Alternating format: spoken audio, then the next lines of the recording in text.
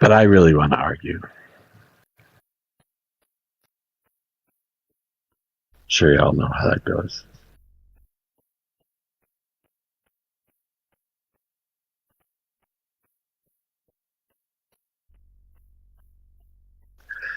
I also have to figure out how to add my own music in here.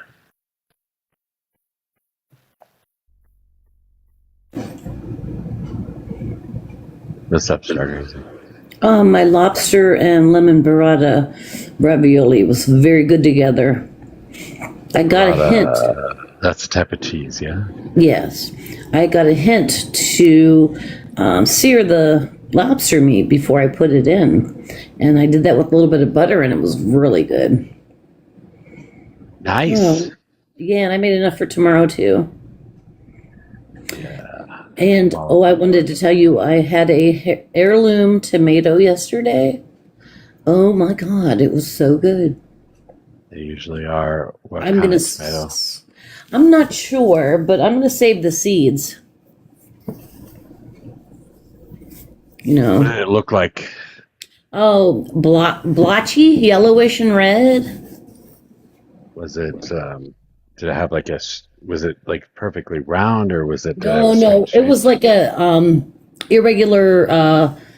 What do they call those? Oh, the big tomatoes you want to eat, beefsteak, like an irregular. Yeah, regular beefsteak. Yellow and red. Okay, I don't know what that is. I mean, that's kind of similar to Cherokee purple, but the Cherokee purple is kind of red and purple. Okay. So, but that's the ones I I've seen grow. those, but I haven't found any this year. Yeah, those are expensive. Even at our farmers markets here, if you want to buy them, they're like $7-8 a pound. Wow.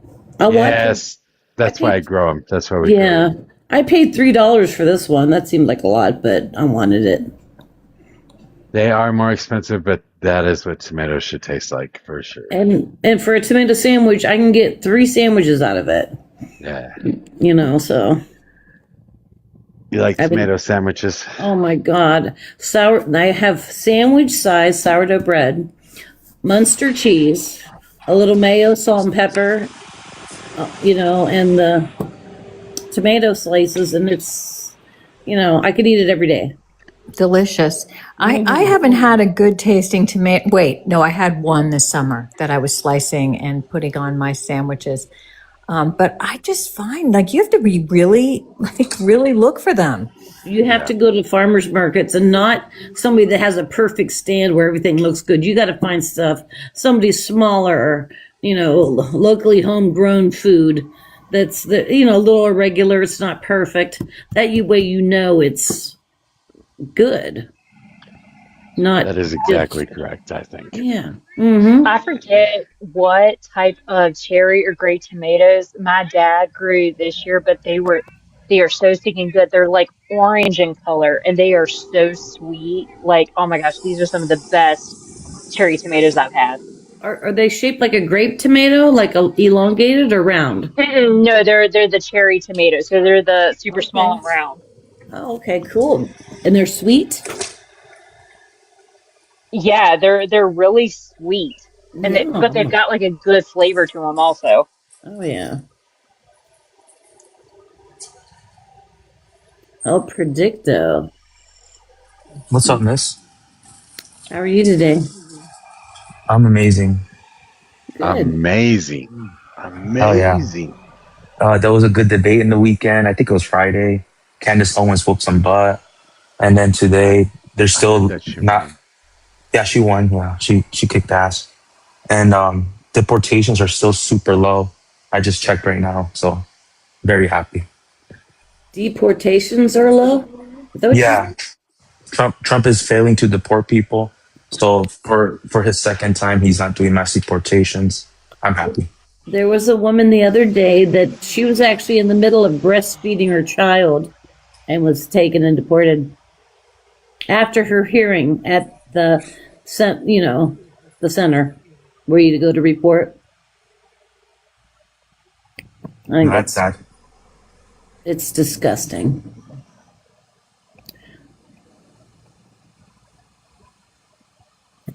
And I forget what state. There was a small town that somebody, a young kid that was young, he was older, like 18 or 19, and he was working and contributing to the society and was a really well liked person on hard worker. And they got him, and so the town came together and they got $160,000 to try to help him get out. I thought Sounds that was, amazing. That sounds yes, it awesome. was, yeah. I love stories like that. Because Do you people, guys? I'm sorry, go ahead. I was gonna say, do you guys go to the farmers market often? Oh, yes. We have one on Sunday, well, Friday afternoon, Saturday morning, and Sunday afternoon. And they're Damn. all in different towns. So, But aren't they expensive? no, oh, no. I'll tell you what. In the state of Ohio, because I'm a senior, I get a card every summer that has $50 on it to use at the farmers markets. And also, if you use food stamps, for every $5 in food stamps, they give you $10 to spend at the farmers market. No, They I'm give you not. None of they give you those. tokens, yeah. But farmers market are cheaper than the grocery store, and you're getting better quality stuff. I don't know about that because you It's guys were talking safer. about tomatoes. I get my Roma tomatoes at Food Lion, and they taste amazing. Get some cilantro, some diced onions, some lime. I Yeah. feel like I feel like it's way cheaper as well. Well, it's You go. safer It to buy is your cheaper. lettuce. It is Then why cheaper, go to but the farmers your market? Roma, yeah, but your Roma tomatoes aren't going to be heirloom tomatoes, and they're not. I'm telling you, they're not going to taste as good. We Yeah. grow Amish paste, which are a Roma style tomato, and it's got twice Right? the flavor of any Roma you can buy at any store. I feel like if you compare it side to side, you're a vegan, so you will know. I feel like it will taste the same. Like I feel like it's a It cope. absolutely Like does not. It absolutely does not. Years ago, um, I had somebody making it or doing a garden, and I said, why do you garden? What's the point? There's a Walmart right right. up the street. You can go buy whatever you need. And they went and grabbed a tomato off the vine and gave it to me and said, this is why I garden. And I bit into it. I'm like, oh, okay, I get it. Okay, I got to learn how to do this shit. There's a Mm. huge difference. Next time you get a chance, go to a farmer's market, find yourself some of the funkiest looking heirloom tomatoes and try those and see what you think, because I Well, guarantee it's going to taste better. that's what I was saying. I went one time with my wife, and it's so expensive. Like, and It it's is so like expensive. it. But did you go to Mint Hill? Like, did you go y- to a y- farmer's market in Mint Hill? No, I went to Matthews. Well, but still, I mean, Matthews is still going to be the same amount. Like, go to like your outer surrounding counties, like your Albemarle or something like that, where it's not as Hell, overpopulated and stuff, and you'll find better deals and probably better heirloom tomatoes out there.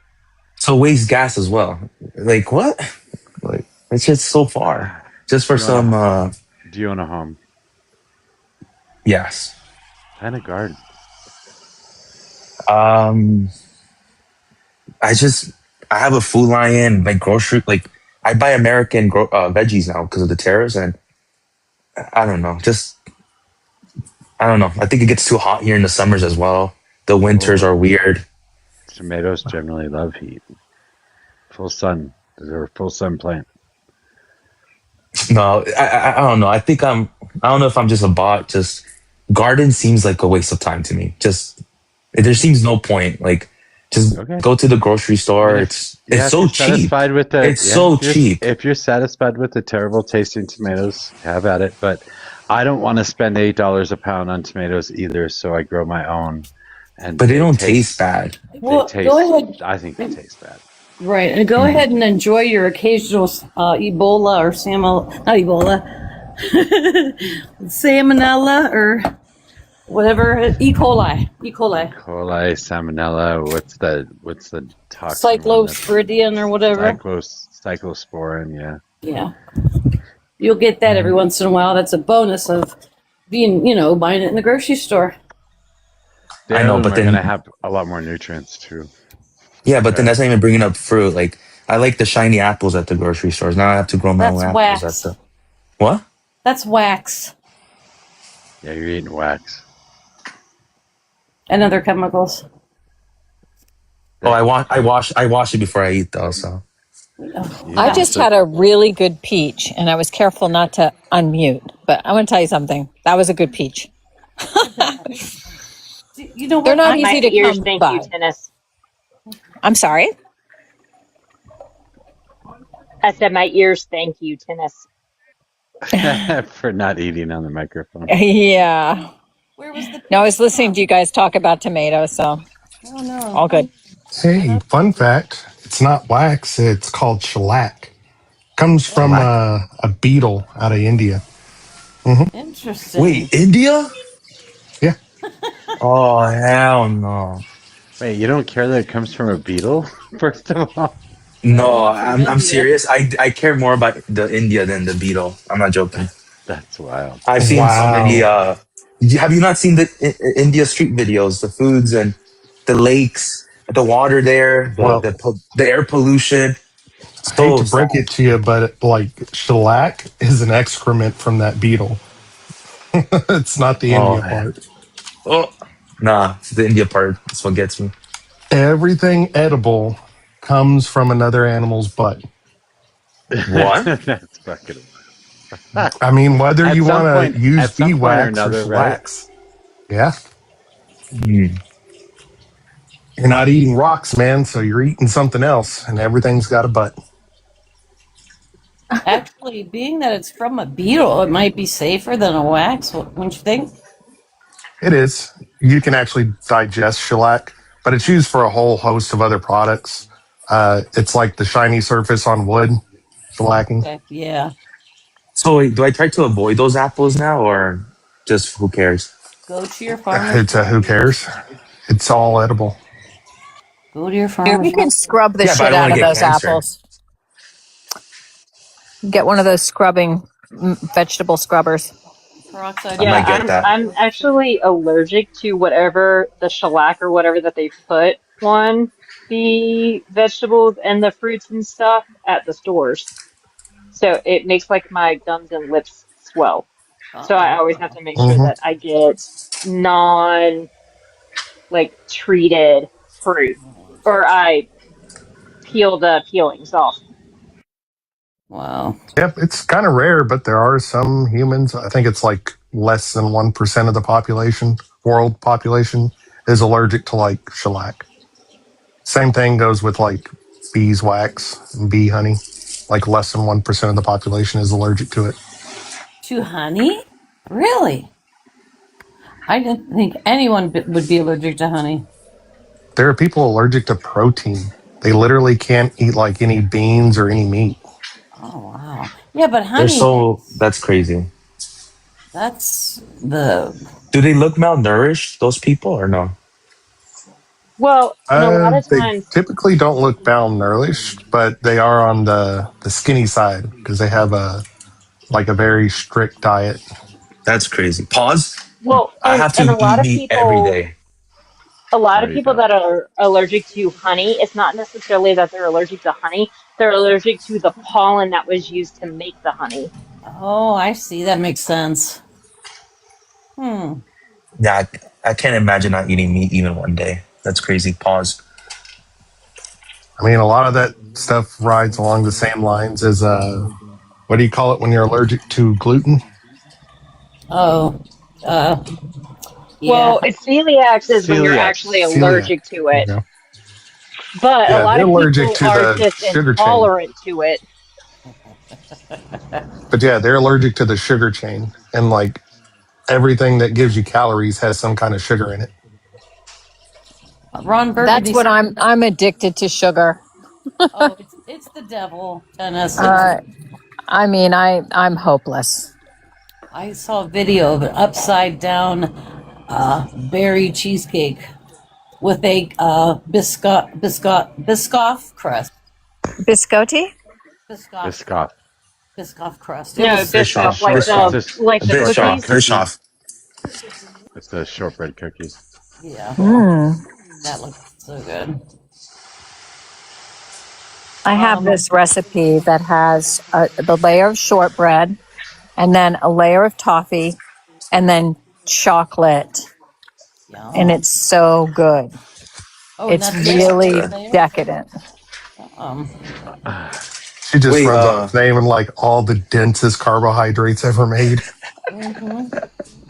Mr. Mojo, can you eat desserts or no? Because you're a vegan. Why wouldn't I be able to eat dessert? I Chocolate. can't hear you. Hi, Can you speak up? Jennifer. Chocolate's vegan.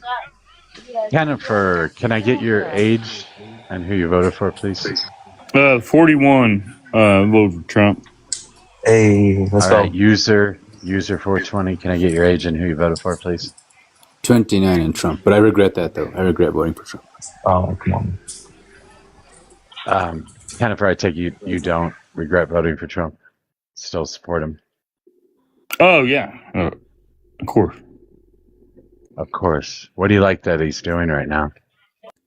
Oh, right now, he's being a fucking crazy monster. I don't know if I really like what he's doing right now, but Okay, so Jennifer, why do you? can I ask, is that Freddie Mercury in your profile picture? um, Is that a hard question to answer? no, I don't. Yeah, it's Yeah, that's Freddie Freddie. That's Mercury. Freddie. Yeah, I mean he's the king, man. And he's the greatest. He's the greatest person ever to get on the stage. Are you a troll? God damn it! See you later. No! Say Mr. Trump, can. I like Queen. I like Freddie Mercury. No! I think that Mr. Mojo, man. I think the 1980s was a disaster for music. I think if you look at 80s music, What? it's always like they use those like electronic synths instead of real instruments, and it doesn't even sound like electronic music nowadays, where it's like actually kind of cool. It just sounds like when a little kid's like playset, like they're using the drum sound on their synth instead of an actual drum. And I feel like it just sounds really terrible. I think 1980s music, it shouldn't have happened. Really? Let me guess, you're an I love audiophile. the 80s music. Decade Like, wait, it was the decade of one-hit wonders. I mean, It if was a you hear decade. like post-punk bands like the Cure and New Order, that stuff is fucking fire. That stuff is just what I'm talking about. It sounds like a little kid's drum set. Like you know those little kids like pianos where you buy it and you can play like the drum sound, Yeah. play like the guitar sound. It sounds like someone's playing it on like a little kid's like little like piano machine. Yeah, but today everybody's using that voice changer and everybody's heavily producing all of their music, so they're changing the tone of everything and they're going in and doing post work that makes it sound nothing like the actual original artist. That's True. true, but they're not singing like AC/DC where they're like waka, waka, waka, like a cat that's dying. You know, that's what 1980s. It sounds like waka, waka, AC/DC waka. sucks, man.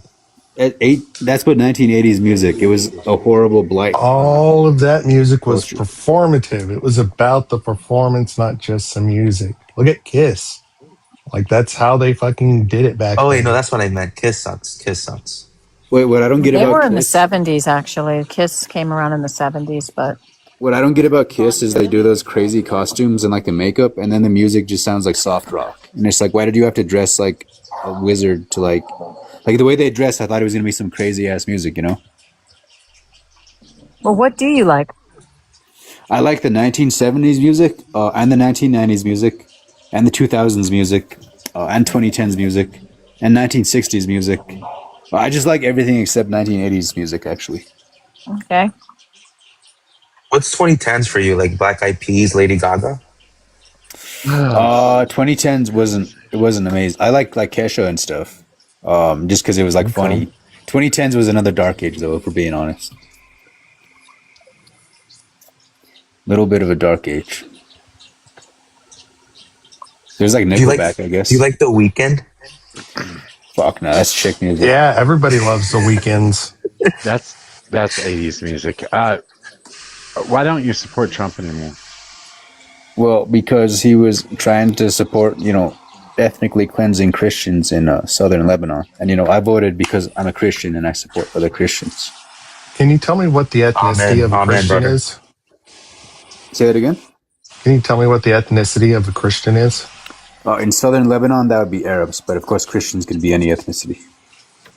Amen. So they can't really ethnically cleanse Christianity. Well, you kind of can if you kick all the Christians out and you bring Jews in to take their houses. Yeah, absolutely. So, I'm more Oh team my. Christian, not so much team Israel. I'm more team Christian. User, are you a Catholic or no? I'm not a Catholic. Oh, okay. So would you say that the United States generals that have this prayer that they are fighting Islam going into Iran, would that be ethnic cleansing? People praying? Well, praying isn't No, ethnic they cleansing. specifically saying that they're going into Iran to remove all the Isms, all the Uh, Muslims. that's just a That's it prayer. for cleaning. Ethnic cleansing is an actual action that takes place. We are actively bombing Iran. Yep. Well, yeah, that's not really ethnic cleansing. Now, it is wrong, but it doesn't Yes, qualify it as ethnic is. cleansing. Yes, it How is. does it not? But they were ethnically Right. cleansing Christians in Lebanon. Southern Okay, Lebanon. can I say something Yeah, what's as up? a veteran? You can say it. Any war. God, how do I get on? Okay, Thomas, this is Thomas Statham. I voted for Kamala Harris. I'm an independent. I'm a 21-year veteran. And this is what all Republican presidents do, is get us into a war. And ethnic cleansing is what he's doing. Yeah, I fell for the Kamala Harris is the real warmonger. I fell for that, but then actually it's like Trump is just like Bush, just starting wars for no reason. I thought you were wrong, but then it turned out people like Thomas were actually right. Which I hate to say because I thought I was saying you guys were wrong, but then you turned out to be right. Well, Bush had I have a question. Why did you believe some man who is known to be a compulsive liar? Why would you think anything? User. Oh, he's gone. no. He left. I was gonna say to him, Trump has a reason, but I agree with him that Bush didn't. I can tell you his reason. Okay. And if you'll be listening to him, okay, you've been watching and he's asking, what if I run again? Which he ain't supposed to, but he's going to try to. All right. You understand what I'm saying? Yeah. And of course, he's going to lose. And we're going to have another insurrection like we did in January 6th. You think? And yes, I do. I believe that. Because when 2020 come around and Biden won the presidency and stuff like that, and I kept on listening to everybody hollering and screaming and stuff. It was rigged. And I thought to myself, January 6th, something going to be bad happening. And what happened? January 6th. Oh, yeah. Here's all them idiots calling our nation. And that's what I'm saying is he's going to try it again. He's going to try to stay in office. Well, that might be a good thing if that's the case. What? What?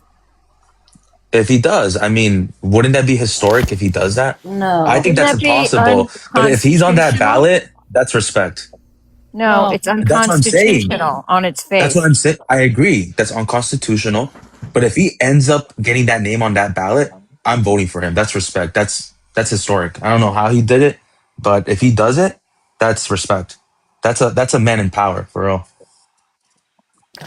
You know, I haven't used this word in a long time, but you're a You numbskull. are sick, boy. Hey, wait! Don't call me a boy. The hell? You're a numbskull. I'm So, calling you boy because you don't know what you're doing. I so do. predictor, I'm a young like, American.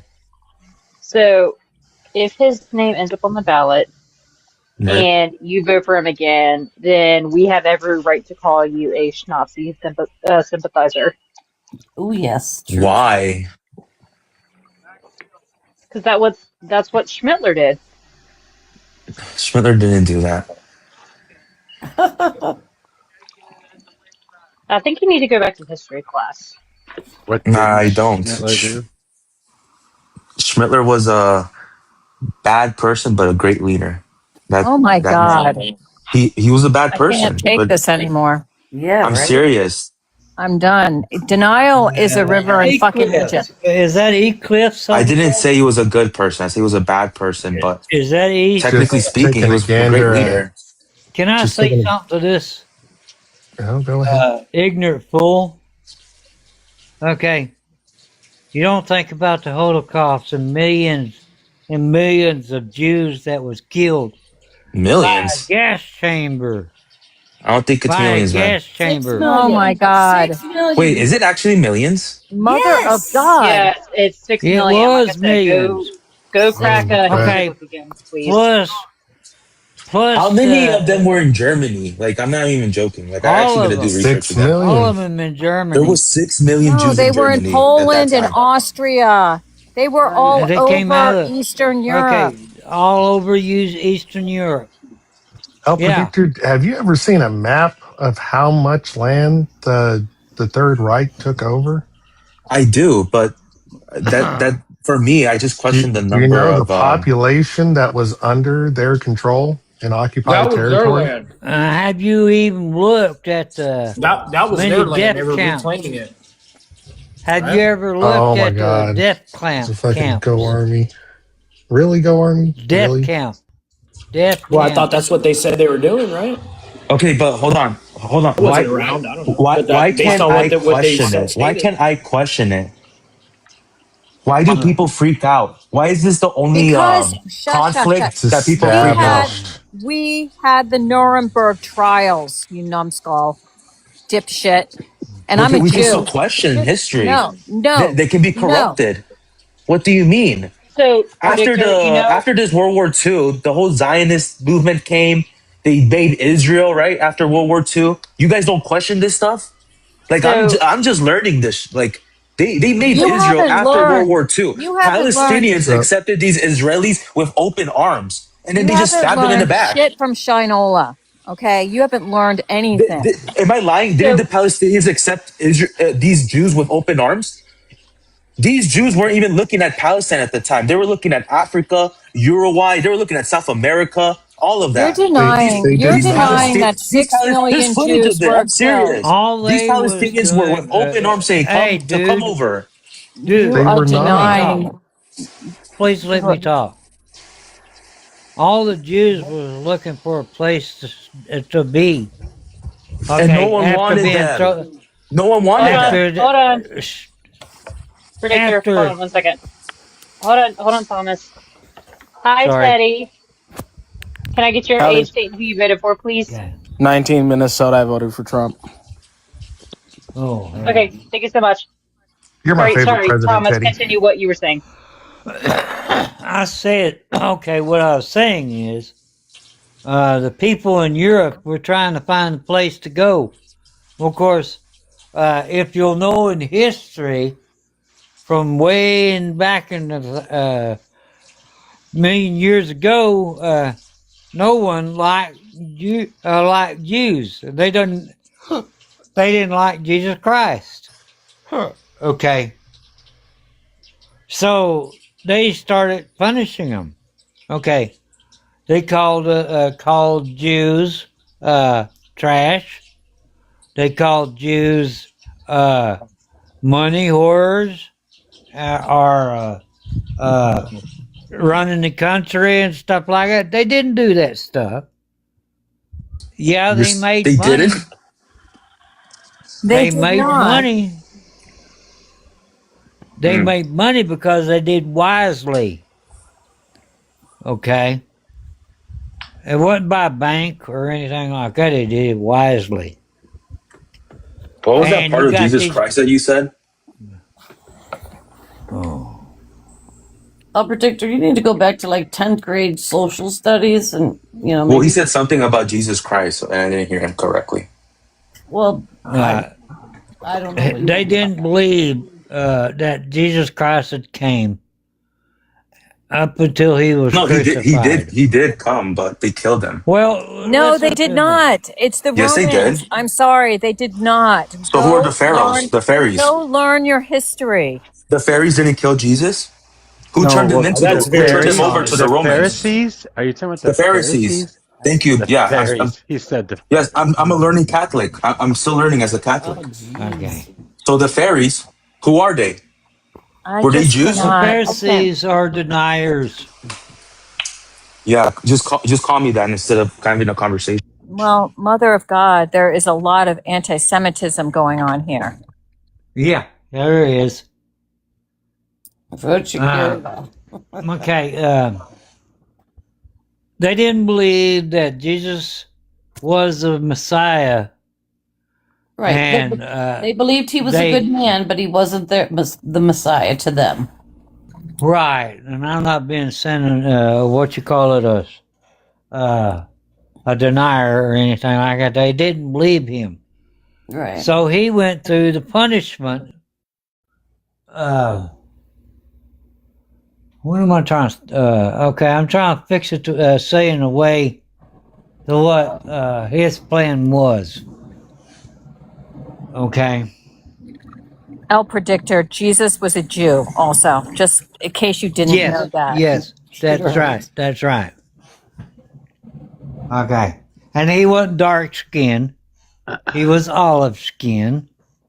If you'll understand what I'm saying. He was a Syrian. Okay. Oh my God. Are we doing history lessons, or are we gonna, what's going on here? He was born in Bethlehem and he was raised in Jerusalem. Not sure what kind of history lesson you're talking about there when it's wrong. Okay. What? Oh, what he was talking about. Yeah. Oh, where did Predictor go? Did he go to get a book? Maybe. Theodora, this is my first time meeting you. What's on your mind? I wanted to know what the prompt meant, but it was a different one than what it is right now. But I actually don't even understand this prompt. Oh, this is just made fun of somebody that didn't know how to say Sharia law, so they were saying Shakira law, and we thought it was funny. What was the prompt before? It was Mojo Marx. I've never heard of that before. I'm a Marxist. Yeah. I'm Mojo and I'm a Marxist. Oh, okay, so that's what. Hi, Mojo. Is everyone on the panel a Marxist? No. No. Oh. Democratic Socialist. I'm a DEI panelist. I'm actually more of like a capitalist. Progressive.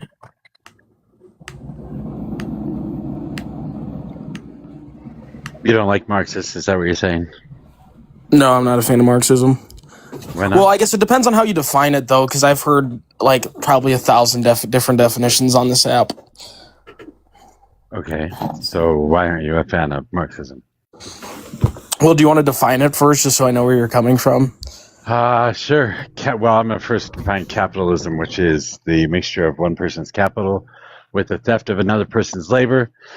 Socialism is the means of production being owned and controlled by the people as a whole or individual markets through co-ops in a market socialist system. Communism is a form of government that's owned and controlled by the people as a whole, and Marxism is a philosophy that includes those two things in some way, shape, or form. And then, so in what way, shape, or form do you want to see Marxism in place between those two? Well, my system is quite involved. I've been developing ways we can possibly get there. But if we were to start from, not starting from scratch, I say we work on getting everybody's basic needs met first. So as of right now, we should be getting everybody health care, making sure we have no homeless people, making sure that everybody's got food, making sure everybody gets access to higher education or whatever education they need in order to survive in society. Work on those things, and then we can start working on making the world better. I also want to work on getting a one world government put in place. And so, starting with your first point, how do you plan on affording that stuff? Well, Universal health care would be cheaper than what we're paying right now. Well, no, we pay what we pay right now because people don't, because of us paying for it. It's kind of hard to explain. The healthcare prices used to not be what they were until we in place that most of them are now paid through taxes since we alleviated so many costs. Actually, there's been a study that if we switched to universal health care, we'd save over $1 trillion. How? You'd have to read the study. Or is it because we don't? Is it because we'd stop doing R&D investments? I'm gonna press the light the panel up button. Have you noticed, Theodore, that Marxism and Christianity are kind of similar in that aspect? You get like 1,000 different definitions every time you ask them what it means. Not well. I mean, possibly, but that's just because there's hundreds of denominations. Yeah, hundreds of denominations in Marxism. Are you talking about right? mine? Well, I'm sorry, but I have a pretty well thought out idea on what I want it to look like. So I don't know why you would suggest anything else. It's not a religion. No, like I said, no, I think what Brobot's doing is trying to get under my skin by calling it a religion. Oh. I want to know, Mojo. I think you just created the best thing I've ever seen. Like Shakira law. Like what? Like is that the new talking point for communism? No. El Predictor, the guy that was on the panel before, didn't know how to say Sharia law, so he called it Shakira law. And we were just making fun of him and made an AI background for Shakira law. Okay. So Shakira is like my Britney Spears or Madonna or like Cher or whatever. Like she's my goddess. Yeah, Ainsley, and we were literally coming up with rules for Shakira law about like the kids can never tell a lie and stuff like that. This is fantastic. Somebody remember when the couple weeks ago when Trump said something about like the Islamic Republic of Japan or something like that, and I had AI create samurai jihadis, and it created like this picture of samurai warriors wearing like turbans on the backs of camels. It was fantastic. Samurai jihadis implementing Shakira law. This is going to be my new thing. Oh yeah, I think Messi at one time ran a prompt about the kamikaze dolphins. Kamikaze dolphins. You know, Mojo, I feel like at one point in time, I feel like one point in time you had beef with me, and I don't remember why. I don't know. Everybody bugs me to start out with. Oh, okay. Don't feel special. He hates everyone. Yeah, he kind of grows on you like moss. Well, I just remember being like, I just remember in my mind thinking like, why is this guy hating on me? Like, well, I've been voting. I think you know why. You probably came up and said I was wrong about something. Oh, well, maybe. I don't know. Like, I mean, you're a fucking socialist. You can't be wrong about much. Sometimes he's just grumpy. Yeah. And I didn't know El Predictor was the one that said Shakira. Now, didn't he say fairies today instead of Pharisees? Yeah, that's what made me think of it. That's why I swapped the background, because that made me think of it. Yeah. Funny. The moonlit fairies unalive Jesus. Was it in CT's panel that who was it? Struggled to say hypocrites. Oh. They were saying like hypocrisizing or something like that instead of just calling people hypocrites or whatever. Shit, who was it? Were they calling them hippolytes? No, it was like they didn't know the word hypocrites. Shoot. I think that's kind of hypocritical. The hypocrisy. It's actually kind of a cool word, hypocrisy. Yeah, right. Do said hip. Hip hop? Do any of Not you to be guys confused with the Hippocratic Oath. Hip Hop Anonymous? Do any of you guys read The Militant? Just out of curiosity. What is that? It's a radical socialist newspaper. It's published. Where do you get it? You just go to militant.com. It's just a great news source. I've been reading it for decades. They had a really good post today on like Cuba, and the continued American embargo and sanctions. Which is pretty sad, though. I'm super curious as to what a radical socialist is. Do you just mean a communist? No, like when I say it's like radical socialism, like it's, I don't know, I guess it's just more of a trigger word. It's a newspaper or a zine, I guess you would call it. I don't know. I've been reading it for decades. Is it just an oxymoron? Or No, does it they mean do really like good. They do really good radical reporting. the other way? It's socialism with all the capitalism. I guess in America there's like all like, I don't know, socialism light, whatever the fucking democratic socialists are calling themselves. Shakira's a greedy capitalist pig. Yeah, but she's fucking fantastic. You know what? Like, she can sing. Waka Waka is like my favorite song of all time.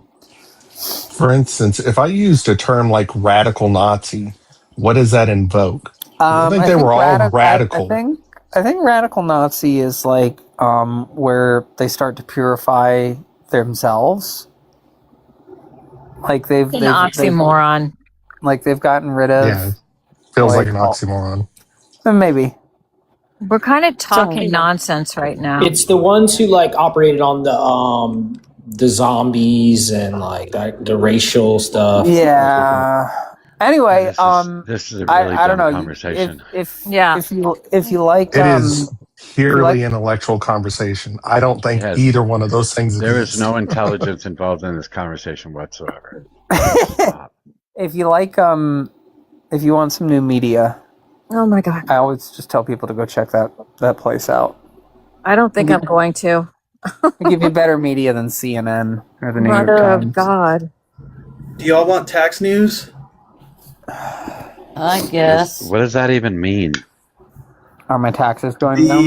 I was saying I was coming up because I was thumbing through the Supreme Court emergency docket because they're out of session at the moment.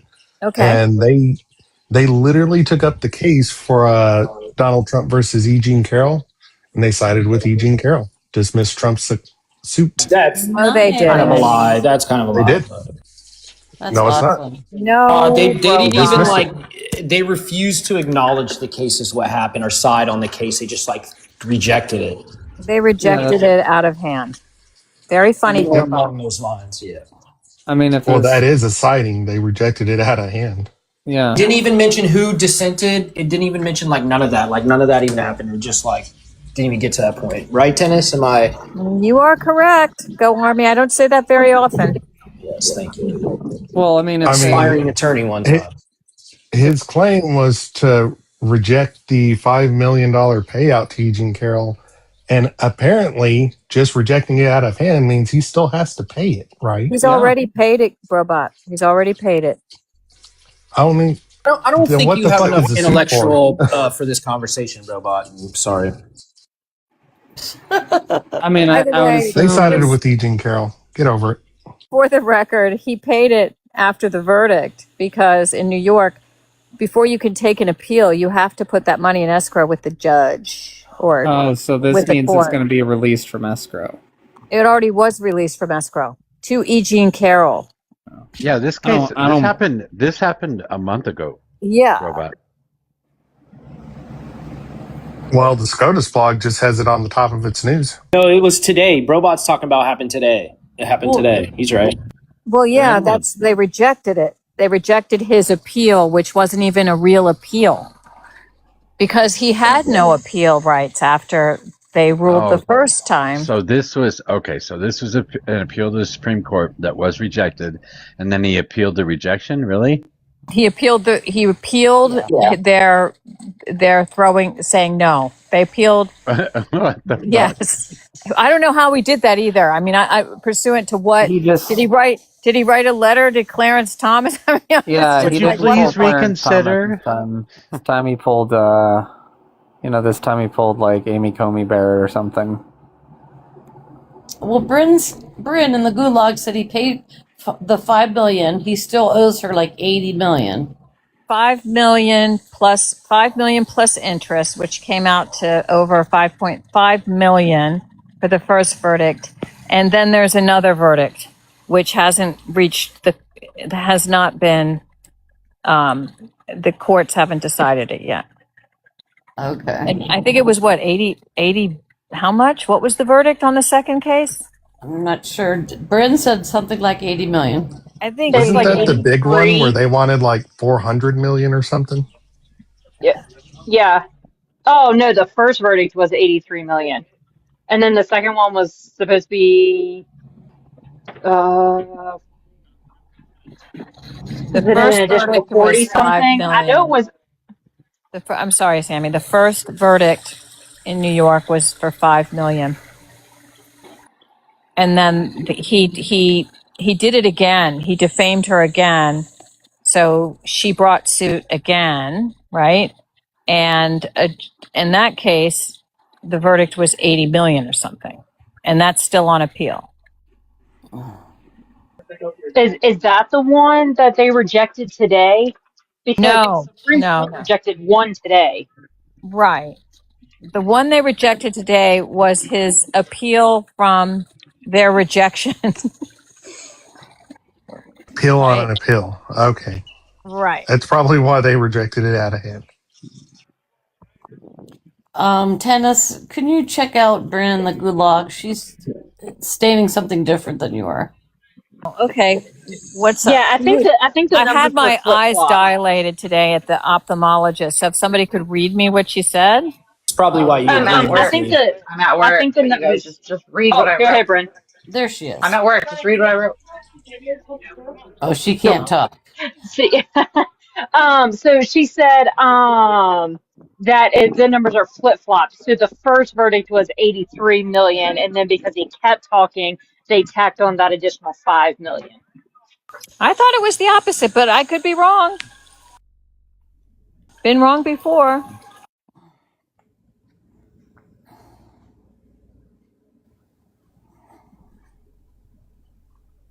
Anyway, I Oh do know no, this. I do Brendan's know down that. there talking about her guy now. Oh, Here we are. Jesus. It's 2026. This is where we're at. Oh, he's disgusting.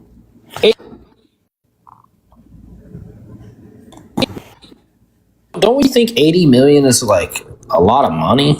A lot of dough? Not to Sure. Donald Heard was Trump. ordered to pay like 100 million, wasn't she? Amber Heard in the Johnny Depp defamation case. Oh yeah, I don't remember. Yeah, I mean It was a that really is high amount. Yeah, and courts have oftentimes, when it comes to big jury awards, they modify them, as being excessive. Just like that the fraud case against Trump, the court modified it as excessive. In fact, said it was. They said that there was no damages. In other words, that there were no damages to New York State, so it went down to zero. You see like a simple blue collar man, southern man like myself, just like turns on the TV and I see this guy's got to pay 80 something million because he's been accused outside of a civil case. So basically you can go to a court in an area where Don't forget the best part, Go Army. Stuff. Don't forget the best part. A civil case from 30 years ago. After he ran, and I'm not saying he did it. He didn't do it. What you think is right? What the court? Are you to talking me, about just the as a simple Eugene man, Carroll it doesn't case? seem right. That doesn't Which seem case? like fair and just. It's not, and they Which don't care. case is So not are you right? saying that Johnny Depp The wasn't whole fair and just Eugene either? Carroll case. The whole Eugene Carroll case. The way it's Yeah. going. Johnny Depp wasn't So fair you and don't just either? think? So you don't think that when a woman is essayed, that is a very, very damaging and painful thing to her? Is that what you're saying? No. I didn't even say I agreed or disagreed. I said leave that part out. I'm saying something from 30 years ago. All this time has gone by. She didn't do all the tests. She didn't do all nothing like that. She just came out and said this is what happened. Because he was running for president. After he's running for president, and let's say he's guilty. Wait, hold on. You guys have this wrong. First of all, she didn't sue him. He tried to sue her and made all kinds of claims about her lying in her book about him, even though she never mentioned him by name in her book. So what she did was come out with a book to sell. And then he got pissed off about the book and started talking a bunch of shit and threatened to sue her for defamation for which she had written in her book. So she countersued for giving her, or she sued for giving her a hard time about it, the defamation that she was receiving. And I'm pretty sure that the $5 million was the defamation case originally. So I'm not sure what Bryn's saying, but I'm pretty sure it was. Mojo, you're exactly right. So she sued Donald Trump because Donald Trump freaked out because she told a story in her book that didn't even mention Donald Trump. And he said, "I never did that." Hold on. But then what is it all? Then why do all the, like when I joined TikTok and the subject's brought up, why do all the Democrats say he's like, you don't believe her, she's a victim and he's a grape? It's about that. Because it's the story she told in her book. So go Army, because in order to prove defamation that he was lying about her, she had to prove that the SA happened, essentially in court. Because in defamation, you have to prove the thing that you're saying that you were defamed on. So what was the thing? It was the essay, right? So she had to prove that, and the jury had to answer the question whether or not she was essayed. And they answered in the affirmative. But her damages were for defamation. So Donald Trump brought this shit on himself. He didn't have to say a goddamn thing because his name wasn't in the book. Right.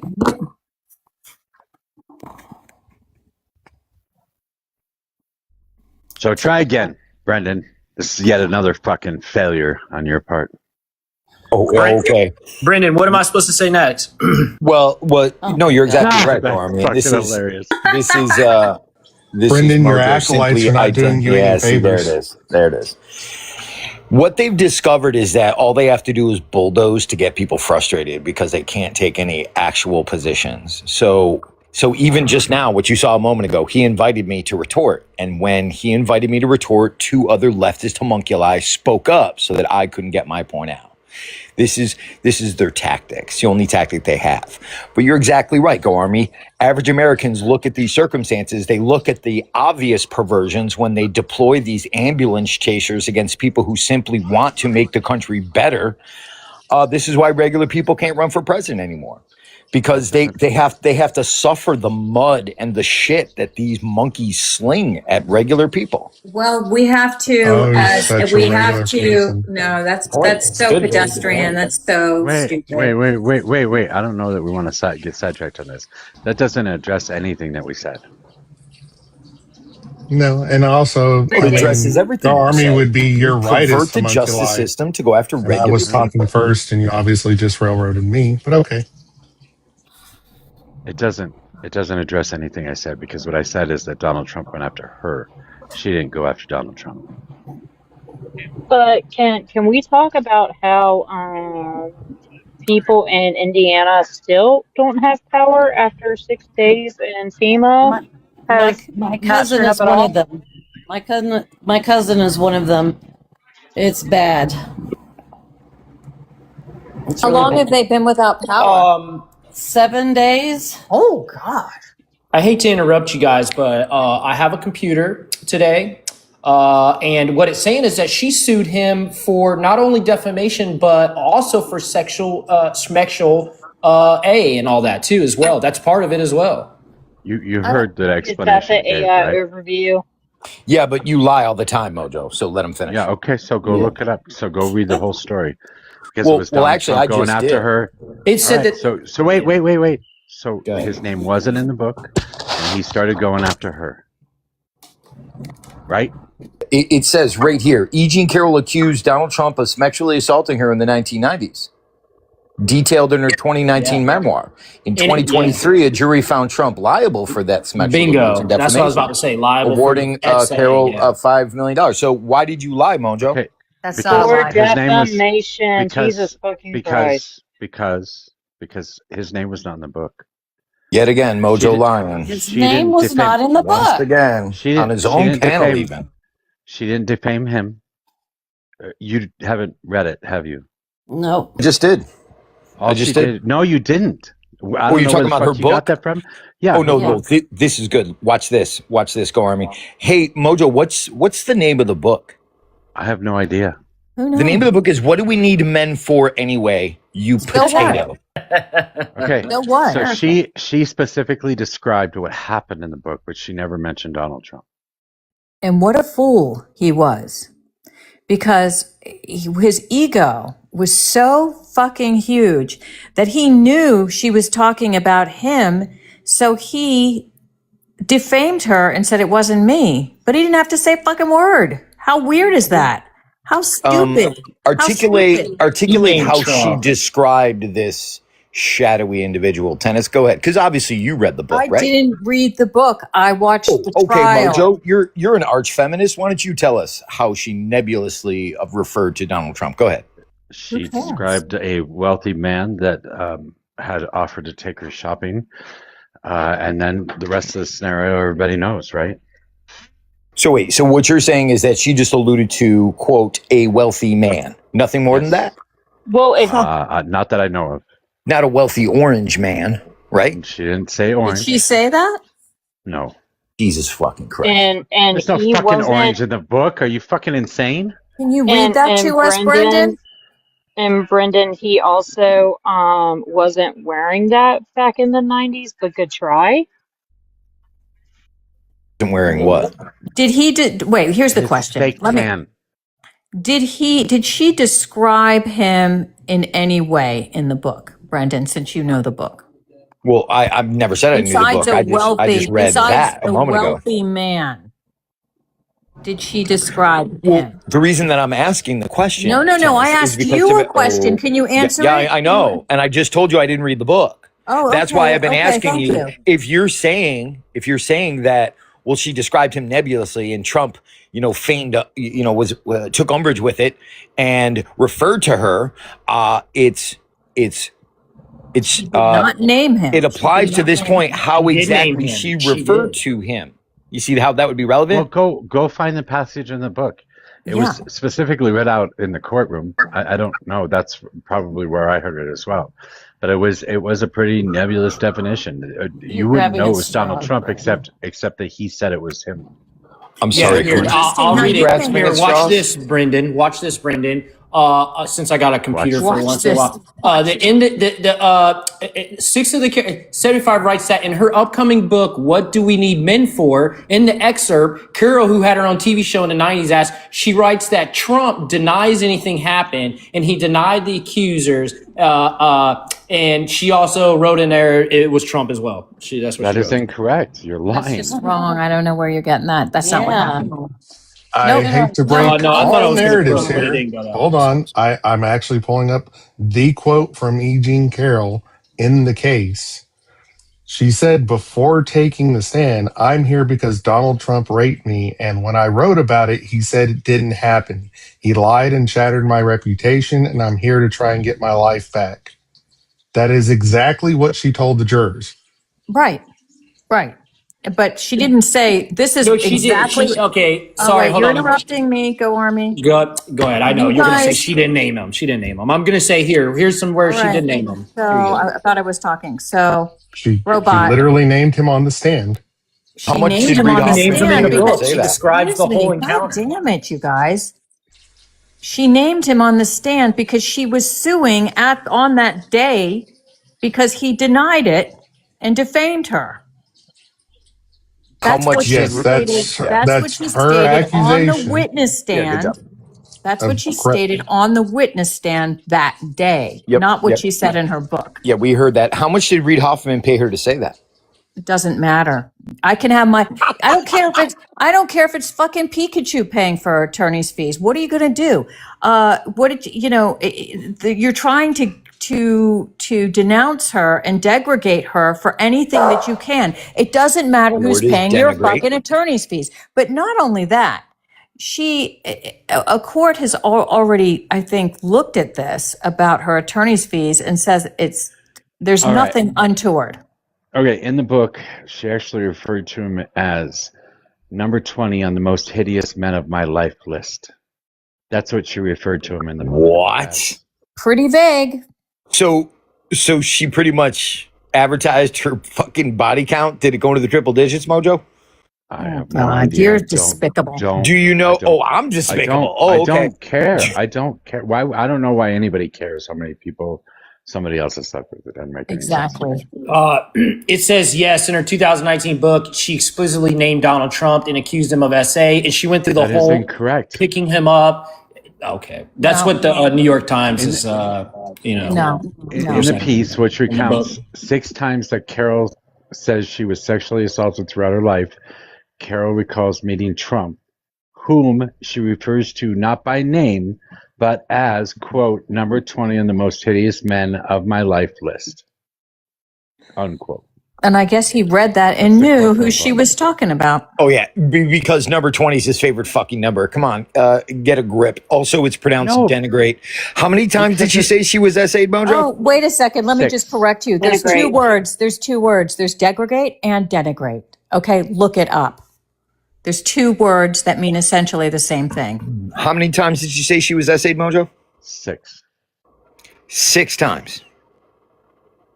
Yeah, So? she recounts 6 times that she was SA'd in her life. And the judge is the one who ruled it, that he did grape her, as the term is understood in common modern parlance, whatever that word means. Parlance. You guys don't know how to talk. She got 80 million. This is wild. We This don't know how to goes back talk. to the original Okay. concept. It just means modern language. But like I said, she didn't refer to him in her book as Trump. He was just number 20. And he recognized the circumstances and remembered the circumstances. Therefore, he turned around and started attacking her. Yeah. Not to belabor the point, but isn't Trump's hotel right across the street from Bergdorf Goodman's? Not exactly. It's a Not couple blocks exactly. away. Less, It's a couple how many blocks blocks? away. Several.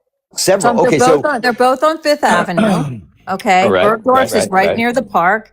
And Trump Tower is down, I don't know, maybe 5, 6, 7 blocks away, down to that. And so what you're suggesting is that Trump was just taking a stroll on Fifth Ave and happened to stroll into Bergdorf Goodman's and if you watch the trial, that's kinda- Aphrodite herself, and then somehow Brendan. magically Brendan. took her into one of the changing rooms, and the changing rooms were unlocked at Bergdorf Goodman's. Wait, hold on. According to her book, what he had asked her at where they had met or whatever, is that she fit the size of somebody he's dating that he wanted to buy a gift for, and asked her if she would come up the street and try on some clothing because he knew that it would fit the girl that he was dating. So she agreed to do that. And then he started asking her to try on lingerie. She originally tried it on over her clothing, and he said, "No, I got to see it, scan or whatever." That's how she described it. Wait, pause. Any of the women in this panel, have you ever put lingerie on over your clothes? He said he was trying. He was does that asking her matter? to try it on to make What sure. you it just fit. made? Well, because it's a ridiculous statement to make. If It's somebody wrong. says ridiculous things, Wait. ridiculous He said things, it was should- for another okay. woman. He just wanted to make sure it was going to fit. That in and Can I of say itself is something, ridiculous. So Brendan? any of the women in this panel, if you were a woman and some man called you and says, "Hey, I'm dating someone, would you come Not and relevant. model some Not clothes relevant. for me? Not Would you do relevant. that?" It's not relevant. Can I say something here? You guys have Brendan, so much fun you talking. This is so forget that a jury was impaneled, all right, and they had to decide her credibility. They had to decide whether she was on the It had level. nothing to do with her credibility. It had to do with attacking It and has destroying Trump's everything. chance at becoming the president No. again. Oh, so all That the is what it was jurors, all the jurors who have to I swear think most an oath, Americans that voted all the agree with jurors that. who have to swear to their oath to listen to the facts of the case and listen to the judge on the law and decide somebody's liability. You just think that they all conspired. No, they don't need to conspire. No, they would Because have he's to the most famous man conspire. on the planet. Listen, there's a reason that during voir dire they ask about if a person is biased, and usually an attorney can dismiss someone if they think that there's a bias. But unfortunately, in this particular case, that is impossible. So you have thrown out several bedrock principles of jurisprudence, specifically, things like statute of limitations, the idea that something recounted 30 years ago can be recounted accurately today. Was he represented being by able counsel? to take actual evidence versus hearsay. Did he have a defense attorney? I mean, you guys turned the entire justice system on its head to Not attack at this all. man, and you expect us to be as gullible I'm as sorry. You're a rabbit. May I jump in looked it for up. just a moment? Can I just jump in for a moment? Thank you. Tennis. The reason why Brendan is so upset is if it turns out that it is true, then he voted for a rapist. There it is. Personal attack. Good job, Paula. You suck at this still. Paula. Get good news. So I looked it up. The actual line, and this is from the book. My first rich boy pulled down my underpants. My last rich boy pulled down my tights. My first rich boy I had fixed my eyes on, his face long enough to know, was beautiful with dark gray eyes and long golden brown hair across his forehead. I don't know what he grew up to be. My last rich boy was blonde. He grew up to be president of the United States.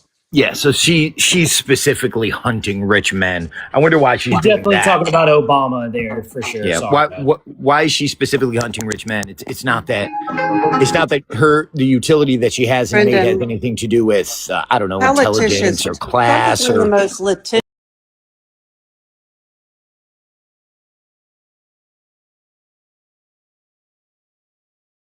upset upset about. too.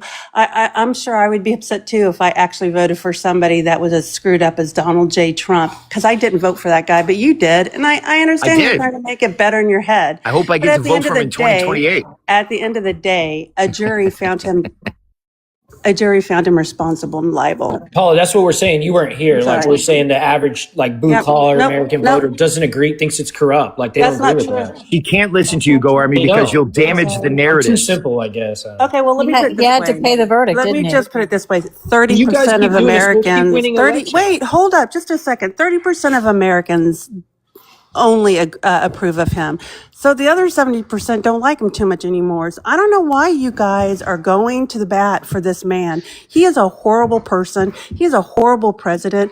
And I just you really wish you wanna guys know? would get off. I'm not done. I wish you would just get off the dime and realize that it's okay to make a mistake. Just don't make another one going forward. It's not a big ask. You guys never make mistakes.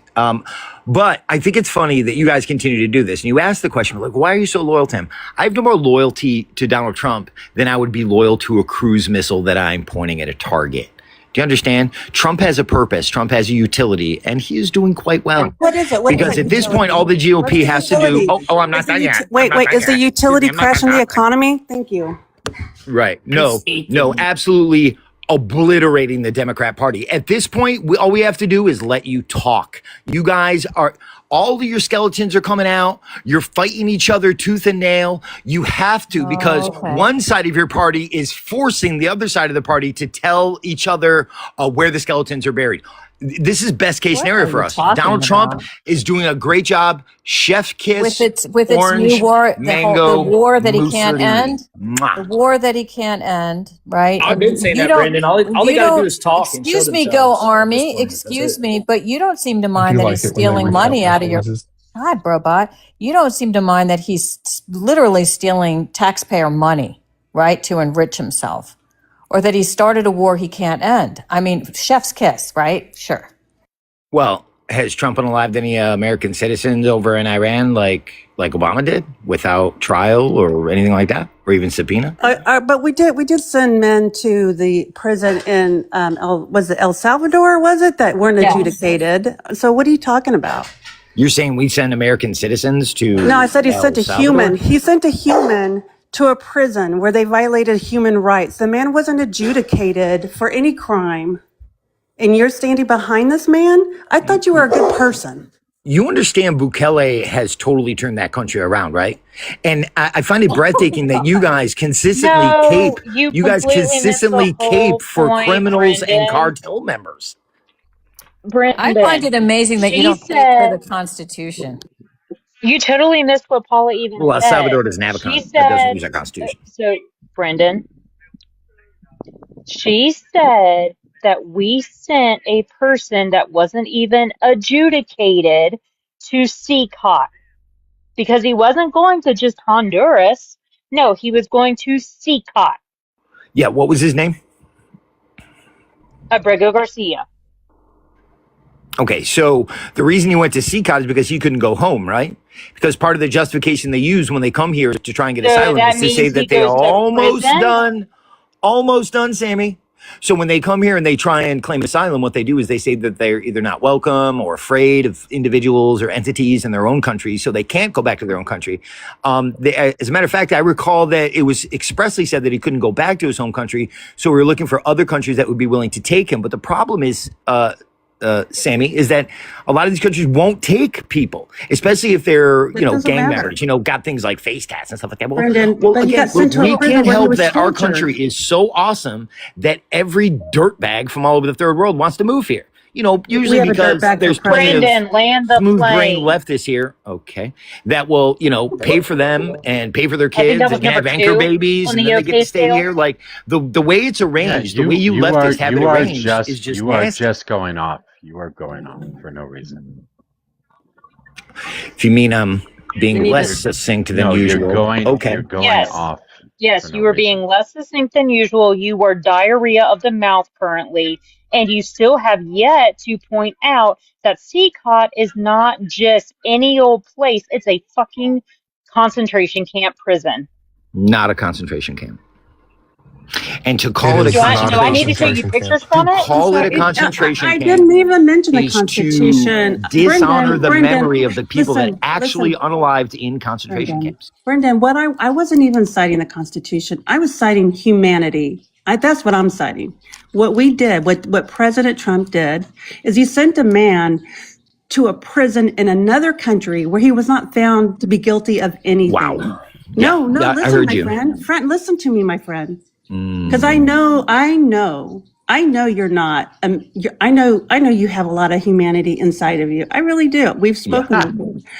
But I'm going to say MOJO thinks that that's funny. when you send somebody to a torture prison, that doesn't mean you're a good person. It means you're Not a a torture horrible prison. person. They tortured It's us. not. They said It's they not. did. So check this out. At some point, I just want to point this out.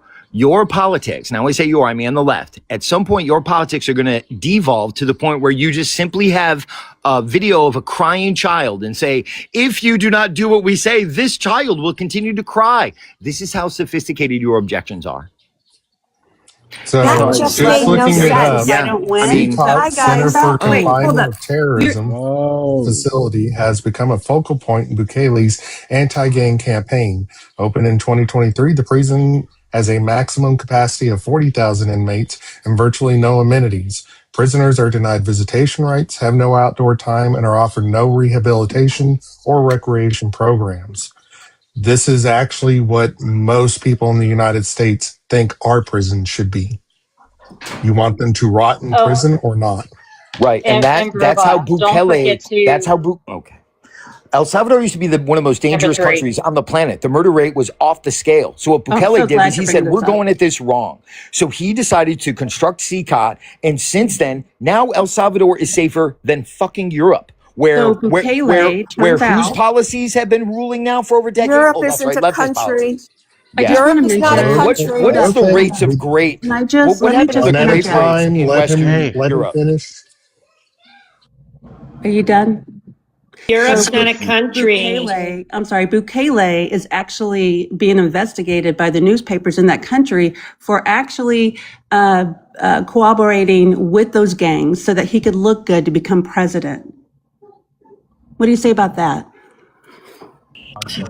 Newspapers are investigating. Well, I don't know. Paula, is the SPLC involved? I guess we'll see. So Well, Brendan, sorry Heritage sure to might be. So, Brendan, sorry to debunk your Fox News theory, but most Western European countries have a schmuicide rate of zero point 0.5 to 1.5 per 100,000, and El Salvador's is 2.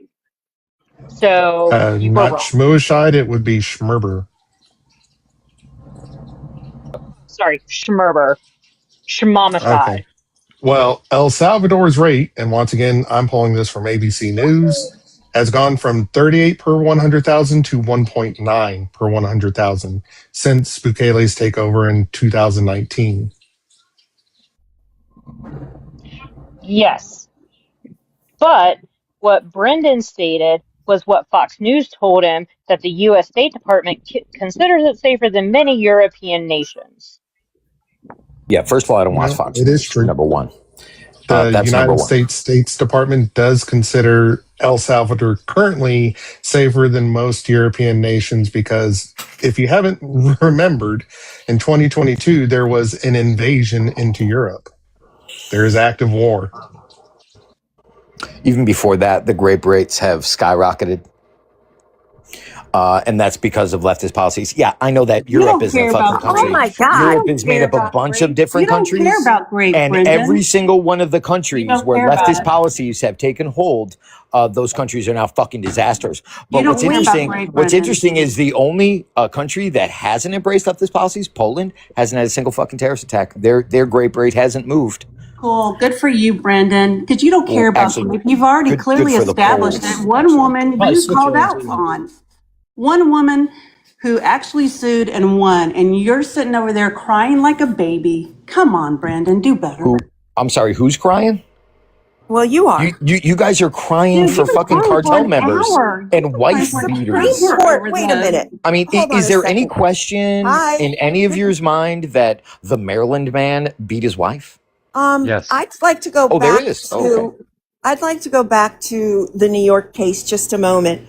So he has lost all of his appeals, including 2 to the Supreme Court. So if ever there were some sort of, I don't know, extra ordinary prosecution of a person or some sort of legal error on the case, Brendan, then he would have had an appeal granted to him. So they followed the law. He had a proper trial. He had the appeal process and he lost it. And he has now been found liable as a rapist. Your So grasp it's of that the obvious, simple. as It's always, yeah, is breathtaking. well, you know what? The funny thing about it is if it's that obvious, then you should know that you voted for a rapist. No. As a matter of Here, fact, you guys have become very proficient at perverting the justice system and weaponizing against political opponents.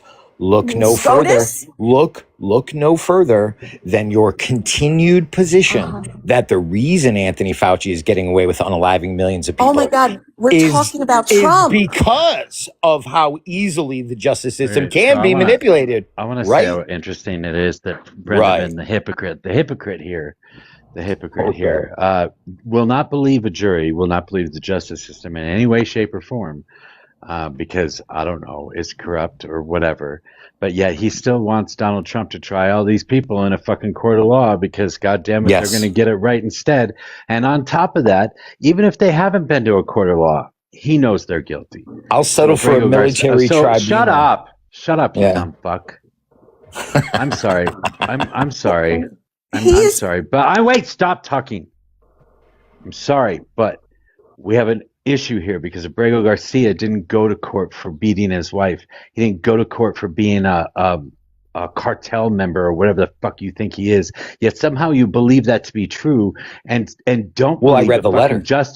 don't believe a fucking Justice Department when it actually tells you that something happened and then a jury corroborates that. It's fucking wild. There was a letter from You are either the the biggest ex-husband hypocrite. or You are the the wife biggest hypocrite. herself. You are the biggest fucking hypocrite I've ever met in my entire life. I don't know why the fuck you exist. You are nothing but You don't know one why I big exist? fucking ball. You are nothing but one. Smex. Shut the fuck up. You are just one big fucking ball of self delusion at this point. Oh yeah? Are you saying I identify as correct, Mojo? We've already been through it, Brendan, that you yourself, if somebody committed a crime against you, that you would rely on the justice system. We've had that conversation. So you want What to choice do I cherry have? pick, right? What justice you want, right? So what's justice for somebody getting a jury trial, right? And bringing witnesses who 25, 30 years ago that she told that this happened to her, specifically testified before these jurors, and these jurors evaluated their credibility. Those are called outcry witnesses. It's very powerful testimony. Okay. So you don't like that justice, but you would rely on the justice system if your home was burglarized or somebody committed a crime against you. All right. No, I don't call the So- cops or stuff like that. I have 50 No. gallon Oh, drums or sure something you like that. wouldn't. Sure you wouldn't. I live at the beach. So, yeah. Yeah. Okay. Something you said earlier, Tennis, I'm glad you spoke up. So you said something that was very interesting. And I wanted to see if you stood by that because it kind of felt like I kind of came from, your flank and you didn't realize what you said when you said it. What I asked you was, how much money do you suppose Reid Hoffman paid E. Jean Carroll to say that? Do you remember what your response was to that? Cognitive Yeah, dissonance. I said I don't Doesn't matter. care. I You said it don't doesn't care matter. who represented her. No, that's not what I asked you. I don't care who paid for her attorney's fees, is what I said. And you don't think it's suspicious at all that Reid Hoffman, a huge Democrat mega donor, paid E. Jean Carroll's attorney? You don't think that's relevant at all? That is incorrect. That is a fucking lie. Stop. That's a lie. That's just a lie. No, it's not. Stop fucking. It is a lie. You're lying. It is not. The attorney on the second day of testimony had to tell the judge that Reid Hoffman was paying her. You are fucking lying. Stop. Okay, you do understand, just before we continue, you do understand that there's a clear difference between a lie and being incorrect. You understand, right, Mojo? You are not You're at least incorrect. smart you are enough fucking to lying see that because distinction, you know. right? You are lying because you know you're wrong. Oh, there you go. Look, at least one of you is repeating the honest same nonsense. We have gone through this before. Yeah, we have gone through this before. Oh, no, we haven't. You know you're fucking lying, and no, we have do it all over again. Yes, we have. All right. Wow. Oh boy. So, hey, can I just jump in for just a moment? Thanks. Do you know who paid for the Hulk Hogan's who paid for his lawyers when he sued? Was it the Naked Gun? What was the name of that magazine that printed those stories? But it was Peter Thiel that funded his lawyers. But I wonder if people have a problem with that. I don't care. I don't care. Because whoever pays for your lawyer, it doesn't matter because they're a lawyer. I'm gonna explain what he's talking about. Reid Hoffman, as well as many others, donate to a fund for SA victims to pay for lawyers for SA victims. It's a possibility that this particular lawyer got some funds from that organization, but there's no evidence to suggest that even happened at all. But yeah, and I don't know. I don't know if that's true, and I don't care. And can I also caveat that too, that Reid Hoffman made his donation to that foundation after the suit had already been filed. Thank you. Okay. So he's lying, and we've gone through it before. And he knows he's lying, but he just fucking lies all over again. Because he digs. I was there when you had this conversation. Yeah, no, he digs so deep because he cannot admit, he can never accept the fact that, because if it were true, what the jury found, right, then he voted for an assayer, just like you pointed out, Paula. But it was just defamation, I thought. No, but again, weren't you listening, Go Army? In order to prove that you've been defamed, you have to prove that what you're being defamed on actually happened. So it's part of the elements of defamation. Do you understand that? You can't just say somebody. Not really. You can't just say somebody defamed you. You have to prove what the defamation was, and this had to do with an essay. So if it didn't happen, then there would be no defamation. Hence, he had to prove that. Do you understand? She had a big hill to climb there. Go Army, and Brendan, because I know he's still in I've the. lost all credibility with like our court system. I don't believe it's a fair system anymore for like years now because of things Why? like this. Because Trump I mean, isn't it easier to just admit that Trump doesn't have a lot of respect for women and crossed a boundary that he had never been held accountable for? I don't know about that. What I would say Well, to why you is not? not fair because if you could take the same case, same crime, same everything, same person, but you could put the jury in New York all guilty. You could put them down in Florida all innocent. And to me, No, that's not that's like a not system true. where it's very fair. But It that's is, not and they true. people specifically file cases in certain areas with judges for that reason. Well, here's the You know, thing. wait, Including hold up. Trump. Didn't that what Trump did with Eileen That's what Cannon? Eugene Carroll did, by the way. Isn't that what he did for the documents case? Is he And got I don't it? think you should come Yes. after He got 30 Eileen years Cannon. saying Did he stuff. That's not go right. Army? At the end of the day, Donald Trump he's a billionaire. He can afford the best law firms in the world. Are you kidding me? You know, Who's yes, that you kid have. If for? you're going to commit a crime, you better make sure you're going to commit it in a venue that you'd find more people like yourself. But if you're going to commit a crime in the state of New York, you're going to get prosecuted in the state of New York. See, another thing is, I also don't think it's fair. When I was younger, people would like get in fights, and if the kid's parents had good attorneys and money, they were probably like, okay. But if the kid had no attorney, no nothing, they threw the book at him. To me, that's not a fair system in America. And I think this Eugene Carroll, a lot of people are starting to wake up in America and see, hey, why is this dude paying $80 million after 30 years of all this stuff? That's really all that matters and all You they know think. who's not worried? Women. No, He's going to lose elections for that reason. The question No, isn't the amount of time. The question isn't the amount of time. The question is whether it happened. Do you think if somebody had done something to you 10 years ago, go Army, if they had, let's say they came to your house, they burglarized your house, and they stole jewelry from you, do you think they're any less wrong because it was 10 years ago?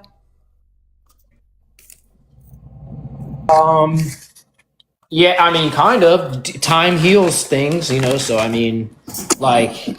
But does that make them less wrong? Do you think it was right? Do you think it was right for them? Do you think it was right for them to do that crime to you? Even though was it right? I think it'd be best to say, Tennis. Do you think it's okay for me to, after 10 years of waiting, jump up after 10 years and say, hey, someone stole something from my house?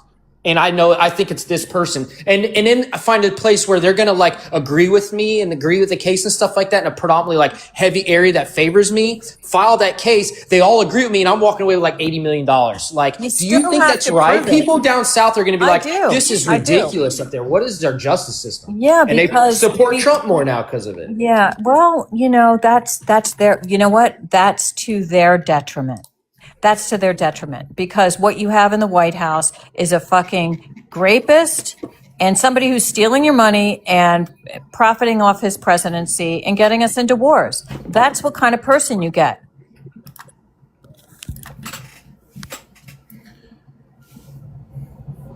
I mean, at the end of the day, it doesn't matter who the attorneys were.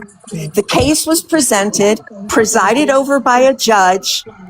The verdict came in. He was held liable. He went through 2 appellate courts in New York and then 2 in the Supreme Court. If there were any procedural errors or anything that went against that, especially with this SCOTUS, it would have been overturned. So it's time for us all to accept that that's what the jury heard, and he's gone through our legal process. It wouldn't have mattered necessarily where that trial was held. And it's also known that 2 or 3 of the jury members actually voted for Trump. It was held? No, I don't think so. Not with the evidence that was presented. Remember, have you ever sat on a jury, Gormy? I would say the jury pool is a little bit different in New York than it is in like, well, I won't say Florida because they're all New Yorkers, but let's say Georgia, Southern Georgia. They're not going to be the same jury pool. You know what I'm kind of saying? Getting at all over the country, everybody's different. What does that mean? Better be careful where you commit crimes. Yeah, for real. I mean, that's just the way America is, I guess. There's You no know what? excuse. If you're guilty and if the jury believes the evidence, you're going to go down.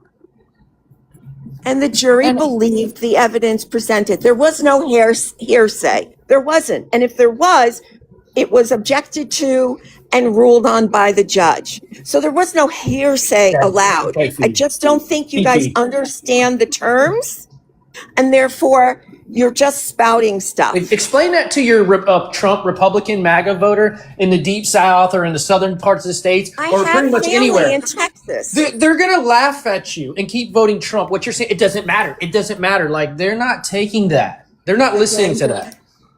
You're gonna make them vote for Trump even more. Like, Donovan's right. You just gotta talk. We don't need them. We don't even need MAGA's vote. Not even. Doc, We need persuadables. Doc, is there something you wanted to say? I just wanted to point out on this episode of confession, or every accusation, the right is a confession. I just want to point out, Donovan said something to Sammy earlier about that the left will eventually get to the point where they put a crying baby on TV and say, if you don't do something, something bad's going to happen. I work in a very rural Republican area. And for 3 years, I drove into work with a billboard of 2 children on the sign, and that said, voting left will make these kids, or it will ruin family values, hinting at the fact that they would be LGBTQ or they'd go trans. And underneath the sign, it said paid for by the Heritage Foundation. The right is already putting out political advertisements that vaguely gesture at these kids that Donovan wants to say the left will eventually use, when they're already there doing it. And it just pissed me off. I also want to be clear that a lot of this stuff started with Reagan. There was a big political ad campaign that just showed a little girl swinging on a swing with a mushroom cloud going off in the background. Your kids are at risk. I mean, they've been doing this for a long fucking time. Yeah, it's called parents caring about children. Like, what's wrong with that? Donovan insisted that it was Democrats that do that, but Republicans have been doing it forever. Republicans have been doing it forever. Okay, for instance, MOJO, the billboard he's talking about. Like, that's a very true statement. Like, that's a good reminder to Republicans. Like, these people stand for, like, all the stuff that's anti-family. And so it's like, it is against family values. What Donovan said of us is true for you.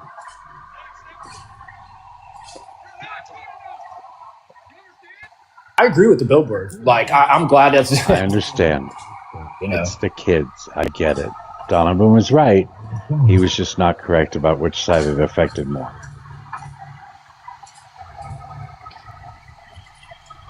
And I also want to highlight that the reason why it's so poignant to me is because in Ohio, where I'm at, Republicans have controlled the state for the last 30 years. So they can't point to any specific politician that has caused the problem, because they're the ones who've been in control of it.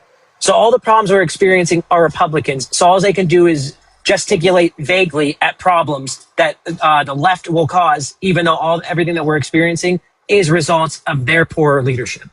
And that's just another thing that just irritates me, because I've seen it too much here. But I don't want to take any more time up. I didn't mean to derail. It just was one of those things that it was another, accusation is a confession. But I will let you guys back at the conversation. MOJO, is Brendan okay to come back up? Yeah, I don't care. I'm not fucking. Can Brendan come back up? Dipshit anymore. What do I say? Google it. I've been telling you liars to fucking Google it from the... No, it does matter. It doesn't. And this is why the fact you're dodging the question is proof that it matters. Because you understand that when you are attempting to engage your politician in the courts rather than on the stump, you're scared. You're all scared of what's about to happen. No one is because scared. there was this deep state that this guy over here was talking about a little while ago, everyone's fed up with government, right and left, and were prior to Trump's arrival. So what happens when Trump does get here? Well, what happens is they pull out all the stops. They do engage with their political opponents in the courts. And then you guys, rather than acquiesce to that fact that, yes, it does matter when someone's judicial fishing expedition is funded by a Democrat donor, that matters. But It you want to doesn't. dodge the fact that matters, and MOJO Is there wants to something? lie Is there about it. something But all you illegal have to about it? do, all Hold anyone on, has to Kenneth. do, Can I is a handle simple this? Google search saying, "Did doesn't Reid matter. Hoffman fund E. Jean Carroll's defamation suit?" And It you will doesn't find the matter. answer. No need It to call doesn't me a matter. That liar should or be illegal. MOJO a liar. It Illegal. stands on fucking fact, MOJO. But the case was heard by a jury and went all the way up to the Supreme Court. It's I time need to repeat the other part of my position. Well, You no, understand you just why? need to Okay. accept reality. Not only that, but let's go into his other indictments. Those documents were found in his home. Period. Who's the president? He wasn't when he had them for Okay. 18 months. He had 18 months. I'm gonna read this real quick. This is CBS News because this Trump administration has decided to politicize the Justice Department and is now going after Hoffman's political action committee. Correct. Which is fucking wild. That's the only reason. Shut the You're fuck welcome. up. Shut the fuck up, you dumbass. God, Not a liar. Just shut up. You are a liar. I'm going to say what in the interview in 2023 with the Washington Post, Hoffman explained why he chose to help fund the Carroll's legal action. He does. Oh man, yeah. He actually started the PAC a long time before this, and the PAC had done a whole lot of work for sexual assault victims and a lot of other people as well. This particular thing, he had talked to his partners in the PAC as to whether they wanted to get involved in this or not. He said, "We did not encourage the lawsuit to happen. We only got on board after she'd already filed." So she filed both lawsuits before they had ever agreed to put any money into it at all. And it was the whole team that decided to do it. They thought that her voice should be heard because she was challenging someone who is so much more wealthy and powerful. It shouldn't be squashed, is what Hoffman said. So it was after the case had already started, and Donald Trump had spent so much money on it already that they had decided to get involved. And this he didn't actually donate the money. This is the American Future Republic is the name of the organization that donated $7 million to the actual law firm after the case had already started. And here's the thing, if I can just point this out, there is nothing illegal. You can get, however you get your attorney's fees, well, more power to you, right? Should be illegal. What you make it sound, no, why? Why shouldn't she have somebody supporting? That's ridiculous. She wouldn't have been supported if it wasn't Trump. If it wasn't Trump, she would have never been supported. That's not true. This is a foundation. Tell that to all the millions of No, Army, it literally it doesn't change the outcome at all. Not even a little bit. And I thought money was free speech. I thought money was free speech. I thought it was a form of speech. What's your problem with it?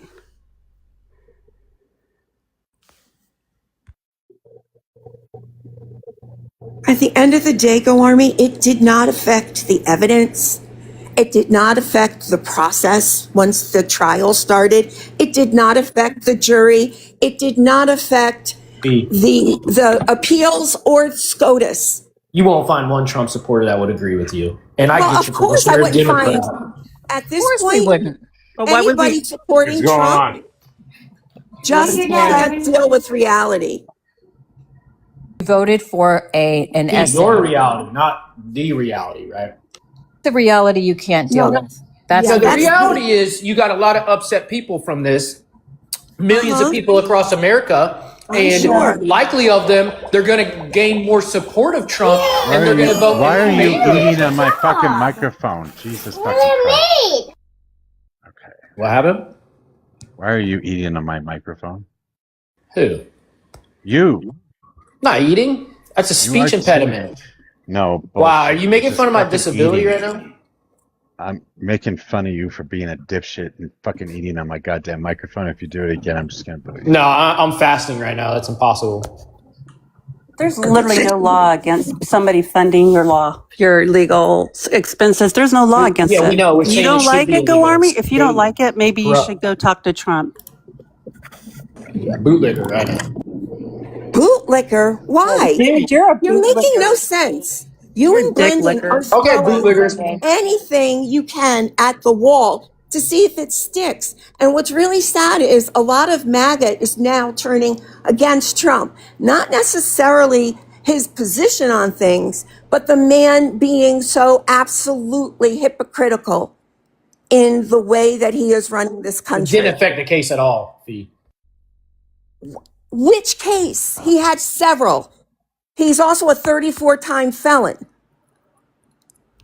Again, that went through the appellate process, and it has not changed.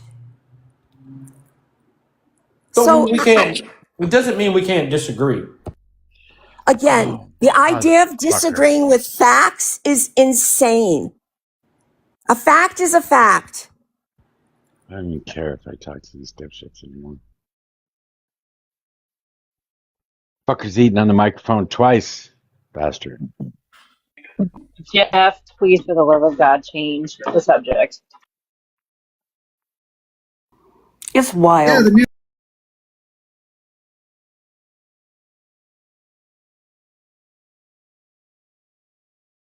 W-2 are released.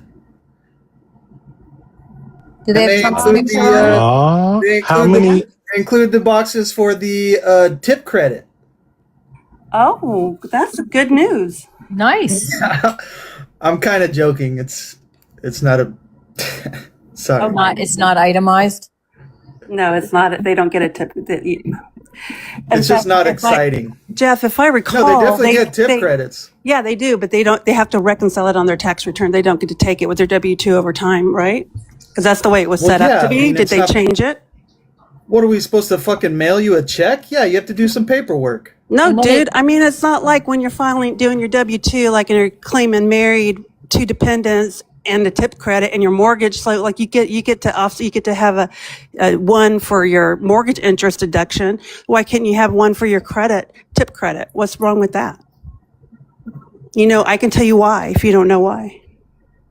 Do you know why the administration won't do that? You get what for your mortgage? Do you not have a mortgage? Yes, I do. Your interest deduction? Your interest deduction? Yeah, you get a 1098. Never mind. That's exactly what That's not what I'm talking about. I'm talking about your W-2. The information is reported on. Yeah, the information is reported on your W-2 for your tip credit, and the tip credit is limited to income, so rich people don't get it. It's only for lower income restaurant employees, etc., who receive tips. Yeah, but so that's why it depends. That's why it depends on the rest of your tax return. That's why you actually have to do some paperwork. I mean, fuck you guys. If we don't mail you a check, you'll never be happy. No, Jeff, that's not what I'm talking about. I'm talking about, and it's been a while since I've done this stuff, but when you fill out the form when you get hired and you're filling out the W-2, right? And you get to say, get to claim. W-9. That's a W-4? No, it's a W-9, or it's the W-9. Okay. Never mind. I have a question. 47% of this country pays no federal income taxes or gets money back. The median wage in this country right now for a single individual is like $68,000 a year. Are you suggesting that waitresses are making more than $68,000 a year? Some of them are, yes. Some of them are making 6 figures at the very nice restaurants and bars and clubs, and you got to consider also high school students who are working at golf courses getting tips. You got to consider college students making more than $70,000 a year, and high school students. By the way, some of them are making more. Yeah, high school students, by the way, can file student exempt. Yeah, but they don't have to. Aren't they claimed as a dependent? If it's more valuable to not be a dependent, you can absolutely do that. Wait, this is not a great benefit. You can file student. You can file student exempt either way. A college student can file student exempt, and they don't have to pay taxes. No, that just means they're a dependent of their parents still. No, that's not true. That's a difference between exempt. No, I filed fucking student exempt the entire time, and I was like 30. Well, you probably fucking lied. I didn't. What did I lie about? You were probably a dependent on your parents' return. You could be a dependent until 24. At fucking until 30, age 24. Dumb shit. At 30, you dumb shit. I was. If you're 30 exempt, you don't get exempt just because you're going to college. You actually did fraud, Mojo. No, I didn't do fraud. W-9 is You for can't. employees, Jeff. What are you do talking you think about? everybody? Do you think everybody in college can file exempt and not file? Okay, so now I'm thinking about it. I'm trying to. They have to maybe, file. maybe, They have maybe to at the time. file. Wait, hold on. Yeah. No, you don't. I mean, you don't have to file. If you don't owe taxes, you don't have to file. You don't? I'm trying I to. thought you had to file. No, you don't have to file if you don't owe taxes. As a matter of fact, they encourage you not to, just in case they have to give you money back. They'd rather not give you money back. Okay. So they actually encourage you not to file if you don't owe any taxes. Maybe you're right, though. Maybe I wasn't making enough at the time, and I could file student exempt so it wasn't taken out of my paychecks.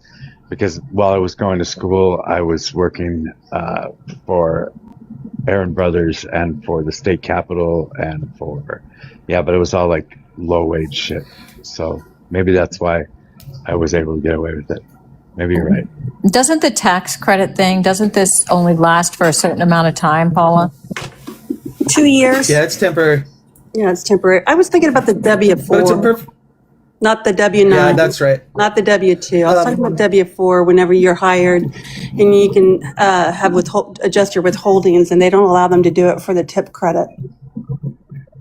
Isn't that weird? Because the tip credit depends on all of your income. You can't just say I'm That's not why guaranteed a credit that's when you're not why they applying do for a it. job. That's not why. Yes, it is. That's not why. The tip credit depends on the rest of your.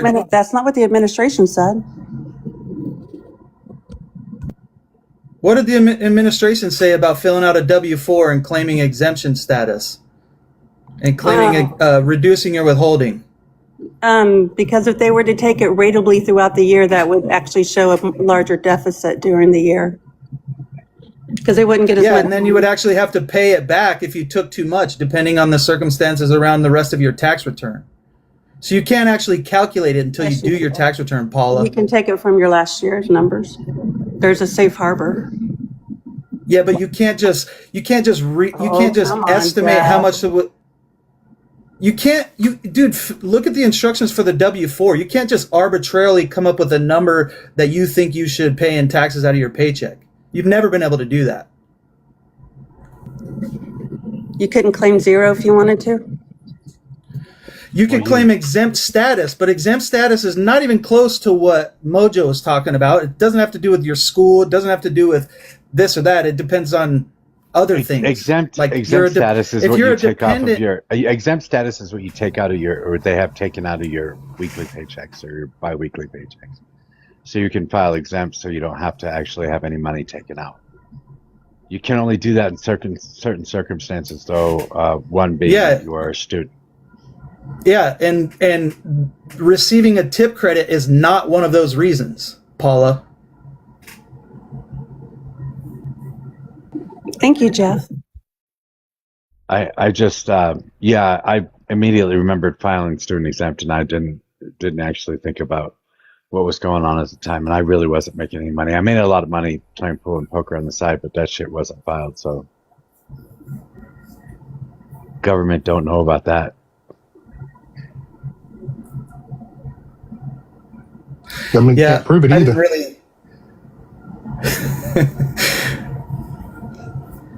Well, I think it doesn't matter. It's past 7 years. They can't come after me anyway. Actually, fraudulent. There's no statute of limitations for fraud, MOJO, so they can still get you on that. It's not fraud. The IRS has gone after dead people. Like, don't say that, MOJO. It's not fraud. That's right. It's not fraud, and they can't go after me. They can't go after me because I didn't file and they didn't catch me at the time, and they have 7 years to catch you. You're just wrong. That you are. Literally went after Al Capone for like 10-year-olds missed tax returns, like misfilings. I don't know what the law was like back then. I'm just telling you, it's 7 years right now. I also don't know anything about Al Capone's case. So I'm not going to argue with her about it. I'm just saying it's 7 years right now. They only have 7 years to collect from you.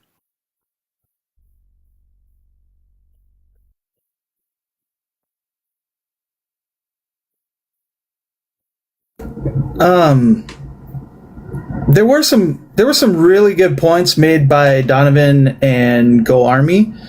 And a lot of you all's responses were kind of unsupported. If you guys deny that there was, I think it's called negative voting, where people don't vote for your party simply because they don't view your messaging as credible. It does look suspicious in a lot of people's eyes. It does look like lawfare in a lot of people's eyes when a claim comes 30 years later. The woman was, she claims she was raped 6 times. There's no evidence or no other cases in those instances. But you heard how the case the came. funding of the court. You heard how the case came to be, though, right? Court. You heard how the case. I did. Yeah. Okay, so Yeah, the problem was that the propaganda from the right was so strong that all these fucking idiot Republicans decided they believed the propaganda over the actual truth, and that's generally how it occurs. I mean, 75 million people voted for Trump. So if you're just going to say they're dumb, well, 80 million voted for Biden. The negative voting aspect. I'm going to say that the vast majority of them are dumb. And it's happening again. Yes, I'm going to say the vast majority of them are dumb. Yes. Including you. I think the thing that you should probably think about is the Democrats that maybe did not come out to vote, and now Trump has given them reasons to vote. Do you see what I'm saying, Jeff? Yeah, so I admit that's something that a lot of Democrats stayed home. It's a huge I mean, in Michigan, during the primaries, it was almost a 2-to-1 for the Republican primary versus the Democrat primary. I mean, Democrats, I think, were 1.5 million, which still isn't all the voters. But I think the Republican was like under 900,000. So that's why messaging is important. Your own messaging didn't get people to the polls. No, so but it is now discounting the fact that we had inflation and we had a whole bunch of stuff. People vote their pocketbooks. That's what they vote at the end of the day. They went in, they didn't like the way the economy was under President Biden. Many people didn't vote. They just stayed home, right? There were people like MAGA. There were some people like MAGA that enthusiastically voted for him. But he's losing those voters. He's lost independence, and he's losing MAGA. How do you think that's going to work out? I mean, you want to live and I think it's very similar to how you guys lost votes. Yeah, I think it's very similar to how you guys lost votes. People are probably just going to stay home instead of going to vote for Trump. Not anymore. And they stayed home. They stayed home instead of voting for Kamala. Trump has given Democrats life like you can't believe. He's done more to cause enthusiasm in the Democratic Party since Obama. Yeah, if I could admit to anything to you as far as Democrats go, what I see is that we can be kind of reactionary voters. And obviously 2020 was a big example of that, but my biggest example is when they recalled Gavin Newsom in California. He got like 2 times the votes to not be recalled in the recall election than he did for his actual election. Right? So when people are pushed to a point, people on the left, when they're pushed to that point, they are going to come out in droves because this isn't right. And they know it. And so when life is good, they don't go vote? Yeah, I do think that is an issue. I do think that's an issue on all sides, honestly. I think a lot of people, especially younger generations, don't think that voting matters.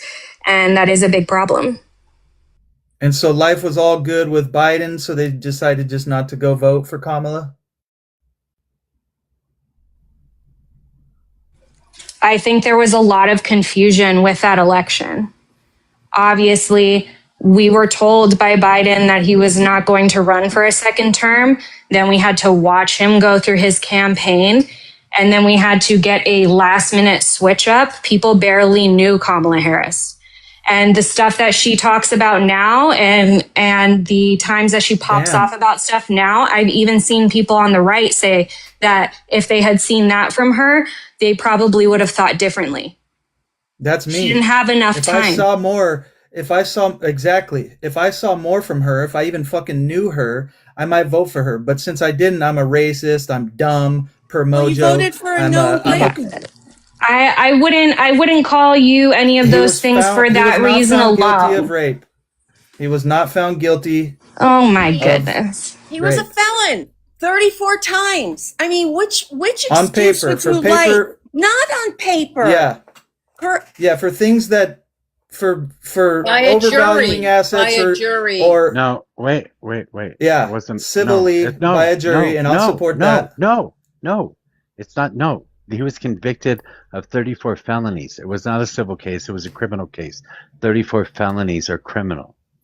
Yes, evaluation criminality. Yeah, it has nothing to do with the civil case valuation of his. being It has nothing to grape. do with value. It has nothing to do with valuation of his properties.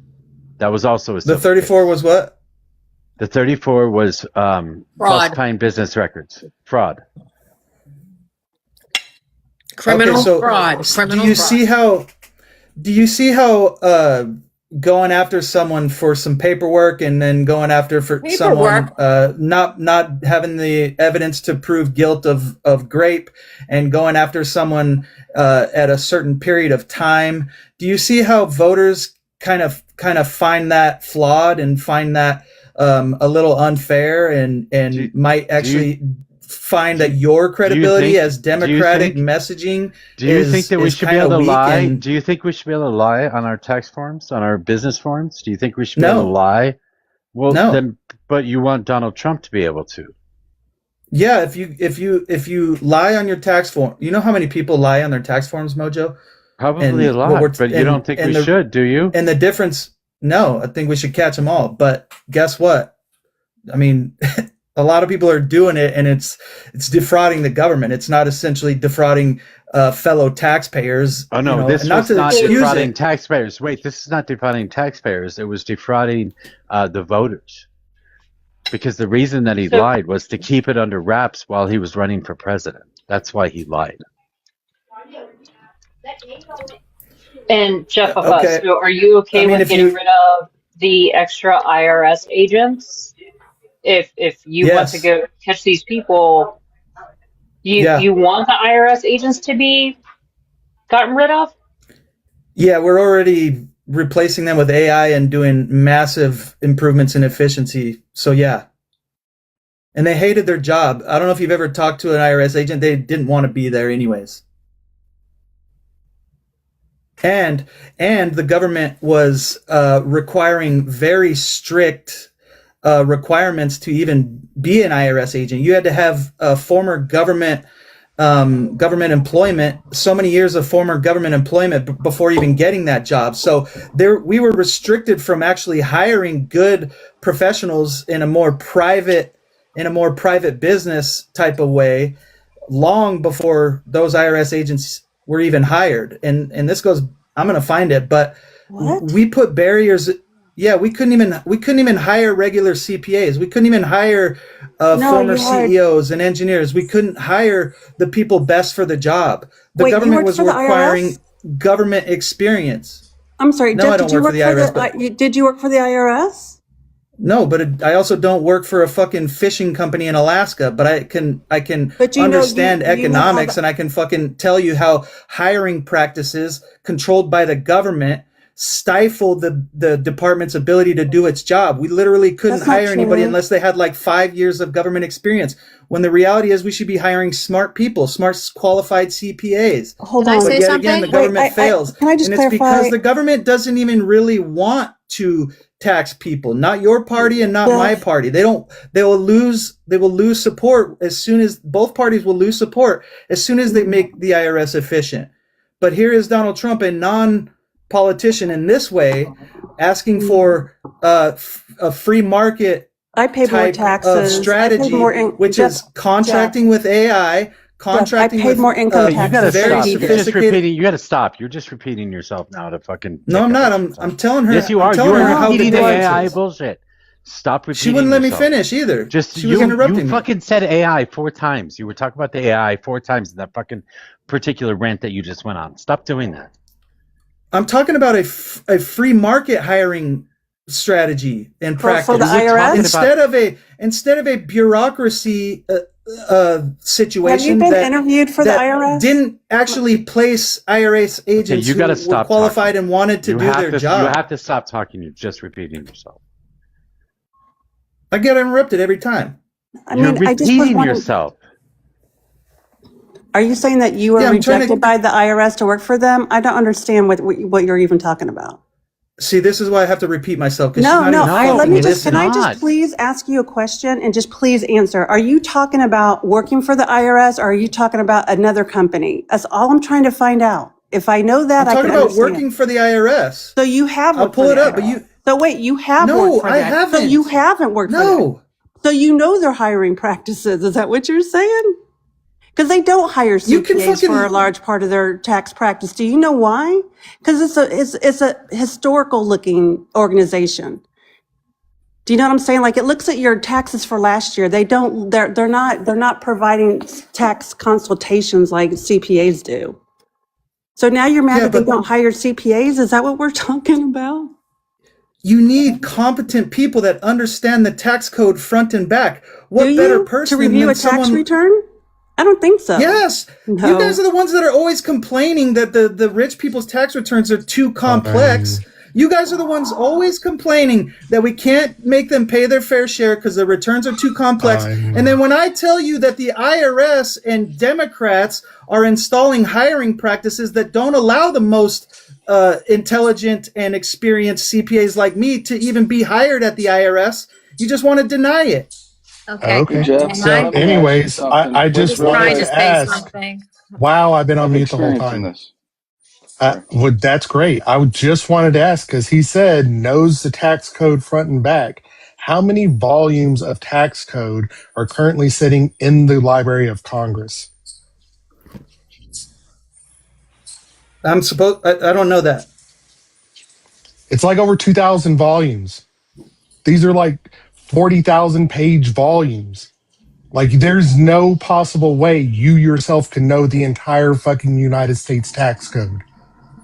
Yeah, but when you hire someone based on their experience in other areas of government, you're not hiring even close to what's required of the job. You should be hiring based on their ability to understand and interpret the tax code, like me. But since I haven't worked in any other government office for over 5 years, they won't hire me. Oh, is that the reason they gave you understand? Hiring you? Yeah, I hate to bust your balls, Chef, but I actually turned down 2 offers with IRS. No previous government experience. It was a G13 and a GS13 in the large commercial section and the GS14 in the small business group. So turned that down in what was it, 2024? But they definitely hire outside of like prior government experience. Specifically, they said what differentiated me was I hadn't worked in the federal government before, and it was a managerial position. So the subject matter, the SME, wasn't necessarily the differentiator on them extending an offer to me.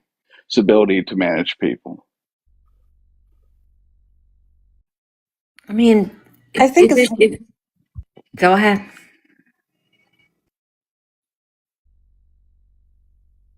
Paula, go. Sorry, Dennis. No, you're fine. Because mine is a little bit. It's going to go off the track. I was just going to say a snarky comment. Go ahead. No, I mean, is it your contention that the government should hire competent people in these agencies like the IRS? Yes, they should hire competent people, and they should hire people that want to do their jobs. That's why the IRS is understaffed, and that's why we're installing AI. I thought we were so can I finish my line of questioning? Okay, so do you realize that in the Justice Department, right? We're losing the Justice Department in many states has lost really good attorneys. Do you realize that they're dropping like flies? We have attorneys I'd love to hear about it. We have attorneys in the Attorney's General office in all states, right? And they are quitting. They're dropping like flies because they don't agree with the policies of the Justice Department. So when we had Minneapolis, right, which we're still having probably, the practices of ICE, right? The Justice Department wants its attorneys to handle cases in a certain way, and many attorneys resigned. And they've resigned in California, and they've resigned in many states. So we need good attorneys to prosecute crimes in the United States, don't we? Yes. Yes. Yes, we do. You don't have to ask rhetorical questions. You could just go. Yeah, no, we do need them, and we don't have them. And in fact, there's reports that third year law graduates are not applying to the Justice Department. They're waiting out Trump's term because they don't want to be any part of it. And that's what I was thinking about when you guys were talking about accountants and people working for the IRS and competent people. We don't have competent people running the Justice Department. And that's Trump's fault? Yeah. Yes. I can't just put that I mean, on it's Trump. Like I'm sorry. the IRS I'm saying it's Trump's fault that it's Trump's fault that you're not getting prosecutors. That people are quitting. They don't want to be a part of his Justice Department. Right. Oh yeah, for and can that be Justice proven? Department, that's 100% Trump. You can go look over the attrition rate they've had in the Department of Justice since he began. But I mean, historically, IRS hasn't. It's been a bipartisan redheaded stepchild, right? They had a hiring freeze from 2011 to 2018, and like maybe 1 or 2% of their workforce is under 30. So yeah, they've been ignored historically. But yeah, DOJ right now is a shithole because everyone's quitting rather than break the law and put their law license on the line, Jeff. Exactly, because they'd be on the hook, right? And they swear an oath to the Constitution too. They're being asked to break the law. Some cases. No, they're being asked to go in violations of their ethics portion of their license, which would necessarily and most likely result in the revocation of their law license. Could be disbarred after working for 3 years to get that law license. So they're not doing it. They're not going to. So they're not going into the job because of what? They're being asked to deport people, or they're being asked to let rapists off, or what? How many of Trump's lawyers were disbarred after 2024? Several. John Eastman, who was Kenny Chesborough. Yes, Chesborough, was that his name? And what was also, don't forget Mayor Rudy Giuliani. And then what about the chick? What was her name? Oh, I don't remember her name. Yeah, what was her name? What was that woman's name? Come on, guys. We know who it was. I could never remember it right now. What was Sheldon? Anyway, and then right now we do know that the justices. Justices have referred. Justices have referred the DOJ lawyers for what's it called? What's it called? Tennis. Yes. When they get referred for the judge. I don't know if you know about this. Where this Kathleen Williams, Southern of Miami, the judge in Miami, a federal district judge, referred both Todd Blanche and the other attorney that represented Trump in the slush fund case for referrals to their respective state bars for potential disciplinary action, including disbarment, because of that case, because what they did was fraudulent. That's crazy. Here, I have the stats, y'all. It's pretty interesting. Over 25% of the DOJ has turned over since January 2025. So it's over 3,300 DOJ attorneys have left the department in that year. It's like the peak of this attrition is like 3 times the attrition rate we've ever seen. Let's see, the primary drivers are the shift in the administration away from scaling back on enforcement, civil rights, environmental and tax division. So this lost a bunch of specialized long-serving attorneys because those are very unique practice areas. There's been a lot of targeted firings and retaliation. So they pushed out officials who were tied to the past high-profile investigations like J6 and people that investigated him previously when the Biden administration was in charge. And FYI, Jeff, these are the same people that worked in his DOJ prior to Biden in his first term. Then gutting the internal watchdogs, so that's half of the workforce at the Office of Professional Responsibility, 17% of the Office of the Inspector General. So it's a 20-year low of investigations into internal misconduct. And then I already called out the J6 and all that stuff. Yeah. And so my point about all this was that, when you lose all your best people and you're not attracting new lawyers to those positions, you don't have very good attorneys working in the Justice Department. And that means that, when it comes to just your garden variety crimes that these attorneys are hired to prosecute in all our 50 states, you just don't have good attorneys. That's a problem. So they've lost 3,300 in that same time period. They hired 800, just FYI. Yeah, it's bad right now. I have a friend that works for SDNY, and she's, I think, getting out right now. I mean, y'all think that's bad. A lot of these offices in HHS, they're down 60, 70% headcount. That's what I was going to say. I mean, it's going to get worse. Have you seen the new budget? Has anybody looked at the new budget that was released some time ago? Nope. Yeah, they're increasing the Department of Defense by 42%. We all know that. No way. Yeah, I know. Way. We're like, and then they're so my only question is, like hold on. trillion? They're slashing HHS, SNAP, all of that stuff. So crazy.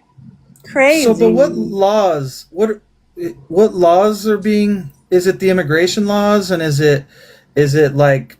Are we talking about 42%, not 142%, 42%? I what know. Are students viewing these students who aren't going into these jobs? The students, you guys all said the students don't want to be a part of this Department of Justice, and so is it that their opinion is this Department of Justice is criminal, or is it their opinion that laws are being broken but not prosecuted? And what laws exactly now are all of a sudden easy to get away with? Who would want to hire you after you worked for Trump's DOJ? That's the problem. Yeah, and most lawyers that go to law school, and many of them sounds are very like a bunch of speculation to me. No, not at all. Because if you go to law school, most of the time people go to law school because they're pursuing a career in justice. That's what drives a lot of people into law school, right? So if they see injustices going on in the administration, they don't want to be a part of it. They tend to be more, what I'm trying to say to you as a law student and a lawyer is that they tend to be idealistic, and they don't want to have to break their oath when they swear. They go into a court and they swear to uphold the Constitution, right? So if you're at the DOJ's office and they're telling you that you have to do certain things, right? And a lot of these things are with immigration. I don't know if you read anything about all the cases that they in that's why I Minneapolis. assumed it was some sort of immigration. A lot of it has to do with immigration because these lawyers are being told they have to go in front of a judge and lie. Yeah, that's the issue, is the lying in front. That's just not allowed in the courtroom. You cannot knowingly give false information, affidavit, anything to a judge. And he's going after his quote unquote political enemies, like the 8647 case against Jim Comey. I mean, nobody wants to try that. So a lawyer, so a student coming out of law school, who wants to be a prosecutor has to adopt the ethics of Trump? Well, no. Historically, DOJ's never accepted graduating students. Generally, they've required at least minimum year experience to get in at like the assistant. So that's not where you're going to be like prosecuting crimes, right? Realistically, real world, you would have 5 to 10 years. And Well, I mean, not when I graduated from law school. I mean, a lot of Yeah, it people sounds went like on to there's a be. bunch of reasons not to They go went- into the profession. It's No, not no, Trump. They went, no. A lot of graduates go in to be an ADA, assistant district attorney. Yes, They that's and what they go you can right do. to, yeah, they go to the Southern District of New York and they work as an assistant district attorney. So so instead of taking that job, they go into, I guess, you call it private industry, law firms. Yeah, they go to private law firms. They do civil law. Okay. Yeah. And so in civil law, or they do criminal defense law. okay, so and that's where they're serving their justice, right? That's where they're able to apply what they believe is the reason they're a lawyer in the first place, is to serve justice, right? Or with the city states. So like the district attorney, the Manhattan district attorney. That's where my Yeah, I friend was gonna get to went that too. after So college. So all after these law do all school, these rather. city municipalities, do all these city municipal courts Or and county. magistrate courts, do they have to do everything Trump says? No, we're talking about No. federal. Yeah, we're talking All right. federal. And Okay, they're so losing federal has lost over prosecutors, 2,500 but- attorneys. 2,500 is a lot since Trump took office. And many of them, And you so can it Google sounds to this, me like Jeff, they just Jeff. don't have the political ideology that and so if it was a Democrat, they would go into these jobs, right? That's what you're telling me? If they didn't feel that they had to lie when they went to court, there are 94 federal courts in this country. Okay? And they all have attorneys working in all the states, right? If they feel that their law license is going to be compromised, if they're being told, like lest we forget, Judge Boberg, was it, in Maryland, where the attorney who was on that case for one of those people who was sent to CCOT, he went in and just lied to that judge, right? And he was had to? told, and he was told to, because the judge wanted to get to the bottom of it. Like, why did you tell me this when this wasn't true, right? So, And it's on record that someone told him and forced him to do that? Yes, it's on record. It's on record. Okay.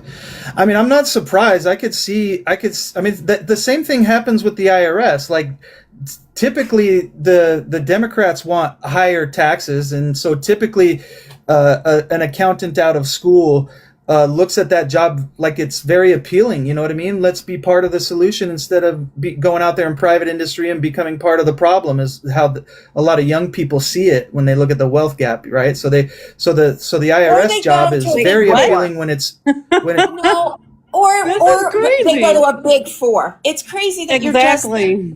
I mean, I can't tell you when I was working at a big four and went in for because I wasn't in that division. I was in a different division. But the number of CPAs, new grad CPAs that were being hired was insane. I've just never seen 200 for day one. So I think what you need to do, Jeff, You're missing my point. Google, Jeff. You're missing my point. You're missing my point. No, I wasn't finished talking, actually. Well, I'm sorry, Jeff, because I'm tying this into because I have to eat dinner. But I'm tying this into the fact that all of this information is available with a search. Okay, well, thank you, but that's not what I'm talking about. I'm welcome. tying this into. Bye, guys. I'll see you later. I'm tying this into how, similar to what I just learned about prosecutors in this country, picking a political side and feeling like one political side is asking them to do evil so when they that's don't want not- to. The same thing occurs that's at the not what I IRS said. in the opposite direction. The pay your fair share people. I mean, if you really wanted to do something about pay your fair share, you would work at the IRS. Oh my God! Literally Really, be Jeff? part of This the is can I? part of the solution. This is the And so biggest when bunch you of graduate bullshit college, I have heard and all your day, and your Jeff. ethics tell Come on, you Jeff. that following the law is the way to go, then when you go to the big four firms like Fee is talking about, a lot of students and a lot of people leave those firms exactly like you're talking about in prosecution because they feel like they're being asked to do illegal stuff. That's not true. No, This is come some on, Jeff. crazy This is ass disingenuous stuff. bullshit. When When you you're graduated college, you didn't say who is going to employ me and how do they align with me ideologically. You said what job is the best option I have out of all my offers given. What's Yep. best for my future career? People don't leave the big four to get out of doing illegal stuff. There's two types of people that go into Oh, big you four. certainly Those do. that When you want to start hit the getting asked partner to track sign and returns, those who want to hop you to don't sign corporate for a you don't sweet sign gig. returns. CPA? yeah, Are you kidding well, me? The but CPA eventually doesn't you sign do. the return. No, Eventually they you don't. do, Paula. Jeff. Yes, it's the same Jeff, thing as I'm a sorry. prosecutor. I worked a at Ernst prosecutor and we're hold trying on. to I want compare to the finish what I'm lawyers to the saying. CPAs. Let me finish, Jeff. Let me finish. In my time working at Ernst and Young, never once did any of the partners sign the return. The return is signed by who? Either the representative of the company or the individual that the return is filed for. It even says on your tax return. What are you talking about? Your CPA does not sign your tax return. He can fill it out for you. Are you signing people's tax returns, Jeff? Yes, I do. And I don't sign any return that I'm not comfortable with from an ethical Do they have to standpoint. sign? Do they have to And you sign can look for it up online Do right they now. sign You for guys it? are, Wait, do you they guys are so do they smart. You have to asked me to sign? go to Google. No, because you have You to have already a talked. Let me signature. respond. You have to I can have a sign. signature. No, that you can sign you have as to have a a CPA, signature. but you still have to have the You individual. have to have their I'm signature, sorry, but I Jeff. sign it. Jeff, I'm sorry, Jeff, but if as the taxpayer has to sign the return. We both sign it, Paula.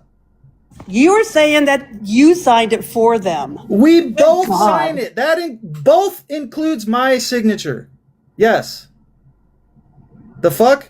Okay, now what I'm telling you, and you can Google this. You guys call me dumb and tell me to go Google. You can see CPAs leave public accounting constantly because they're asked to do stuff that they don't believe in. And so why is it so hard for you all to believe that? I guess I'm lucky because I never worked at a shitty CPA firm. Okay. We're comparing accountants out of school to lawyers out of school. You guys made this bold claim that lawyers aren't going into prosecutor jobs because of Trump. Look it up. You said that. Listen, hold on. You made And an I'm telling you, assertion you can go. that you're saying that a fresh CPA out of college is signing a tax return for a CPA firm. Is this what you're saying to me? Is that what you're trying to say? No, they're not. Because no, I've never I'm heard not of that saying happening. that. Let me respond. Thank you. Let No, me that's respond. okay. I just wanted to be clear because CPA firms have a very structured compliance department, and you don't go sideways of that because it puts your I never said CPA a firm person in right out of peril. college signs. In peril. But right out of college, you certainly get, if you're not careful, right out of college, you will certainly be involved in tax positions that you might find unethical. Are you kidding me? You might be literally the one preparing the tax return. You might not be signing it. I'll give it to you. You might not. Paula, why does everybody call me why does everybody ridicule me for being a CPA, Paula? Everybody thinks since I'm a CPA, I'm doing all this evil work. Hold on. You think, Paula, let me finish. Paula, you can't one day call me a criminal because I'm a CPA and I help the rich and I help them with loop. And then the next day say, and then Paula, the next day say, no, CPAs don't do criminal activity. They're not involved in this type of stuff. Which one is it? Here's what I said. You made an assertion that a first-year tax person would sign off on a tax return for a CPA firm, and you could not. Yes, let me finish. And that's not true. That is completely not true. At least at at a reputable accounting firm. And I'm going to finish. I'm going to finish. Your first year, my first year as a CPA, I did depletion schedules till I thought I was going to just unalive. I did depreciation schedules. Your first year person, they give you a tax return. They say, hey, you do this the exact same way they did it last year. You're shadow boxing. What shadow boxing? You're just you're crazy. You're crazy, Paula. One day I'm a criminal because I'm a CPA, and the next day CPAs and tax preparers don't do unethical shit. What the fuck? You're an agent of the court. Why would you do something illegal? I'm not an agent of the court. If you're a CPA, yes, you are. No, I'm a. Yes, you are. If you're an agent, if you're a registered CPA, you're an agent of the court. Yes, you are. Not until I obtain power of attorney. I'm not. I'm not an agent of my clients. I'm not practicing. I've been listening, Jeff. I've been listening. Hey, buddy, I've been listening to you for 45 minutes, try to figure out some way to undo Trump from this stuff with these attorneys. Let me explain something to you real quick, just in current time. So Gene Pirro has tried to prosecute this Olympian for tearing up the reflection pool. The court kicked the case out for lack of proof.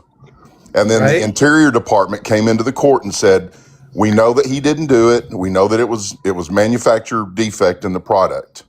So Gene Pirro goes back to Trump and says they kicked the case. There was no proof. He didn't do it. And the Interior Department said he didn't do it. So what does Trump say, Jeff? What does Trump say, Jeff? He said something like, we have the evidence, the guy's guilty. No, he says, go try it again. I don't care. So when Gene Pirro goes back in front of the judge and has to either create forms or lie to the court, she's going to get her law license put in jeopardy. That's what these people on this panel are trying to tell you. When Trump tells them to do something illegal, when Trump tells them to do something illegal, they jeopardize their bar card for the rest of their life. Right. He's not Why would forcing you do them that, to do Jeff? It. He's not forcing them to do that. He's telling them to go do it or they'll lose their job. Tennis said you can quit this job. You can go to private industry. You can go to locality. He did it you to Chesborough. He did it to. He's done it to 8 lawyers. 8 lawyers have left. I wasn't arguing that. I wasn't denying that. That's what they're trying to explain, Jeff. That's what they're trying to explain to you. When Trump they don't tells have to them explain to go, that to me. I already agree that Trump might ask some of these people to do something that's up against their ethics. I didn't deny that. I actually presented how this occurs in the CPA world. And you're an absolute fool because I'm not an agent of the court. So you are an agent. You are a representative. I am not an agent of the court. You're a fool. You're the one that hasn't been listening. Okay, they're talking about lawyers. Paula, I'm not when surprised that lawyers when they take stay the oath away to from be a illegal CPA, activity. are they not a registered? Darren, stop. Yes, he is a CPA, not a lawyer. Right, Paula. He's not an agent of the court. You're an idiot. MOJO, when they take the CPA, when they take the oath to be a CPA, they are a registered agent of the United States. Paula, am I wrong? I'm sorry, Darren. It's been so long. I have to think about it. I'm going to look it up. I'm pretty positive that they're not. I may have phrased it. I'm looking it up. It was 97. We're not. That's a no. I may have phrased it wrong. She can pretzel all she wants, but that's a no. Why is there 7 people one talking? at a time. Okay, Anarchist was trying to say something. Can we please just let her speak? Yeah, I was just gonna say I'm pretty positive that CPAs are considered agents of the court, and you might have some sort of like agency with the United States government. I don't know about that because I'm not a CPA, but you're not an agent of the court. You do have to, I'm pretty sure, I don't know if you're an agent of the court, but you do have to take an oath of some sort. Right, and I did misspeak. It's not an agent of the court. He's an agent. He's a representative of the United States. You take. No, I'm not. No, I'm not. I represent the public's interest. I serve the public's interest. The public writes the You code take an oath? that Do I you take an follow. oath? The ethical code. Yes, I do. Yes, you do. I have to take CPE, and I have to take ethics, and I have to get relicensed, and I have to follow an ethical code developed by the public. I serve the public. I don't serve the government. I don't serve the courts. You're all fools. What You was have a your oath CPA for? right here telling What was you. your oath for, Jeff? It's an ethical code. Your What oath do you is an mean, what's the ethical oath? code? And it's pursuant to Yes. the tax code, I believe, and to the United States code that you have to do that. Okay, why? Oh my God. Why are we didn't talking? have Wait, to why are we take- I talking? didn't take an Why oath. are we talk? Why are we talking about this? Who the fuck cares what? Well, we oath were he takes? talking about the attrition of lawyers from the DOJ. federal district courts. Yeah, Okay, that's a yeah. thing. Essentially talking about political preferences of people who work for the government. That's all we're really talking about. And then people slander me. Who's When slandering I have you? real life. Paula, Dude, we just disagree. I'm not slandering you. Dude, I think you threw your hat in the ring. I didn't hear anybody slander you for the last hour. I was trying to explain how the IRS doesn't employ qualified and experienced professionals who know how to do their job and like their job. The agents hate their job, and there's barriers to even get the job, and their politics absolutely has to do with their decision to work for the IRS or to work in private industry. And I'm comparing it to what I don't know is the world of prosecutors, and I'm not surprised that a student out of college might not want to be a prosecutor for this presidency. Like, I'm not surprised, but you can't be surprised when I paint the picture from the IRS standpoint. Yeah, but are the two really similar? Okay, so I'll just spend some context on this because it seems most people are new. But we're talking about specifically, enforcement of Jeff law. and Paula are both in the financial sector. Jeff is private. Paula worked for the federal government. And then we have a couple of lawyers on the panel, and FIFA was also a lawyer. And they were going about their industries and what this administration is doing to their industries. Jeff had a sideline that he should be hired, or more specifically, CPAs should be hired to the IRS because they know the tax code better than the people in the IRS currently. And that's where the lawyers kind of jumped in because the IRS isn't specifically a financial accountant. It's not the Treasury. They collect taxes, but more importantly, they audit documents, which would be your tax returns. So that's kind of where we're all mixed up here. We're in the middle of law and finance.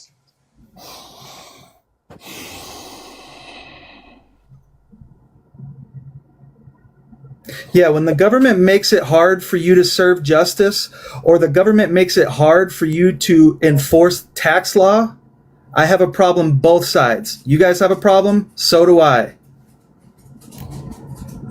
Who better to audit the rich than someone who's been preparing tax returns for the rich since 2013? You guys say they're so complicated But you're that they saying get they away don't with hire murder. CPAs, Then but they where do is- hire Where are your CPAs. heroes when it? Where are They your do heroes hire when it comes CPAs, to? Joe. Wait, I want to Tell me the 80,000. Tell me the I want to qualifications. explain. Hold on, let me explain. Because you probably heard this from me more than anybody else. Because there's $700 billion worth of unpaid taxes that goes by every year. $700 billion. Generally speaking, the vast majority of that money comes from the wealthy, because the wealthy people have extremely labor-intensive audits, and they need multiple agents to actually perform those audits, and they are losing agents, or they have been losing agents for a long time. And Donald Trump canceled the 82,000 agents that Joe Biden was going to try and rehire and fill up positions that were being vacated by people retiring and shit like that. So now they're even more short-staffed, and they don't have the capability of running these large audits.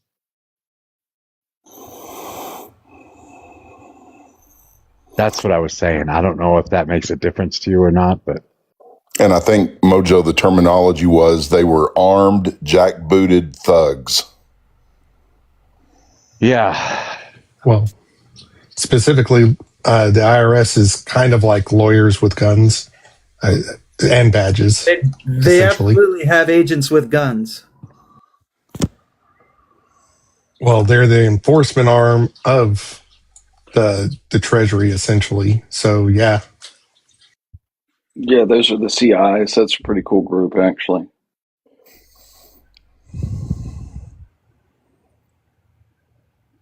But if they're armed, are they involved in some pretty heinous stuff? Because I don't think they would walk into an auto repair shop for an audit with a weapon. I mean, am I mistaken?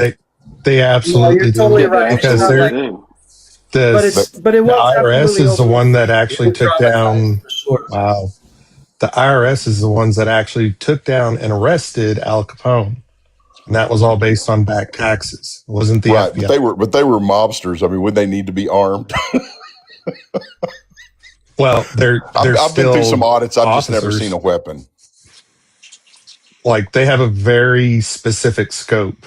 They're not like the FBI. They specifically go after tax. Like, right. And they're officers. Yeah, when it's already been proven that Obama targeted conservatives with the IRS, then you might understand why someone would be pretty untrustworthy of an IRS auditor showing up. Yeah, that wasn't. It was definitely over dramatized. But Jeff, there were a bunch of organizations that were pulled. It's just that the right freaked out because they were in that poll as well. Good God. So the CI group is the one that shows up for the execute search warrants for when the court orders seizure of like financial assets like computers or ledgers or shredded docs, stuff like that. They also execute arrest warrants for people that have been charged by grand jury for tax evasion, money laundering, fraud, that sort of thing, and they also handle asset seizures. But generally, the CIs of the IRS don't operate in the silo. They show up with other federal investigators. That makes sense. They're there specifically because they have the pew-pews and they have the knowledge of what they need to get. Paula, are you denying that they had criteria that targeted conservatives? I'm saying that I can't remember the whole thing, but I can tell you that what happened. Jeff, let me finish. I'm telling you that the pool of returns that they pulled included Democratic organizations as well. It disproportionately affected conservative groups. Yeah, 100%. Prove it, Jeff. It did. I think it was like 60-40 or 80-20.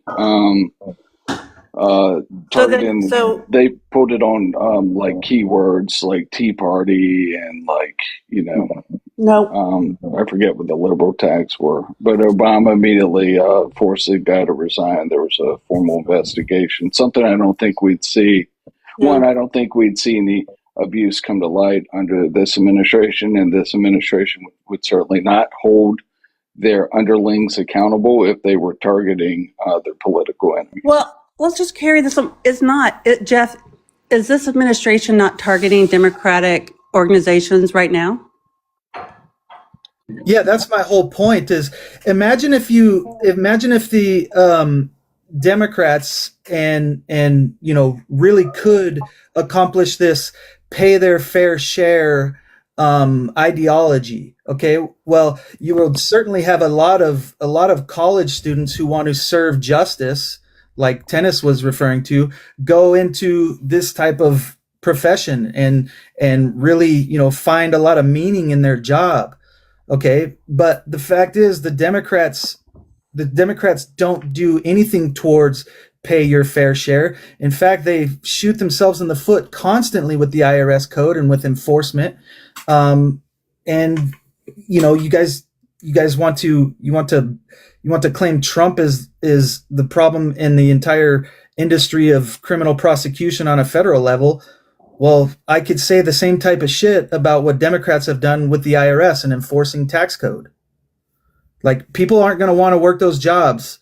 They don't want to go into prosecution. They don't want to do something illegal, so they quit their job or they don't go in their job. That's not. You guys are just really reaching for something. I think to try to yet again say Trump's destroying the country. Well, You can look at that the is attrition actually. rates yourself. They speak for themselves. I You can look at believe the trends. You can look at the Hold on, amount of Jeff. people. I thought I was talking. You can look at it's very, very findable. You can look at how many I attorneys believe are you. employed in the different, okay, and you can look at the attrition rates over several years, and you can see. I believe you. You I can wasn't also look to denying it. specific cases. Okay, so why did you just sit there and deny it before I started talking?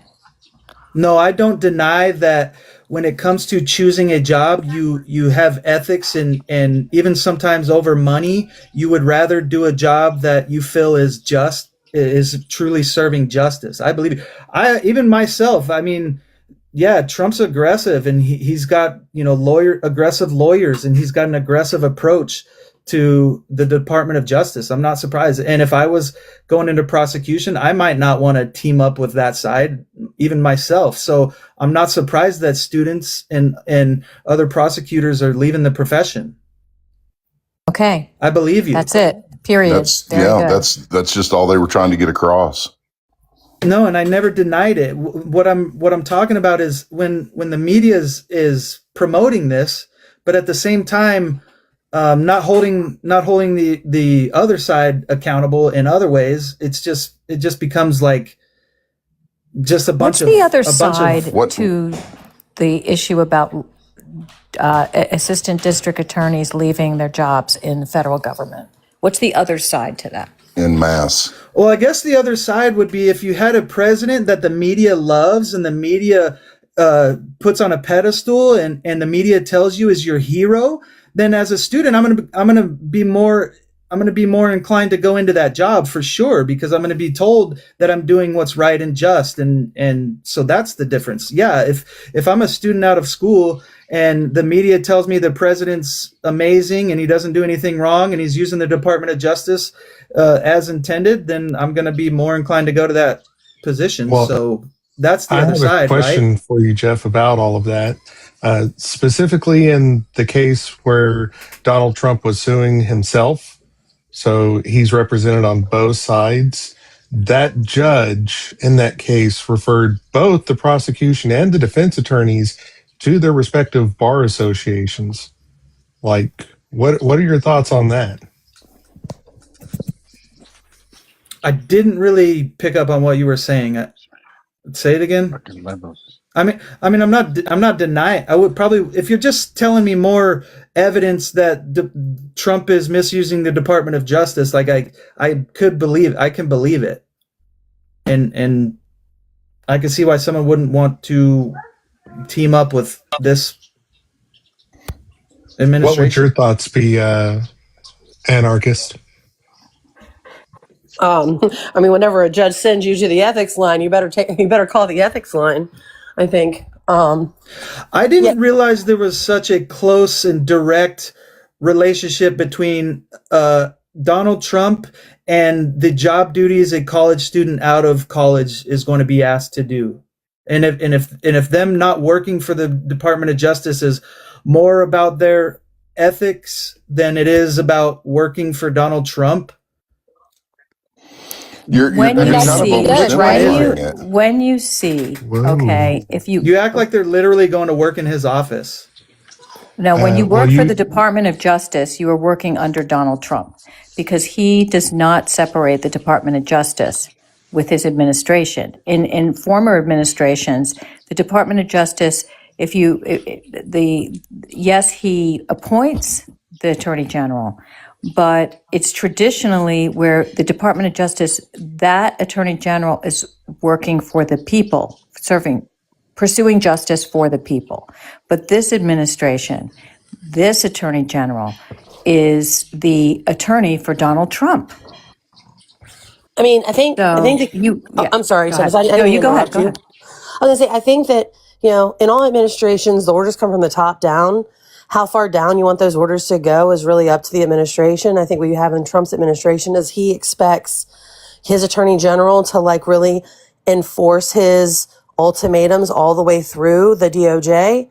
And I think that, I'm pretty conservative, but I would not I tell people this all the time when they allege like, oh, this attorney's doing that. No attorney's going to put their license, their career on the line for like, some random client or some random case, or even this administration. Like, I would expect my license to last longer than 4 years. So I'm not going to go up there and do. I appreciate this attorney's That's candor so because she amazing. is Wait. conservative. And she's pointing out, she's agreeing with me basically. Do you Are you want some of the there? big ones, Anarchist? Joe? Anarchist. Yeah. Are you there? Yeah, I am. I'm sorry. I got a phone call right at the end of my thing, but it's over now, so I'm good. I'm here. Yeah. Did you want to finish? Well, no, I mean, I had finished my point basically, but I mean, I think it's important to know that, like, as attorneys, and I hope that most people who go into the law kind of have the same philosophy.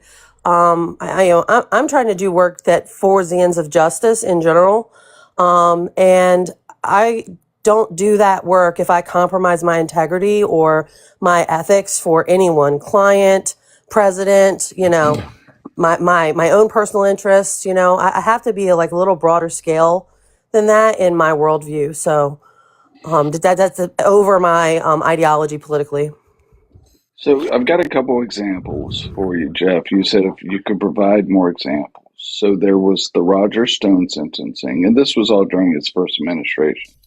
In I didn't 2020, ask for more examples, actually. okay. Did you want to know about I'm the not. time in 2020 when he had a schema to get the DOJ to write official letters to all the lawmakers in the battleground states to falsely claim they had identified significant pizza party fraud? And that was only stopped when the entire leadership of DOJ and the White House counsel's office threatened a mass resignation. I think that'd be a good example of weaponizing the DOJ. I've actually seen examples of it. Actually happened in my state where lawyers went after, I think it was election fraud, and they ended up losing their licenses because for bringing, I guess, what's it called, like unprovable cases or whatever. When you're not allowed to bring So frivolous false charges that violate your I license. think that's why they ended up losing their license. And actually, yeah, I have evidence of my own. I know that I don't know if it was Trump exactly, but that party, or people interested in getting Trump elected, did put their bar licenses on the line, and it ended up being a lot of older lawyers who were willing to risk their license because they were about to retire anyways, that brought a bunch of cases here in Arizona. I think it was against it was election fraud stuff. I'm going to look it up, but I mean, we could talk about examples. I'm just saying, like, and I understand this president. I mean, it's my opinion that this president's held under a microscope, and these examples are there's a lot of them, and but it's not something that's new. Wait. A lot of this isn't new. All right, I have to do a commercial break. Can you guys tap the screen? I've been live for quite some time. We're only at 19K. Can you please help me tap the screen? Do the heart me, the orange heart next to my name, if you haven't done so yet, and share the live out to conservatives if you know any that would be willing to talk to a bunch of fucking obstinate liberals. Thank you. So anarchist, I appreciate your being ethical and having ethical standards. I also have ethical standards.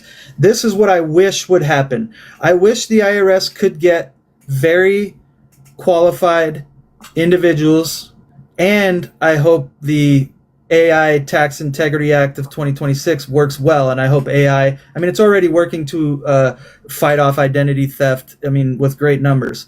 And so I want good things for my industry and for the government. I do want the government to receive everything they're entitled to receive.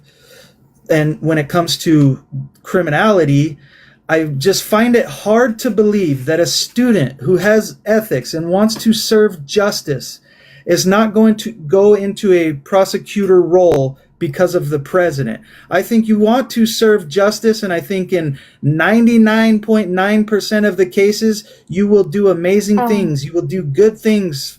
But if a case comes around where Trump's asking you to do something and it's against your ethics, that small area being the reason you don't go into the profession, I just kind of find it hard to believe. Well, Jeff, if you got offered a job with a CPA firm down in Memphis that represented the Marolto family, would you take that job? Right out of college? I mean, I have 300 clients, so I've been in the gray areas. Okay, I've told clients that's illegal. I'm not going to sign this return for you. Okay, so like you don't have to provide a case from across the country.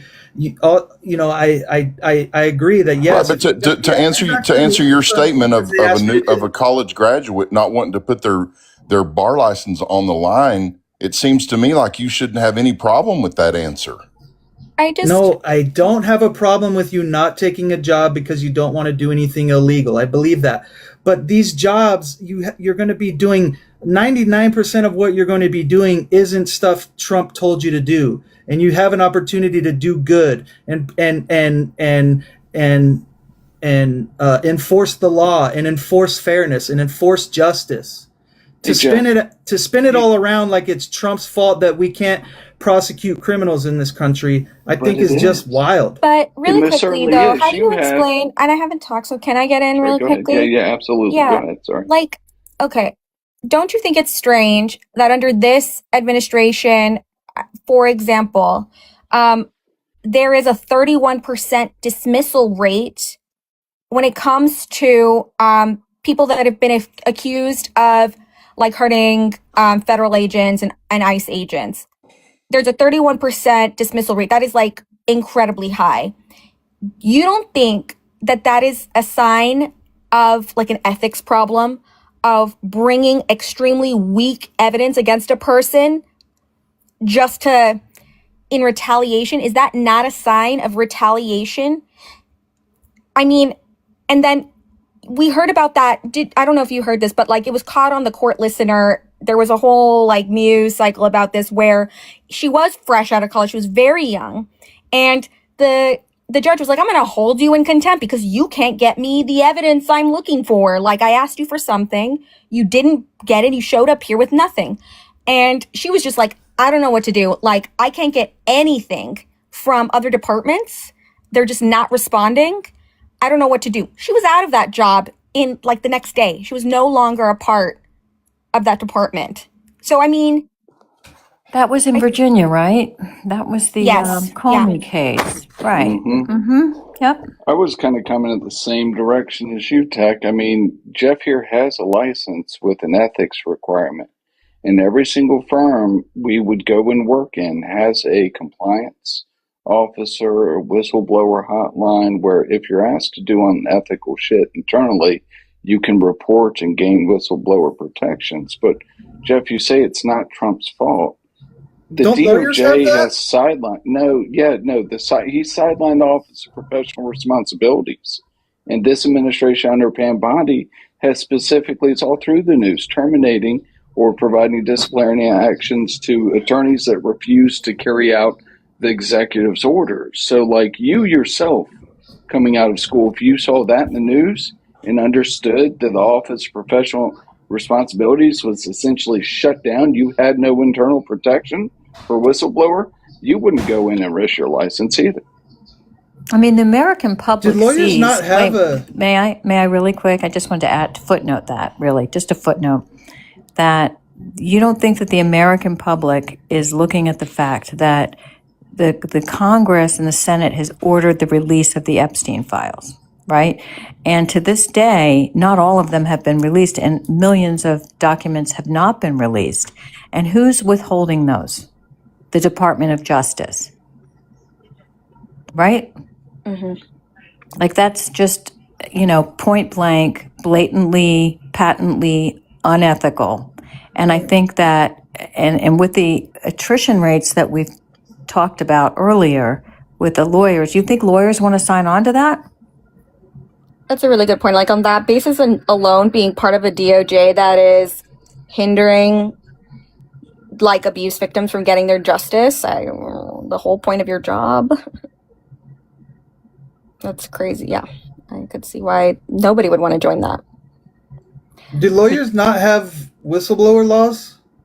I mean, I know that you can't until you're subpoenaed. You can't disclose. I mean, that alone would risk your license. But so nothing you present as evidence of criminality can be used in court until you're subpoenaed, right? But I mean, I guess I'm asking, why is that why they don't have whistleblower laws? Are you asking if we have the ability to like breach confidentiality to report illegal conduct? Because we absolutely do. Yeah, that is what I'm asking. Because everyone's dad was up here. Everyone's dad was up here saying that. Yeah, he was saying CPAs can do that, as if lawyers couldn't. Well, I mean, we have I'm not sure what he was referencing. You know, like I don't think he was saying that. I don't either.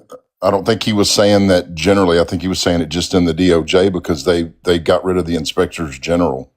But like each attorney is barred either federally or like, via their or both via their state. I'm barred both. But I have the ability in my state, in my ethics rules, I'm allowed to breach confidentiality under like several different things. I can report things to my internal ethics hotline to like find out whether a specific conduct I want to do is ethical, and they will like, anonymously tell me what I should do when I give them all the facts. But then also, if I need to report criminal behavior, in many cases, I have an obligation. If I think that there's going to be like some sort of like imminent criminality, but I also have the ability to report. I won't be breaching confidentiality. I won't get disbarred if I report criminality. It depends on the context. I was about to say there's a mandatory reporting law that comes for like all government employees, if I'm not mistaken. Like I even had it working in law enforcement. It's mandatory that you have to report criminality. Yeah, so I'm not a government employee. I am an agent of the court. I'm not a government employee because I'm I own my own firm. But at the same time, like if I know that there's going to be some sort of like imminent criminal conduct, I would go to my ethics line. I would confirm that this is the type of situation that I would not be breaching confidentiality, and then I would have to report. I mean, that's exactly my profession too. That's the same, and I'm private industry also. Just because I'm, and it is. I mean, I can lose my license for not serving the public's interest and violating my ethical code that is derived from the public's interest, but I can't fucking snitch on my clients. It can't be used in court because they have confidentiality, the same as she's talking about. And so, you can't just. But this is snitching on the government. In the That's case, what you have to do. And I've done it, and people do it all the time in my industry. The same. In the case of working for the government, you're snitching on the government, are you not?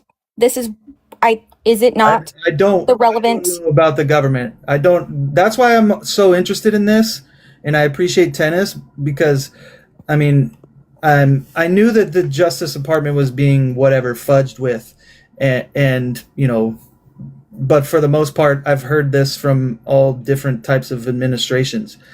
But I don't know about the Federal Department of Justice pool of prosecutors situation where they have a different set of rules to follow than I have or that Anarchist has in private. So, I'm kind of just referring to the fact that, like lawyers working for the DOJ, the pathways there for them to whistleblow if they need to are weakened. So, I mean, this administration fired 100 people out of that office, and I think like the people that hear these or manage these cases was shrank by nearly half. And then there's reports that although like reports of whistleblowing went up, the watchdog output from that office went down. So I think weakened, right? Hey, Jeff, when you say that you had to take an oath for the public interest, do you mean your clients or the public interest being the IRS and our public interest? The public, not even the IRS. I don't. So your oath after coming out of after getting your CPA license, your oath is to your clients? No, I cannot take a position for my client. Right. So your oath is to the government. No, the government does not write my ethical code. The public, it's called the AICPA, the American Institute of CPAs, is a board separate from the government. Yeah, but I just read your oath, and the language changes per state, but you take an oath to the state and the federal government.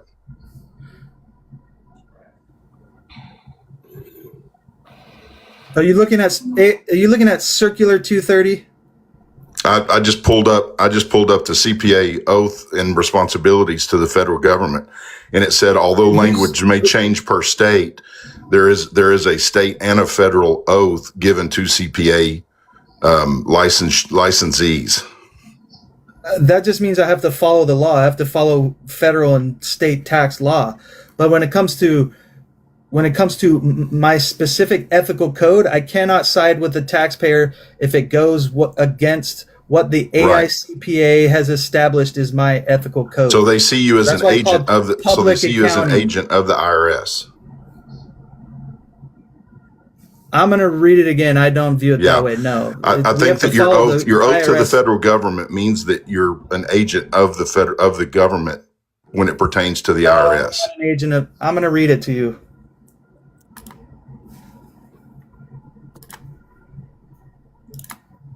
I'm just curious where your oath lies, because when you say for the public interest, that's the only thing I'm curious about. Is the public interest your customers or the us being the public, being the IRS and the federal government? The public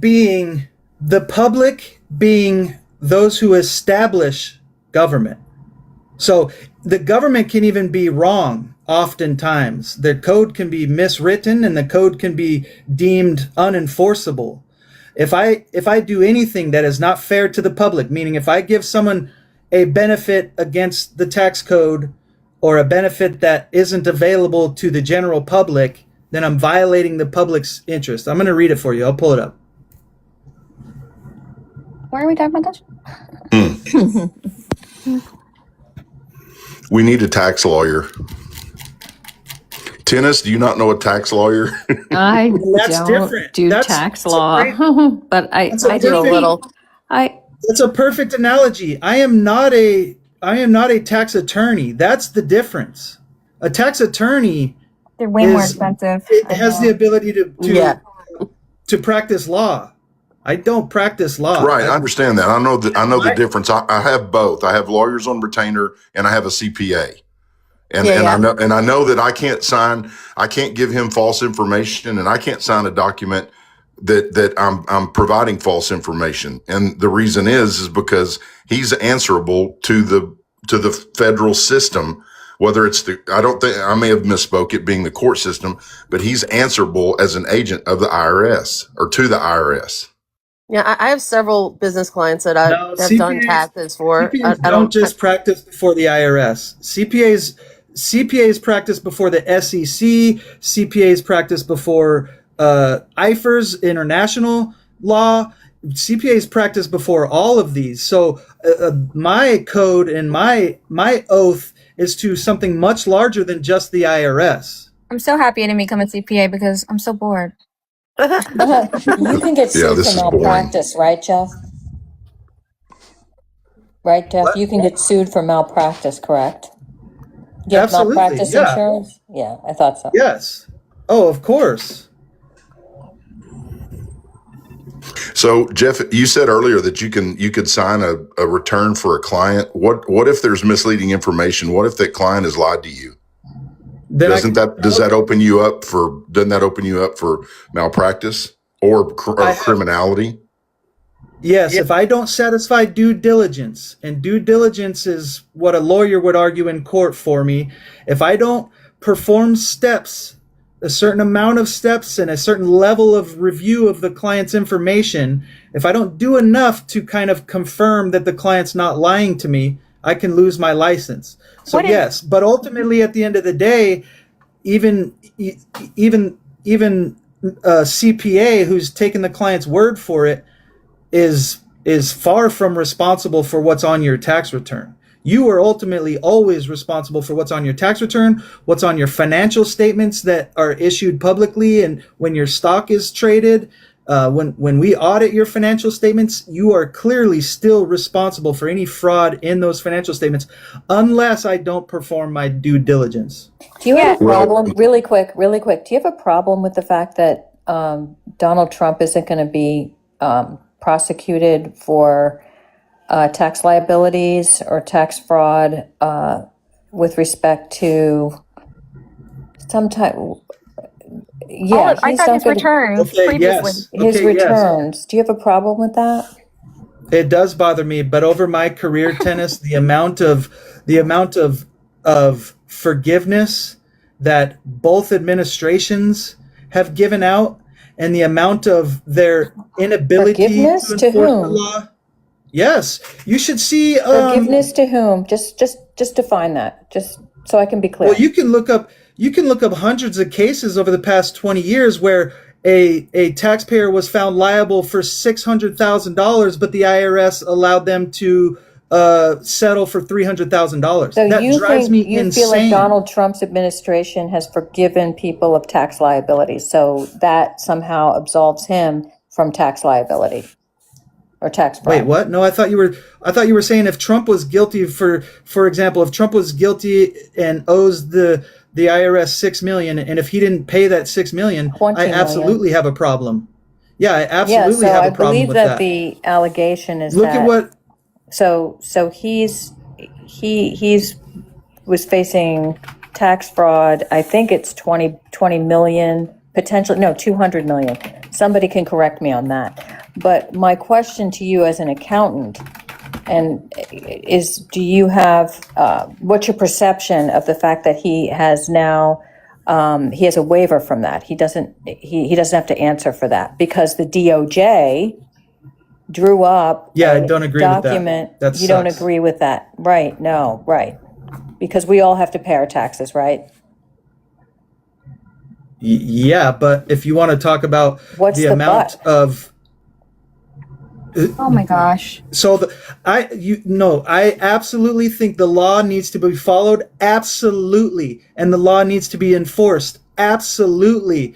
Does our government let people off the hook constantly? And does our government fail to enforce the law? And does our government spend money to bring people into tax court just to settle for a fraction of what they truly owe in taxes? But I'm not talking about generally. I'm talking about this specific case. And that's exactly why I didn't put a lot of weight on Trump's falsely reported documents. Like, I understand it's a problem, but if I were to judge everybody by that, then I wouldn't have anybody. Like, I wouldn't have any friends. It's the president of the United States that's being absolved. It's government failure. It's not. It's his failure. It's his Department of Justice. No. This is not. This is. Look, there's lots of crime in the world. There's lots of fraud in the world. But what I'm speaking to here is the fact that Donald Trump has been absolved and has been exonerated, so to speak, of any tax liability prior to, I believe it was April of this year, when the IRS was pursuing him for potentially $200 million. So yeah. Okay. So he is now. So pursuant to the slush fund lawsuit, if you can recall that lawsuit, right? He was given a settlement that he would be absolved of any of those allegations, and that is now part of that. That's a fact. His Department of Justice and him They have made that Yeah, happen. that sucks. Him and his sons and his company from audits of past returns. And what that basically did is it wiped away on the order anywhere between $100 and $200 million in back tax exposure. That's what that did. Every time that happens, it drives me crazy. Right. What do you mean every time that happens, how do you know anybody else that this has happened to? Do you know anybody? Can you name one person that they've been absolved of potentially? I'll bring up my. But wait, can you name a this person happens all the time that they've been absolved of $100 to $200 million of tax liabilities? Yeah, I'll bring up the case. Actually the largest settlement was in the last few years. I'll bring it up. Okay, but do you? What do you Okay, mean I don't care. settlement too? I don't.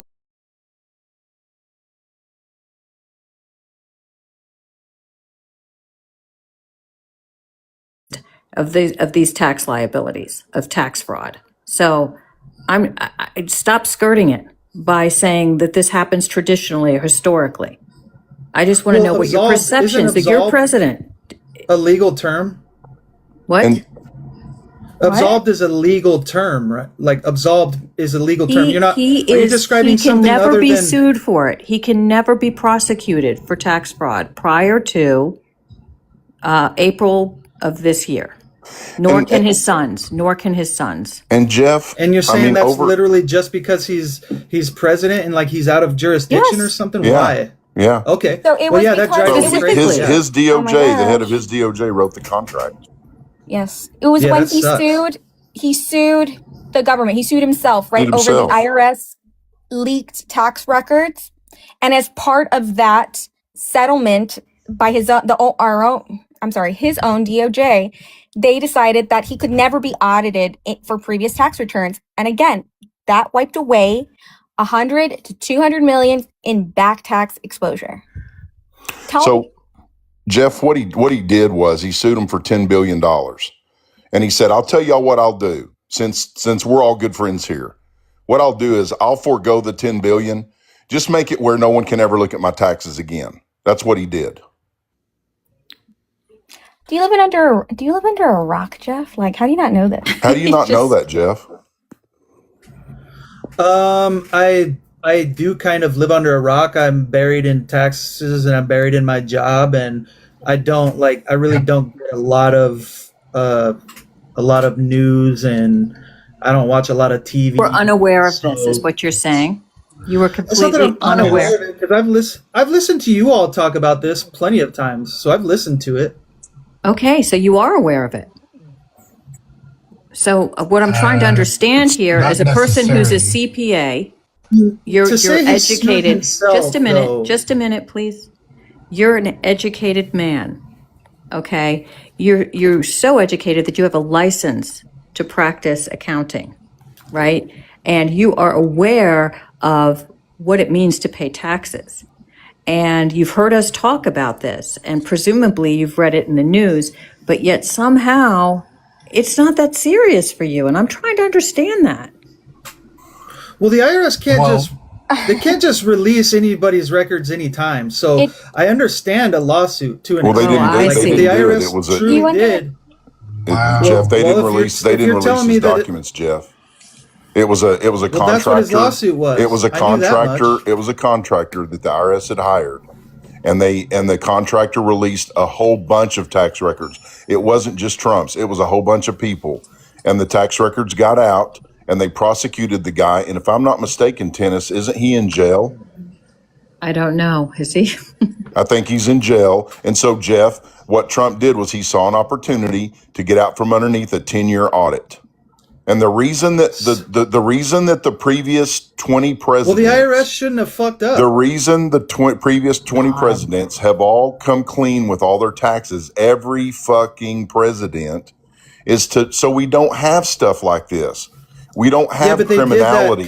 We don't have foreign investors. We don't have foreign investors that have leverage over presidents. That's why we do what we do. You should know all that. I do. I understand how you can come clean with his taxes. Let me respond. Fuck.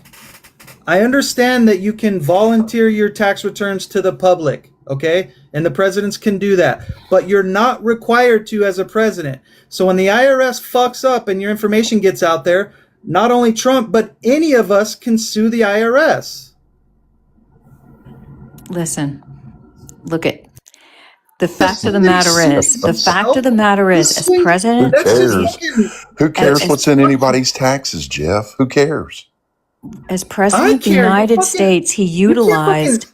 Wait, he utilized. Oh my God, you guys are fucking wild. No, you don't want to. You refuse to see it, and you're making excuses for it.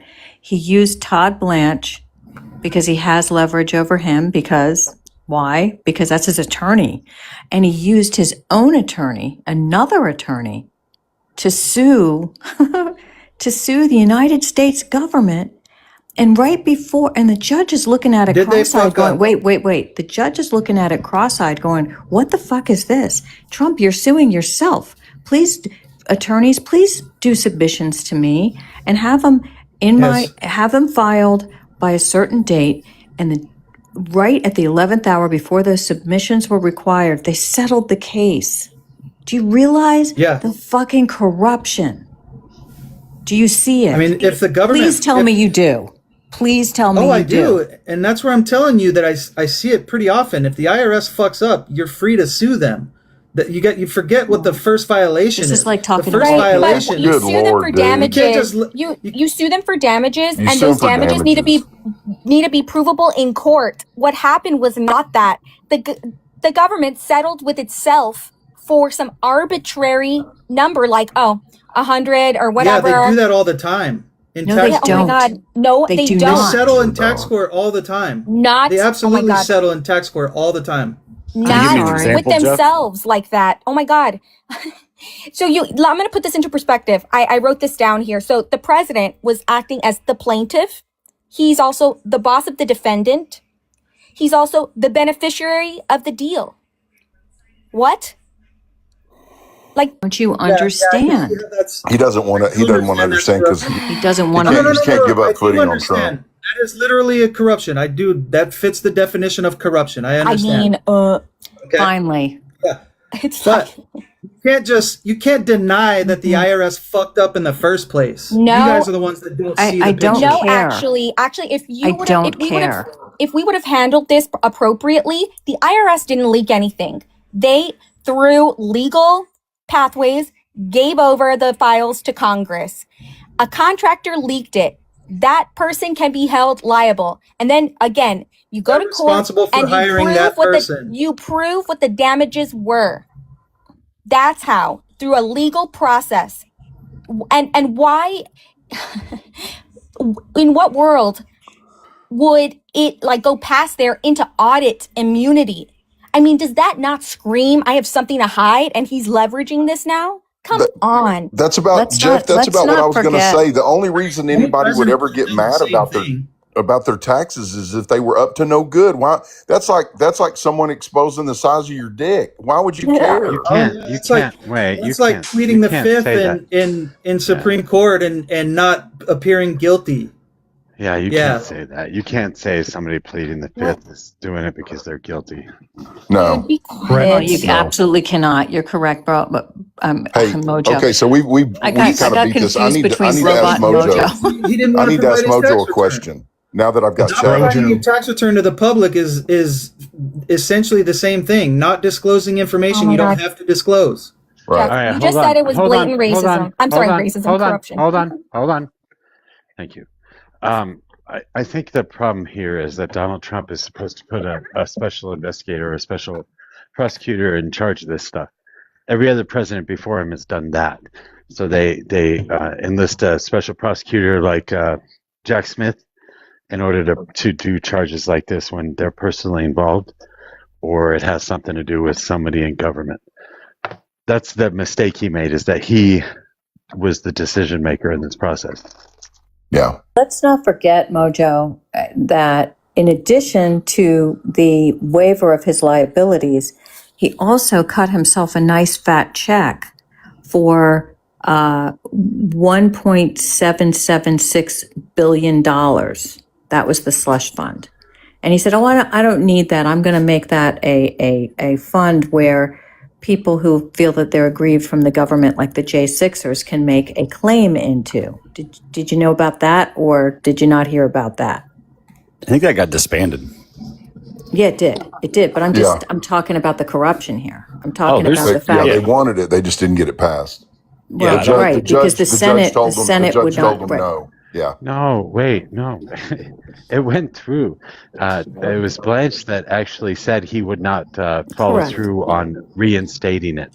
But now he's backing out on that particular promise, and he's working to reinstate it. Really? Just so you guys know. Yes. I thought that Wait. What? Yeah, I thought they had to reallocate those funds. No, they never took Todd the Blanche.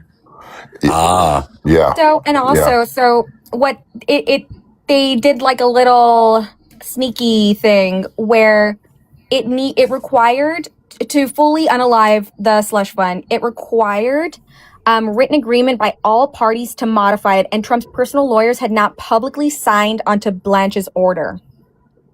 So there was like some, special language where if you didn't do certain things, you just can't unalive it. That's basically where we're at, I think. Hey, I want to ask you two guys a question real quick. And Tennis, you're going to want to probably pitch in on this too. But CT and Mojo, I just real quick, I just want to ask y'all a real quick question. After hearing Bill Cassidy for 2 or 3 weeks say that he would not vote for Blanche to move Blanche through, after hearing him in front of news cameras for 3 weeks, and him getting primaried, he lost his seat. He's not back in the Congress. He's done in November. Why do you all think that at 3:45 on Sunday morning, what do you think made him vote to move Blanche forward? A pardon. Yeah, well, say a pardon, and or given how fast these cabinet positions keep coming open, I would say one or the other. He was almost crying, though. Do you think that's real? Yeah, he was tearful. I mean, we've heard members of Congress say that they get like outrageous threats anytime they don't do what the admin wants. So, I mean, I think he just wanted to get off the hit list because we still got 2 more years of Trump. Well, Susan, it's going to backfire on Susan Collins. I think Trump is going to be handing out pardons a lot more than Biden did. Oh, absolutely. He's going to pardon a lot of people that committed a lot of crimes, and there's not a whole lot we can do about it. And I think that Republicans are going to be clamoring to get on that list of people that get pardons. Why do you think he was so emotional, though? Why? I didn't see it. I don't even know who the guy is. Yeah, he was tearful. He's a congressman from Louisiana. He's a doctor, and he said he would not, under any circumstances, move him forward. And then at 3:45 on Sunday morning, he voted yay. Yeah. And in the middle of the night. No idea. Then he's in the Epstein files, and Donald Trump showed him the pages where he's in the Epstein files. Yeah. Could be that. I think there's blackmail. Blackmail or some outrageous threat to his family. I mean, yeah. It's a problem that Todd Blanche is the AG. It's a big problem. Yeah. He's evil. I think it's going to backfire on Maine Susan Collins, because she voted him in. CT looked up the numbers earlier, and Democrats are slated to win the House. This is according to Polymarket. And what'd you say? 51 by 51%. By 51%, Polymarket has Dems taking 53 seats in the Senate. Yeah, so the House was an 83% chance of taking the majority by, I believe, like 15 seats. And then there's a 50, was it 53? No, it was 3 additional seats. So 53 seats by 50. 51%, I thought. 51%, yeah. 51-49 that they would actually take control of the Senate as well. What day was that? By 3 seats. He just looked it up this morning. That was today's odds, yeah. I can look it up again. I mean, they change all the time. But to be honest, there is a fucking card that Trump can play here, and I told people this earlier too. And Brendan's right about this, that he's got 3 million Epstein files sitting on his fucking desk or in the DOJ, and I'm sure that there are some names in there of Democrats, and he can release that anytime before the election now. those particular pages and say, look at all these Democrats in the Epstein files. He doesn't have to release all of them. He just has to release the ones with Democrats. Yeah, you're right. God damn it. October surprise. Well, hold on. I was thinking about that. We talked about it will be earlier. in direct violation of the congressional order to release all the files by last December. He still is. Yeah, he's in it right now. So, but no, I think it would actually backfire though, Mojo. I was thinking about this after we talked about it. If he were to do that, wouldn't the first question out of everyone's mouth be like, wait, you've had this the whole time? Yeah, that's true too. So that's true too. Why didn't you release this shit earlier? Yeah, that's true. But I think that's going to garner right, a but lot of support for the Democrats because, especially after they win, and doing this whole like smear campaign with the e-files that he was supposed to release a fucking year ago, they're going to file articles of impeachment like fucking immediately. I hope not. I hope not. I think that would be a big waste of time. I do too. They would just be repeating the same mistake.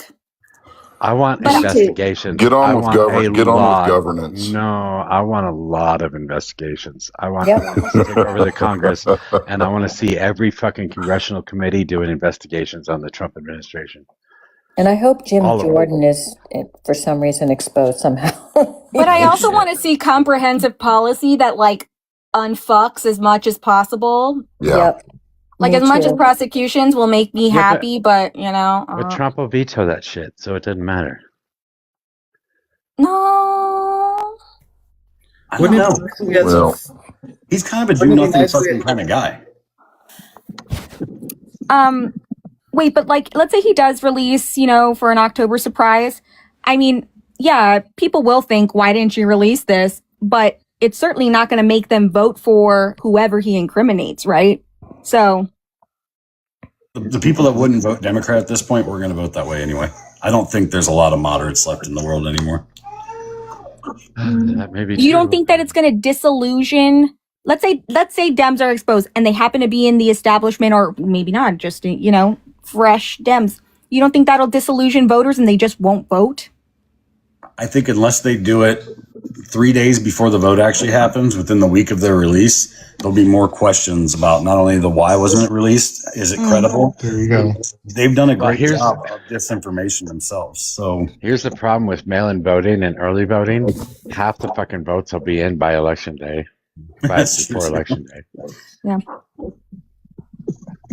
Like if he does something like that, it's going to be an immediate clapback from the Democrats. This was supposed to be released a year ago. Why is he still holding on to it? And they're just going to plaster that on every TV ad from Hawaii to New York. Like it's going to be to his detriment to try it. That was a good thought, CT. Yeah. Yeah, I think you're right. Hit me at dinner. I was like, wait a minute, that'd be the best thing to happen. Yeah, I think you're right. Mm-hmm. No, you're right. Ooh, Pete Buttigieg has endorsed Poindexter in Ohio, the guy running against Max Miller. Oh, cool. That's a big endorsement. Yeah. What do y'all think about Hakeem Jeffries saying that he wasn't for Medicare for all? Like it wasn't a platform policy that he approved. Dude, I saw that. That was interesting. Yeah. Yeah. That dead silence was interesting. Yeah. I need more of that from moderate Democrats. That makes the progressive road so much fucking easier. How in the world can you not just come out instantly and say, absolutely not? Yeah. That was nuts. I like that caught me off guard. But I did read that his one of his biggest or two of his biggest donations come from insurance super PACs. So, well, yeah, same with like him, Booker. I was like a lot of moderate Democrats. I mean, the push that you're seeing, the I think the thing that people are getting excited with the progressive movement is like these guys are doing this without money. I mean, Al Sayed just did this against what $60 million in spending and promotions. Mm-hmm. So yeah, AOC's been doing it. You've seen it with Mamdani. I mean, like I think it's good. I think it's a good thing. Absolutely. It's a good sign, right? It's a good sign. Complicated, maybe a little bit more complicated, but interesting question. What do you think about the fact that like AOC on ABC, when asked about the full DSA platform, was like, well, I'm only a part of the New York chapter. And I think she said she didn't really align with, I think, abolishing prisons and police. And there was one other. Senate? Abolishing the Senate? Yes. Mm-hmm. What do you think about the fact that like Mamdani and AOC have kind of backed away a little bit from certain policies there? Like, why is there not alignment in a brand new organization? Well, they're not a brand new organization. They're not an organization. All right, comparatively, aren't they? It's a political movement, not a political party. I learned that from true. CT. Yeah, that is true. I still need you guys to tap the screen, whoever's in here. Anyway, if you're still awake, I don't know. But Leo really wants to come up. Do you guys want to talk to Leo or not? No. It's up to you guys. Ew, why? Okay, just checking. You're gonna boot him in 3 minutes because he won't shut the fuck up. That's probably true. I just thought I'd ask. I don't know if he can behave. Hey Mojo, I just listen. Thank you for letting me come up. I said what I wanted to, and I appreciate the now time. You're gonna check Star out. Bye, Darren. You See y'all gonna dip later. out, Darren? Okay. Check Star. Thanks everybody. Yeah, Leo, I heard you earlier. I've had enough for today. Yeah. I didn't do that. I didn't fucking do that. Oh, it's I don't know. You know he likes. It could have been you too. Just to blame Robot. That's also a new move. It proves a lot of the Republican points when we always knew that the ladies were carrying the balls in the Democratic Party. Leo, you never had a lady touch your balls. What are you talking about? Leo, I just want to be very straightforward, very honest going forward with a lot of these discussions. I'm actually worried that you're mentally challenged. And I think it's weird that we bring you up here and make fun of you. I actually don't think that you have the capacity to have intelligent conversations. You want to go play Foursquare? Hey, listen, focus. Jingle, jingle. Right here, focus. I honestly mean this. I think that you have some kind of mental issues that I think you should work out. You don't have the ability. Leo, hey, chat, focus. Chat. Focus, Leo. I don't think what do you you have the think my ability odds to are focus. for the Special Shut Olympics? up. Leo, there's a reason you you get think I'll do booted from pretty well? Leo, there's a reason you get booted from all the panels you go to. If you'd actually take the time to listen to the criticisms that people give you, you'd maybe make it on panels longer. The problem is I don't know if you have the ability to do that. I mean, we can play so what's the fucking point of telling him that then, chat? What the fuck is the point of lecturing him if you're claiming that he can't absorb a lecture? Jeff, you want to know why he's telling me? To insult you. Yes, because he's a bully. Because he knows that the only way to discredit me is by insulting me, Jeff. Because again, he's proving my point. Nobody has to discredit you. You do that all on your own. Could do these things, you would be doing them already. See, that's the difference between people that have actual facts and people that, like you, have to insult your way around to getting the applause. Facts don't care about your feelings, Leo. Well, Leo, see if guys like CT didn't come up here and bully people, he wouldn't feel good about himself. Okay, well, so he's gonna have to do what he can to actually feel good about himself. So he comes up here and he fucking insults and he runs around different lives and talks shit about how he's so perfect and his ideas are amazing. But in reality, he's in a fucking trailer park drinking beer and telling us how to live our lives. Yeah, how dare you? And then here's what gets me though, Jeff. What's wrong with we're heading there. Hold on, we're gonna have to mute this. Sorry, come on, Revel, come up. Apparently, Revel got tea. We got to hear this tea now. We got tea. Yeah, we got good teams now. So here's what I'm honestly seeing in this, Jeff. Jeff, here's what I see in this. Oh no, did I do that? Go ahead, Revel. Wait, what am I doing? You said you had tea. What happened during Leo's live? During Leo's? No, it was Lib Tears. Wait, Leo? I was gonna say. Oh, I was smart watching. Enough to start a live. I was listening to Lib Tears. That was fucking wild as shit. I want to hear about that. I want to know what happened. Wait, yeah, Lib Tears? Yeah. I see that he's on V2 down there and he ain't got no followers. Mojo listened to it for longer. He can explain. Yeah, he just brought up a bunch of conservatives and a couple liberals, and they all started calling each other a bunch of horrific names. It was god awful horrible. I can't believe that he let it go on that long. Why it was on there, they were using the "see you next Tuesday" word on a regular basis for the two women that were on the panel. I don't know. Oh my gosh. No, I mean, that tracks, actually. All That kinds tracks. of stuff. Yeah. I was gonna say I love that word, but like, Jeez. not what it can. Whatever. Oh, they call them the C word. Yeah. There's multiple Yeah, it was meanings pretty for wild. this It was word, just but a not when pretty it's wild slung one. at you. You know. Did this? Lib tears. Who? Jesus mind. Christ. Oh God. No, I can't hear. I really can't. Who do I need to believe go you. troll relentlessly? Oh, so it's not a comprehension issue, it's a hearing issue. We just have to speak louder for Leo. It's lip tears. He's down there in the comments. Oh, so you call women the C word, motherfucker. Come on up Go here, down there and get him, motherfucker. Leo. Go get him. Come on up, lip tears. Nah, you go down there and get him. He can't. Apparently, he got banned.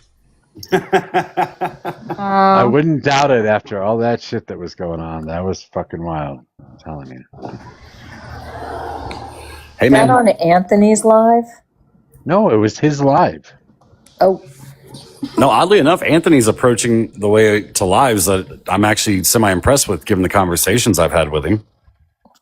He's trying different things. He's allowing people to speak. He's trying to be respectful. It does crack me up, though, like when these like alt-right people are like, I'll just host my own fucking live. And then they can't figure out why all three people are listening to him. They're like, well, this is boring. well, he had, this morning I was surfing around and he had, Does that make what's his name? CT like some He sort had, of I TikTok think he had star? Leo up there. He had lip tears and he had hoodlum. Oh, God. Hoodlum. Yeah, well, there's And I was probably like, a couple I'm not felonies going on sitting that right one. there. Yeah, there's a couple felonies just hanging out together. Yeah. I mean, that's some pretty serious accusations. I don't know how. And I I don't know how wasn't there, accusing. so I'm not going to judge Lib Tears at this time. I mean, you know, maybe she deserved it. What? I'm just kidding. Wow. That is a fucking wild take, Jeff. Yeah. You're really going to cape for that? No, what I'm saying is, tell me Come what on, bro. she said to God elicit damn it. that Now I can't response. support you. Yeah, calm down, Brock Turner. What did she? Jesus Christ. Well, I'm not like CT. I'm not here for support. I'm not here to feel better about myself and make friends, okay? That But tell me the reference? evidence. Give me the evidence. Tell me what she did to elicit that response. I'm curious. I think, And Let me I tell don't you believe you. something. Let me hold on, bro. Let me tell you something. So nothing gives a man permission to cross that type of line, regardless Wait, of to what use the was C said. word? Yeah, never. We're talking about the C word? Yeah. Bruh, Jeff, Oh, shit. like Leah. literally your argument right now is for Michael Vick. You're asking why should we like be mad at Michael Vick because of what the dogs were doing? Like it's just really fucking bad, dude. No, So keep there's going, never- Jeff. Keep going. there's I never- agree with you, Jeff. Keep going. Keep firing off. I'm asking, is there never a legal? Is there never a legal window to use that word? No. I mean, Never? like, you know, instead of asking us, because I think we're all like, no, but you paint the picture. So what is acceptable to you? Yeah, when's it good? Like I mean, how? if Trump was a female, you'd call him a cunt all the time. No. Your Lord and Savior I has no called place Trump- here. I call Trump a cunt right now. That's true. There's Yeah. a difference. That's what I'm saying. So that's what I'm saying. You God. guys don't establish the social. You guys aren't the ones who establish the social I'm sorry. law. What's, So that's why I'm what's asking for social? evidence. What's social? Anything? A Trump who is not here, who doesn't know that we exist? Are you kidding me, man? What? He doesn't No, know what you I'm saying exist. is the federal law says you're free to Oh my to God. use that word, What? and so You are. the social Yes. the society has determined you Yeah. can't use that word. Yeah, the ever. social contract. That's what I'm trying to understand. Jeff, hold on. The difference is we have been taught that we shouldn't call ladies that word. So I can call Damn it, Trump a Leo. cunt all day long, every day, because he's a cunt. Okay, he's a cunt. Okay, but you don't see me saying women are cunts. Excuse my language, but you don't. Damn You it, don't see me Liam! Quit addressing it! women like Stop that. it! Stop it! making I will sense, Leo. silence you. I will silence the truth. Stop it. Without referring to your, fantasy lover. Gender? No, fantasy lover. What? Trump. Paint out a picture or a scenario in which it would be okay to use that word against a woman. What would she have to do? Like if she, that chick that recently killed her children, that bitch is a cunt. Oh my God. You're not going to call her that. Dude, you're so stupid. Hold on, You're Jeff, so you think that ignorant. there should be no impact to that, right? Like using that kind of language towards people, whether it's deserved or not? I'm just going to say this. I think if you resulted, I don't actually. I get the gender argument. Like I don't. Jeff. Mod interruption here. I'm just going to say real quick, stop using the word, okay, just to protect the live. Like, obviously consequences were had for someone who is in the comments right now for allowing such speak to occur. So let's not test fate. I don't care if you can legally use it. Let's just, let's be cleaner. That's true. I only use that word for galt, so. Yeah, and Jeff, I hope you know you sound disgusting. Like, you sound like a disgusting human being, right? I think at that point, when you think it's okay to, speak about women in such a horrible way. I didn't generalize women. I didn't say women in general. A woman.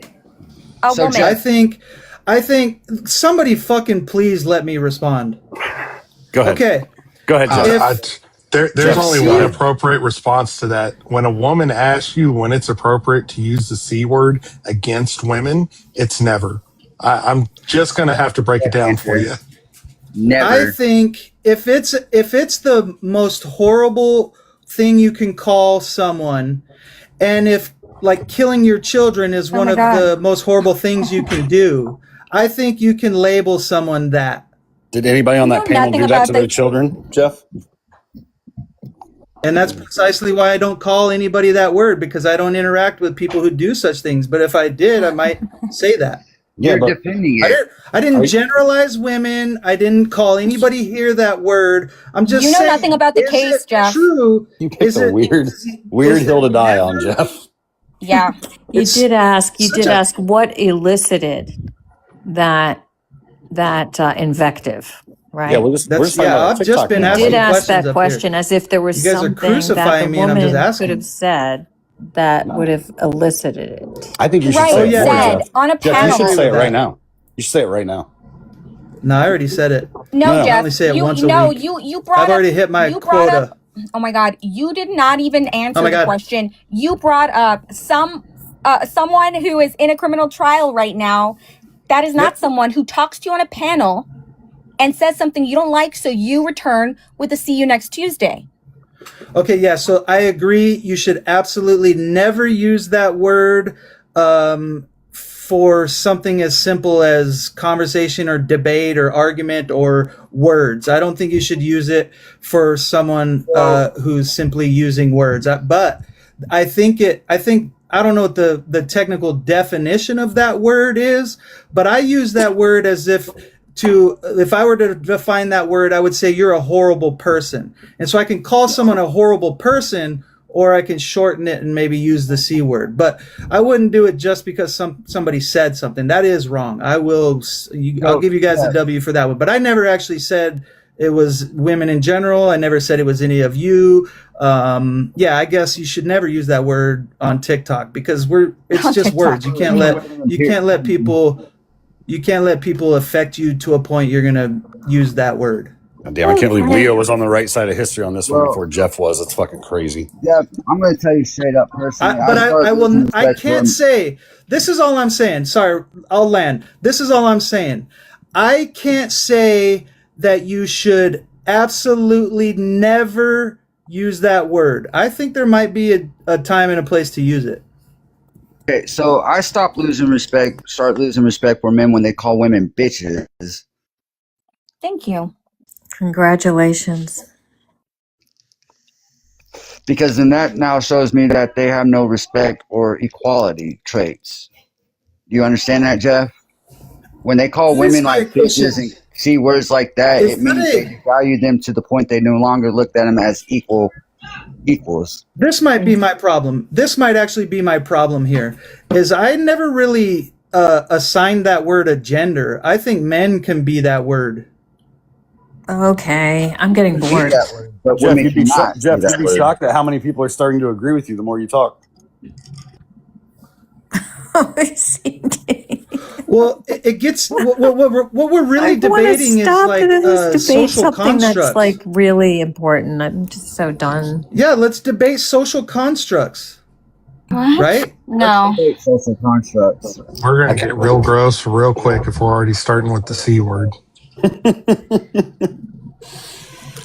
No, I actually think I think social constructs are more important than legal. I think the government fails in establishing law all across the board, and freedom of speech it's like freedom of speech doesn't mean freedom from consequences, right? So you have some requests down there, Jeff. Law that is established by us together as a society is stronger and more important than government law sometimes. What? You have some requests down in the social comments, law, Jeff. and there's not social law, and there's not government law. There's a social construct, and then there's law, right? So, well, there's just gonna say just a fun fact. Just fun fact: the British. There's absolutely social law. Okay, just a minute. The British use the word with a Y at the end, like very fluently, and just they just oh man. She was really cunty, but they don't mean it. It doesn't have the same meaning. Yeah. It's like they use the word clever to mean totally different thing. Their dialect and their context is totally different than ours, Jeff. But I was just pointing that out. But in true American form, we have to use words out of like gendered profanity. Basically, we reduce women to a horrible slur about her genitals, basically. So. Well, that's not fair. I've called Jeff a dick before. For some reason, to call someone a dick or a guy a dick doesn't have the same context. It just doesn't. And MOJO calls himself an asshole all the time. I don't know. I could think of two words that are worse. Say them both, Jeff. One of them starts with F and one of them starts with N. The government allows you to say it, but society doesn't allow you to say it. I don't know what which words are they. No, which words don't are they? fucking No, people. Stop that shit. All right, let's change the subject. Yes. Yes, please. What the fuck are you asking him to do, you assholes? Oh my god. Get me banned? Wait, let me ask the opposition what they think about. I'm so dumb. I might actually say it. Wait, I was talking. Can I just ask? This is a whole new subject, but it's important. Is the idea or this thing where Trump wants to not do the military exercises with South Korea anymore? They didn't help out in the Strait, so. Can I ask a question? What is a UTI? Oh no! What? Oh my god! No! I already asked a question. Jesus H. Mother Somebody of said I God. would get UTI, and I would like to end that. Go talk to your doctor, Leo. You'll find out. I don't talk to doctors. Well, Leo, you have to figure out how many holes a woman has below the belt line. 3. Dude, I tagged you in the comments. I answered you, man. Tech girl, are you like good for this? Yeah. Okay. I'm not shocked. The president's done an amazing job at tearing apart our foreign affairs, our foreign trade. I honestly do believe that he wants isolationism. I don't know why. Halfway through his administration, he's still doing shit that he's only hurting the Republican Party moving forward. I don't see anybody else running on these things. I mean, I guess if anything, maybe the Republican Party, if they're smart enough, create an entire platform of like, we got bamboozled. You have to get us in to change these things. But if they run to keep it going, they're historically low numbers for approval ratings. The American people, even on the right, especially the moderates, fucking hate how the world is right now, the economy, all of these things. So, I mean, fucking on our end, I guess, Trump, keep going, keep doing what you fucking do. It should only help us out. But sometimes the politics and sports, I've been so fucking wrong before. I don't know, maybe I'm reading it wrong.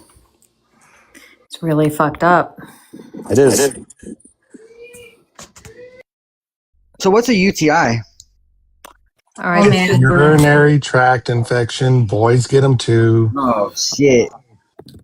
Yeah. Is this what you came up to talk about, Leo? I need to learn acronyms. Acronyms. I think there's a DJ with that name. No. It's particularly annoying, by the way, that he is scaling down South Korea and then so blatantly saying it's because of my positive relationship with Kim Jong-un. Like, what the fuck? What? And posting a picture of them too. Mm-hmm. Him and Kim Jong-un? Oh, yeah, they're buddies, dude. They hate us because they ain't us. This is crazy. Fuck. North Korea sends soldiers to Russia to fight a war we have helped Ukraine, win, basically. What? What?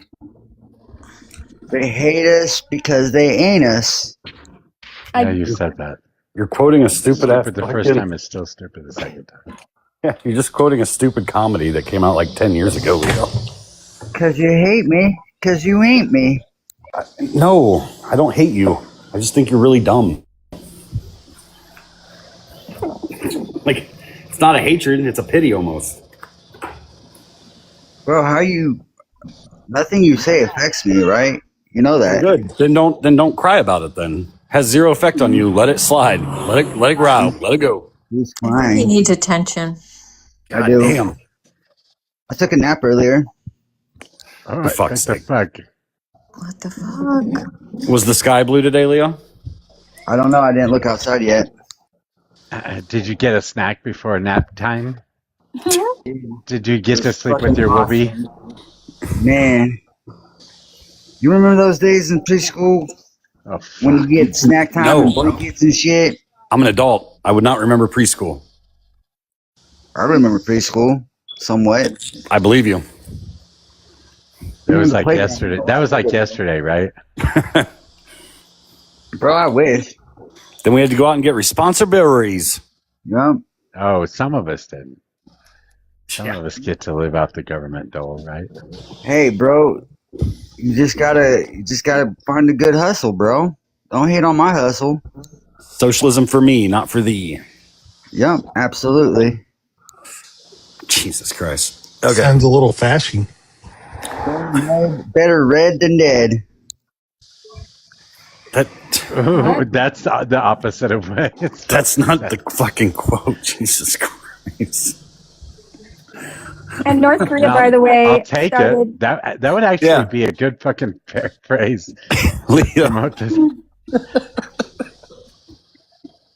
Leo, please start getting that messaging across, please.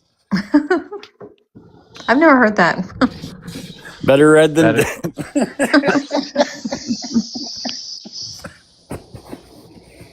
That's funny. Oh my God. I'm all for authoritarian government, bro. I think my God. you are supreme ruler. We can tell. Yeah. Go You live want a over there. ruler? You want a ruler? Yeah, I would set up a golden throne on top of the Capitol building. I would set up my throne up there and have like an elevator that, lets me go up there, and I would. You believe you're going to be the ruler? I would have a telescope, and I would just look around all my subjects. Leo, do you think that the president sits at the Capitol building? Oh, but I would. Tracks. That tracks. You think a telescope on top of it, I would even have like a little golden telescope throne on top of the golden on the top of the dome. Shortest authoritarian leader. Everything that we own in Washington. And sit on top of it because nothing is greater than I. Would you make the reflecting pool gold? No. No. You should. I would make it clean and put fish in there for people to enjoy as I look at them through my telescope. People are just going to be fishing out of the reflecting pool? Yeah. Do you know how deep the reflecting pool is? This has got to be enough for some fish. Do you think the Earth is flat? No, I don't. He knows it is. My mind can't wrap that. You want to try that one again? I can't wrap around the Earth being flat. There you go. Wait, is that you saying that you just can't understand it, or that No, confused? it's not possible for that line of logic for me.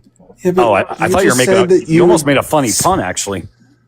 You just said that you would use a telescope to look out over all your subjects if you were the authoritarian figure of this nation. Like, in order for that to happen, you would have to have a flat Earth. Like, what do you mean? Why? Oh my God. Because there's a curve, man. I'm not doing this. I'm not. I'm looking through a telescope, though, at people. Do you think telescopes make fucking banks? Are you telling me that I can't look at people through a telescope? Oh, no, he was actually right. The concept of the Earth being flat or round, not in his purview. No. It isn't, bro. It really fucking isn't. It just is with him. Everyone knows it's glizzy shaped anyway. Like, like I said, I don't even go into the, I can't even talk about it. Leo, how old are you again? 39. Okay, so you're like basically my age. What did you, I swear to God, this is genuine. Did you graduate high school? Absolutely. But I also purposely failed 3 classes, though, too. Okay. Okay. What was your highest level of education in High school? the math? Like in math, I mean. Oh, in math? Because, I mean. Fuck math. Oh, well. Okay. I stopped after So, like, did you end on, like. I stopped fucking after fractions. Oh, shit. That's like 5th grade. So you stopped after fractions? Yeah, bro. I was like, I'm done with this shit. Uh-huh. I'm not fucking putting letters in alphabets in my fucking math problem. Do algebra? You didn't do That's algebra? not gonna track for algebra. me. You weren't putting algebra fractions in your don't track for me. alphabet? What did you say? Oh. Letters in his shit. alphabet. Or letters in Not his... me trying to do X times equations. fucking 2 and fucking you're mixing shit, bro. Oh, you didn't like algebra. Math. He didn't take algebra. The children. When I made the The comment children earlier, were left behind. when I made the comment earlier, though, I'm telling you, this is borderlining ableism. I was not fucking joking. Right. No, I agree. I'm not doing no fucking algebra. I got That's other people. okay. do It's that. okay. It's all right. I'm done. On Enough. earth I can do that. That's crazy. How am I crazy? I'm just knowing my limits. No, you're doing your best, buddy. Yeah, no. I don't think I'm being bullied, by the way. I don't You're know why. not. No, you're not. You're not. No, all good. No, I mean, I don't even care if you feel like you guys are. Okay. I've just taken so much fucking math. I don't know what to make of someone not needing to take algebra. Wow. Well, let me ask you this. When was the last time you needed to use algebra outside of maybe your job? Algebra? All the time. When was the last time I had to go to the store and fucking use algebra to determine whether or not this costs that much? Like, no, bro, you don't use that shit. I probably, honest to God, in my I lifetime. think people who took calculus are some of the smartest people I know. Oh yeah, absolutely, they are. And I I'm mean, not. my husband is one of the smartest people I know, and he's Yes, like a absolutely, whiz they are. in calculus, and I'm like, his brain just functions way higher. I took Calc 3, and differential equations. Crazy. Not me. And Dennis, I mean this. I'm never going to discredit people that can do calculus because, again, those problem-solving skills that they have are extremely, extremely difficult. Because his mind, they're wicked smart. Yeah. Wicked. Are you from Massachusetts? Am I? No. Yeah, because they say that a lot. Wicked. Smart. Wicked smart. Park the car. Park the car and have it yard. I live between Dartmouth and Exeter. I lived in Worcester. I want to know who the fuck invented calculus. Okay. What is it? Aristotle? I don't know. It would be. I think it was Galileo. Yeah. No. Was it Galileo? It was Isaac Newton. Jesus Christ. Yeah, it's Newton. Any calculus? No, I thought they had advanced math way longer before that. I should have finished college. God damn it. Right? The fact you were like, you have a college education, I have to say no. No, actually, just hurts my ass. College is a scam. What did you major in, CT? Business management.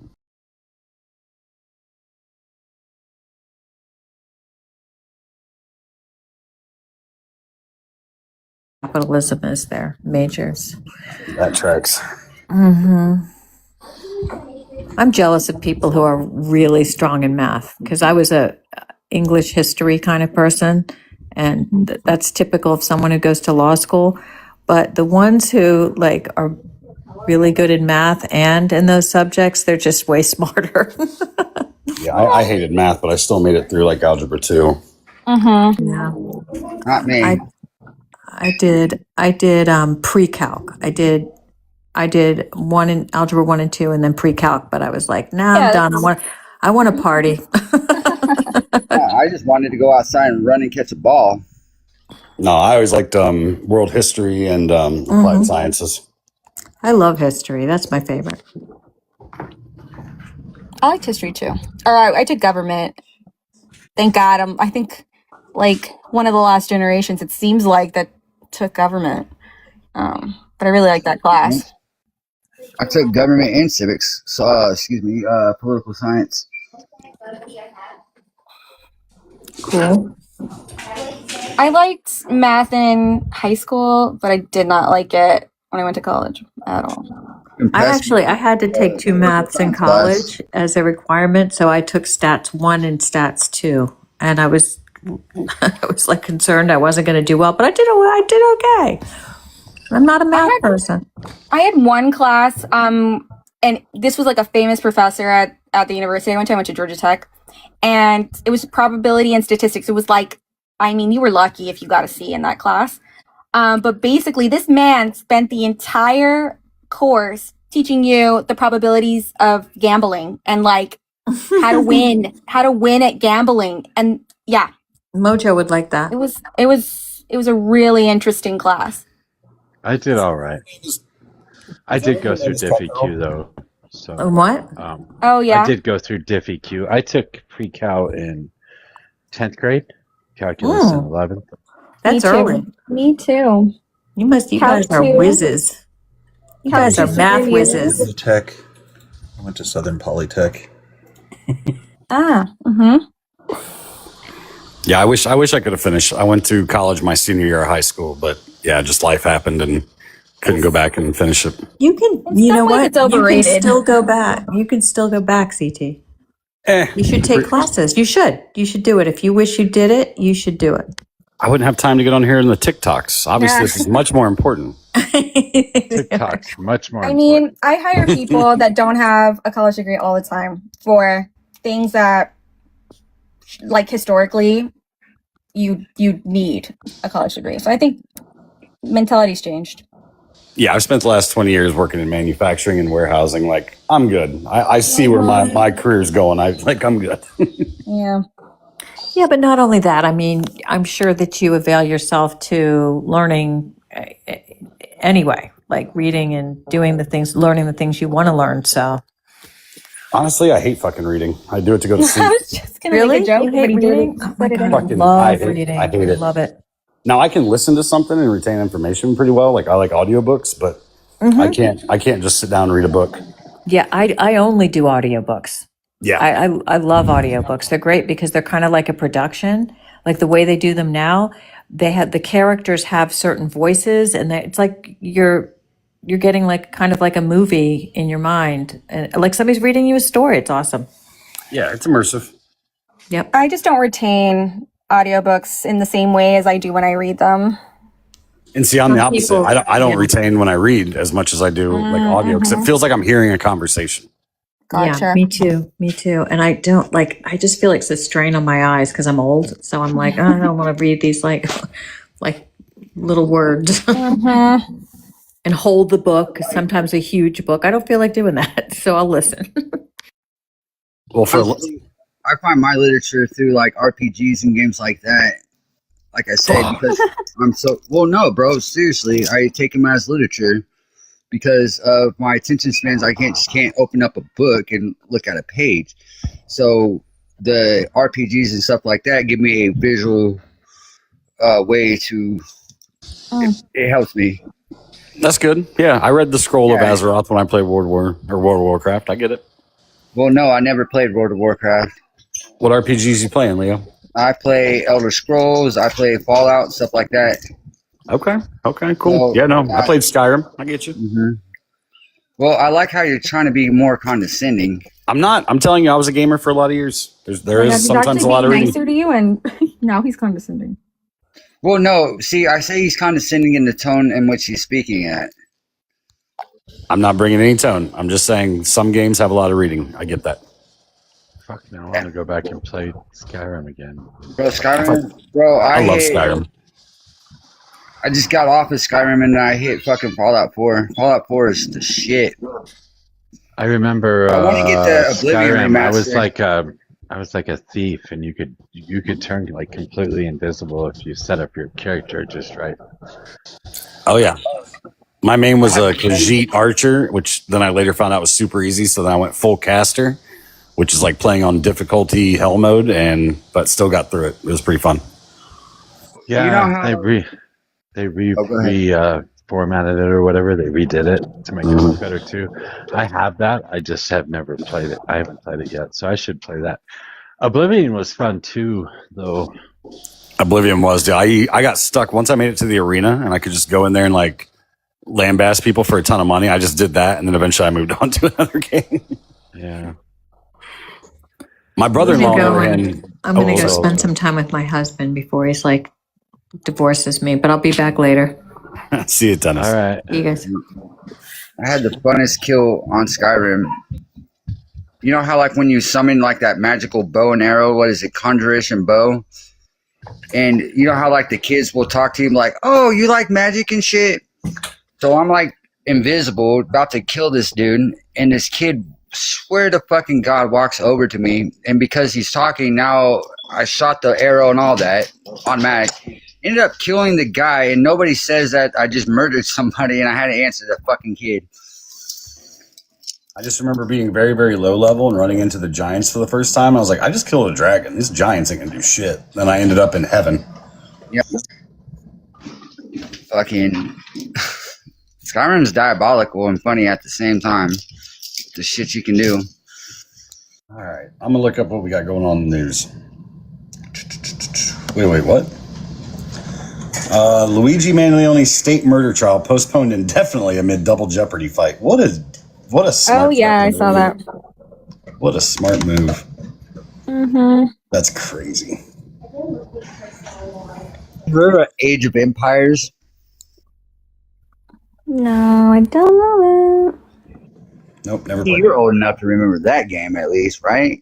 I remember the commercials. What? How old are you?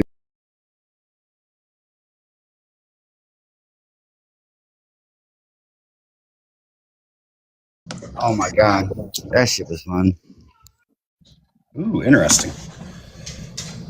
Don't have a lot of competition here, but Democrats are disagreeing over abolishing or reforming ICE at DNC meeting. I think they should increase ICE. Oh, no, Leo, no. Approved dueling messages. U.S. Immigration's Custom Enforcement. Sharp, crackdown. We got a summer meeting. Concrete. We need to have more flock cameras too. Does it say? Yeah, be quiet, Leo. Does it say who in the article? Like who's for what? It doesn't. No, right now I just got into it, but it's just saying that the DNC themselves gathered for a summer meeting. They also signed off on a raft of policy positions, including ones that call for concrete reforms of ICE, and another for abolishing the agency that's been the center of several fatal encounters. Yeah. ICE has been the heart of the progressive rallying outcry since 2018 during the first Trump administration, and has been renewed among some in the party after 2 recent fatal shootings by the agency in July. The abolishment platform has gained more attention since the unaliving of Americans. Where'd that go? Hold on. I just rolled too far. Oh, garnishing more support from more moderate Democrats. That's interesting. Oh. But it reflects the party's differing views on a major issue. Some people citing the Patriot Act, the fact that it's still in reform and that provides the onus to the executive branch also being an issue. Hey, that's a fair point. Louisiana. Let's see. Michelle Johnson, a DNC member from Louisiana, who proposed the measure to abolish ICE, said it's time for Democrats to take a stand and pointed to the dissolution of ICE's predecessor agency, the Immigration and Naturalization Service, as a precedent. This is not something that has never been done before. I think one of the reasons why people are not trusting the party is because we sound so academic. We sound like we aren't listening to the American people. We sound like a focus group being tested. We sound like we're poll tested because we're worried about saying the wrong thing or doing the wrong thing and not just taking a stand on business or on a position. I think it's time that we see the party actually stand up for the American people and stand on something solid. She's right. Yeah. I think do you guys watch that channel on TikTok? It's called like The Necessary Conversation. It's like a brother and sister, and they have the most MAGA parents I've ever seen, to the point where their parents were like, if given a hypothetical where, you know, the son was a protester in the street, like, would it be okay for Donald Trump's Gestapo basically to go and unalive them, like pew pew? And the dad was like, you know, yeah, if you're doing that, yeah. Okay, this is how MAGA they are. They got the mom to agree after seeing the footage of what ICE did recently. She is like headstrong, like, abolish ICE, like, needs to go. This is the most MAGA woman I've ever seen. So you don't think that we should have people going around and enforcing our immigration laws? You don't need ICE to do that. You don't need ICE to do that. Right. Well, I will tell you, there's a little bit more to the story. So I follow them as well. I actually, I really follow. Her name's Casey, the sister. She has a like a bakery where she does like anything that she can, like in the same sense where the court's upheld, like, hey, you know, you don't have to make weddings for. So can I ask you a question, Leo, you can when we're done talking, buddy. But she does that too. She does a lot of anti-protest cakes and cookies, and she's done very well for herself. But what had actually happened was the dad got really sick and was in the hospital, and they were not only struggling through their insurance company to get certain coverages for different surgeries and rehabilitation. One of the people that she shared like the waiting rooms and stuff with was somebody that wasn't here legally. But she got to know her over a couple of weeks, and she was like, why is she the problem? Like, how is this person the problem? This is something I guess I hadn't thought of or it hadn't been put in front of me. But ever since the dad's been kind of sick and sidelined, all of a sudden, like, mom's kind of coming out. She doesn't wear her MAGA hat anymore. She talks about a lot of the things that are happening in the country. So it does show, like, especially in this country too, like, how much the influence of a partner consistently, you know, throwing shit in your ear or constantly having Fox News in the background on can make a difference. Because it only took a few weeks for her to, like, kind of come around and be like, all right, hold on, I have questions that I can't really ask your dad, but he's not here, so I'm going to ask you guys. And she has a very different viewpoint on where the country's at. I was wondering where he went, but yeah, I mean, I tied his absence to clearly more freedom to think what she wants to think. But I didn't know that he was ill.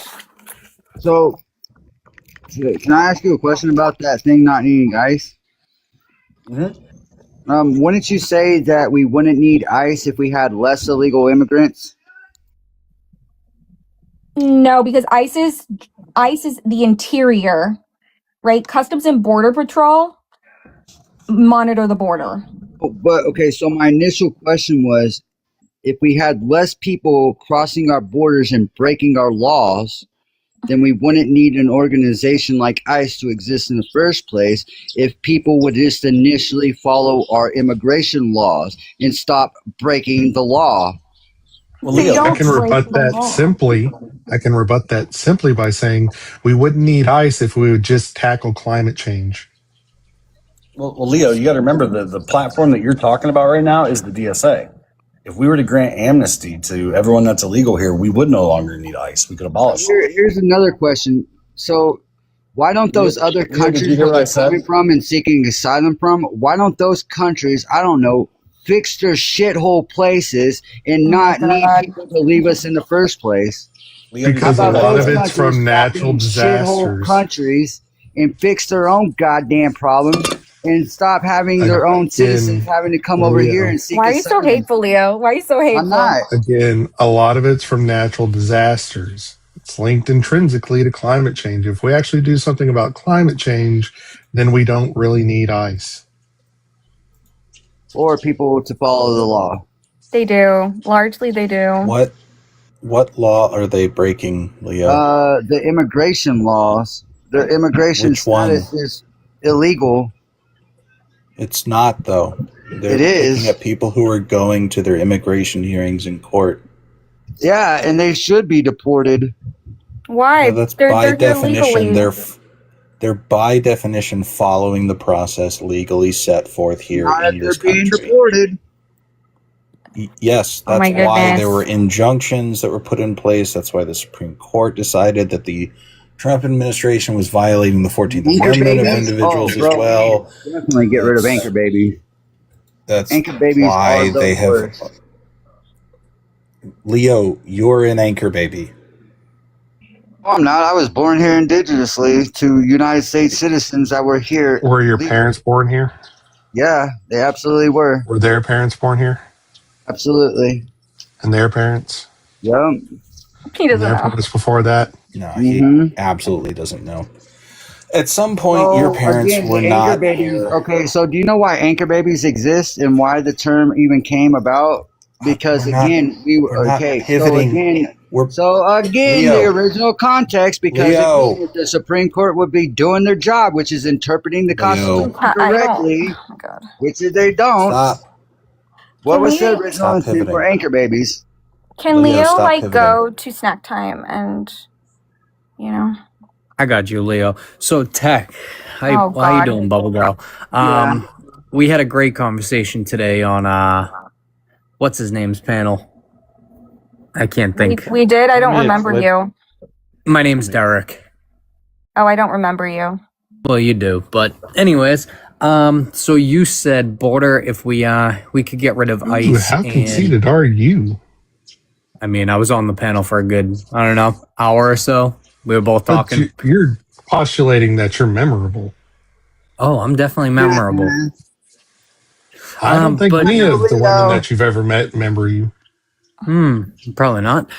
So let's continue. There we go. So you said if we got rid of ICE, all we would need is border patrol, correct? I mean, we've existed as a nation without it in very near history. I agree. So you do know that they're under the same umbrella, right? So they're one and the same, pretty much. No, they're not. How would they not? Especially in the context of, so they have different responsibilities and different functions. Really? Yeah, they do. And can CBP and ICE go after sexual traffickers? So HSI does that. HSI investigates. No. Yeah. No. Yeah, I'm looking. Nuh-uh. HSI investigates transnational crimes. I'm looking right here on immigration and customs enforcement.gov. And trafficking. Yes. Does ICE go after them also? Is No, there a it's way? primarily Is there, HSI that investigates. is there a reason why ICE would go after a sexual trafficker? ICE What- usually what- doesn't do stings, dude. Yeah. They do immigration enforcement. That's it. Okay. You know what? We'll carry on. So You didn't know what HSI was, did you? No, I did actually. No. We're not going to carry on. She just read you the .gov source off of your current fucking administration's panel stating that you are wrong.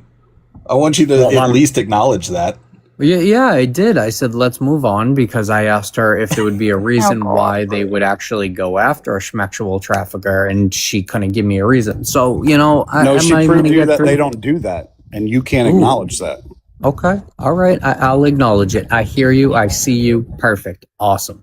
So you also know that the people who want to live pretty and good, that was CBP. That wasn't even ICE. Yeah, we've talked about that before. Yeah. Okay. So why are we getting rid of ICE? Because there have been 17 Americans unalived this year alone by ICE. There have been even more legal immigrants in custody of ICE that have died. I think it's up to almost 90 now. That's a bit of a problem. It is a problem. How many people do they go after a day or pursue a day? No idea, nor do you know. No, you're right. I don't. I'm just going to take a guess that. Did someone say they know? No, I said I know you don't know. I agree. Oh, no. So you're right, CT. I don't know if we know the number of how many they go after a day, but I think we can put a number maybe around 100, maybe even 50. So out of almost 2 years, if we're doing 50 a day, and we only have, 19 unalivings, that's not really a problem in you guys' logic, right? If we've added 50,000 ICE agencies that are only going after 100 fucking people a day, talk about waste, fraud, and abuse. Good Lord. Also, so you just proved my point. It's a lot less, right? So that number in percentage goes down a lot more, correct? I need you to get smart. I need you to get smarter to have this conversation, Derek. No, I just don't think it's actually a problem that they unalive people. Truly. We hired 50,000 ICE agents to go after 100 people a day. Do that math. So is that, I'm just doing a quick I'm logic. not pivoting. I'm just using your own logic here, Justina. Are you saying that you are now pro-choice? Because those metrics are just super low. We shouldn't care about it. You're also pro-trans because those numbers of people, out there in sports, that's so minuscule. It just doesn't matter. Mm-hmm. I agree. Okay. Now that you're agreeing on this side, you're now pro-trans and pro-choice. Welcome to the party. So it's not a problem what ICE is doing. So is that fair to say, Tech? Could we agree that 0.01% is probably not that big of an issue? There are over 40,000 federal lawsuits by immigration detainees. Okay. Can I file a lawsuit against you if I wanted and it not be substantial? This is unprecedented. This is unprecedented. I'm just asking you a question. You can talk about the anecdote of filing a lawsuit against me when there is 40,000 in a very short amount of time against the federal government, specifically from immigration detainees. I'd argue there was something really wrong. So if I rally up 40,000 people and we all file a lawsuit against you, you'd be all right with that, right? I'm not going to argue off of hypotheticals like this. Do you just see how illogical you are? Do you know that we went over frivolous lawsuits before, right? Those are illegal, right? I mean, not necessarily, because truthfully, not if I really wanted if you're to, talking about robbing a bank, that's going to be your argument. Like, if I walk in Walmart, we're just talking about robbing a bank. It's not actually illegal because we haven't done it yet. It's still illegal. It's called a conspiracy. If I walk into Walmart, slip and fall, can I file a lawsuit against Walmart? Because you have not necessarily. Yes. There would have to be circumstance. Why did you slip and fall? Are you just a clumsy person? Were signs posted up that it was a wet area? Nope. No signs, no nothing. So I can file a lawsuit, right? I don't know how this is related, like how this relates, right? It's not. It's what Derek does when he gets talked into a corner. No, because she just tried to back herself out of the corner when I said it wasn't an issue, right? Let's actually fix your hypothetical there, Justina. If you stepped off a curb intentionally so you would get hit, that way you could sue the driver, do you have a lawsuit? No, you do not. Okay. So they have to prove so we're intent, figuring right? it out. You can't actually just file a lawsuit just because you say it. I'm just trying to figure out if it's that much of a problem. She didn't want to actually answer the question. She pivoted to how many cases But why don't you there just actually were. engage with the actual facts? She gave you a real world number of what's going on in this country, and you pivoted to a hypothetical of like committing a crime. Can we not? If it's really not that big of an issue, and percentage wise, is it that big of an issue? That's all I wanted to know. Not all the 40,000 cases have been heard. Oh my fucking God. I'm talking about the unalivings. Wait. Oh my God. Do you hold that viewpoint like Brobot said for anything else? Yeah, everything. Let's go for it. So immigration in itself, very low percentage problem, right? No, it's actually a big problem. How so? Because this is our border, this is our country. I want to protect it. It's a low percentage. So by your own standard, not that big of a deal. Right. From immigration's own reporting, right? I bet you they didn't even know they were reporting these metrics. It was something like 97% attendance rate to all court cases, right? So okay, that's well over the majority. That is very close to 100% attendance from all immigrants at court. So they're doing what they need to do. So that 3%'s not an issue to you, I guess. So Derek, To that same point, you support state sanctioned extrajudicial executions. That's what you support. I didn't say I supported it, but it's not that big of an issue, is it? You think that's not a big of a deal with state 0.001% sanctioned or whatever it is, right? fucking paramilitary people going around executing anybody they deem unfit. But again, Justin, really quickly, you made the argument that, it's not that many deaths, so it's not that big of a deal. So 3% is, you just said, not that much. Why is it a big deal? It's not. Okay, all right. I don't think. So I think it's all. None of it's nothing. None of it's a problem, right?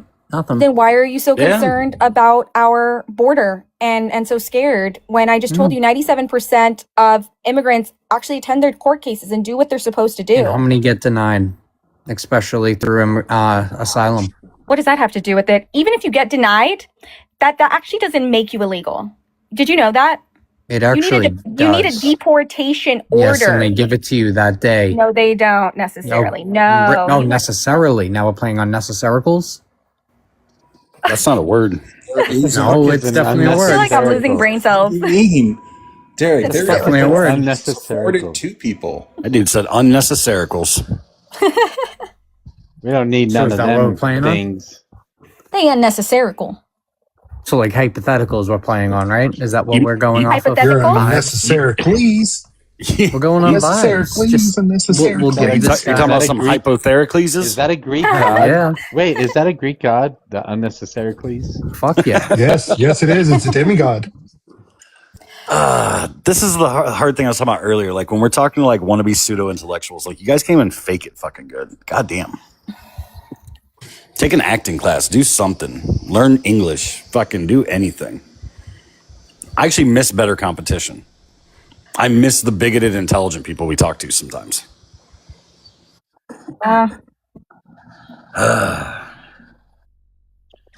Yeah. Fraud isn't a big deal either. It's 0.0002%. Like, it's about voter fraud? None of it's a problem. It's none not. Of it's a problem. You guys created it as a problem so Really. you have a fucking platform to run on because you can't actually address real problems in the country. No, you're right. Can you explain to me what the Democrats have done, CT? To do what? To address a 0.002% fucking problem? Nothing. No, They're just smart in enough to go, general. hey, that's not a problem. What have Democrats In general, done? CT.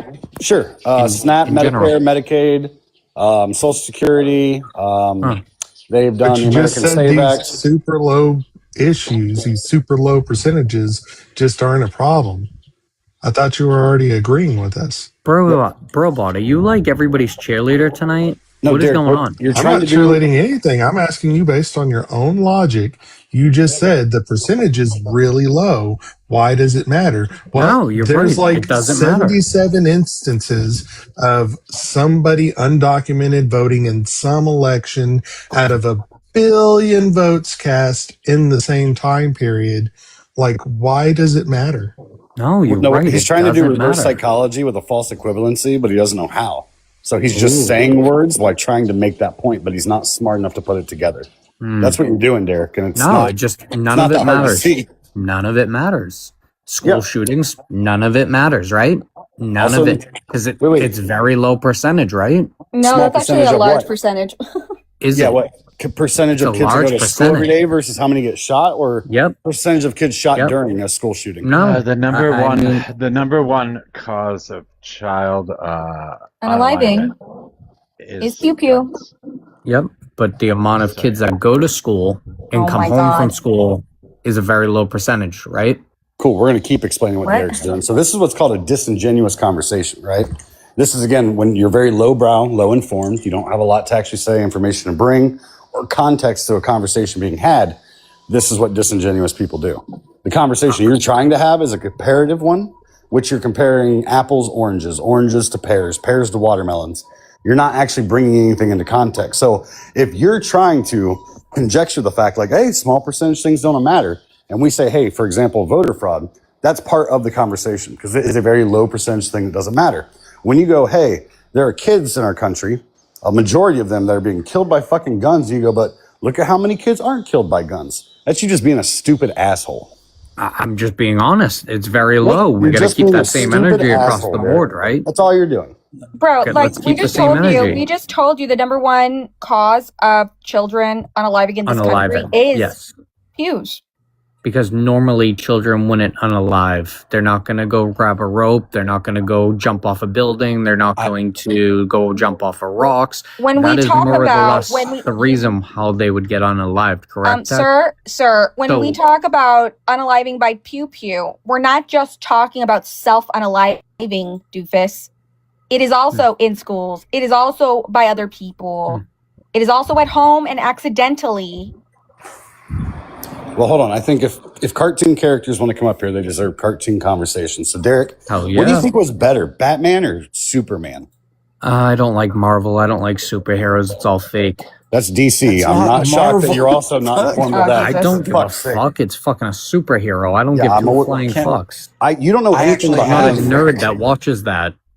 I don't know what you watch. Nerd. Or do. I have a better line of questioning. Derek, what was the last math course you took? And was it in high school or was it in college? No, it was in college. Do I remember what it was called? Not a fucking shock, because we're talking about 10 years ago now. Listen, let's not make this too hard for Derek. Derek, what's your favorite color? Fucking the one that looks like it's like middle of green and blue and blue. It's fucking blue. Holy shit. Okay, there we go. Now we've got the level where Derek's fucking intelligence. Do you have any extra crayons, CT? I know you stash a bunch. Well, listen, I know you guys like to chew on them while we're talking. I was just gonna say that. Yeah. Did you eat all of yours? Hell yeah. I just don't understand how you can make these comparative claims without like a foundational understanding of how statistics works. You can make anything comparable, right? Because what you're doing is all you're doing whenever you say this without a foundational understanding of how statistics is like works and is derived is you are just making shit up on the spot. Because if you're unable to correlate the data like correctly to and like assign it a value, like a real world tangible like asset, like value and understanding, then you don't understand what you're talking about. And that's what happens when you come up here. This is why no one respects you. This is why no one here currently is trying to engage in a conversation with you. No one because every single me. time you come up here and you try and talk about these things, all you do is just spout nonsense with statistics you don't understand on points you can't quote and claim. And then you Google an AI overview that says, see, this is the thing that I said. And then we say, okay, read a little bit further. And then you're like, shit. Wow. That was so intelligent. Wow. No one respects me on TikTok. Holy shit. A dancing app for children. Good job, Rebel. I mean, the bar's low, so that must tell you something. Yeah, I would imagine. I mean, I'm literally just trying to be honest with you, trying to talk over each other. That's what I'm just trying to do. I'm just trying to explain to you why you get these like reactions from people on panels. I don't care. Holy shit. This isn't my entire life, you guys. Maybe for you guys, but like at the end of the day, this is just insane. So you're just an unpaid agitator. You just show up to be a dipshit for no reason. I wouldn't say dipshit. Nah, well, everyone else is, so. I mean, hey, you have your own views, I got my own views, and we both have our own opinion, right, CT? I don't think you have your own views. I think you just come up and say the opposite of whatever people are saying. I actually think you love me. I think it's kind of creepy that you like me. I think you're a moron.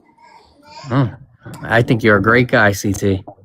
Yeah, I'm not. I'm a real bad guy. Real terrible, nasty, bad guy. But again, I think you literally just go places because you're like very lonely in your real life. This is the only place that you get any kind of like interaction. Oh shit! Right? Oh, I didn't get any interaction today. God damn it! Yeah, you're hoodlum without the child porn. That's it. Oh fuck! That's weird. Yeah, it is. Why you'd want to be that? Why you'd want to be looked at like that? I know. It's insane. You should like go to a doctor, therapist. All right, I'll go to the doctor tomorrow because they actually don't do anything. They don't do what? They don't do anything. You know why it's called instead of a doctor's office, it's called a practice, right? Because they just practice on you, correct? Because they's practice. You're a guinea pig. Yeah, you're a fuck. Yeah, you guys go ahead. Fucking moron. So you believe all doctors then, CT, right? All of them? 100%? That's what I thought. What's the implication there? Do you not believe doctors? I do not believe doctors. So if you go in and your leg's broken and they tell you, hey, your leg's broken, let's reset that. You're like, nah, fuck you, liar. My leg's not broken. No, you can go to physical therapy and deal with that. You can also do it yourself if you really wanted to. I'm sorry, sir. Wow. If you have a compound fracture or a significant leg fracture, that is a big enough bone that you'll unalive. What do you mean you'll deal with it? You can't. You can still deal with it. Oh my God. I mean, you guys don't seem like you're having any intelligent conversations up here, so. You're the one saying that if you have a vicious break. Well, who were you having an intelligent conversation with? Leo? The dude who eats rocks? Derek, I mean, you're on the same fucking level as Leo. I was just going to say that, like, this has been no different. Had to spice it up a little. It seemed like it was getting nowhere. Well, then you don't be spice it up. You don't add anything to the conversation. Oh, no. That is literally why I said what I did earlier. This is why no one has a genuine conversation with you. I like how he read my mind because I was about to request. Bro, we're not even in my league.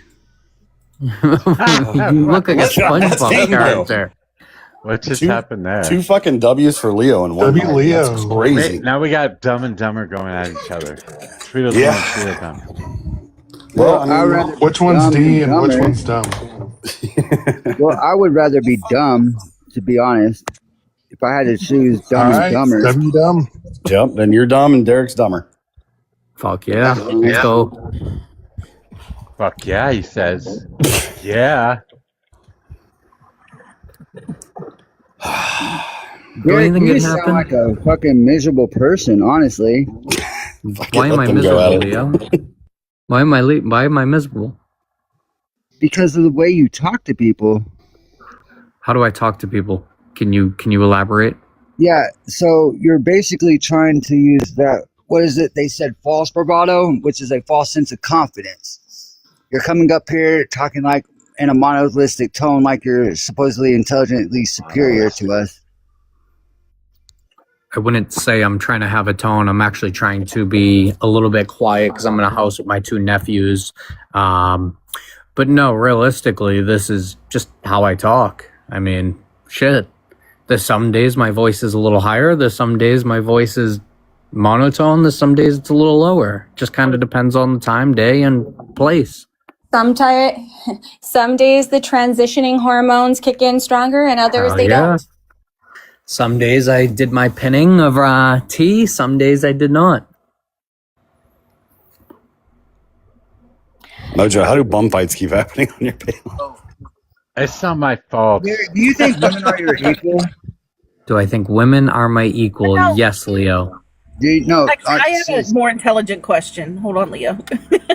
I think women are actually more superior if you want to know the truth. See, when you say that, though, I don't believe you. What's up? I'm just going to talk over him. Hi. How's your night going? Well, that's debatable right now. That's exactly what's happening on this panel. I feel like I've lost. I do have a question for you, hon. Mm-hmm. You used to be a cop, right? Mm-hmm. What do you think, not politically, not debatable, but like your personal opinion, what do you think of them getting the new gloves? Since there's no way that it doesn't leave any marks. Well, I mean, tasers typically don't leave marks unless you have the deployable prongs, which, I mean, those actually have hooks on them, so they'll go into the skin, and that's the only reason why they leave marks. But I mean, I'm more or less fine with them. Like, they're not any worse than anything else that departments had deployed. Like, I miss the shocky shields. Like, those fuckers were fun. But honestly, you just end up fucking playing with your coworkers and shit. So I imagine they won't be around for long. Yeah. Well, so I didn't know that tasers never left a mark. That's new info to me. Well, except for the hooks. Yeah, I knew that part, but I thought it was like a burn mark around it. No, it's like a package. You can take out the prongs. They come in like swappable packages, and you can use just the taser by itself. And obviously, people are wearing clothes, so when you tase somebody, you're not going to leave like burn marks or anything. They do make Oh, you that pee, makes though. sense. They make you pee, though. Yeah, They will. You will piss yourself. I heard they're using these in schools now too. Yeah. Are you kidding? Oklahoma school. Yep. That's kind of interesting. That's funny that Bro, he says my schooling Oklahoma. system is a lot better than whatever state you came out of, Justin. I mean, I came out of Boston, but carry on there, King. I can tell.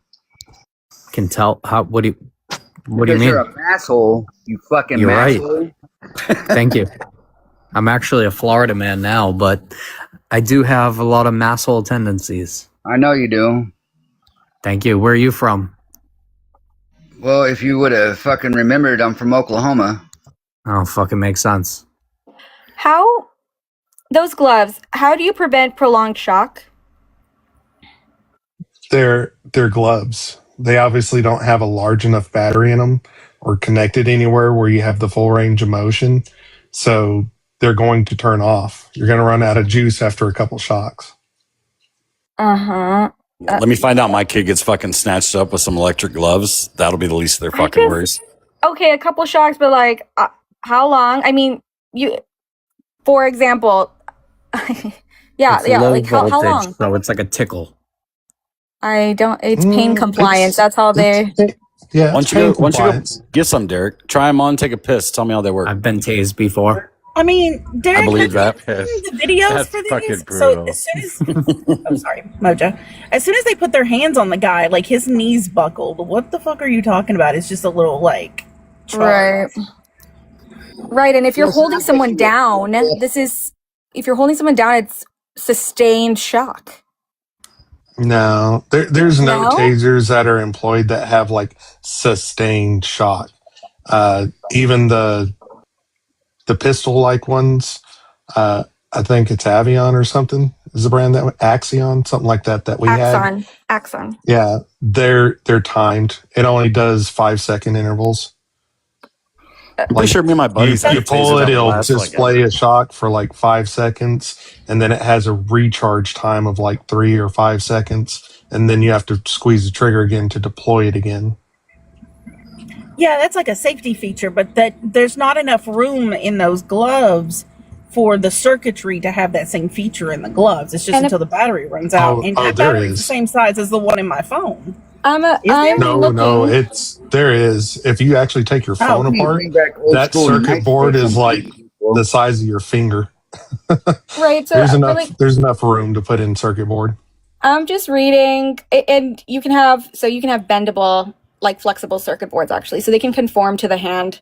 And really, isn't it like a taser just like making literally a connection between two? Why am I asking you? I'm an electrical engineer. Well, it is. I don't know. Walls. Did you forget? I mean, I don't know. It's been a long day. See, when you have an it's anode and the a valley. cathode that love each other very much. No, it's being on a panel with Leo and Justin for a prolonged Respect period my of time. pronouns, it's Derek. My brain is atrophying. Okay. Really quickly though, I asked that because the manufacturer actually, there's a warning on prolonged electrocution. So like, why would they do that? That battery. I don't know if if you juice the anybody's- battery too hard, those lipo batteries will get hot and swell. I don't know if anybody's looked into the Oklahoma ones, but parents are raising questions because they're being used at special ed schools. So that I don't agree with.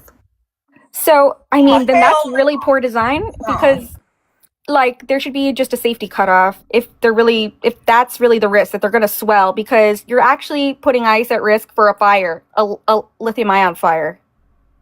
So just saying. May their gloves burst. Yeah. Yeah, right? Leave it that way. Nobody say anything. Well, I'm just thinking about like, you don't need no water and let the motherfucker burn. I'm just thinking about like doing felony stops and stuff like that. Like that's very athletic kind of work. And especially for ice that is like always hands on or, running, falling, all that kind of stuff, they run a real risk of puncturing a Bro, LiPo battery. I think that we need to start implementing the marshals to go after illegal immigrants. I think the marshals should go after you. I'm not a felon or out on a warrant. Neither are they. Should be. Not. You should. They're breaking the law. Well, No, we they're should have not. somebody check though, They Leo. go and they fucking get lawbreakers. Well, Leo, if you're not doing anything wrong, you should have no problem identifying yourself, letting them search you, search your person, search your vehicle. Oklahoma City, Oklahoma, July 21st, 1987. I think you're supposed to dox yourself.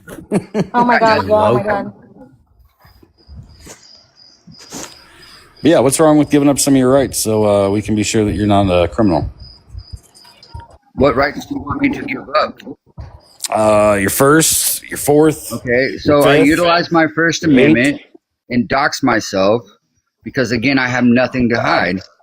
You didn't give it up. You saying where you're from, that's your First Amendment right to do so. It's not giving it up. You want my social security number? 445-9697. Please don't do all that. Holy fucking Jesus. Oh Are you good? What's wrong with you? Did you eat rocks like your whole life? I What got is good with nothing to you? hide, sir. I'm done. Wow. All right. Never mind. Derek, I want you to understand how you just had that interaction with him is how we feel about you. No. I'm sorry. I'm not putting my social on TikTok. Just because you're dumb in other ways doesn't mean you're not dumb. Holy fuck. Did it just click for you? You're like, oh shit, no, this whole time. I'm still I've been the Leo of every conversation I'm ever a part of. Fuck. I'm mind boggled that you just gave your social out on TikTok. Because I have nothing to hide? I don't know if that's nothing to hide. It's not. Well, I think it's very interesting when I say that because even when the police were running my name and they came back with nothing, they even said to themselves, wow, you really don't even have a record? And I said, no. That's not. For the love of God, go lock down your credit report right now. Go. Yeah. Go Do you know how? Okay, Divine. Divine. Do you know how shit my credit score? I don't even know what that even means. It's because somebody. It's go lock it down.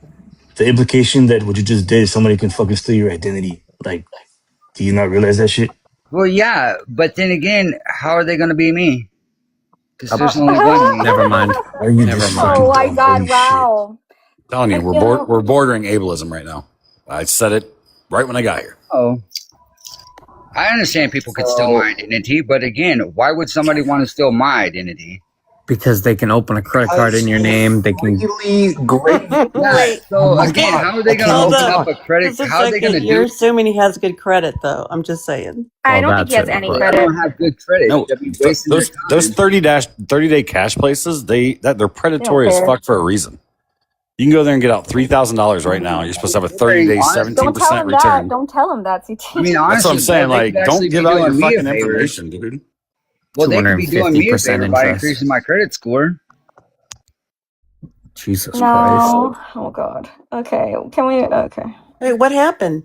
The Bing It's a Bong liability. said his whole social. Did you have enough? Well, no, he's fucking giving out his social security number on fucking social media. I dropped him. I did.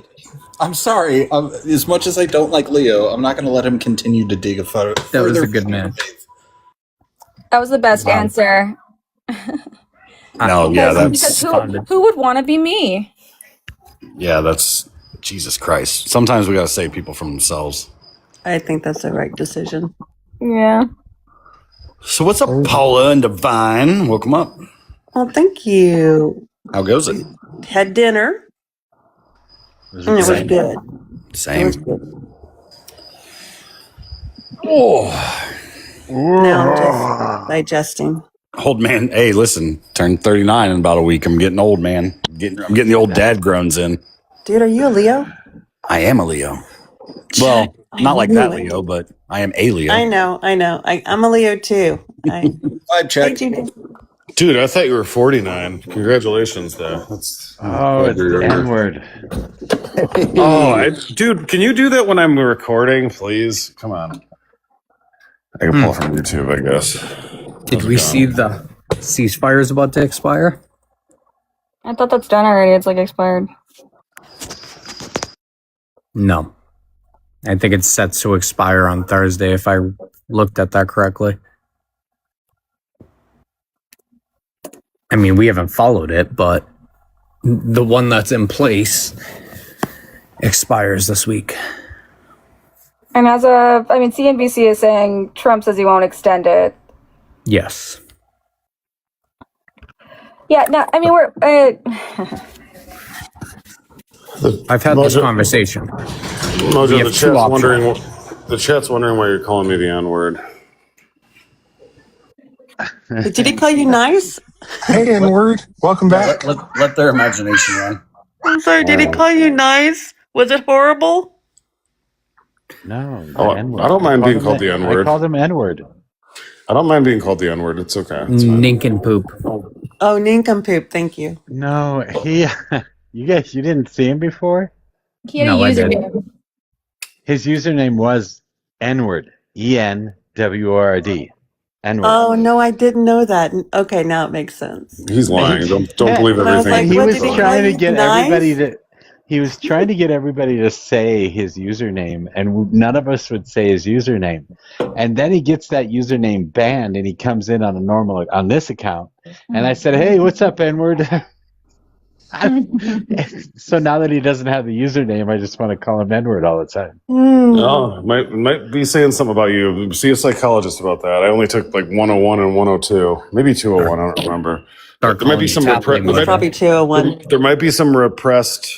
If it gives you satisfaction, there might be some like hidden beliefs, from a Freudian perspective. I'm not sure. Says the guy who tried to get the entire panel to say my name. Say my name. Yeah, that's what he was doing. Come on, say it. Come on. Is that like some fetish and you were just trying to live it out on this panel? Wait, is that what you wanted? Just so you know, G-Dub, N-word, CT was saying he misses you earlier. No, he wasn't. Can we replay that back? I did. No, you don't. I did. We were having a conversation with Leo and Derek, and I was like, I at least miss our like semi-intelligent bigots. I wish they'd just come back on. That is what he said, yeah.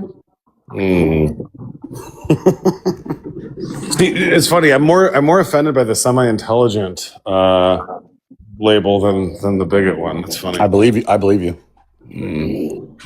That actually lines up perfectly. Yeah. So what do we think we're doing? You're like the smartest one in the MAGA group, GW. I'm not MAGA. Like, what the fuck are you talking about? Like, I'm sorry. they're actually like more in my way.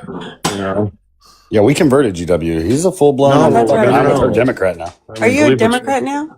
No, far He's from far it. right. Wait, but not hold MAGA. up. I was going to send you a welcome basket. No, yeah. Well, I mean, you still can. I already sent him his I'm with her hat. Yeah. Yeah. No, I'm very much my disgust with the right has in no way does it mean that I'm more closer in proximity to you guys, just to be clear. But we can still have respectful conversations. That's okay. Well, yeah, you're actually anti-Jewish. We're not. What does that mean? Well, like we have an They issue just with fake like it. the Israeli administration. You have an issue with Jewish people. Yeah, well, yeah. I mean, you're naive. That's okay. That's fine. Yeah, You'll get there sure. eventually.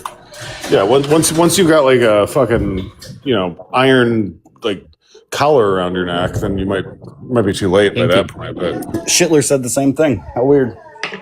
Damn. GW going kinky, huh? I was yeah. Sounds again like a fetish. Around your neck. I mean, if this is funny for you guys, that's fine. I'll play along. But It's a weird thing to say. No, I'm just not going to debate you like it's a fetish. Like, no, absolutely not. There's some Jewish woman out there just screaming GW's name right now. Where is he? Get back in my dungeon. So, do we have any options for Iran? I mean, Run. Yeah, fucking leave. There's no good option. Walk away and surrender. Well, not surrender. I mean, we still have our own sovereignty, but any sort of notion that we could take over their sovereignty is absolutely ridiculous. And this is why, in the near term, Yeah, the people that are on the right that are advocating for this are making excuses. It's the dumbest fucking thing. Like we have 3 options.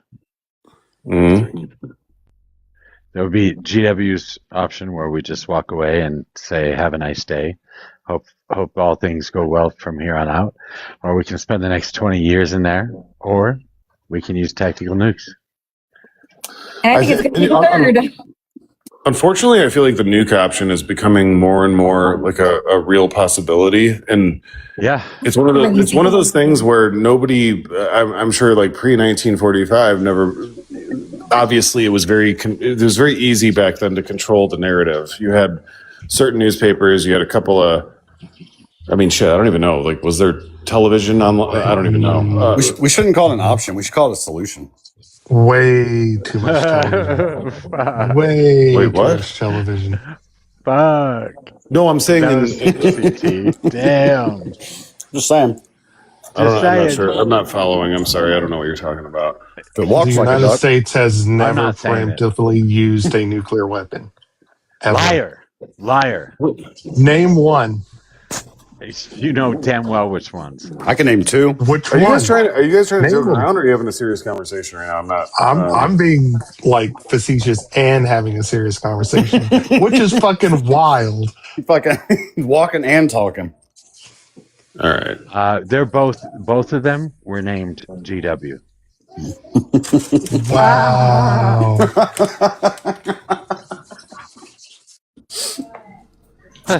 Oh my god.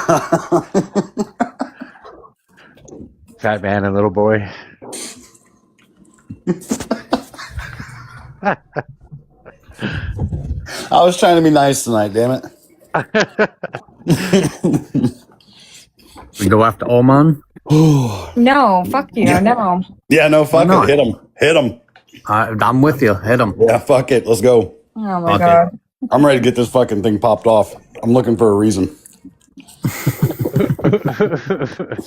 Call it my 13th reason why. From your Ohio home, like in the middle of fucking nowhere in a cornfield and shit.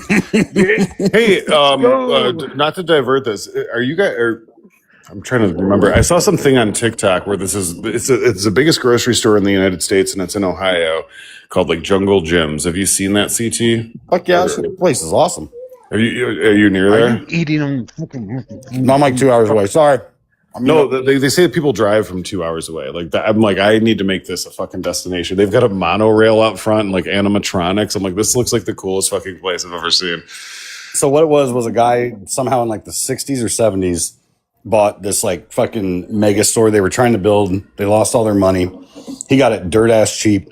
And over the last like 50 years has just added in the most random shit there is. There's a monorail. There's a fucking. But he started with a farm stand, and then there's like a documentary that like TikTok does. Somebody fucking clips it and monetizes it, whatever. But I found the one on YouTube where I'm watching this thing for like an hour and a half. I'm like, and they're asking him their interview. I'm like, well, how do you do the because obviously margins on grocery stores, like not everybody is as dumb as Mamdani.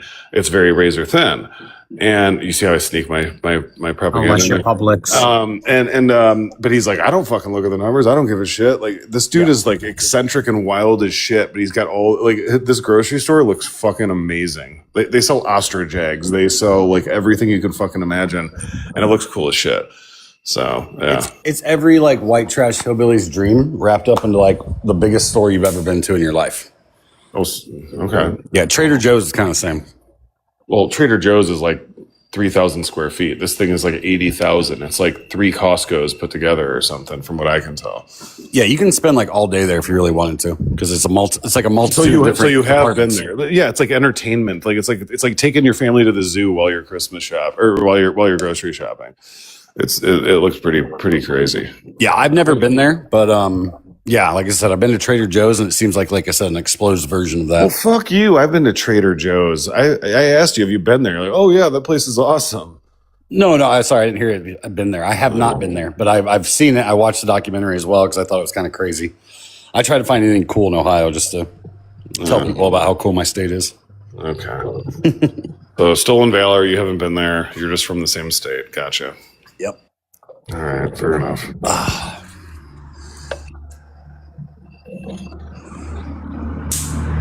Well, fuck. I've been there as many times as you have. Then I guess. Oh, I'll go eventually. Just gotta. I will. I will too. CT. All right. It's a battle of who gets there first. I'm gonna go before you do, you piece of shit. Listen, I've already got my cutoff T-shirt on right now. I'm well more prepared for this than you are. I'm gonna buy monorail tickets tomorrow, Wait. motherfucker. When you guys have a crop top, I just need to know. I don't have any crop tops, but almost every shirt I have doesn't have sleeves on it. Yeah, I don't know if it's a brag. I guess I don't know. Well, I'm sure you have a lot of turtlenecks, right? No, not one actually. No. Can I ask any acid wash jeans? I've seen your arms though, and I can promise you mine are bigger than yours are. I'm just saying that double chin gets cold. Don't neglect it. Double chin. GW, couldn't you just swing by and pick up CT on the way? We could. We'd have to sign like a NDA and some other sort of like limitation of liability agreement, I imagine. But sounds like we're getting fucking kinky on the way there. God damn. What kind of backseat shit are you trying to do? I'm just trying to go to fucking... Why do you leftists always go into sexual weird bullshit? I don't get it. Why do I got to sign an NDA to hang out with somebody? The only time that usually happens with celebrities when they're fucking. Have you ever tried to play Battleship in the front seat? Like, seriously. I don't know. Listen, man, I'm a 90s kid. We found ways around that gear shifter. I don't know. I'm pretty like even keel, whatever. I just feel like CT would start running his mouth a little bit, and I don't know. It probably wouldn't be a good idea. I'd be okay. I don't think he would. And then we'd start testing jujitsu skills or something eventually. So there'd be some sort of at least a limitation of liability that would have to be worked out beforehand. You say you're a jujitsu guy, so you're used to being on your back? I like it. I like where this is going. I didn't figure you to be a Naruto runner, but there you are. A what? What is that? CT got it. Yeah, he did. I don't know. I don't know what you said. Naruto? Naruto. Oh, that's like a Japanese cartoon, right? Yeah. Never watched it. I only know the name, so yeah, I don't know what it means. But congrats on your inside joke that you both found funny, though. It was pretty good. Good job. Yeah. You'll get there one day, buddy. Just keep hanging. Not unless I hang out with 10-year-olds. Probably not. You're trying to hang out with me right now. What the fuck you doing? Trying to have like a fucking odd couples hangout? That's what I'm doing right now. That's what it sounds like. You got a whole fucking NDA lined up and everything for me. This is weird. Sounds like you were reminiscing about me and how great I am while I wasn't even here. And then who the fuck are you talking about? That's weird. I don't go around on live saying how much I miss you. Where am I? Touche? Yeah. You want to say it? You want to say touche, N-word? No. I was comparing you to people that I'm pretty sure are mentally. Repeat after me. Tech girl is. Repeat after me, chat, CT. Touche, N-word. Or just sound it out. I don't speak French. I can't. Tech girl, what state are you in? Yeah, I'm in Atlanta, so Georgia. Atlantis. Atlanta. You talk about nerd shit and then you bring up a fucking made up city from comic books. I like it. You haven't seen the crowds that are saying, Atlanta is Atlantis. Atlanta is Atlantis. There's some good videos going around about that. It's pretty funny. Is it because they have an underground city? I think it's more of like a black supremacy thing, but I'm not sure. Go check it out and let me know. That would be on his Black feed. Aquaman was black? What the fuck? Black supremacy. Could you expand on that? Oh, God. I'm going to need an NDA not to talk about this conversation tomorrow. Well, we can start screaming the C word. Yeah, it worked for lib tears, right? What's the C word? See you next Tuesday. Oh, gotcha. Lib Tears was running a panel earlier, and there were a bunch of guys in there calling the two women on the panel the C word over and over and over again. It's fucking wild. Yes. And somehow he got banned. I don't know why. Wait, he did? Yes. He sure did. He's been in here all night complaining about his stupid TikTok. Don't live that to us. He's in the gulag. He can't stand not being on the panel. Oh, is he in I don't know if Thailand? he's Yeah. I don't know if he's there now, but And he was he there won't be earlier. able to be on any panel Is for it How a 3-day? 30 Is it a days. 3-day? This, I don't know. I didn't even bother asking. That's funny. Do you know how hard it is to get a fucking ban in the D League? Don't laugh. I have to really go out of my way to catch my bans. Like, it's a motherfucker. So I don't even know how the leagues work. Although I know, Mojo, what league are you in? I'm just in B5. Can you just be? Oh, stop being so humble. Let's give Mojo Penny's in like A1 or A2 or some shit. Yeah. Who else is in the A? So. Who else is in the A? Elle got to Ella. A3. Elle's in A3. Yeah. Yeah, Is she? L's in there. What Wait, the why heck does are we it- like followers? But she Why- had to wait, do why- like it's not just about your lives or your followers. You got to follow. You have to do all the things they want you to do. Like she had to do like Battles something and like shit. 100 or 200 matches in a week. It was crazy. Why is Deadpan's Matches. there too? Oh yeah, Deadpan is there. Yeah. Penny What used is to be that? Penny used to be like a Mojo contributor from back in the day. I remember. Oh yeah. Um, Well, she didn't ever contribute. She just said there's an earthquake in Alaska or some shit. Are you being a bit? Hey, Mojo. Hang on. I'm just asking. Listen, Hold on. investigative. Kentucky wants up. Who's Do that? what? Oh. Are you being a bit anti-Semitic in your criticism about her elevation in the? No, Why- I'm not why- talking. I am not talking about her victimhood cult at all. Wait, you don't see there's any. What? You don't see any commonalities or like just strange behavior in Penny's life, or like if you look at that as like if you were like a detective in the HBO series The Wire, like if you put it all up on a whiteboard and you drew out like the connections between some of these folks. I think that people want to justify. Oh, If you want to go that far, I would say that Jewish people absolutely support other Jewish people. Oh, that's anti-Semitic for you to even say that, by the way. You think so? I don't think that's true. Yes, it I don't is. think that's. I don't think. Well, I feel like How's that that's anti-Semitic? I feel like that's the same case for a lot of minority groups. I think that's the one thing that white culture can't actually have or represent is that minority groups support minority groups a lot. Well, because it's illegal for you to do so. I mean, beside the fact that you hate yourself and you've been socially engineered to do so. That's not true. The NSWP, they fucking travel in fucking droves together. They run lives, they do discords. Those What do you people mean? are It's not fucking- illegal. Have they been arrested? Have they been Wait, are you- disbanded? What a Wait, weird thing wait, to I say. wanna- It's illegal. I want to go back here. Are you telling me that I have to do like fucking 200 goddamn battles just to be able to get higher? Is that really true? Well, hold on. So there's two things to this because Isaiah went through this as well. He didn't even give a fuck about leagues. He landed in it accidentally.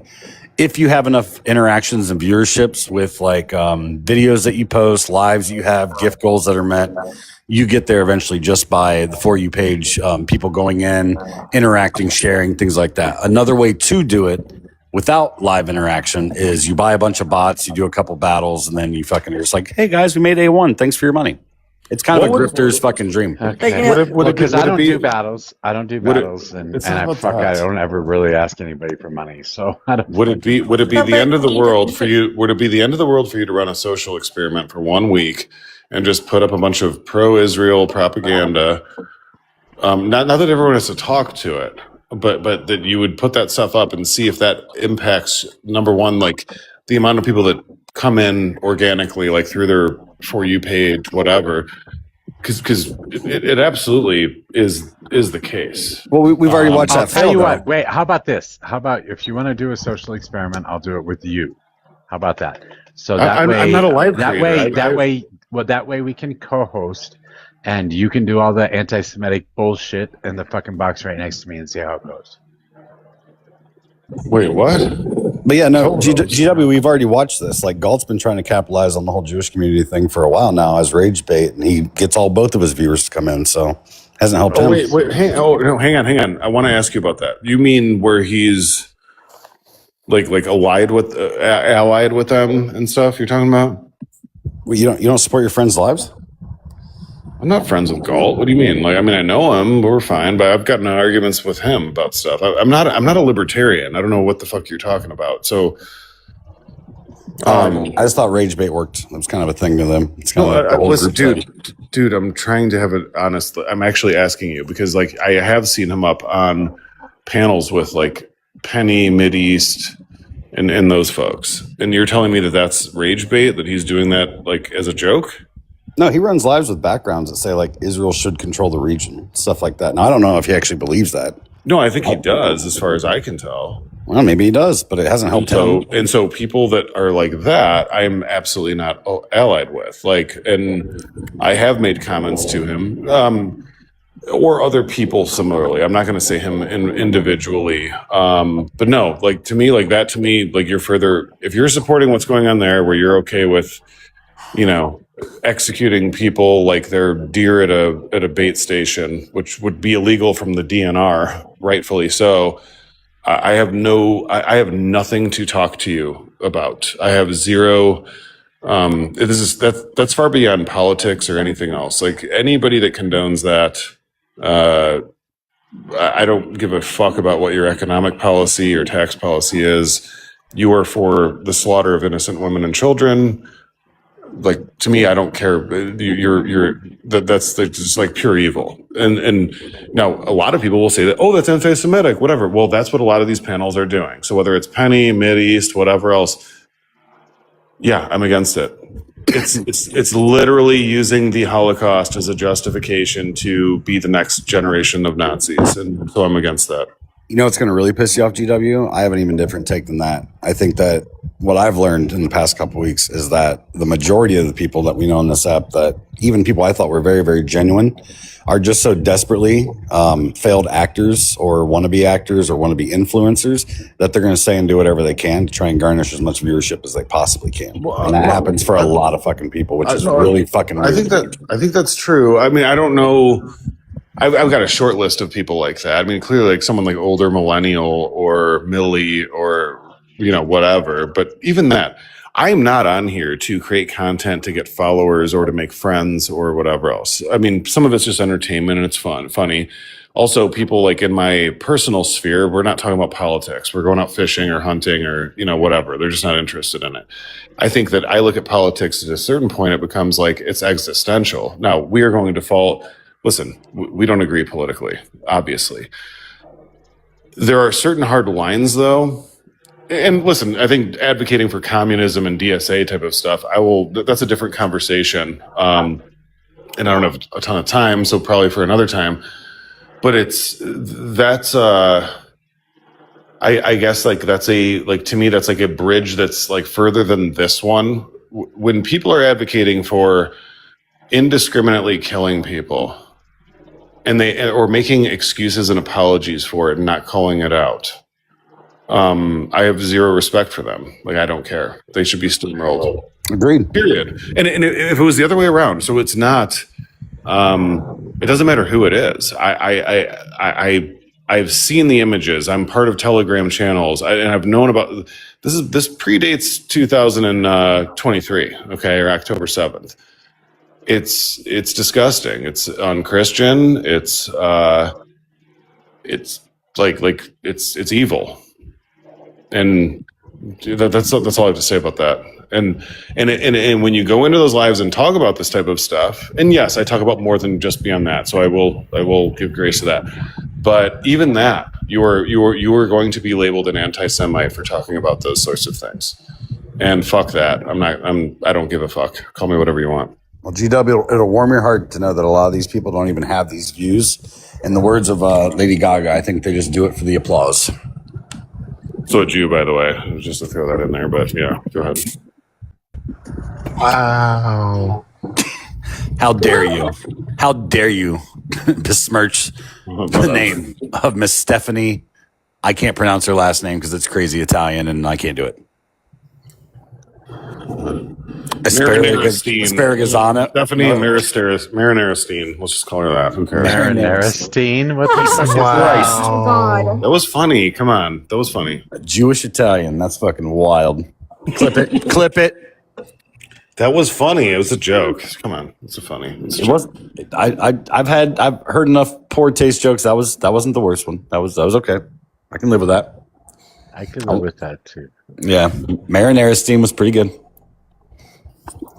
So I've went through like I hate to agree with GW here, but kinda. But like I've looked through the FAR requests, I've looked through or the FAR forms, I've looked through a bunch of different things, and like there are people getting paid, and they increased their outreach budget to like $700 million for this year to combat anti-Semitism. Oh my God. Oh, this is not something new, and it's when with a lot of things, it's a question of follow the money, and it not necessarily politics. Tennis, we're not including you in this. Just I don't care who you are. Okay. Thank you. I know that, Doug. Okay, thanks. I think we all know who. Okay, I don't know if you guys saw the clip of Older Millennial recently, where like. I think there's a very big difference when you see 600 people in one room versus 600 people in another. Like I've been in Older Millennial's room and debated him when he's had 600 people in there. It's hard to keep up in the chat. I've been in other rooms that have 600 people, and if you post something in there, it doesn't move for like fucking 28 seconds. Like Millie. No, in Older Millennial, listen, I don't like the guy. I did actually, he is part of my bouquet of N-word, just to be clear. But like Millie, she has 900 people in there, and like the chat moves like there's 60 people in there. Yeah. And yeah, our chat moves faster than some other people I know that have, like I said, 200. Older millennial goes on, paid vacations to go to Israel, kiss the wall, do these things. I don't hate Jewish people. It's not that. I mean, the issue I have is I don't believe that if you're going to try to carve out, or if your opinion culturally is let's eliminate this and let every individualism and blind whatever, that's that's an all or nothing proposition. And the problem is that the one group of people, at least in Western civilization, that has been given a free pass to not play by the rules is that group of people. And that doesn't mean all of them. Like there are many Jewish people that have, at least like from people that are in like the news media or whatever else. Like I will say like specifically like Glenn Greenwald, who's a Jew, Brett Weinstein, who's a Jew. Like that they are really good at like diagnosing this and other things to where it's like, this is a fucking problem. You cannot have a system where it's like, hey, we're changing fundamentally like historical rules of civilization, but then one group is exempt from it because of this one event. And that's a problem. It's either all or nothing. And that's where, to me, it's like an opt-out proposition to where it's like, no. I just don't think it's a centralized problem. Oh, Rio. Yeah, I got it. Echo. I don't think it's a centralized problem. Rio, cut me out. Jesus Christ. And so no, to me, it's not about like, let me mute him. It's not about being anti-Jewish. It's a lot of my opinions are very much reactionary, or it's based on, okay, there's evidence that this is an attack on what I believe in, and then when you fight back, it's like, oh well, you're not allowed to fight back because of A, B, and C, and there's plenty of examples of this. But you don't have the same regard for like Russian influence, right? And there's even more evidence for that. Well, that gets more complicated. See that right there? That answer right there is why you get called anti-Semitic. Well, no, because I mean, if you understand anything about the state of Israel, the people that really like constitute the state of Israel, which is the Ashkenazi population, which are many of them from Eastern Europe, like, I mean, a lot of the borders of what we currently understand them are, I mean, these are like post-World War I sort of borders. But if you look at, especially Eastern Europe, there is absolutely a generational spite of like, let's fucking get after them. GW, people went to jail because of Russian influence into our elections. Media influences. Okay, listen. Okay, and we influence their politics too. Like, what I am saying though is that with the especially with the Ukraine versus Russia thing, it's not what people, or it's not what's reported in the media. It's not Ukraine versus Russia. It's that we have actual empirical evidence that people have been arrested for, gone to jail for, people have been sued for, showing money in our politics from Russia. But again, when you don't discuss those things, there are people in our own country that are fucking our entire country up. Sure, but that's my thing. If your only focus is on Israel, that's not my only focus. Hey, chat. Who the fuck is that? It's Leo. Robot, you have to stop, dude. That is. I don't even know what the fuck's happening. That is. Listen, he's calling from a fucking microwave, dude. Don't let him, what are you doing? That is no not. means no, Brobot. My position is absolutely not Israel. I think that the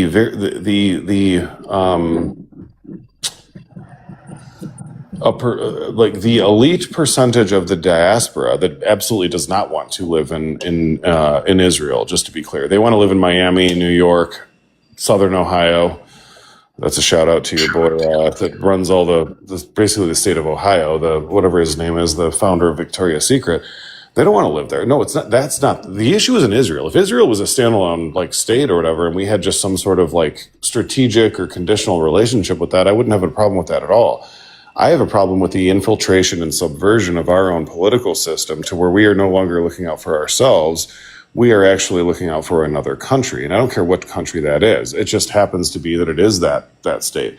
And this is not a phenomenon that's anything recent. This has been developing for many decades. And it really is born out of World War II to where, listen, I think if you had read what I've read or whatever, my position is not hateful. It's not about hate. But it is about pushing back on accusing people of hate for recognizing facts, patterns, and other things. Okay, I don't want to harm anybody or hurt anybody, but I also don't want to. I believe in, and I think you guys would probably agree with this. I believe in transparency. I believe that if a government, whether that's your school board telling me about what they're teaching my kids, local, state, federal, run it all the way up. I expect the truth to be presented to the public if we are in an actual democracy to where you can actually make a decision based on what it is. When they lie about stuff and they say, and they make conditions or excuses for why they can't tell you the truth, I'm like, no, fuck that. That makes sense when you're a parent for a little kid. You can lie about the tooth fairy. I don't want politicians or authorities to lie to me. I want the truth presented, and I want people to be treated like adults. And that is not what has happened throughout our system for a very long time. And if you can't wrap your head around that, listen, I could give you a couple of reading, and I'm not trying to be disingenuous or condescending here, but I could give you a book or two to read, and you could tell me oh, that's totally propaganda, and you could be I cited this is wrong, whatever else. I give you a podcast or two to listen to. You might find some of their conclusions offensive. Research the citations, and then tell me where they're actually wrong. It's not about hate. The cudgel or the weapon to dismiss other alternate views of what is the accepted socially engineered reality is, oh, it's fucking hateful, it's this, that. No, it's not hate. I just want people to stop being fucking lied to about stuff. That's all. Well, so give us your theory. How do the Jews control everything? In Western civilization, they are allowed to operate with a set of rules that, since at least the conclusion of World War II, are not allowed to be practiced by other people. So for instance, if you have let's say DEI, or when you're measuring things about hey, there's a disparate impact upon certain communities and things like that, and the value system is you would say that's a vast overrepresentation, or even a marginal overrepresentation of a demographic, and that should be fixed somehow. Jews are not wait. Are you saying that because they started the movie studios that we should fix that? Where did you get that from? What are you talking about? Well, that's what I'm asking you. Is that what you're saying? Something akin to that? No, not at all. We'll just keep it simple, college acceptance rates. So if you were going to say, because a lot of colleges are okay, there's too many white people or this or that or whatever. Jewish people are not accounted for that. And so they could, wildly overrepresent their percentage of the population. It is also Where do you interesting. get those? Where are you getting those numbers from, GW? All right, so look up the Ivy League presidents. You're talking about the students. How do you know? Oh, well, it's both. It's both. Oh, it's But both now. yeah, no, it's both for sure. I think So like I they think control 6 of the 8. I think six. universities I think 6 and of 8. Hollywood and media. Is that what we're saying? Well, that's true. Sure. Yeah. It's true. Okay. You're saying it's not true? I'm saying you have some pretty wild ideas on what you think is true. Well, do I, or have you just not checked the statistics? Because I think you do. I think you do. I think white people are generally overrepresented, overrepresented in every single industry, including Okay. education. Okay. Well, am I wrong?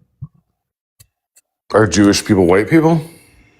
I would say yes, but they would say no. I don't know. It just depends on who you talk to. They look white to So me. you're saying Jewish people are overrepresented in universities and media and Hollywood. I want to know what your premise is. Well, I mean, that's a partial. I mean, many more things than that, but sure. Yeah, we can start there. But Yes. what's your metric? Because like, don't we measure like college attendance on race? And I thought Jews considered themselves like an ethno state. It's ethnic, not Ethnicity. race. I think it's an ethnicity and a religion, right? Yeah. So where in the college process and survey do they take that down? You've really.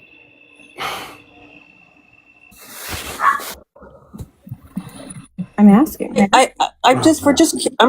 We're just curious as to where you come to these notions. That's all. Bueller? You get no. If you're saying that it's wrong, if you're saying that it's wrong, that there is not a vast overrepresentation, because you could have a community that it's like, okay, let's say it's 80% white and 20% black, and obviously there's going to be more mixed in or whatever. And if there was an underrepresentation or a swing of 5%, 20 years ago, you'd have Jesse Jackson in there, like St. Louis with Quaker Oats or Pepsi or whatever, saying this is a travesty, this is a problem, whatever. And typically, maybe 30, 40 years ago, the company would concede and they would make policies to say, okay, like we're going to make this represent the community. That's fine. But when it comes to that select group of people, they opt in when metrics support them or when it's not a threat to their homogeny and their historical lifestyle, which, by the way, I don't have a problem with. What the problem I have with it is that it's an all or nothing proposition. We either go in all the way and say, let's make it a meritocracy, but you can't just say like everybody else should do it, but we don't have to because of this. And that's effectively what our government system has been. And so if you're saying that there isn't an underrepresentation, like, do we want to like can somebody pull up a big screen and just put up like what the representation is and like why is this not counted? Because I'm literally looking for. I'm trying to get the data that you're talking. Well, the data. I just looked it up. I'm truly interested in finding out why you believe this. So there's surely there should be a data set somewhere that would indicate and support what you're saying. Otherwise, what you're saying is just a wild ass assumption. So, Paul, I think you should look into it more. Only 2 to 3% of all college students are Jewish, and the Jewish representation in the United States is 2 to 3%. It's directly correlative. Yeah, that was what I was going to say. Is that the population? Yeah, the largest representation in the U.S. is Christian at 62 to 64%. And also, if you just look at the very teeny population of Jews in America, I mean, can somebody give me that data? I mean, it just doesn't jibe with what you're saying. Because look at the population of Jews, right? It's it's minuscule.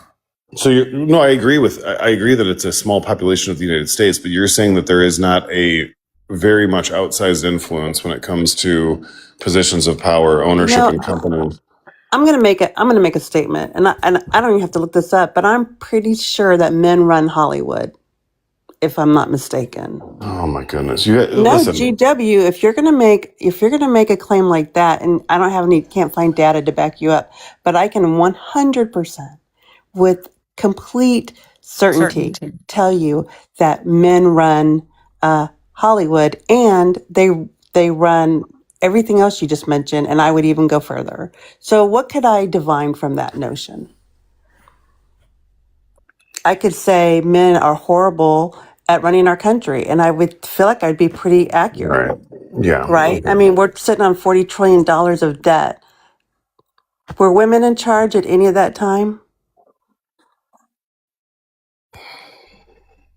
Yeah, I'm not even going to engage with that. That's ridiculous. But How is that ridiculous? Because you're making a ridiculous statement saying that Jewish people run Hollywood, and I guess you're going to say banking next. Is that right? you literally just had our government sign off on merging our military and intellectual property with Israel, and the fact that you guys can't even understand that. Hold on, who signed off on it, GW? Who signed off on it, GW? It was President Donald J. Trump, was it not? Oh my, this is ridiculous. I'm just why if you get pressed on your notions, I'm not serious. I'm fucking serious as a heart attack. Now, it is kind of funny that you guys bring up the NDAA because there was literally just an article today on Ground News about how the Pentagon has now ordered 31 universities to audit their ties to foreign countries per the NDAA section, I think it was 1282.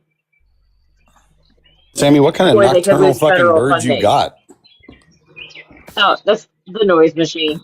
You sound kind of muffled. I was going to say, we have bats. They don't sound like that. All right, I'm going to drop. Why are you getting all bent out of shape? Drop GW. I was No. I have other things to do. I'm just challenging your ideas. It's not stimulating to me. You're saying, well, men and women, that has nothing to do with things. How's that not? She was making a parallel, GW. She was making a parallel, right? You're making a sweeping statement without providing any fact, so then she can make a sweeping statement in the same way. Thank you, Tech Girl. There are facts. I don't need to. I had a fact too. Stimulate our brains, please. I need numbers. I need a link. I need something. Listen, not your diatribe. If you don't realize that the media control and things like that, this is all public information. Okay, let's talk about that. I don't need to. Well, are you saying that the board of directors are all Jewish people now on that's not what I said. Warner Brothers? Is that what you're saying? I'm sick of these fucking tactics. I already said specifically. I think there was a guy in Germany that made these same points before. Yeah, there we go. On GW. I'm just saying. Oh my God. This is what it is. It's if you bring up any sort of a question, you're a Nazi. Yeah, I get it. Well, the first thing that we looked up was college admittance, and you were not even fucking close, right?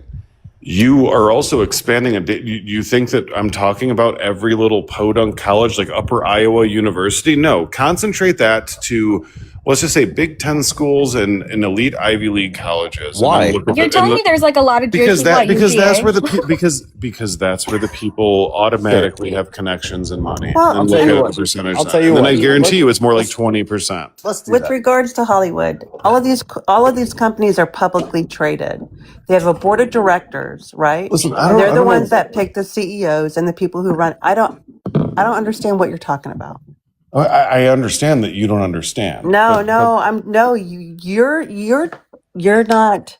Okay, you're not going from an analytical perspective. Yes, I am. You're just not GW. Yes, you're going I off am. of what somebody told you.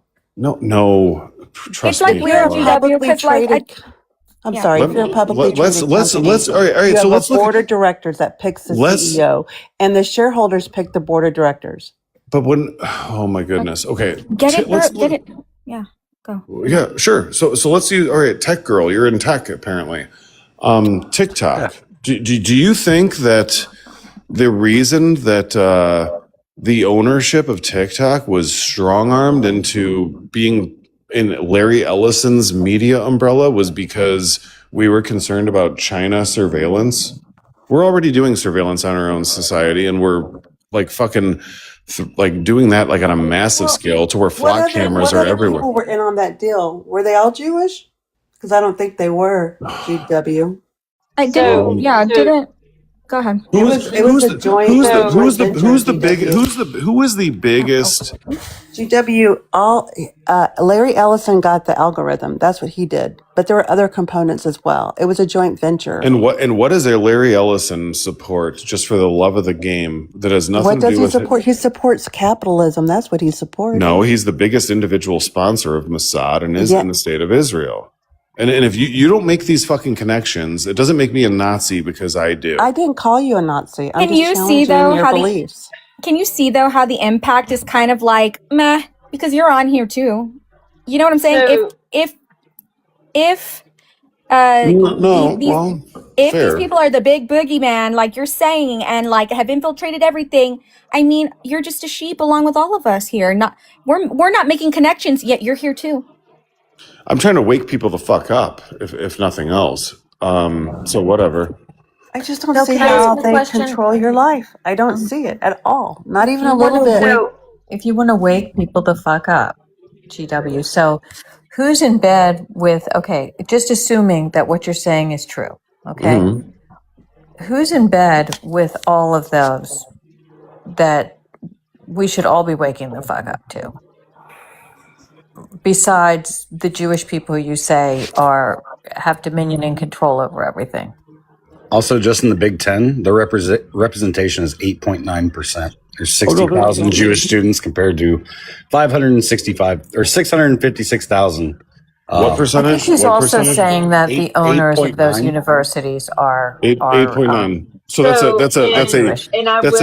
that's a quadrupling of the appropriate representation. So on a per capita basis, that is an astronomical misrepresentation that from a DEI or CRT level should be absolutely. God damn, GW, I'm trying to help you out. Wait. Let's look at women's representation. For the Ivy Leagues, there is a 6 to 24% representation of Jewish people depending on the campus, but the caveat to that is most of the campuses for Ivy Leagues are non-secular or non-religious.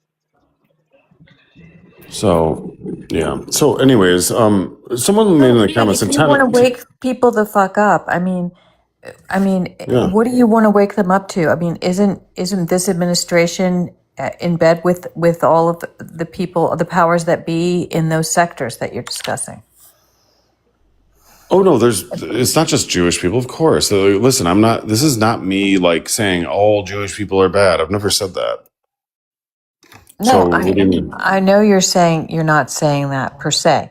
What I'm saying is that we operate in a system of like the cultural or social bargain of let's say just like meritocracy or like if there is a disparate impact upon groups of people, like we should not let that get out of control. We should rein that in. And whether you agree with that or not, that is the compromise. You think that the Jews, a disparate impact? I mean, can you think of other minority groups that are more affected than Jews? Hang on. I mean, I'm really trying to get to the four corners of what you're saying. Well, no.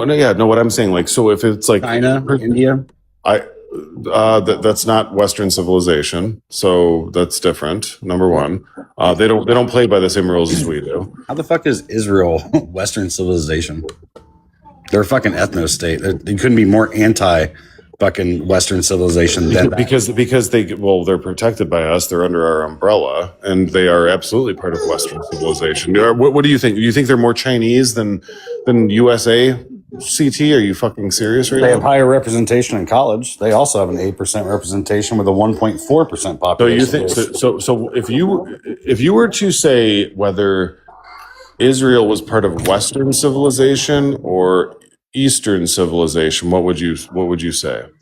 I mean, the entire I guess the only thing that we have in common is we have no problem indiscriminately bombing the fuck out of brown people, if that's what you're saying. You're being disingenuous or stupid. You don't know what you're talking about. I have a legitimate question. Is Dubai considered part of the Middle East? Yeah, of course. Egypt. Okay, then why does nobody ever bring up that Dubai is definitely more of has more westernization? Everybody always jumps to Israel and conveniently forgets Dubai. Wait, in what context or regard do you mean? Because no, that's not true. Dubai, I doubt there are people, real estate speculators that are buying properties there now because of this whole fucking Iran, whatever you want to call it. The 30,000 foot view of this was and again, listen, to me, I think this is going to fade eventually because we do have the global reserve currency. It's born out of World War II. Not for long, but go ahead. No, but there would be ways to less aggressively decouple and manage this a lot better than what this is. This is a massive acceleration, and it's absolutely on Israel's behalf, which has Trump's ear. Donald Trump is a puppet of Netanyahu in Israel. There's no doubt, or at least the diaspora that's still allegiant to him that's in the United States. And what I mean by that, or what I mean by the overall thesis that I'm presenting here, is there was always a bargain in the Middle East when it comes to energy markets and things like that, to where we will protect you militarily. Same thing with South Korea, North Korea, effectively. We have bases there. We will defend you in the case of an incursion attack, whether that's from an external force or whether that's from your own people. Now, South Korea, it's going to be North Korea. When you get into the Middle East, that's a lot more complex because you have populations of people that, I mean, to be honest, they don't really like the United States or whatever, whether that's propaganda. Are you saying that you don't think that Jewish people like the United States? Hey, that's not my point. Let me finish. I'm going to try to wrap this up. I Okay, because I do have one more question, and if you don't mind. This is more complicated than what you're saying or what you're lending credit or credence to. Mm-hmm. When you have bases in the Middle East, that the only reason that they're elected or that their monarchs are there and supporting the United States interests is because if their population rises against them, the United States will defend them. We have military bases. We've got jets flying around. That's a very intimidating signal. When this shit went down with Iran and Iran starts launching shit at Israel, which was not a strategic military target, the rest of the Middle East was like, oh, fuck, what's going on? Why do you keep letting this dude out? Is this a joke? No. That was not me. Wasn't me either, but I'm telling you right now, I gotta go in a minute. I gotta make a. Is that why we took fucking Maduro from? No, hang on. Because they're in the Middle East. Let me finish my point. Please. Your point doesn't have a point. It's fucking ramble. No, it absolutely has a point. Then explain Venezuela. All of these other Venezuela, we needed more sweet oil sour, like heavy sour to come in because. This is more complicated. If you really want to have an honest conversation about it, I can do it with you another time. But it was a preemptive to what this is. Trump has completely mishandled this entire situation. Okay, I will say that. But when it comes to just outside of energy, that was an energy move. This, when it comes to a strategic thing, we had an illusion for a very long time of the U.S. don't fuck with the U.S. because everything that enforced the petrodollar, that enforced the U.S. global currency, was this. What turned out to be an illusion of American military dominance.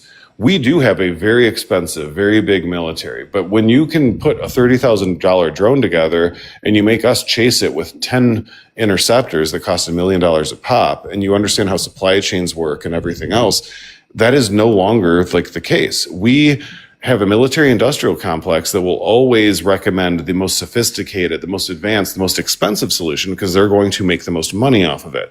When you have a country like Iran that can have a $30,000, it's economies of scale. It's the warfare landscape has changed. Well, I sure do hope that Iran doesn't make an energy move to help us with the regime change. You're making me pivot here. I'll be very brief, and then but 15 seconds, real quick. what we've effectively done is say the deal to every country in the Middle East, Bahrain, Saudi Arabia, Kuwait, all these other places where we had like 13, 14 very big military facilities there. They're all fucking ruined. The media, whether it's left or right, is not going to report that. We put all of our defense resources and we put them into Israel, including cannibalizing a THAAD system out of South Korea, where South Korea is like, what the fuck? What's going on? And we moved it to Israel. Israel has zero strategic military importance. It's because the people that... No. I just have a couple questions and you're just going on a long diatribe. Because you need to read more to understand the situation before you have a fucking opinion about it. No, That's the point. GW. Let me just. We've completely I'm not going to even ask my questions. I'm going to ask everything. something of you. Everything we've looked up Let me that you just said ask is a one lie. thing. Sorry, Paul. That's not a It's lie. okay, GW. Let me ask you. Let me just ask you. Can you do me a favor? And next time when you're reading stuff, can you just put into the Google search bar something to the effect of what are some contrary or counter information to whatever you're Googling? Like if I wanted to ask my AI why This is not true.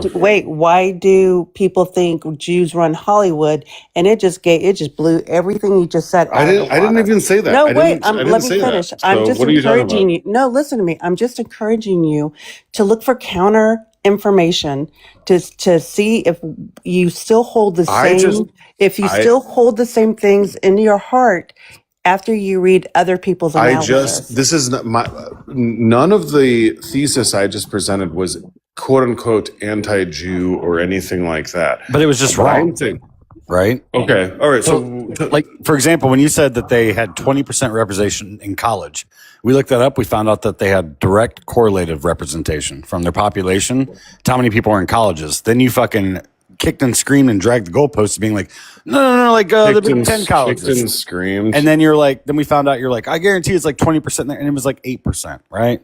And then we looked up again other places like China and India, how they have overrepresentation in United States colleges too. We did. We looked them up. I gotta go. But you and I can have this. I'm not running. We can have this conversation another time. Let's continue it. Like put a pin in it. I'd like to be a part of it if it's okay, GW. Sure, of course. Yeah, Thank absolutely. you.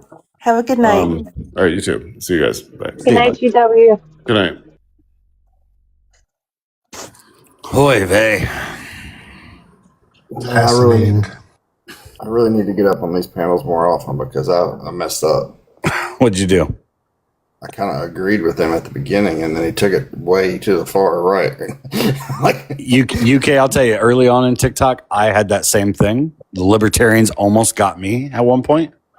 And then I just hung out with them a little bit more, and I was like, oh, shit, never mind. My bad. My bad. Y'all don't think roads are real. Fuck. But let's just, even if you were even if what he said was true, I guess but it's a singular data point, and it's pretty much meaningless unless you have some context around it. But at the end of the day, if the Jewish people ran Hollywood and they were successful at it, are you saying that they're not Americans too, and that they don't love our country as well? I don't understand.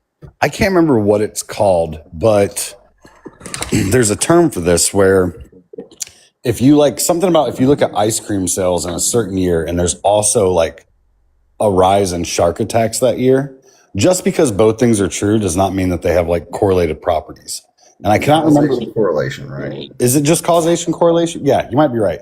But there was a study about this, about how like people like to do this, especially in debates, where they'll find two unrelated things and be like, well, look at how both of these things happen at the same time.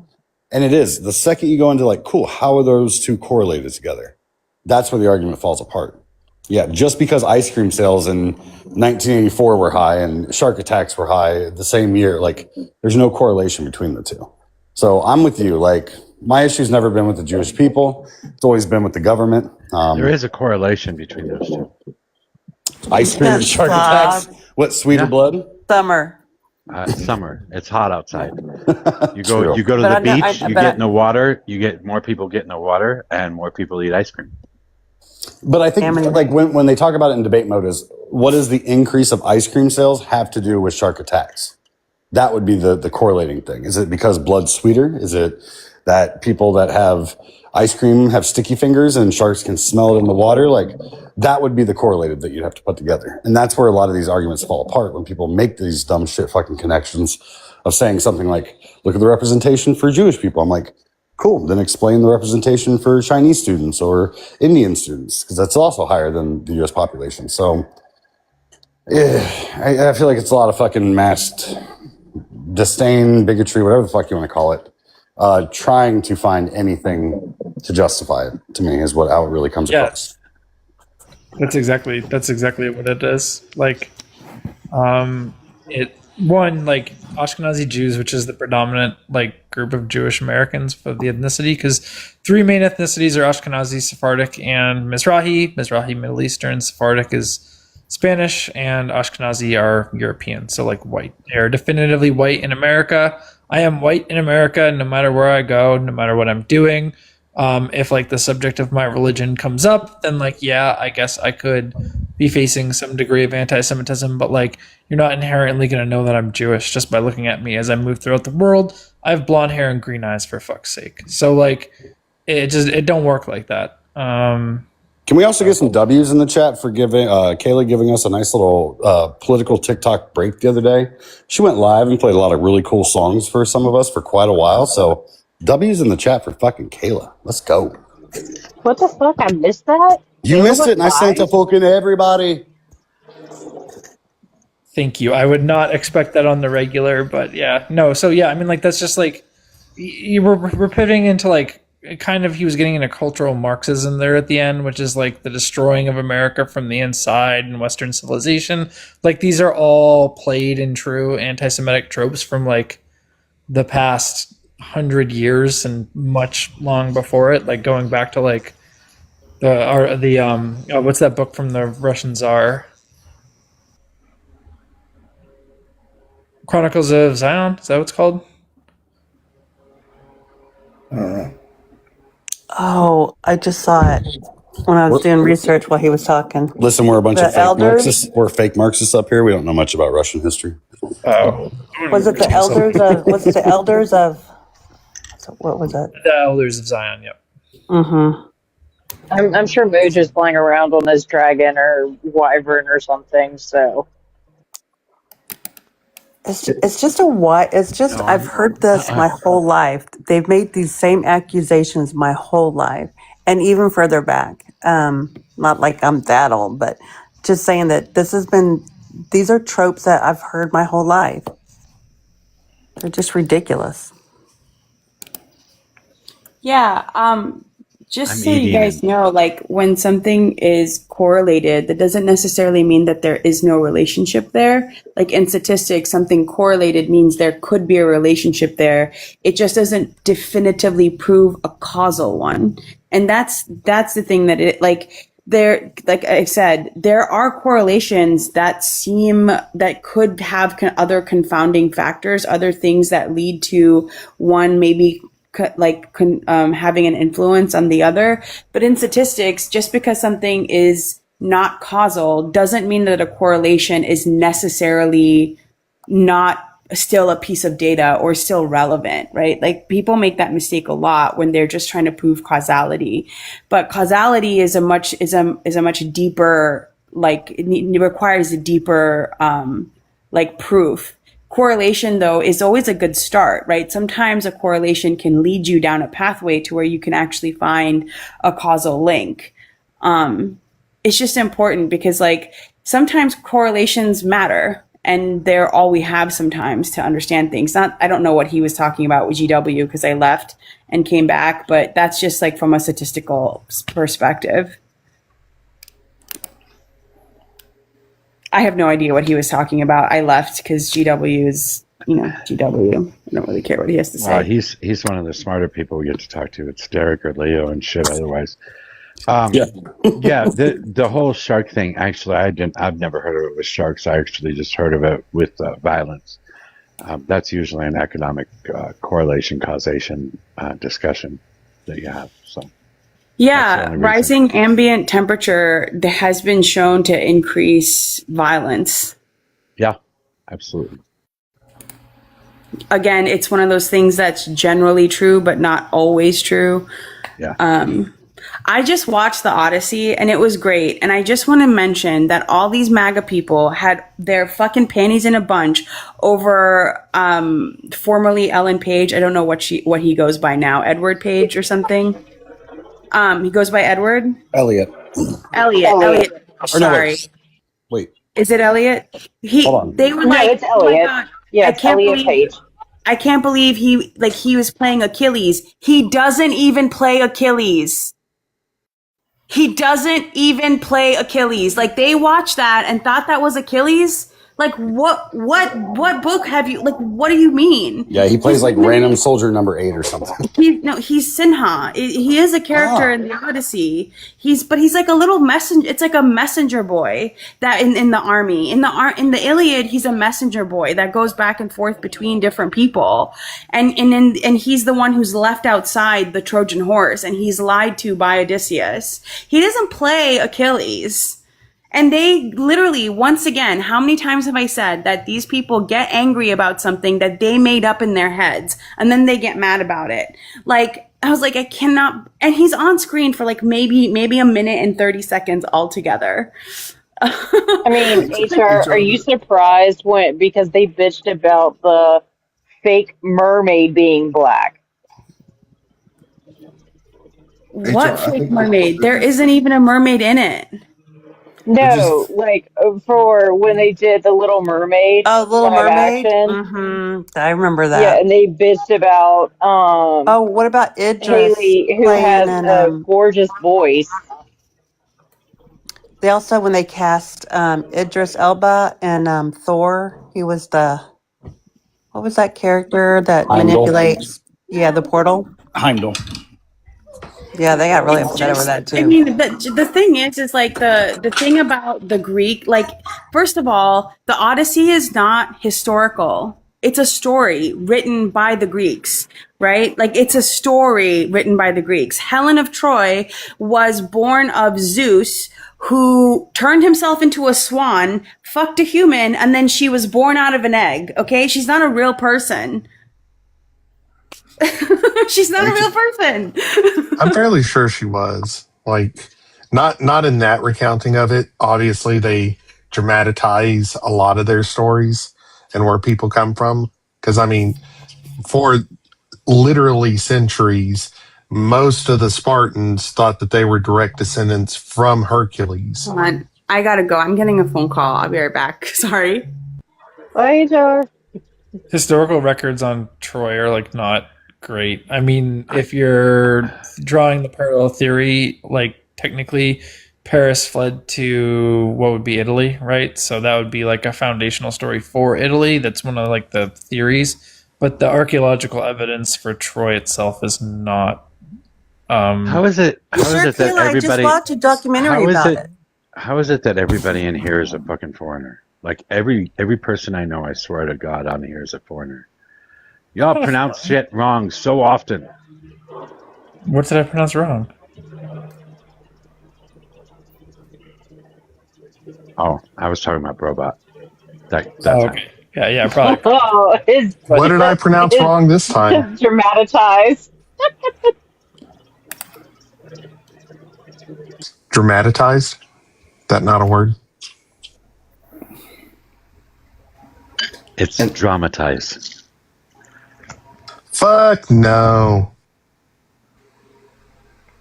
I went to see the Odyssey, and you wouldn't even know that he was trans.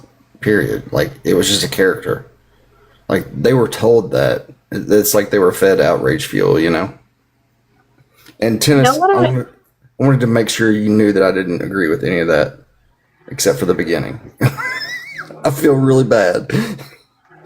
All right, there was this is a big thing, I want to say 4 or 5 years ago at least, somewhere around the 2018, 2019, something like that, where there were a lot of people on YouTube were doing a video compilations of video games and movies where they were too woke, woke movies, woke video games, and they were constantly rating these things. And they would give reasons as to why they were woke.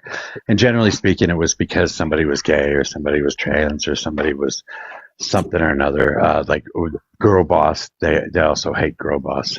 So I don't know.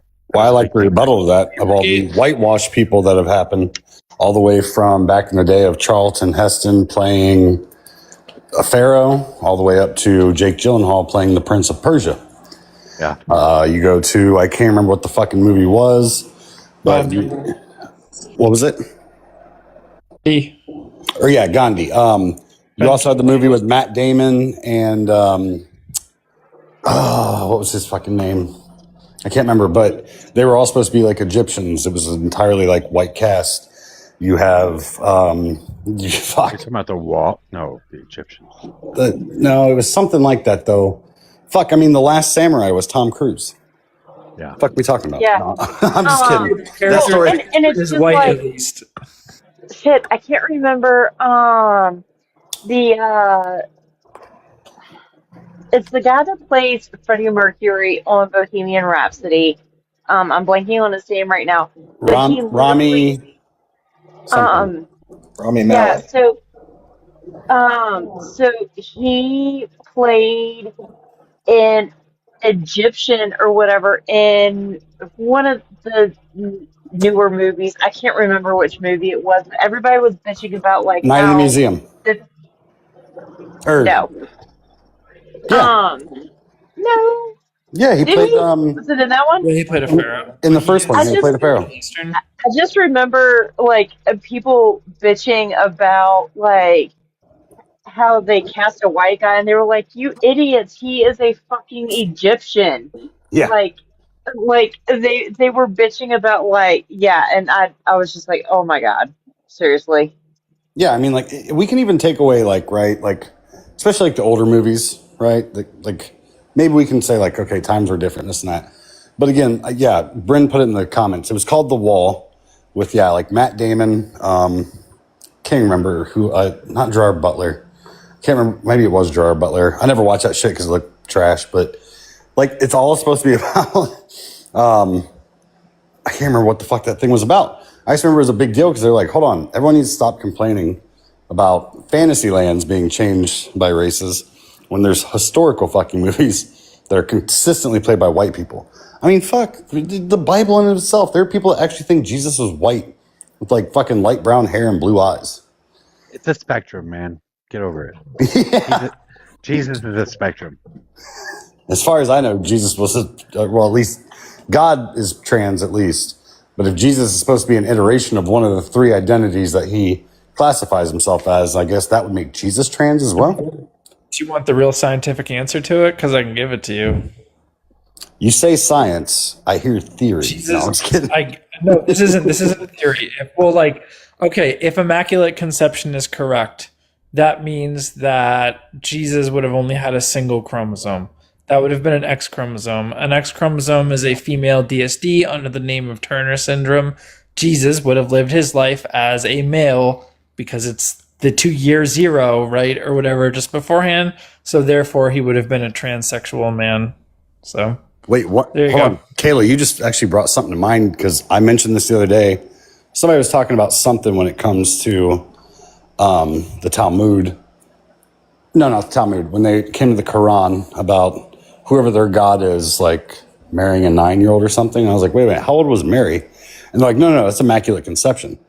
I could actually use that as an argument point. Like, wait, did God actually give the male gene to Jesus, or was Jesus a woman parading as a man the entire time because of Immaculate Conception? Wouldn't have been parading as a man. He would have been a transsexual. But the oh shit, that's right. I mean, if you want to go for problematic relationships, when people bring that shit up, Romeo and Juliet is like a pretty easy example of it. Like, our history is bad, and we have a lot of really, really bad things that are written, but times and standards have also changed. Like, I don't understand why we would think that standards and times will change for us, but then like that doesn't occur in other cultures that have had progression over hundreds of years. So didn't Thomas It's just Jefferson silliness. Didn't Thomas Jefferson like marry his slave daughter? Either way, he was gratuitously making unauthorized, I don't even know how to say this on TikTok because this app is so censoring, but he had a bunch of children that were not consensually conceived, and they would hold him up on a high precipice of what it is to be an American. So history's bad. It's not like a good, yes, some good things have happened in history, but a lot of it's really bad. Man, I'm really trying to remember her name. Kimberly? Fuck. They even reference it in fucking Hamilton, which is very... You're talking about Sally Hemings? Sally Hemings, yes. Yeah. That was... wasn't that was his daughter, right? I think that was the slave that he was... Yeah, I'm pretty certain she was raised at Monticello, if I'm not mistaken. I could have swore that was his daughter that he then later married, or was at least with the rest of his life. I gotta look this up now. It wouldn't surprise. I don't know. The depravity of people who owned other people as chattel slaves is not going to be small. Right, again, we set the bar kind of low. We love to live American mythos, but the reality is that history is pretty bad. Sally Hemings was an enslaved woman at Monticello, the Virginia plantation of Thomas Jefferson. She's historically significant because Jefferson fathered her children while she was enslaved by him. Okay. Wasn't his daughter. Father, but she was the half. But she was 14 years old. But Jefferson's wife was Sally Hemings' half sister. Yeah. A lot of our, quote, venerated founding fathers were pieces of shit. Yeah, they had 6 children together. 4 survived to adulthood. Beverly, Harriet, Madison, and Eston. Jefferson eventually freed Madison and Eston in his will. What a great job, Dad. Jefferson never formally freed Sally Hemings. After Jefferson's death in 1826, his daughter Martha Jefferson Randolph effectively allowed Hemings, I can't read because it's in the fucking way, to live freely with her sons in Charlottesville. Hemings died in 1835. Jesus fucking Christ. Yeah, this shit about judging other people's religions, historical shit, man, dude, times was just fucking gross back then. It is. I mean, it's still gross today, don't you? I mean, it is still gross today. I mean, if we want to even just view just in the United States, we have certain sects of Christianity that still practice old school, biblical old school, and they Christianity where women, and this just blows my mind because they could leave if they wanted to, and I hate saying that, but that they live in that life and they have no rights, and they just, I don't know. And then don't even get me started on Utah. Well, I'll tell you, at least here in Ohio, one of the biggest issues we had was a church called The Way. I actually worked for a company that was I don't say owned by them, but they were swayed by them.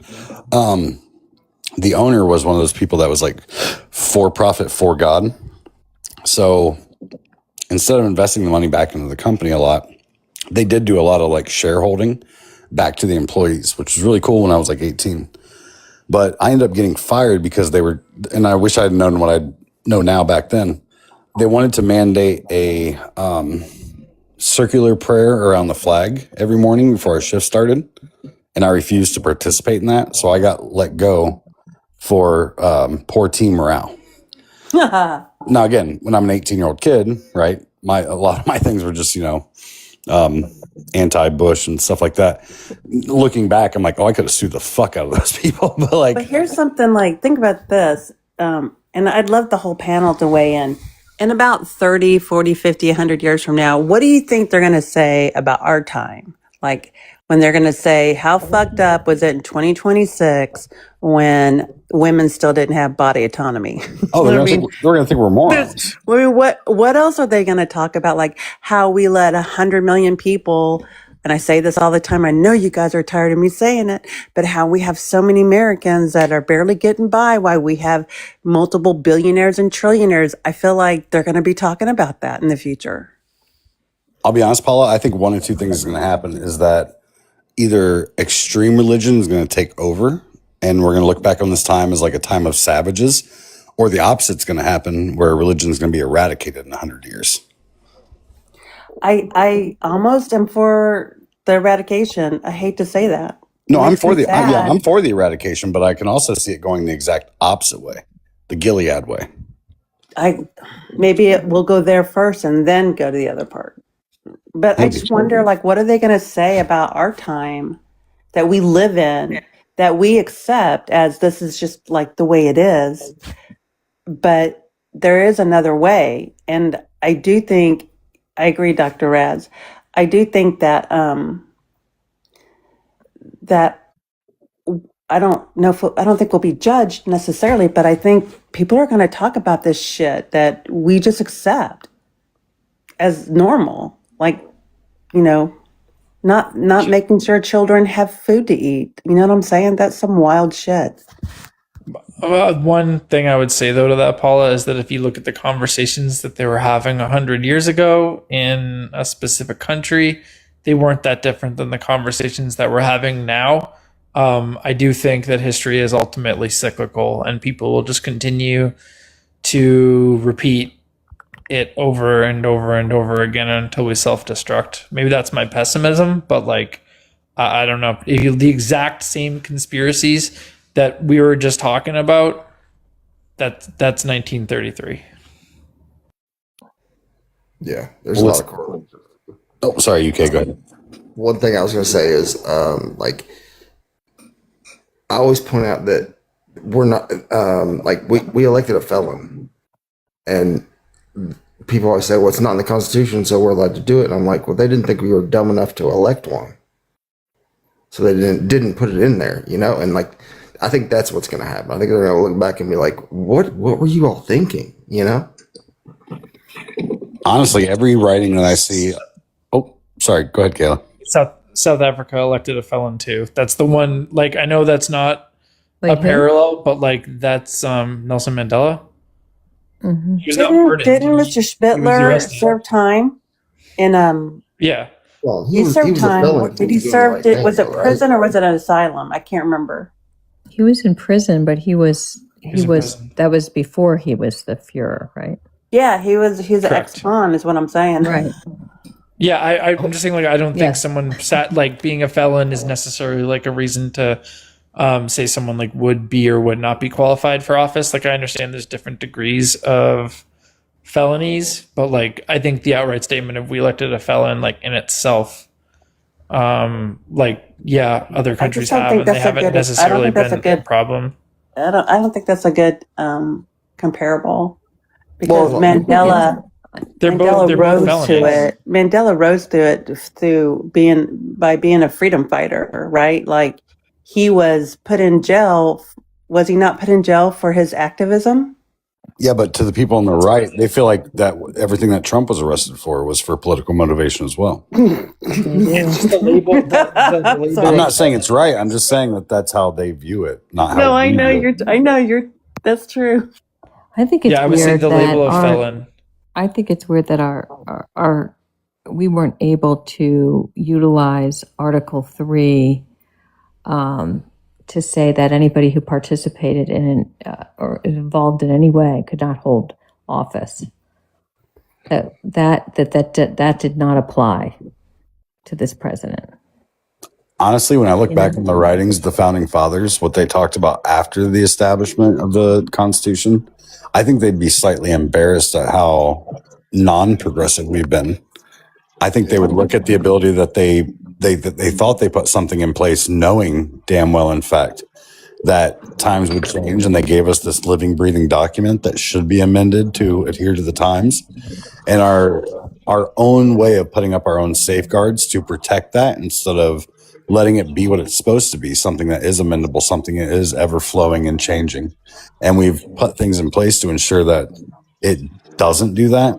I think they'd be very disappointed, because to me, that's always been the beauty of that fucking document, was its ability to be changed for the people.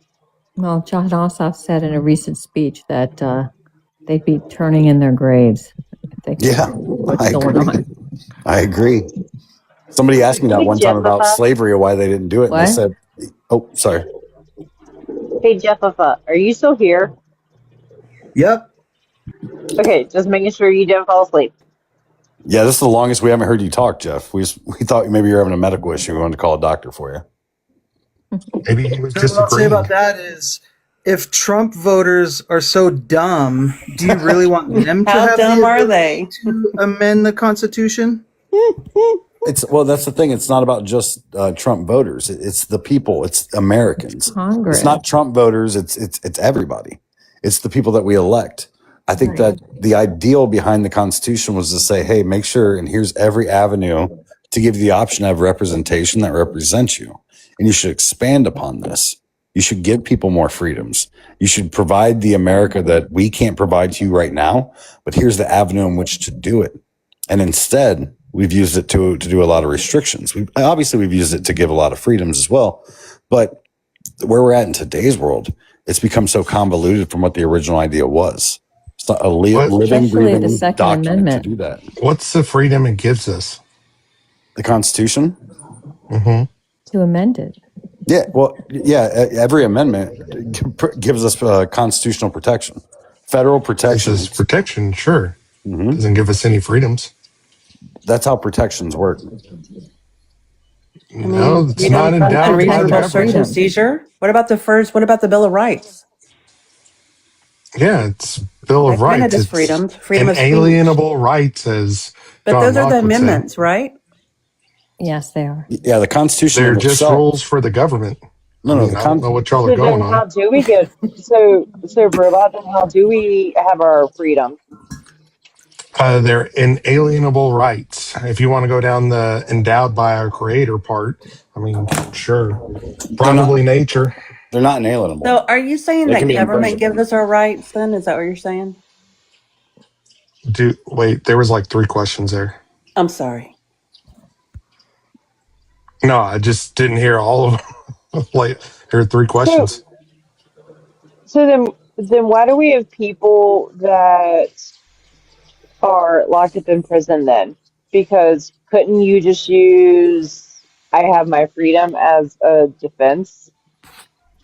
Well, no, I want to push back on Robot's inalienable is not true.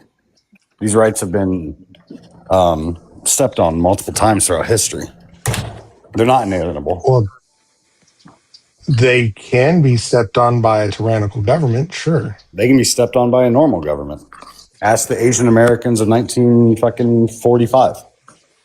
That would be, well, it was before 1945, but 1942. Yeah, my bad. Yeah, there you go. But that would be a tyrannical government. Sure. Then every government's been tyrannical up until, I'm going to say, never. Because the inalienable rights. Never? Yeah. Never been tyrannical? Even right now. So the tyrant King George wasn't tyrannical? No, I'm saying that we've never not had a tyrannical government. If the inalienable rights of the Constitution those is double provided- negatives are killing you, man. No. You're saying we've always had a tyrannical government? Yes. If by the definition is the right that rights were not upheld given the Constitution and the amendments, then yes, we've always had a tyrannical government. Okay, then so like Cliven Bundy, you would be with him then? No, it's I would always just say, been a tyrannical government, so you can pick up arms any damn time you please. Yeah. So you're with Cliven Bundy? I'm not with him. I just can identify what it is, right? Like even right now, undocumented immigrants are not given due process. Given the fact our government's not upholding that, I guess that makes them tyrannical. And you would also be with the J6ers because, I mean, it's a tyrannical government. Any means necessary, right? For sure. Dramatic. Yeah, but I mean, I'm just asking questions to see where he's at. Where does that line of logic actually go? Presently a tyrannical government. Have we present, I agree with CT. It is. So then y'all are saying that the J6ers were justified.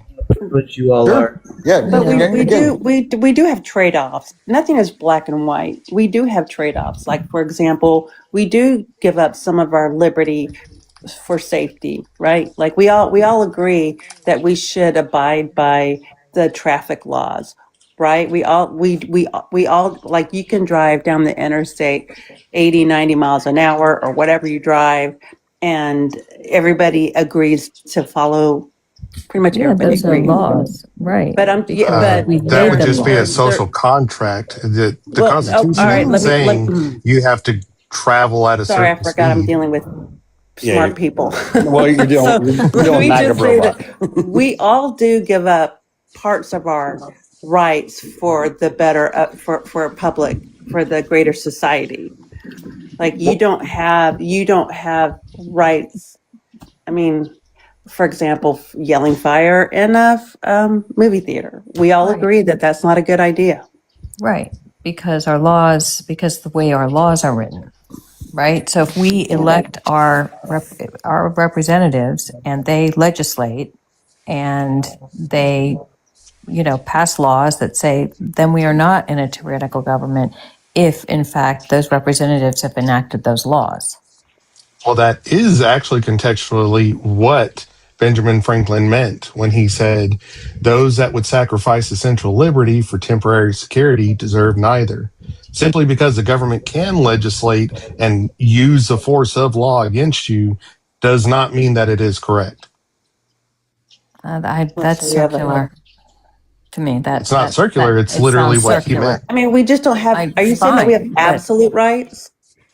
Yeah. We'd have anarchy if we did not legislate and have laws so we could govern society so we don't kill each other. Every right that we have is governing the people, even if it's unjustly, still isn't governance. It's you tyranny. have to have enough people on your side that it agrees that it's tyranny, right? Or else you're just a lone person. Sure. That's getting into a semantical game of who has the biggest guns. Well, no, I'm just all I was doing was pointing out the hypocrisy in Brobot's statement that if every single thing that goes against every constitutional amendment, there hasn't been a president that, by your standard, hasn't been tyrannical. No, it's your line of logic. I'm only asking the questions about your line of logic. You can't say it's mine. I didn't invent it. You did. No, yeah, we can't think of a president that hasn't done something that was unconstitutional. A president that hasn't done something unconstitutional. For sure. And in that matter, it would be George Washington, because technically most of the Constitution didn't exist when he was president. That's my point. Like I said, if you're playing satirical games with stupid fucking arguments, then that's how silly you got to get with it, right? Cartoon characters and cartoon conversations.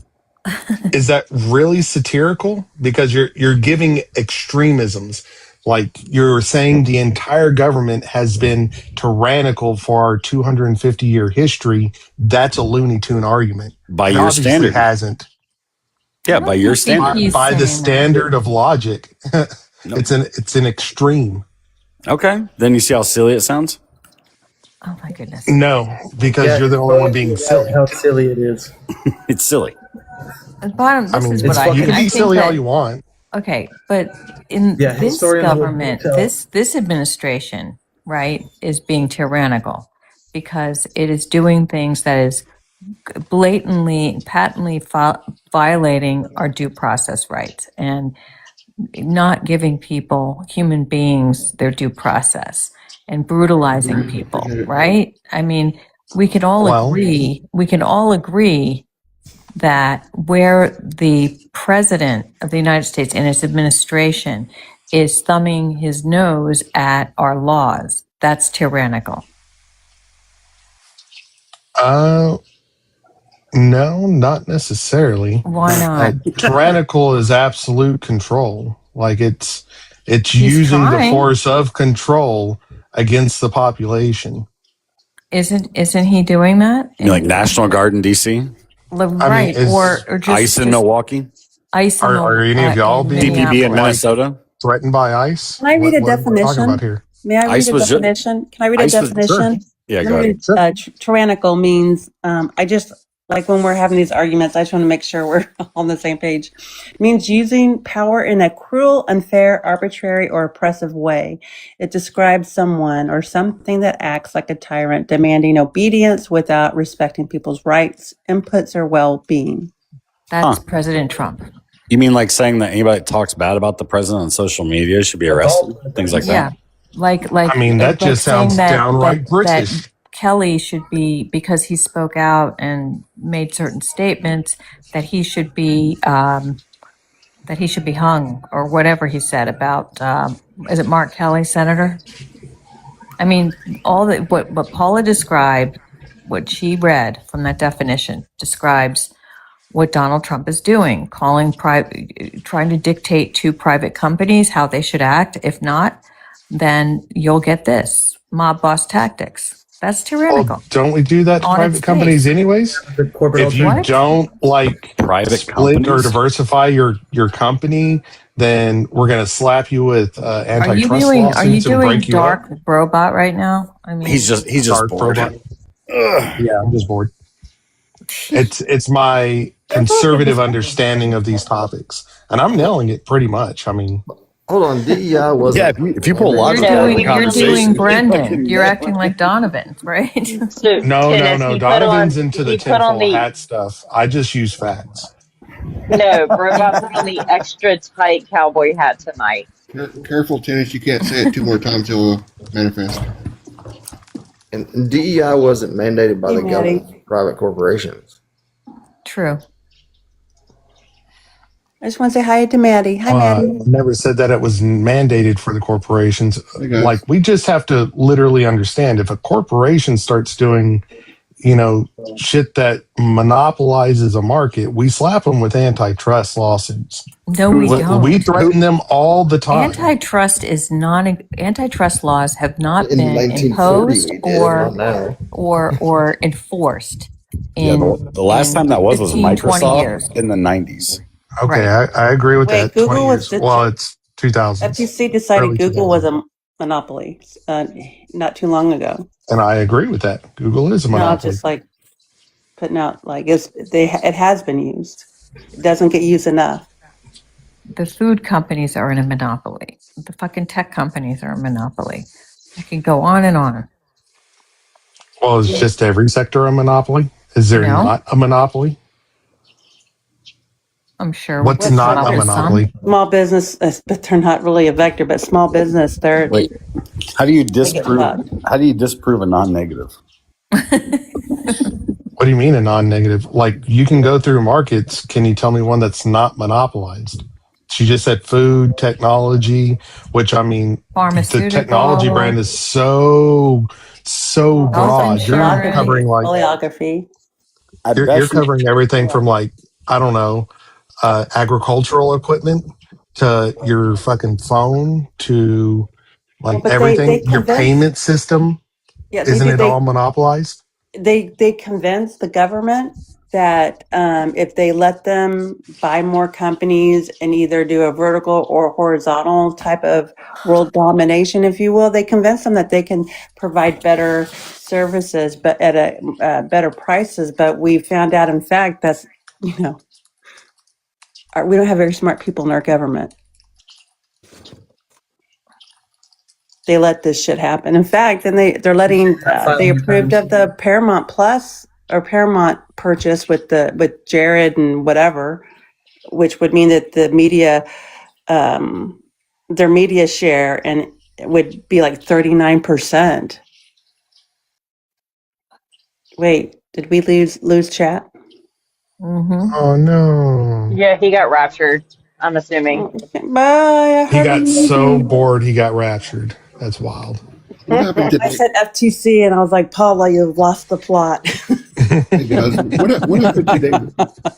What happened today with Trump? And I guess he went off on a reporter. I heard. I don't know. Apparently it was CNN or whatever. Someone said he freaking lost it or whatever. Maybe y'all know. Was he saying be quiet or something? I feel like I saw a clip of that. No, I was just going through my Twitter feed before I come up here, and I saw that, and I figured I'd ask y'all if y'all heard about any of this. apparently he said something to a CNN reporter today when they were having I don't know. Apparently he went off on him, kind of like the quiet piggy moment. Apparently, Maddie, this is what Trump did? yeah. Apparently, I didn't know. That's why I was. And I don't he just know. came in the room. He did. He is here. Would not be surprised. Yeah. We Beetlejuiced you, Brendan. My bad.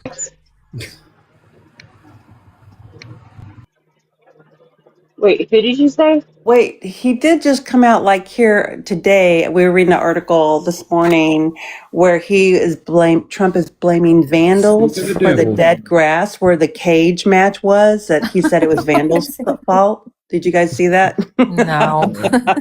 He did. He said to a reporter that this ground where he had set up that cage match for the July 4th, right? And it killed the grass. And then now he's saying that vandals did it. Well, Brendan, you know what makes the green grass grow, right? You know, the sad part is I feel like if it was vandals, like they would have came up with something more creative than just a random circle in the front lawn. How do people get on the front lawn? You have to like Security, you can't even get to the White House. Yeah, you can't just go on the ellipse. Not where that cage was. Yeah, the Edges of these days have zero talent. Whatcha? And that was a great show, so totally worth it. Glad you enjoyed it. Oh, did I hear Jeff Jr.? Oh.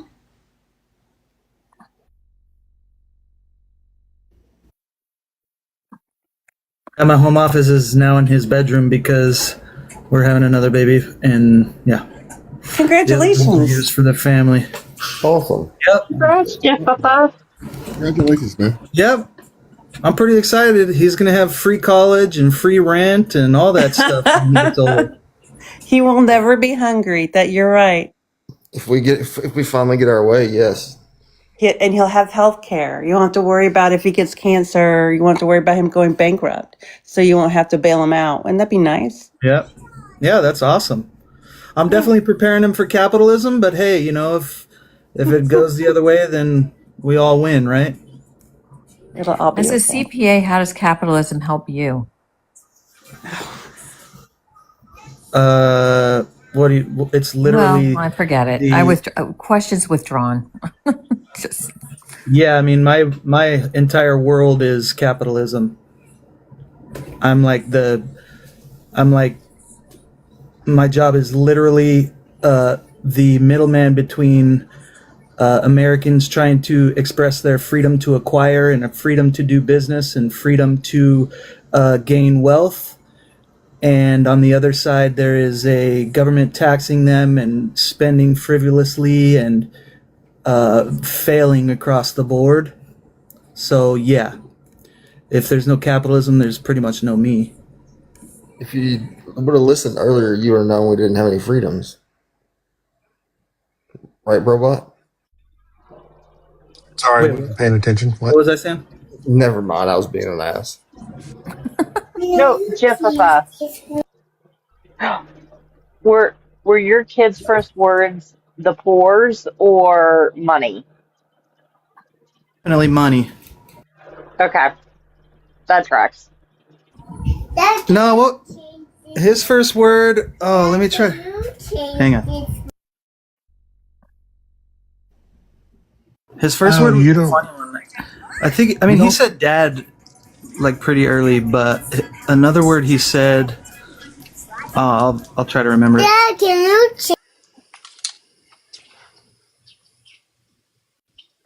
Interesting. So how goes it, Brendan? You haven't said anything yet. How goes it?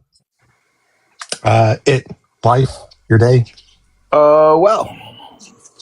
Sweet. I hear you had a big job doing a bank vault. Well, it wasn't. I wouldn't say it was a big job. It's a big. But door. yeah, I mean, I did one and then just took the rest of the day off because it was really hot today. Facts. Tell me Indeed. about it. It was 96 My in a man on the coast and 100 my control heat heat my index. heat stress in the mountains put us in the red zone at one point, which never happens. It's crazy hot here today. Where are you, Maddie? Gulf Coast, Biloxi. Oh, wow. Son's first word is debatable. He babbled for a long time, and I claim his first word was dad, and his mom claims it's mom.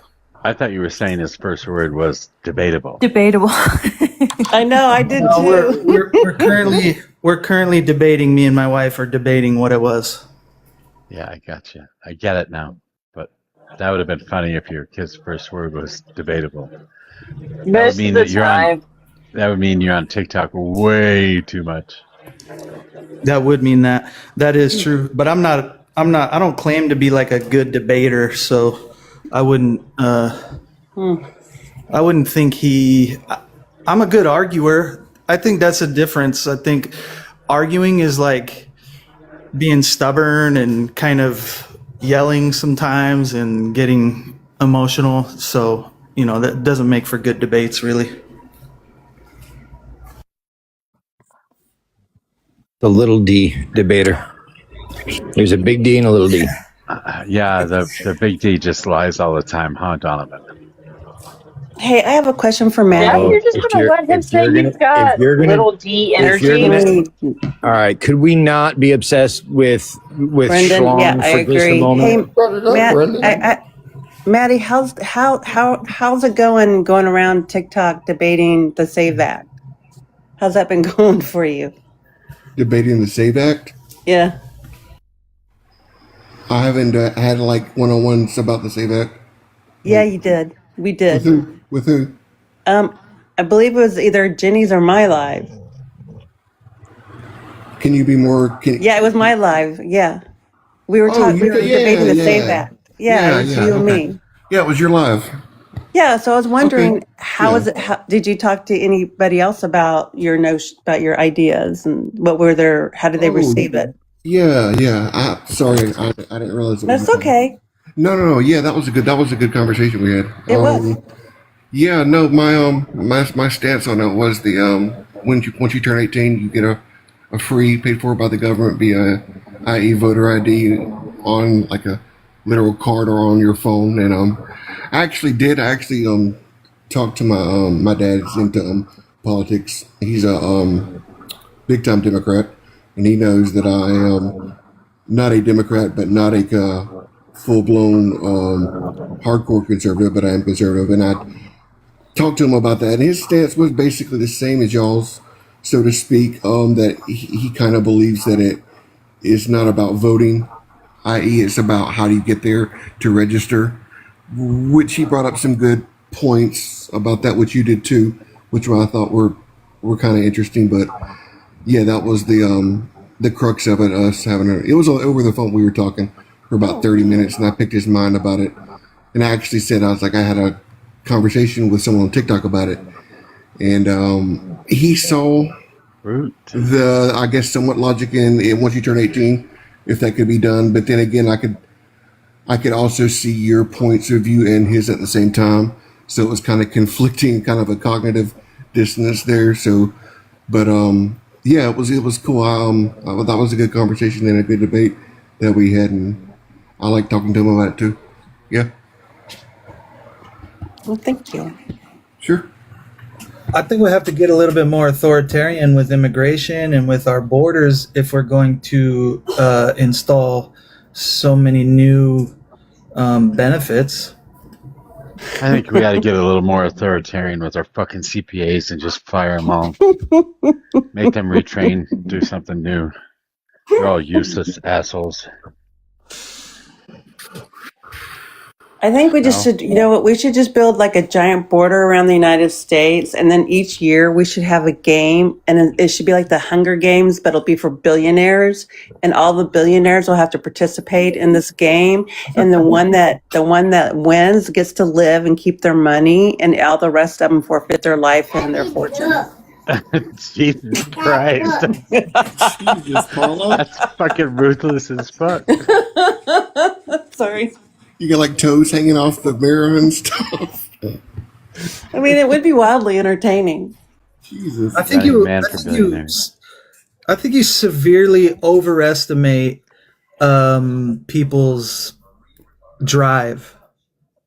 Well, I mean, the billionaires are pretty fat, so I don't know which one would win. Well, I mean, money is a good measure of your drive. It's a good measure of your competitiveness. It's a good measure of your. Not at all. No.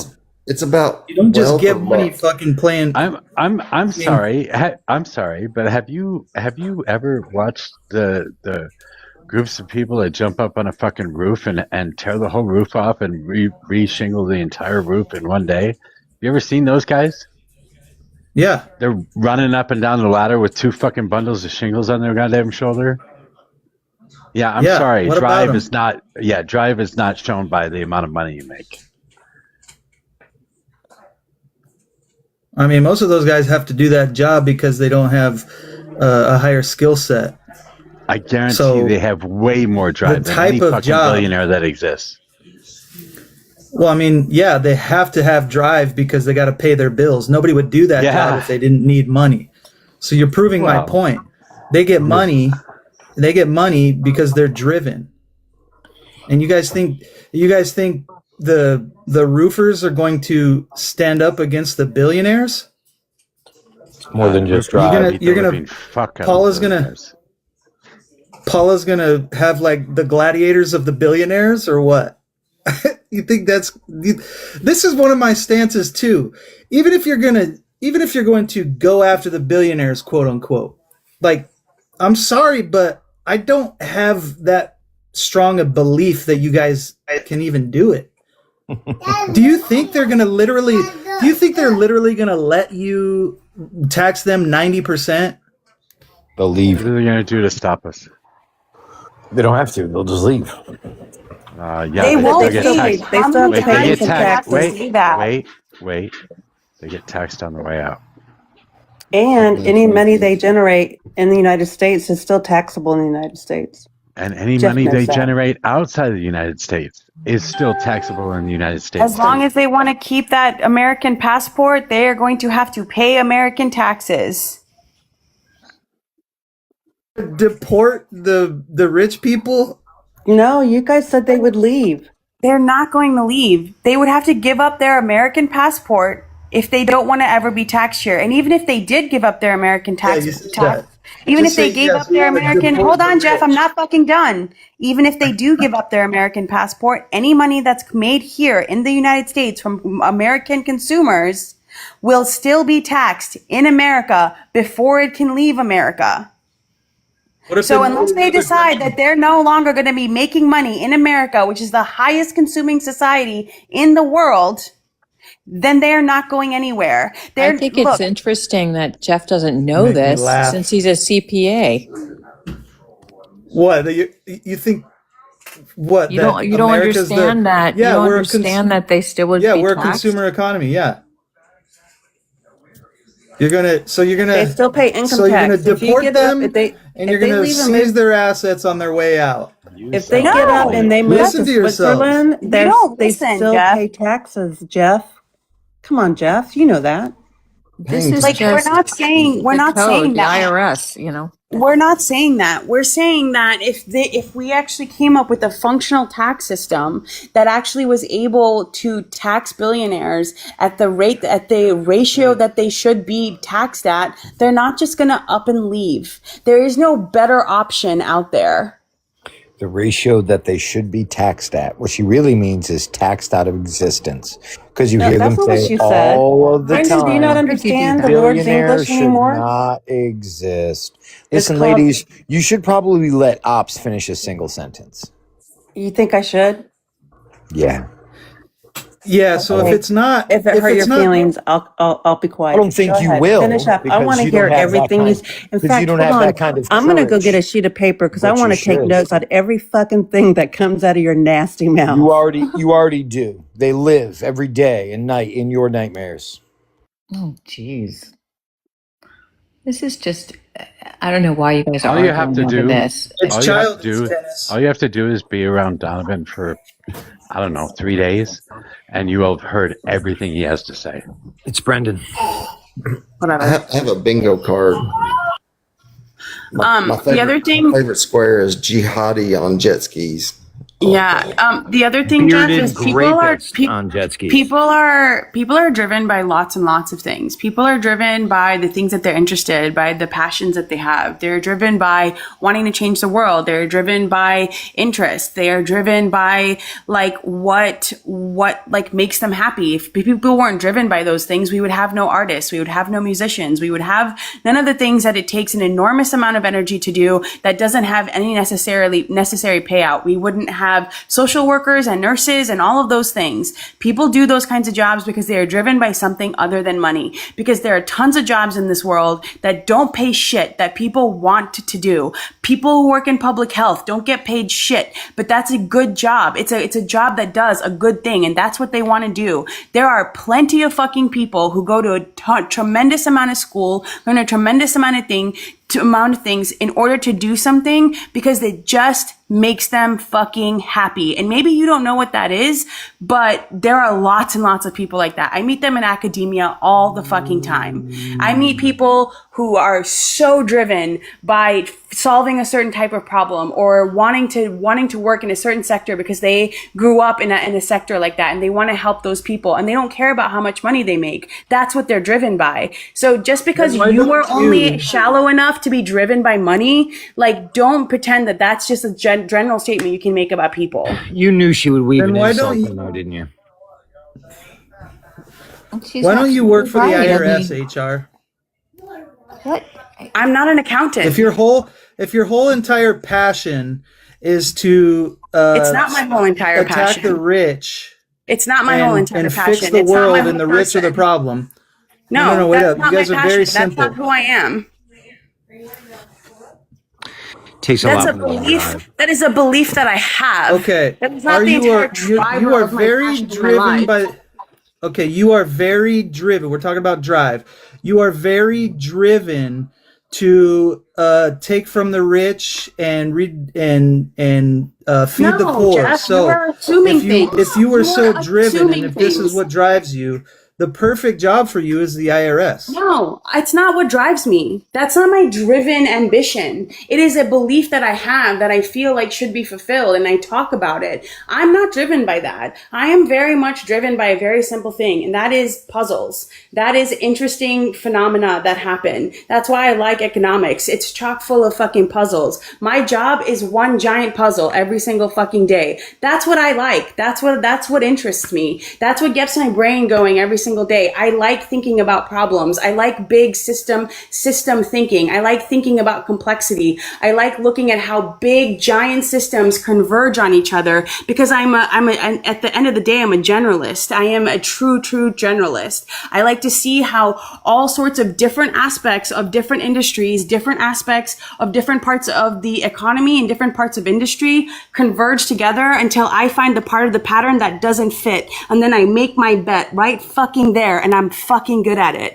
That's what I like. That's what drives me. So I go and I do that. I've trained for that. I have learned from that. I have been educated around that. And I have been educated around several different things. I don't just have a degree in economics. I have a degree in biochemistry. I love science and STEM. I look through science, STEM, and industry all the time. So you don't do any of this for money? Things. I get paid now to do it, but like it wasn't the driving factor. It wasn't the reason that I do that. I picked the place that would give me the most, that would give me the biggest amount of leeway, that gave me the most amount of autonomy to do the things I like to do, which is to think big, to think in systems, to think zoomed out. That is what I get paid to do. Do I get paid a lot? Yeah, I do get paid a lot, but that's because I've worked my fucking ass off. And I am highly qualified to do that job. I am more qualified than most of the people that I work with, people that I work for are highly qualified, but people that I work with. And that's just, look, that is just what this economy does. It rewards that. Right, but that's not my drive. If I was driven to do something else, I would do something else. The reason I didn't go into research and science is because I can't kill little mice. That would really bother me. I can't do it. So I didn't go into that, because if I was going to do something in biochemistry, I would have to do that all the time. And I just like don't have the heart to like pick up little tiny mice and inject them with tumors. Like I can't do it. Otherwise, I probably would have gone into science research. What's your major, HR? My undergrad or my master's? In your master's. Behavioral economics. What was your undergrad? Biochemistry and economics. I got 2 degrees in my undergrad. Which one do you like better? If you had to pick one.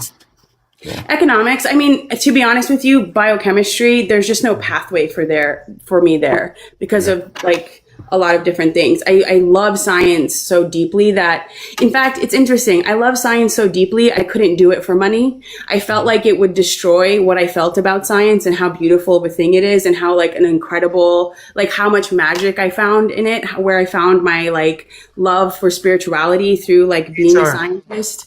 So like, that's why I went with economics. Do you think Elon loves space travel and technology and freedom of speech and electric cars and innovation? And do you think that might be what drives him? I think that he loves ketamine. We're having I'm in a hole. Conversation. See, you're not being serious now, and you think you're the one that's going to overtake the billionaires? I didn't say that. I never said that. I have beliefs that I believe. So you're going to deport them. I never said that, dude. You said that they were going to leave. You gotta stop. You gotta stop.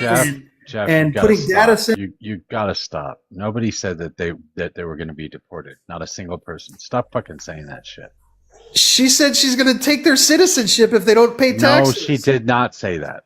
You don't listen, Jeff. Wait. I said. And Paula said we should put them in a Jeff, gladiator arena. I want you to actually. Gladiator millionaires. Just start and you guys yelling think at you each guys other. are going to accomplish this?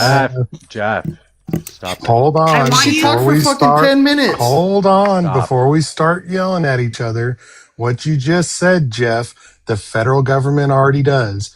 If they don't pay their taxes, they damn straight will take their passport. No, I'm saying that if you continue to hold a U.S. passport and you go live as an expat in Kenya or in the UK or in India, you will still be paying taxes in the United States. That is what I said. Unless the key word in the sentence, Jeff, I hope you're listening, is unless they are willing to give up their passport, they will still be paying taxes in America. If they do give up that passport, they will still be paying taxes on money made in America. That is what I said. You came up with the whole delusion on your own. Millionaires and billionaires make their money across the globe, right? How would they get their money out of the U.S.? Like, let's just think about it for a soft moment. Somebody like Elon Musk is like, fuck this place. The taxes are way too high. I'm like fucking out of here. How would they get any of their money out of the United States? We don't have an exit tax. Yeah. They would have to take it out of the stock market. They would have to. Yes, you do have to pay an exit. No, you could. Foreigners own stock. You guys are wild. Well, then they'd have to. You can fucking take your stock with you. Then they would have to continue paying. They don't get to take. It's called a free market. You're free to make foreign partnerships. You're free to live wherever you want. Every single time they take out a fucking stock out of the United States of America, they're going to have to pay taxes. If you make money in the United States, you have to pay taxes. They don't have to liquidate their stocks. Hold on, guys. Internal Revenue Code, Section 877A. Internal Revenue Code, Section 877A, exit tax. If you make money in the United States, you have to pay taxes on it. Read it all the way. You know that. I mean, just factually, Jeff, we know that the IRS will. Hold on. It applies to U.S. citizens who formerly renounced their citizenship and long-term green card holders who held residency for 8 to 15 years. Right.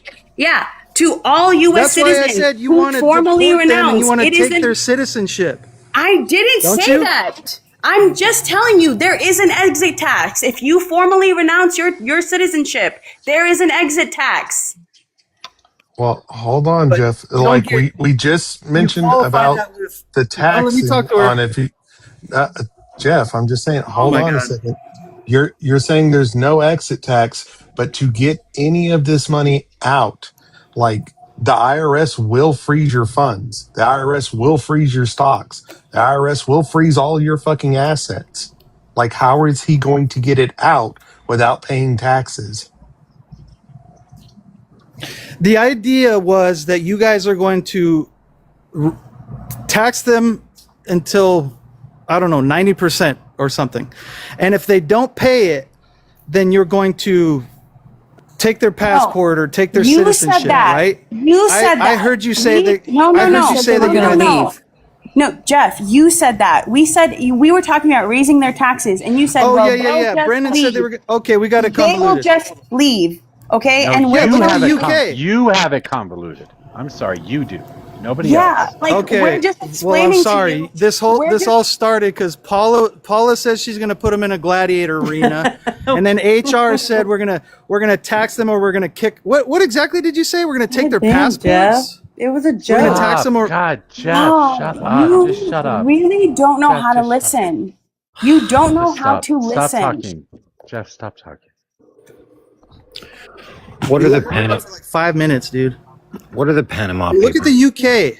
The UK is the #1 exporter of millionaires, Who and it's cares? because of taxes. What are the Panama Did all Papers? those people end up getting in trouble for stashing money away offshore? Oh, look, Mojo knows what the Panama Papers are. Yeah, I know what the Panama Papers are, but So those is offshore, those it are offshore accounts. rare for rich people, especially billionaires, to offshore large portions of their fortune? Is it illegal? Is that a novel thing? Is it illegal? First of all, I suppose it would depend on the circumstances of how they came to the money and whether or not Not at all. Not the at United all. States took their piece. Yeah, there you go. That's the only thing that matters is whether the U.S. took their legal piece. ways to do it. Otherwise, it's illegal. and also the Yeah, you problem could do with the it. Panama. Oh my God, the problem with the Panama Papers was not that those places were never taxed. They still, depending on where the money was initially created, some of that money that goes out to these different shelters, right? It was trying to avoid like taxes on capital gains after the fact. Right? This is after the fact. So even though like some of that money was taxed on its way out, some of that money was made outside of the United States and was put into those places so that it wouldn't show up on their capital gains. I need to think of Jeff. hold on. Can I just, I've heard of the Panama Papers too, and I'd like to talk about it for just a moment, if you don't mind, Brandon. Is that okay? Okay, good. I'm going to take that as a yes. So because of the Panama Papers, that's how come we got the, let's see, what is it called? Beneficial ownership requirement. Do you remember that? Do you remember that, Brandon? Yeah, I'm not doing it. Look, if Okay, you're cool. gonna interrupt me I'm and not take done. over the I'm not done. Hold conversation, on. I'm going to wrap it up I'm not really going to fast. answer your questions I'm going directly. to. That's fine. Okay, I'm going to wrap it up so fast. The reason why I'd like to point this out was because last week Feinstein decided to stop requiring the beneficial owner statement. Did you know that? Did you know they did that? Because one of the best ways our country can find fraud and money laundering was this report that people were mandated to file each year. But under the Trump administration, they decided to end it. Isn't that interesting? It wasn't the Trump administration that ended it. It was ended by the rest of the government that installed it. Yeah, they were trying to ask businesses to report on their foreign entities Trump. held. Dude, it was Trump. Yeah, Trump said that it was I don't care what he said. Tell me the law. President Trump said that it was too hard for companies to have to report this. It so let me was. ask you this: if he thought that Everybody- way, that's they why could they have got just rid ended of it. Why did he have them delete the database? He's just reiterating what had already been decided. It Okay, wasn't cool. his decision. Maybe because Capital One said that they had to debank him because they suspected him of money laundering. Isn't that interesting? And then he gets that immunity deal. He gets that sweetheart settlement deal with the IRS. It was not Trump's decision to end BOI. Yeah, it was. That's just a fucking For you to sit there and say lie. anything else is ridiculous, and it shows you're incredibly naive. Didn't we just make it through 4 years of Democrats wanting him to be debanked? Democrats like trying to pull his security detail. Like it seems like this was already coming to begin with.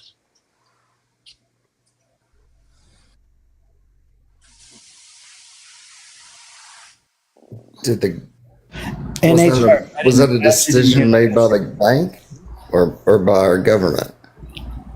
Capital One debanked Trump. Trump sued them, and when they replied to the lawsuit just the other week, they said the reason why they had to end their relationship with Donald J. Trump was because of suspicious money laundering. Yeah, the compliance. If that were real, I mean, they would have just charged him with it back in 2022. No, when they were after his ass Don't anyway. talk about shit you don't know about, Robot. So what happened is they can't confirm money laundering, but their compliance team suspected it, right? There was a pattern of this going on. And Capital One wasn't the only bank to find this. Bank of America and JP Morgan Chase both had the same thing happen. They quietly closed the accounts because they're just covering their ass, right? They want to make sure that their compliance goes through. They weren't going to try and prove anything, nothing like that. Trump then decided, now that he's back in power, that he's going to sue the banks because he thinks it's because they've gotten quote unquote too woke, right? And when he puts in for the filing, the bank now has to reveal why they did it and show real cause for closing those accounts. And they were just following normal compliance things. If you were to further investigate those, if they were asked to investigate those, if there was somebody charging him with money laundering, somebody has to have standing to charge him with that before he can be charged with it, right? They could maybe further investigate and find out that there is. As of the bank, they weren't charging him with money laundering. They were just following compliance. I mean, that sounds gravy in theory, but realistically, when we look back at the timeline, they brought Trump in and started persecuting him for a whole litany of bullshit, like, the whole documents thing, campaign finance that a lawyer went to jail for. No, that's all Trump's fault, and then they try to label him as a felon for what a fucking lawyer did. No, and it now seems you've like got this that the whole banks thing of are like protecting themselves. debanking Trump, and then on top of that, trying to strip his security detail, even after an assassination attempt. And now you're trying to come back and say, oh, well, we got something else to prosecute him on. No, this is just weaponizing other industries against Donald Trump. Robot, the bank is just saying, look, we're going to protect ourselves. They're not prosecuting them. They're not prosecuting is just them. being They're not doing MAGA business robot. with them. Yeah, I know. Yeah. No. All right, Robot, I got one. There's a property in Florida that it actually is the reason that I believe that him and Epstein split up. Trump outbid Epstein on the property. Trump owned it for a year, sold it to a Russian oligarch for double. The Russian oligarch never even lived in it. It was set vacant until it was torn down by the city. Trump also ran a birth tourism ring out of Mar-a-Lago for Russian pregnant women. And he also sold a bunch of properties in his New York skyscraper or whatever to Russians. Like, there's plenty of instances where he was doing shady stuff.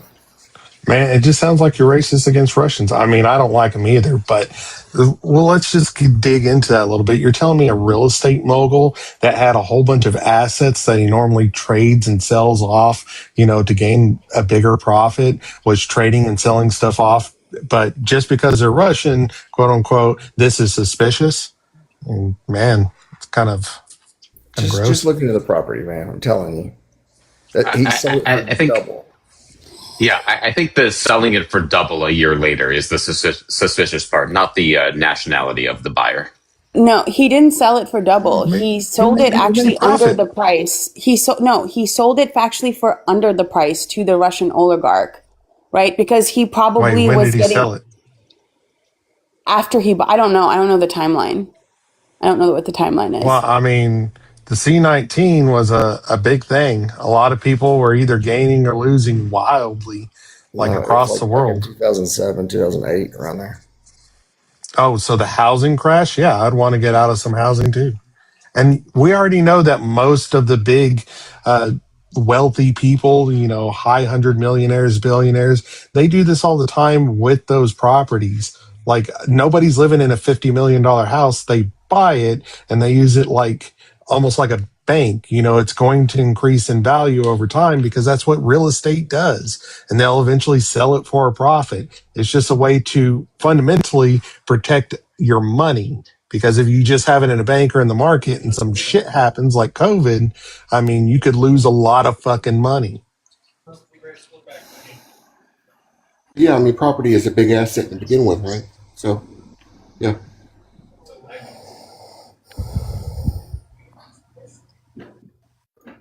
Did you want to be up here, Liddy?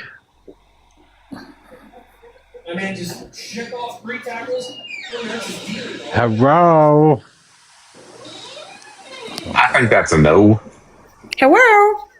I do realize that MAGA tabs is up here, right? That's correct. I've come into this Marxist socialist crazy hellhole. Yeah, these crazy liberals up in here. I'm telling you, I'm glad to have you here, though. I thought you needed some support because these leftists are fucking. They have lost their mind. So I'm here to give you some support, you Texan.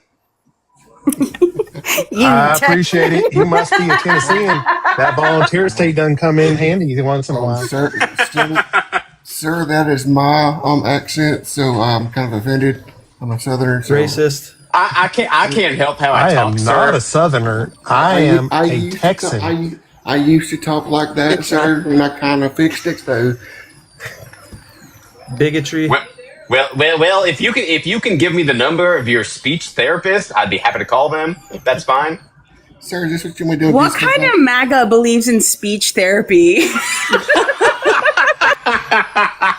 I mean, wait, I'm offended. Oh my god. Fuck, that was funny. Fuck you, HR. The liberal is just seeping out accidentally. Like, oh shit, I need mental health care. I'm sorry, Jeff. Are you still up here, Jeff? Can you hear me? Just we needed another fucking kid in here. Jeff, yeah, I'm very young. Jeff, why don't you want to pay your fair share? We've got private companies to buy with government dollars so that we can socialize the means of production. Why don't you want to pay your fair share into that? And why don't you support price controls on pharmaceuticals? On that, socialization is not a good thing for the country. We were founded on pulling ourselves up by our bootstraps, and these lazy liberals don't want to work. Question, Mr. Taz, Brobot. let me ask you a real question. Okay. How are you going to tax the rich? What do you mean? We cut taxes. We cut taxes on with the TCJA. What do you mean? We don't want the rich to pay taxes. I'm not playing a game with some fucking character. Okay. Okay, fine. I'll be a real person. What's your real question? Go ahead. Yeah. So far we have we're gonna do some sort of fucking Hunger Games with the rich. Then we're going to kick them out and take their property on their way out. And so what are you going to do about it? What drives you, and what skills do you have to accomplish this goal of taxing the rich out of existence? The first thing I'm going to do is tell the IRS that they should enact they should engage with the laws that are already in place under Donald Trump's TCJA to address the $800 billion a year tax gap that we have, where we are not collecting taxes that are owed to us as the people by billionaires, millionaires, and 100,000aires even that are evading taxes to the tune of $800 billion a year. That's almost our entire military budget. Fucking leave me alone. Okay, so why haven't they done that by now? So easy. Why haven't they done that by now? Because when our side hires IRS agents, your side says, "Oh my God, they're coming for grandma," and they make it a fucking political escapade. Then, what about the last 50 years? Then I think you all have had the majority of House, and you've had the majority of presidencies in the last 20 years. Who runs the IRS right now? Why haven't you guys? Who runs the IRS right now? Right now, the IRS is a joke. I'll give you that. But why has it been a joke for 50, 60 years? I'm sorry. Part two of that question is, part one was who runs the IRS right now. Part two is, I'm sorry. If it's so easy, why haven't you guys done it by now? Thank you. Part two of the question is who was suing the IRS for $10 billion, even though he ran it when the leak happened? So you're totally missing the question. So I'm not missing the question at all. If acquiring the billionaire's wealth and redistributing it to the hungry was the goal, and if it's so easy to just enforce the IRS laws to make that happen, then why hasn't it happened for the past 60 years? Are you going to take any responsibility for the wealth gap right now? Are you going to take any responsibility for the $800 million tax gap right now? I didn't say wealth gap. I did say tax gap. Okay. But it's the same. We're talking about the same thing: accumulating wealth while a massive population is in poverty. Correct. Correct. Accumulating wealth means you can afford to pay CPAs like yourself to find ways to avoid taxes. That is true. Thank you for helping our fellow citizens avoid paying the taxes that they fucking owe. That is your job, my friend. Yeah, tax avoidance is legal. Okay, Like- the tax gap tax is avoidance is legal. The tax gap is not. You don't have to volunteer your money. Do you volunteer your money to the government, or do you think, well, this law is wrong, I'm going to just pay them extra? No. Tax avoidance is perfectly legal. If the law doesn't capture you, then you don't have to pay the tax. The tax gap is not about legal tax avoidance. It is about tax evasion. The tax gap is the amount of money the IRS is entitled to collect and compared to the amount of money that is actually collected. So, tax evasion is illegal. You're right. Tax evasion is illegal. But I don't do that. I do tax avoidance, okay? Okay, so I looked it up for you, Jeff. You asked the question. Hold on. Jeff, hold on. I looked it up for you. You asked a question, so I went and found it for you.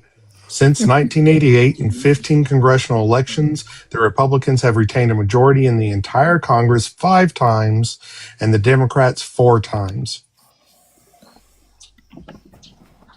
So in the time period that you guys had control, which is almost half, why haven't you made a dent in the wealth gap? Why haven't you made a dent in the tax gap? Why haven't you made a dent in enforcing the IRS code? Jeff, why do you always ask why we haven't done the thing instead of asking why Republicans constantly block it when we try to? It's like you don't understand. Hold on. I'm not done, dude. Because the thing is that there have been several times where we have tried to do those things.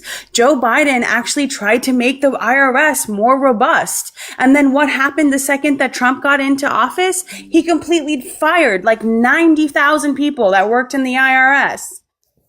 My problem is you guys act like this is like something new. Every time we do something, Every time we do something to try to make that case, and then we even get somewhere with it, it is completely dismantled the second Republicans take over. Instead of seeing that, instead of seeing that these are things that need to happen, that these are corrections that have to happen, they're continuously blocked and reversed by Republicans and never replaced with something. They always just destroy stuff without building shit. So ask your own party, why do you guys keep doing that? Because we favor lower taxes. Right, and when you're questioned about it on these panels, the only thing that We you favor did lower taxes. let me You guys finish, want more Jeff, taxes. please, Jeff, please. When we were talking before about some of these issues, right, back at dinner time, your MO was to say, this is historical, this happens, and you just keep pointing back to, instead of addressing what's happening right now, you just keep pointing to history to circumvent the issue.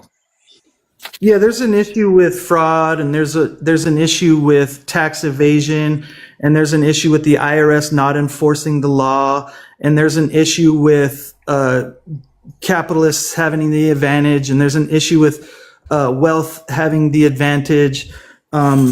These are issues, but when you guys act like you're going to save the world and you're going to do something about it, and you're going to make progress and you're going to get results, a lot of us don't believe you, because this wealth gap has been accumulating for a long time. Well, there you go. You're doing it again. You're telling you that you keep I'm going. telling you, This is going on for a long But can I time. just jump in? So part of the reason why today, people see it today, but they've always seen it. Part They've of the always seen it, reason- and you guys haven't made any progress, and you know haven't what? produced any I'd like to results. jump in, Jeff, because you're forgetting half of the equation there. Yeah, Republicans are good at cutting taxes, but they're fucking fantastic of creating debt. And the reason why is because the things that they would need to cut to keep us from growing the deficit and the debt every year are the two programs. If they touch, they will lose. They will lose forever. So tell me what kind of fucking cowards would make us have debt instead of taxing the rich appropriately. Appropriately is subjective. Like I your just want them to opinion. pay as much as they benefit from our It's generally economy, your all's Jeff. opinion. No, it's Jeff, generally I just your want them to opinion pay. that they. Jeff, they don't It's get just your taxed opinion enough. that they don't No, pay their it's not fair my share. opinion. Jeff, Until what you is can wealth? prove it Jeff, to what is me. wealth? Jeff, what is wealth? Until Wealth you is the can prove it. accumulation of what? I'm responding to the first No, thing no, first. no, Like what? 7 No, things go no, by, what? and I get to respond to one, No, and then I just look dumb because you don't. I I'm going to missed let you one answer point, both. Okay, How is wealth I accumulated? already forgot the first one. Yeah, good. How is wealth accumulated? By making smart investments, by working hard, by saving your money, by it's diversifying, It's by by making having more partnerships, money by come in. establishing I'm partnerships sorry. with Okay, other great, businesses. cool. That's not it. You You asked don't know the what it question. is. That's not All what the of answer that. is. You don't It's even know all the of that. answer. The answer is if you have more money, you get to keep more money than you spend every year. That's how you accumulate wealth. Right? And then you take that money and you invest it, then you make more money, right? But what Republicans do is they do not tax the wealth that these people have accumulated fantastically. You know your camera's They on, get right? more economic benefits than anybody else in society. They should pay that same rate over in taxes. Paula, I can give you my stats on this. I've been listening for 30 minutes. Yeah, go in. Yeah, come on. Yeah, sure. As the other conservative on the panel, Robot, you're a conservative, right? No, I'm a progressive. He's a progressive. Huh? Okay. Oh, I'm a progressive. Okay. He identifies as a war hawk. He's a war hawk. I thought you was Just kidding, Republican. Robot. Just kidding. I thought you was Republican, Robot. Not kidding. No, That is true. As the other conservative, as the other conservative on the panel. apologize. Yeah, as the other conservative on the panel, I guess I can give my 2 cents here. Paula, if someone makes a good investment, right? You know, you got 4 quarters in a year, and they make a good investment and they get a great return. on that investment, and you can call that wealth accumulation if you want to.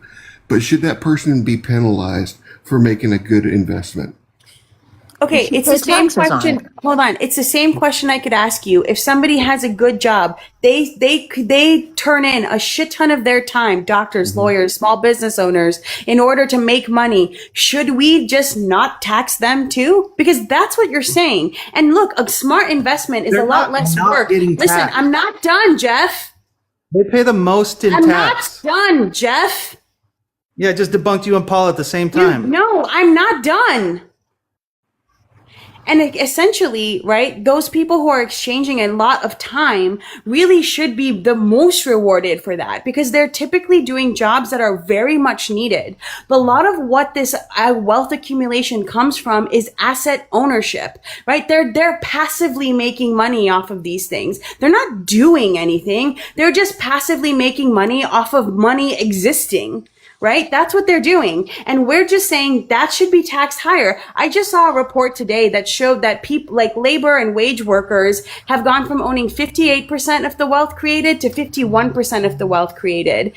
And that, ownership class has gone from having 7.5% of wealth to 11.5% of it, right? That their percentage has gone up while the wage workers have gone down. And part of this is because of the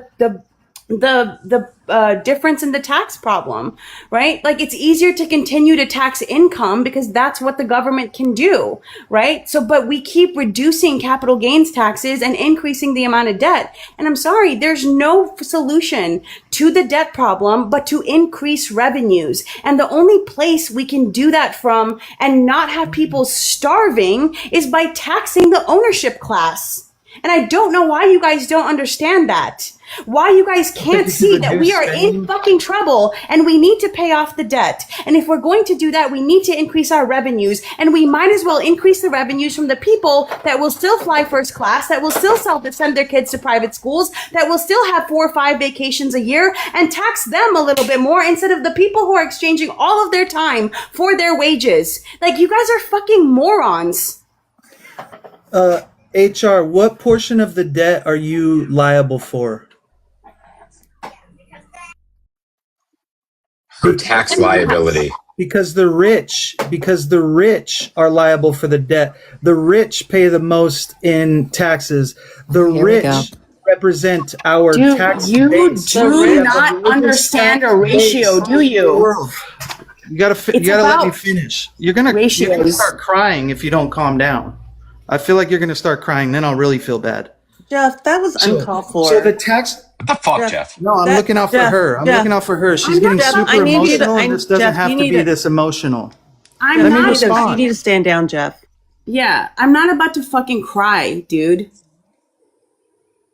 Like, I don't understand.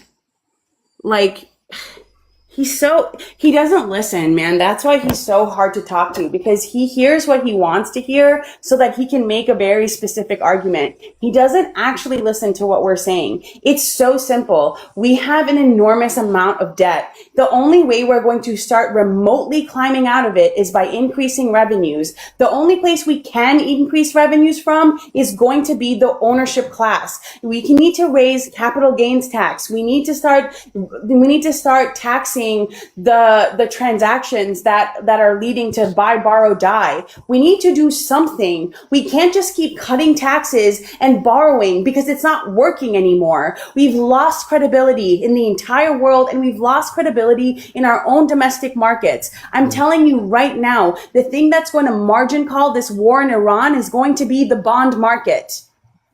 And it's like, he doesn't understand this because he doesn't think in systems. He doesn't understand the larger picture. He thinks about his stupid little clients and doing his stupid little work. Tax avoidance is okay. And rich people should be allowed to keep their money. And fuck the doctors, fuck the lawyers, fuck the small business owners who are putting their sweat and tears and educations into making money for themselves and are getting taxed up the ass.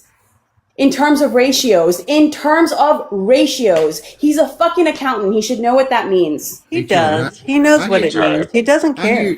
I hear your passion, HR, and it is admirable. I hear you. I think you believe what you're saying, and you are passionate about, your beliefs.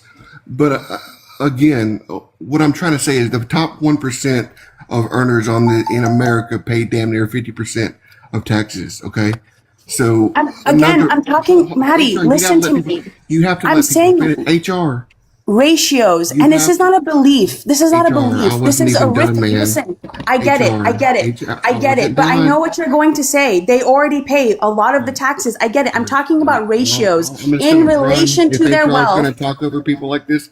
HR. I'm here in good faith. Y'all know that I am. Okay, I'm trying to learn. Okay, I'm here to talk. All right, but you have to let me finish, man. Okay, I hear what you're saying.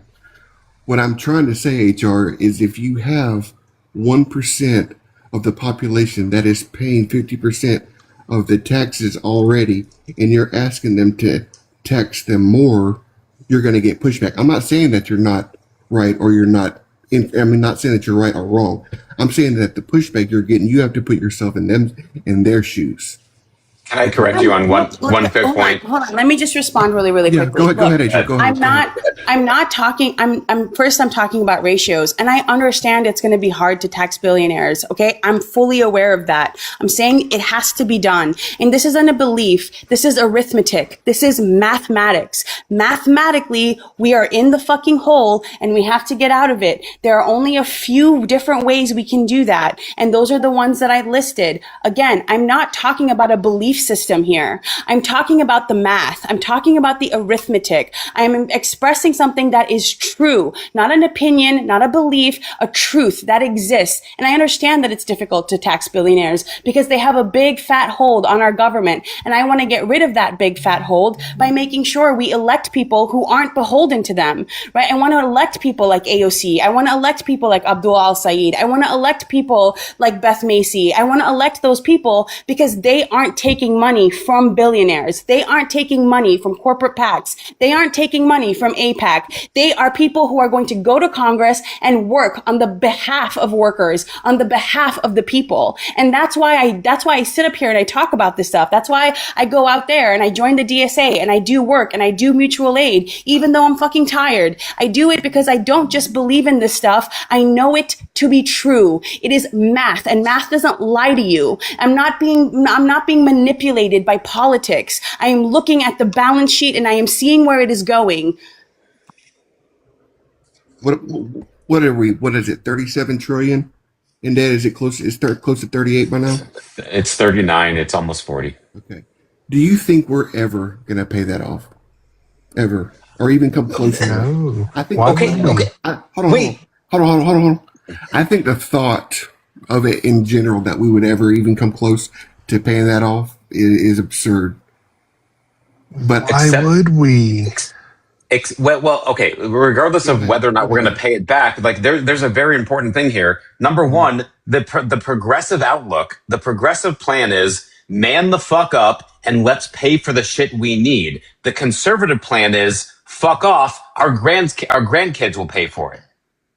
That's what conservatives want. Reduce taxes, increase the deficit, and put the bill on the credit card so the grandkids can pay it off. That's what the fucking conservatives want. I'll tell you this, Megataz. I agree with you in some sense. I believe that capitalism does, if you want to call it fair or whatever, it wouldn't be a perfect system if you were going to create, but I don't think that socialism or democratic socialism would be the key either, because you're giving more. Look, if we're this pissed off at what the government is doing to us and you want to give them more control, it doesn't seem reasonable or rational. If you're saying it's controlled by the state, then what are you going to have 50 different conglomerates of this socialism in each state, or is it going to be one major one like the government? Do you understand that the Big Beautiful Bill calls for a larger and larger deficit year by year over the next 10 years? Yeah. No, go ahead. That means putting more money on the credit card every single year. That's conservatism. That's what Donald Trump put forth as his one big beautiful bill. And the word one is pretty important there. It means the one bill he needed to get his agenda passed. And he convinced you to support a larger and larger deficit. What I'm telling you is progressives want to make sure we pay our fucking bills. You guys, sorry to say, you guys want my grandkids to pay for it. I hear you, but again, you're at if we're this pissed off now against each other when it comes to conservatives and liberals or whatever you want to call it, Republicans and Democrats. If your solution is to give more control to the people that are already fucking us, excuse my language, it doesn't seem reasonable or rational. No, it's not to the same people. That's exactly my point. It's not to the same people because I want those people voted out. I want those people who have been put in there by corporations and billionaires and super PACs and APAC and all of these other things. I want them out. I want them voted out. I want people to wake up to the fact that what Crosstabs or what MAGA Tabs is saying is absolutely true. That we're just trying to pay our bills on our own so that we can at least try to at least get our deficit down big enough so that we're not paying an enormous amount every single time. Like our GDP is now, we're now at 100% GDP debt to GDP ratio. And the way we take out debt is by issuing bonds, right? When we need to borrow money, we issue bonds, and people don't want our bonds anymore because Donald Trump has made our credibility fucking in the toilet. Investors are asking for 5.7% on a 30-year bond now. It's going to be harder and harder to borrow because we look like we don't pay our debts. So we need to get those people out of office. You need to go and vote for someone who is not taking that kind of money. And I'm sorry to say it, but none of them are Republicans. Not a fucking one. Not a single goddamn Republican vote running in any rural area, any city, any place in this entire country is not taking super PAC money, is not taking corporate money, because those are the people they know are reliable to continue to put this in their hole. And those are the only people who will survive it. It's not them who are going to end up poor, broke, destitute, not unable to find a job and unable to feed their families. It's going to be us. So they don't give a fuck. And you guys better start fucking owning up to that and do something about it. Talk to your communities. Make them see the light, because that is the only light that's currently available from where we're sitting right now. And real quick, side note, Maddie, I want you to answer HR. Wait, hold on. Hold on. I've got to introduce a new panelist. Okay, introduce. Can I get an age, state, and who you voted for? Yeah, I'm 38, state Pennsylvania, and I voted for Kamala out of pure harm reduction. Fascinating. Please continue. Perfect. MAGA Tabs. Okay, MAGA Tabs. Okay, Maddie, I want you to respond to HR, but I want to introduce a quick little asterisk, because I hear this talking point all the time where the rich pay 50% of the taxes. Leftists, and every fucking leftist in this live, in the chat, please fucking hear me right now. What he's talking about is income taxes, which make up half of our revenue. The other half of the revenue is largely made up by payroll taxes paid by the everyday average Joe. Okay? And by the way, payroll taxes are capped. So rich people do not pay payroll taxes on their $1 million salary. They only pay it on the first $100,000 or so.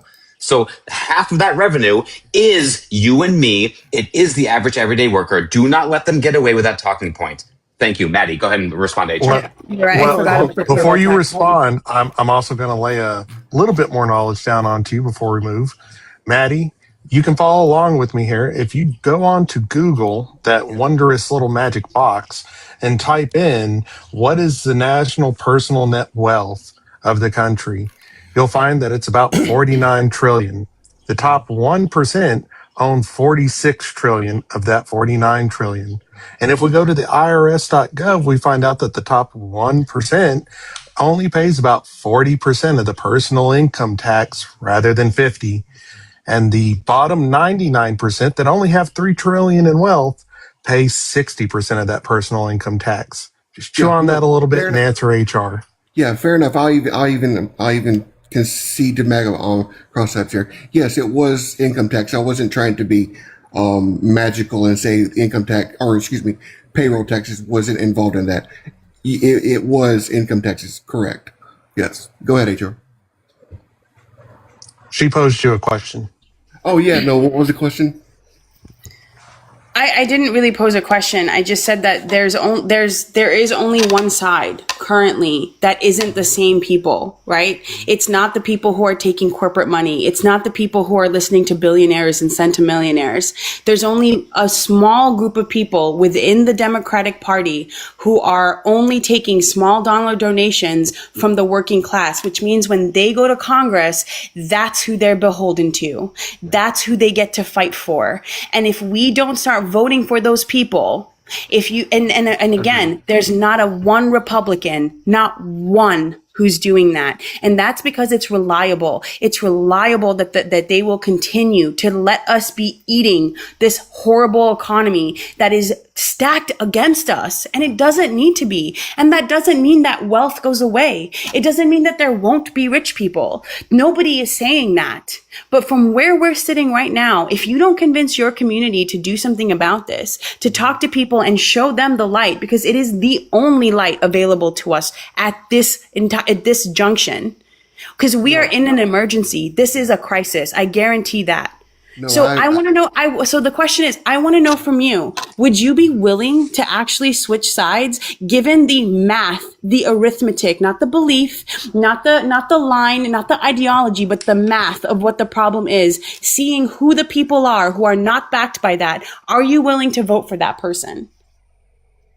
For just math only and not anything else is the question, correct?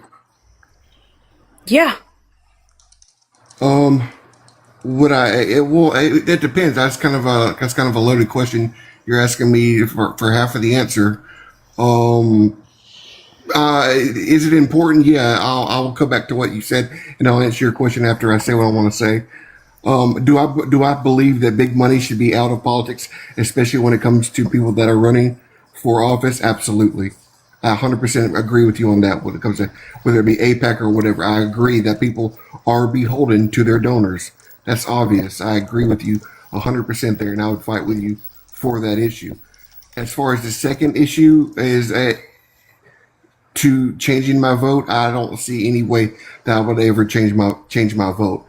As far as that would go, to answer your question, it would be no, unfortunately. Wait, really? There's nothing that the Republicans could do? I don't think there would be ever, as far as me goes, to become to vote Democrat. Although I did vote Democrat, but not today. I don't see there would be any way that I would change my vote to a Democrat. No. That's the problem. What if that's the problem? I would pose the same thing onto you, HR. You know, let me ask you why you would never ever vote Republican. Because they don't do math correctly. Because they don't do math correctly. Because they don't listen to scientists. Because they don't listen to experts. Because they want to push a religion on me that I don't participate in. Because they want to take my bodily autonomy. Because they want me to believe in a Christian God. Because, I mean, I could go on and on and on. There isn't a single thing that a Republican does that fits into my worldview. And my worldview is built on the idea that if I am given new information, if I am given empirical new information about the way something works, I change my mind. I change my worldview in accordance with that new information. And every time I do, there is only one side that continues to do that. And that is the Democratic side. They're the side that is saying, me as a woman has bodily autonomy. Me as a woman has the right to vote. Me as a woman and an immigrant and a brown woman in this country has the right to a job, to a bank account, to the meritocracy, to the will, my own will can reach me as far as I can go.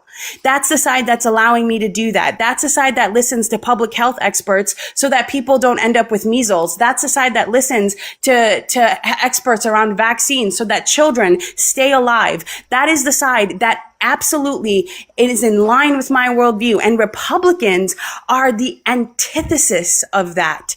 They are trying to repeal the 19th. They are trying to make me worship a God that I don't need to believe in. I have my own God. He's older than yours.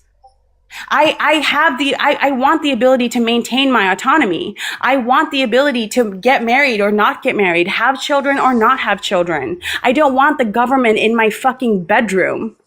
That's why. Can you give me a congressman or a congresswoman that is pushing Christianity across the board?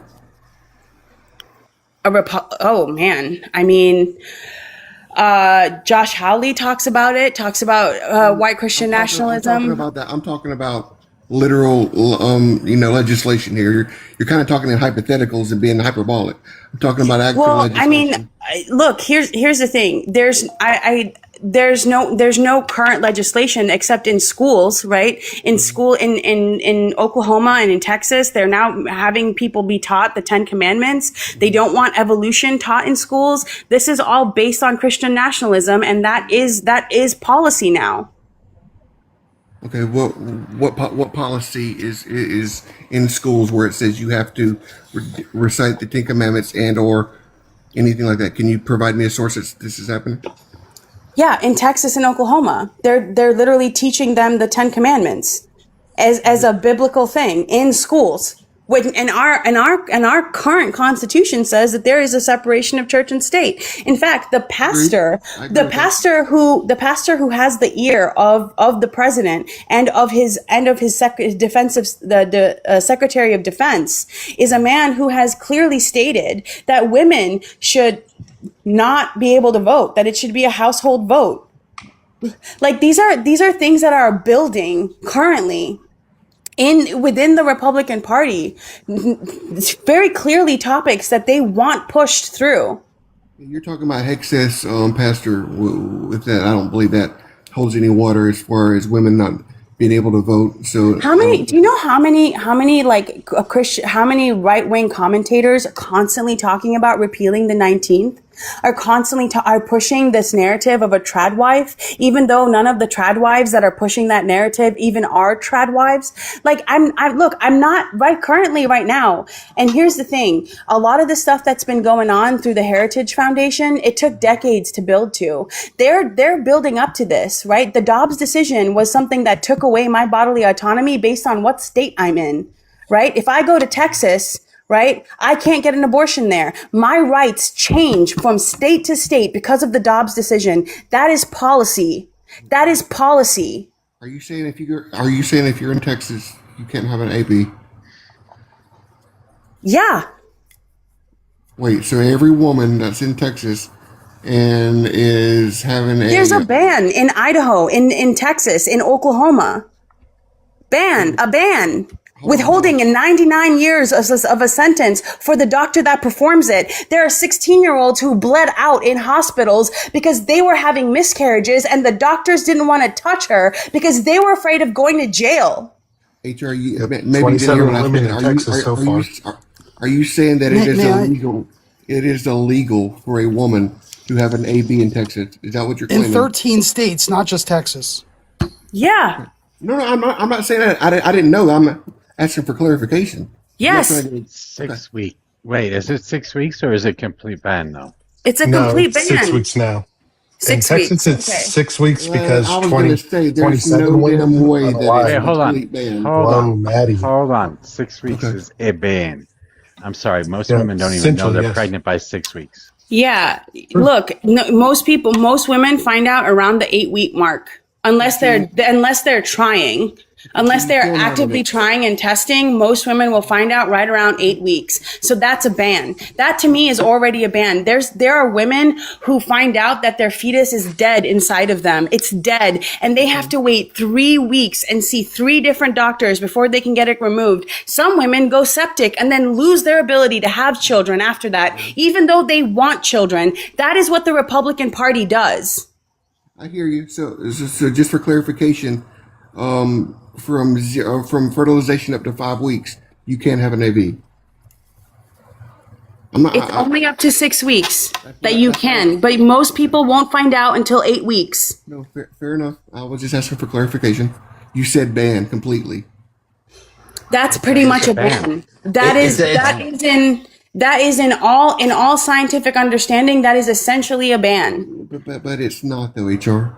Yeah, but for someone, oh my God, Maddie, are you not hearing me? Are you not hearing? Are you not hearing what's happening? Women are dying. Women are dying. Abortions have gone up 19% since the Dobbs decision. Do you know that? That these kinds of bans have the reverse effect that you want them to. And women are dying because of it. They are dying for no reason. Let me translate this to Maganese for you. Before the change in the ATF ruling and the fall of the NFA, if you had a rifle, you could have a rifle over 16-inch barrel. If you wanted a 14-inch barrel, could you get one? Right. No, I understand we're talking. You couldn't. You couldn't. It would be a ban. You were prohibited from having less than 16 inches on a rifle. What I'm trying to say, I'm not disagreeing with you, HR. What I'm trying to say is if you're trying to talk to someone like me and you say that there's a ban, then that means it's across the board. You can't have it. If you would have told me that it was up to 6 weeks, then we would have been fine, but you didn't. Because, okay, fine, I apologize for that. But when I think about the science, listen, when I think about the science as a woman who has been pregnant before, right? I didn't find out till I was 8 weeks because I was on the pill at the time. So it was normal for me to skip a period. And that's going to be the case for a lot of women, Okay. Most people, unless they are actively trying to get pregnant, which means they are probably unlikely to want to get an abortion unless something happens to them down the line. If they miscarry or if their fetus dies inside of them, if they are diagnosed with osteogenesis imperfecta, if they are diagnosed with cancer, God forbid, then that woman is not going to receive the care she needs. She might die in the hospital. She might have to fly to some other state, pay money to stay in an Airbnb, and have to do it alone. What this does is it isolates women. It kills them. It reduces their care, and it still makes people have abortions. It's still happening. And in fact, since the Dobbs decision, the amount of the percent of abortions in the country went up 19%. It's a ridiculous fucking thing to do. You agree with the decision that take it to give it back to the states? Do you agree with that decision? No, I don't. Okay. Can you expand on that if you want to? I would like it to be federal codified law that women are entitled to an abortion all through 9 months, because 93% of abortions happen before the first 13 weeks. The 7% that haven't happened after that are because women get cancer, osteogenesis imperfecta, things like fetal death, all of those things. Those are people who wanted to have those children. Infanticide has always been illegal. At 7 months, if you're diagnosed with cancer, they're going to try to keep your baby alive. Nobody creates a nursery and buys a crib and decorates their house for a new baby, and then at 7 months just decides they don't want it. Those 7% should be entitled to health care by doctors, and the federal government should ensure that women get that care. You see, so you would agree with the decision here that just happened in Massachusetts, the governor signing absolutely the bill allowing the discretion of the doctor 100%. to do what he needs to do. So, okay, let me get this straight. So a baby's born, right? Okay, and that woman says that, hey, you know what? Let's just do that. So they don't. No. I already said this. Infanticide is not legal. They can't. If the baby comes out and it's alive, because remember, like I just said, 93% of abortions happen before 13 weeks. 93%. Agreed. After that, any abortion that happens at 6 months, 7 months, 8 months, 9 months, it's because of things like a diagnosis of cancer, the baby has died in the belly, or the baby is going to be born in a shit ton of pain and then it's going to die. Those are the only reasons. Those are the main other reasons people have them. At that point, if you're 7 months pregnant and you get diagnosed with cancer, they will have a C-section and they will try to keep your baby alive. They will put it in an incubator and they will try to keep that baby alive. They don't kill it. HR. Can I respond to the Just real quick point, and then let's let you respond. HR, you might have to talk to him in capitalistic terms because what a conservative might understand is I'm a business and I operate with a 30-day return policy, right?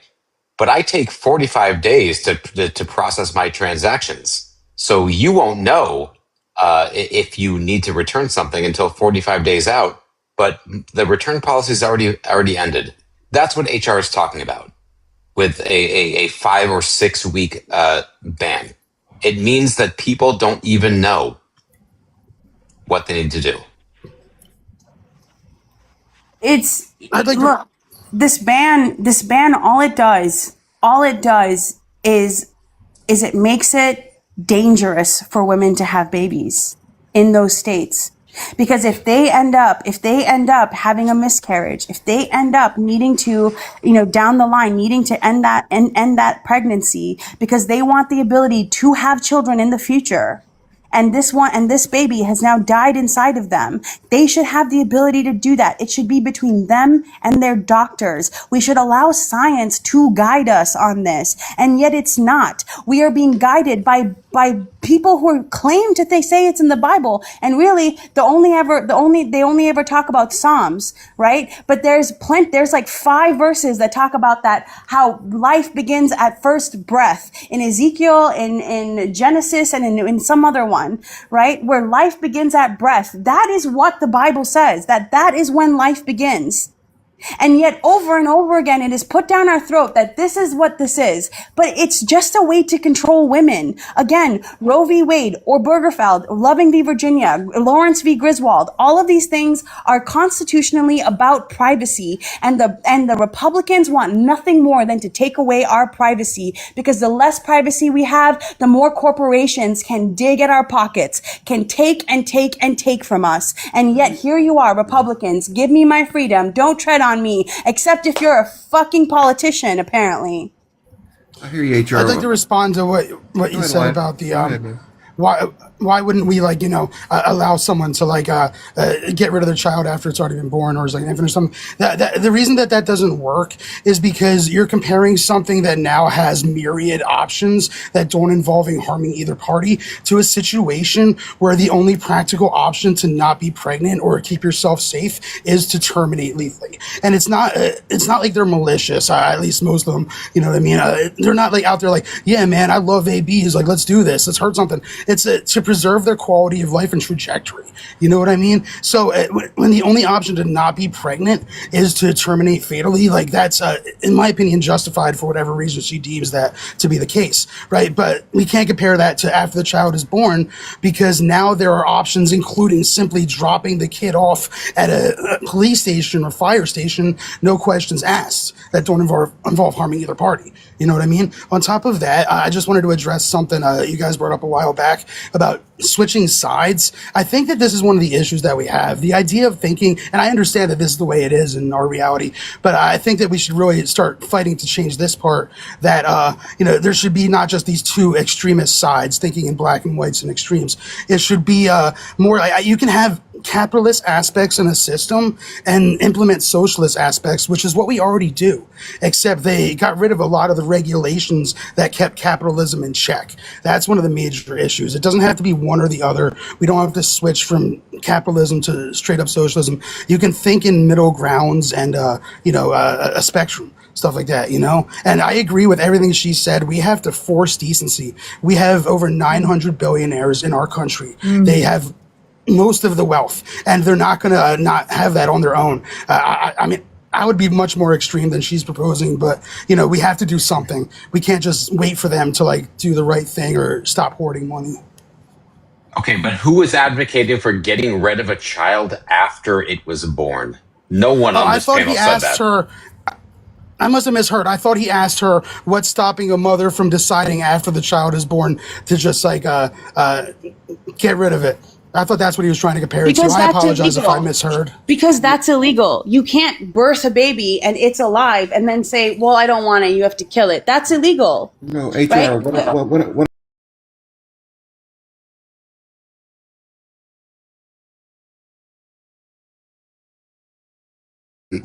And what this is allowing is allowing doctors more leadway, more discretion to them. They get to decide, i.e., and with the mother, what to do after, up to, and after birth. And up to viability. And up to viability. Look, all right, let's get real here. I wait, really appreciate it. Hold on. Let me finish. Maddie, I said, and I want you to listen, both ears open. 93% of abortions happen before 13 weeks. The other 7% are only when something has gone terribly wrong. That most of the time, these are women who want children, but they have been diagnosed with cancer. They find out that they have a fatal disease like osteogenesis imperfecta, or the fetus has died inside of them, or any other one of a myriad of genetic disorders that can hit somebody. And then they have to make the decision to not abort the child, but to have a C-section. At that point, viability is dependent. Some babies live after 28 weeks, some do not, some hemorrhage, okay? And that is the decision that is made. Once the baby is out and it is alive, you cannot kill it because that is murder. Does this make sense to you? When you don't allow them until 9 months, you then will make it so the medical community cannot give you that C-section to where you can become septic, and then you will not be able to have babies anymore because you will need a hysterectomy. And then we will make it so women can't have kids who want them. Or they will not want to perform it because they can face up to 99 years in prison. Do you not understand? You kind of gave away the game. You just said that there was not 93%. What are you talking about? She gave away the game. Are you not understanding a woman's experience or a... What's the game? What's the game here? The game is AB up to whenever you want to do it. Okay, no, that is absolutely not what she said. Hold on. I'm respectfully talking to HR. Hold on. No, you're not speaking respectfully because you're not understanding or receiving or processing any word that she said. Okay. So you're being extremely disrespectful by not processing or understanding a word that she said, which is critical for women's lives. Okay, so do you care about women's lives? If you do, then you would process one iota of what she said. Okay, so this law that was just passed in Massachusetts. Take a moment, and I want you to use active listening and say exactly what she said so you can process it. Okay. Because it is so deeply offensive to any woman on this panel who has ever made love and wants to have children and then has been forced to have this decision, which is horrible and awful. No, sir. We're not even talking about like elective AB here. We're talking about the worst possible decision that a woman has to make. You still have to let him respond. He's not responding. He's not making any sense whatsoever. You need to let him respond. I'm trying to, Swamp. He's not even he's not responding. You need to let him respond. Why? He's not responding. Because I will boot you from the panel if you He's literally not responding. He's also the only he's the only op up here. Correct. He's not responding. He's ignoring and changing the subject. You're kind of in whatever way he likes. You're kind of losing it here, ma'am. I'm trying to. All right, fine. Acknowledge. He's just he's just like, just stop. He just ignores Stop. and changes to a different subject. You're a little too close to this, ma'am. You need to relax. Oh no, I'm very close to this, and I can tell you after you respond and like regurgitate whatever talking points you got from whatever. Stop. Go ahead. Stop. I'm sorry I said that. Okay. What I'm trying to say is, Miss Swamp, is I'm saying that the bill that was just signed in Massachusetts, tell me if I'm right or wrong, can an AB be performed up to 9 months? No. Yes or No. That's a lie. No. That is not how any of those. No. Yes. Okay. No. Yes, it can. Yes, it can. If there is a medical. Are you doctors? I'm sorry. You both doctors here, and you're telling me how. Hello. Yes, if there is a medical emergency at 8 months and 15 days, and that child is not going to make it through the process at all. Not a child, a fetus. Whatever. No, not whatever. It's critical, right? It is whatever. Well, don't lie. I, for Don't instance, lie. An care if abortion it's a can. child. I'm I sorry, care if but it's a the child or abortion. the I'm or sorry. I mothers don't or a care. mother. I don't care if you care. You are God. You're getting on my nerves. I believe in I believe in abortion that it's the woman's choice up until 9 months, until birth. I will absolutely stand by that every single time, because when we put regulations on abortion, women die, and I don't want to see that happening to anybody. So there's no reason not to lie about this, though. Yes, an abortion can be done at 8 months and 29 days. That's where I was going, Mojo. Thank you. Yes. Okay, we all agree then. But it's only to save the life of the mother. Correct. Otherwise, Yes. they're just going to birth the baby. Correct. That's not. Yeah, that's not how that works. What If do you the mean? fetus is viable,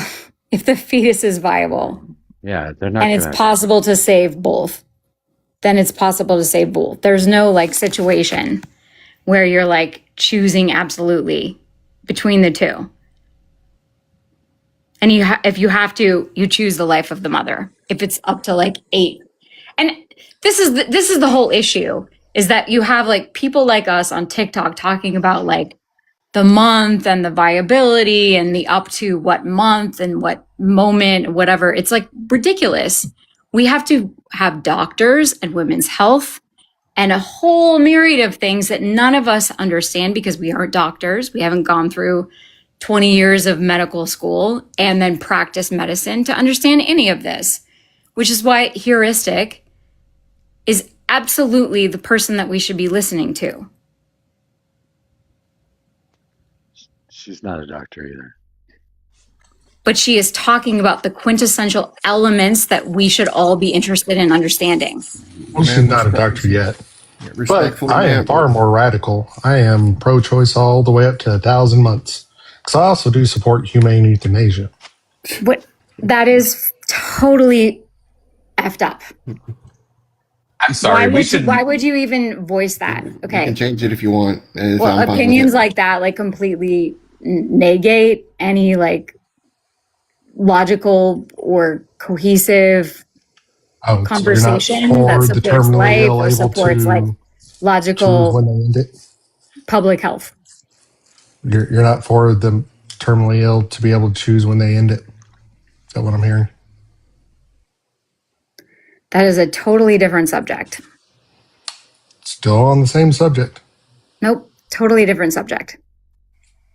Totally different subject. And by saying that, you are like negating a woman's Bodily experience in autonomy this. or not?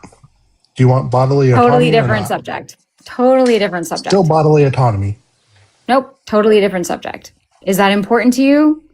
If we're talking about bodily autonomy, then let's talk about a woman's experience when she is going through this versus end of life experiences when people are going through that. And as a fellow liberal progressive, we are in a very, very bad place if we're starting to compare the two and starting to like try to like see policies that can combine those two. They're totally different, and that's the point. Well, the biggest difference is that one. Sorry, hi, I'm Chris. Everybody, the biggest difference is that one only relates to women, right? So it's for a targeted audience, whereas the other one, it's for all of us. If you're for it. I don't. They want cattle in this country, so they want to make sure they control the birth rate. They want to ensure.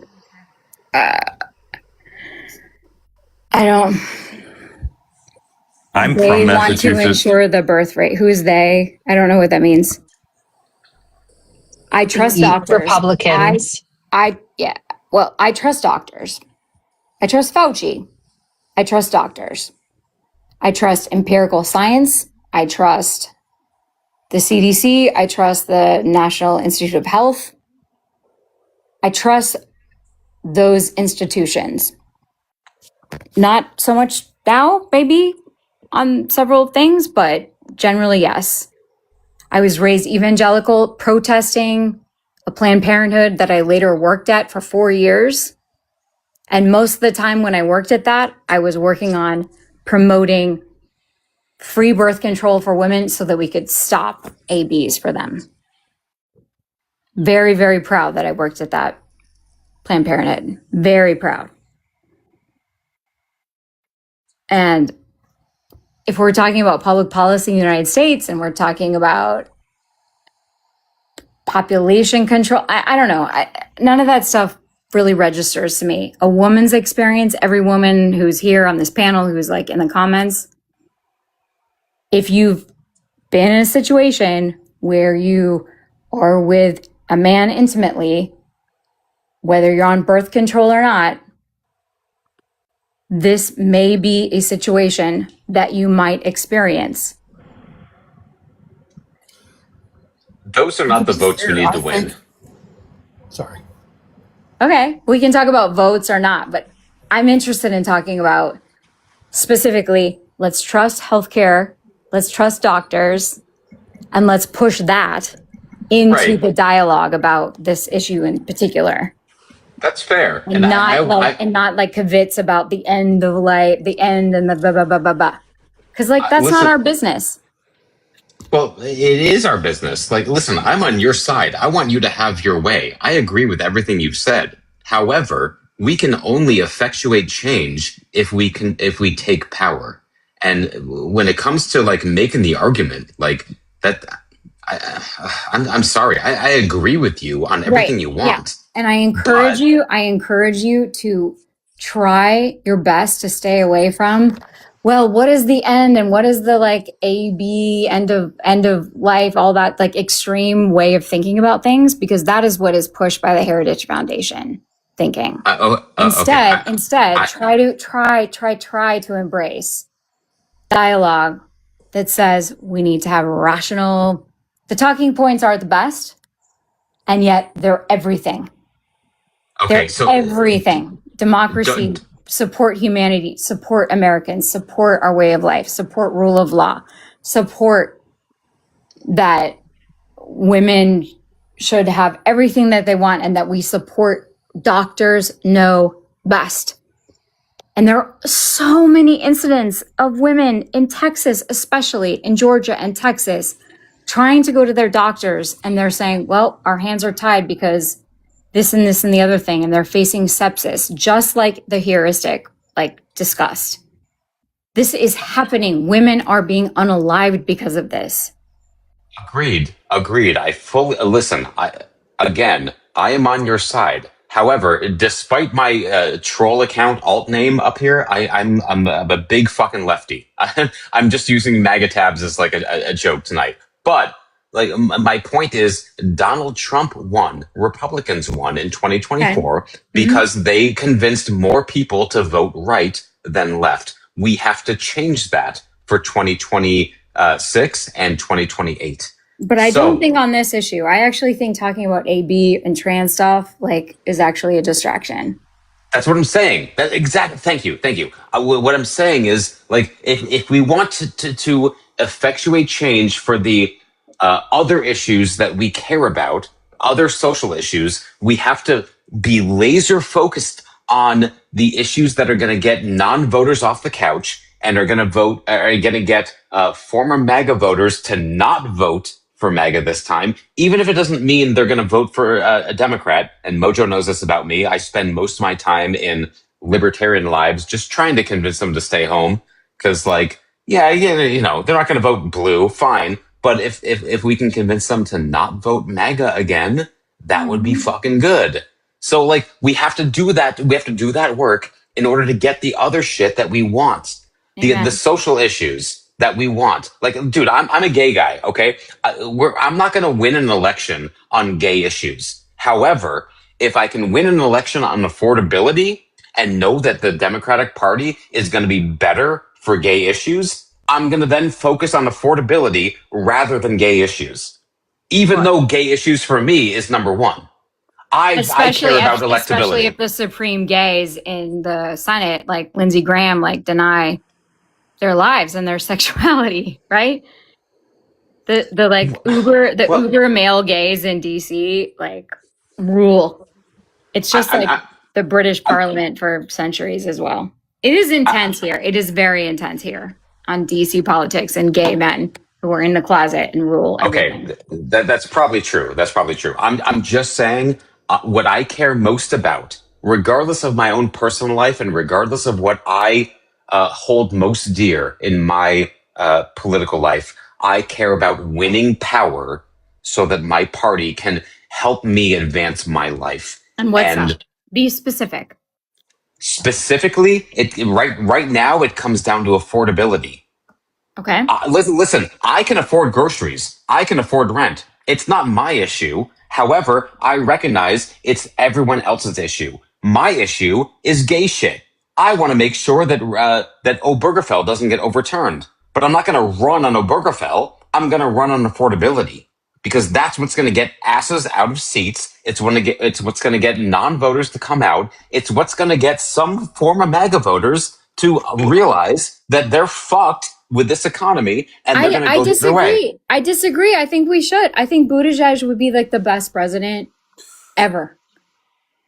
He will not win. I feel like every super anti-gay dude out there, his wife is like having a gay dude decorate their house. And Buttigieg and his husband, they are like the dream couple with their kids. And he's the smartest guy ever. Every single time he has a conversation about labor rights, about what's going on in Iran, he just absolutely dominates every single dialogue. And he's charming as F. The guy is just the most charming, wonderful. I want to follow that guy anywhere. I would campaign for that guy anywhere.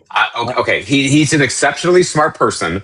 I do agree that he's an excellent communicator. No one is better at going on Fox News and flipping the script on them. However, this country would not elect a white woman in 2016, and they would not elect a black woman in 2024. You think they're going to elect a gay fucking man in 2028? I'm sorry. Yeah. I'm a gay man right here telling you that is too risky. I'm sorry. I feel the opposite. I feel like they would. Like they would. May I ask where you're located? General. I'm in Massachusetts. I'm currently in Phoenix, Arizona. However, in the 2016 election, I lived in Seattle, Washington. I'm from Seattle. I'm a greener. Yeah. Love you. The most progressive area in the country, right? Well, yes, but also you just pop across the mountains and it's the most conservative. Oh, true. Yeah. If you go east, you're fucked. Yeah. Yeah. I'm 4 generations. Portland and Seattle. I'm just saying. Anti-vaxxers. It's a weird place, right? It is. Listen, I would love to have a gay president. I would love for Pete Buttigieg to win. However, I understand what we're going up against. I don't know if you were on TikTok during the 2024 election. I was. Okay, great. So you remember Camel Toe Harris? You remember Heels Up Harris? You remember Hawk 2 Harris? You remember all that shit that they spoke about a straight black woman? All the shit they talked about? Imagine what they will say about a gay guy. And because of the makeup of this country... I didn't. No, I didn't. Okay, well, that happened. I'm totally happened. Serious. I didn't. Those were not in my algorithms. And I made 300 calls for Kamala. Thank you for doing that. And thank you for being on TikTok. That is literally why I was I've been on TikTok since, I don't know, 22 or something, but oh, nice. Mostly, because of having dialogue with you and with Heuristic and with our wonderful host, because I want to understand, and we cannot allow this rot in the White House like we have right now. I am not wonderful. Don't pass that fucking rumor around. You're pretty fucking wonderful. Okay. You are pretty wonderful. No, don't say that shit. No. Mojo has a reputation to defend. He's got to be an asshole. Okay. he needs people to know. Such a jerk. No. Okay, wait. Here's my point. Okay, here's the takeaway. We can fight long and hard for a gay guy to win the presidency because it might be better for gay rights or other social issues. But if it costs us J.D. Vance or Marco Rubio, we're going to have the opposite effect take place. I don't think Rubio's I don't think he's so anti-gay, or even Trump is even that anti-gay. They just like get co-opted by a bunch of jerks. Do you understand? Care about that? Oh, I care very much, and I really, really, really know because I work at the State Department.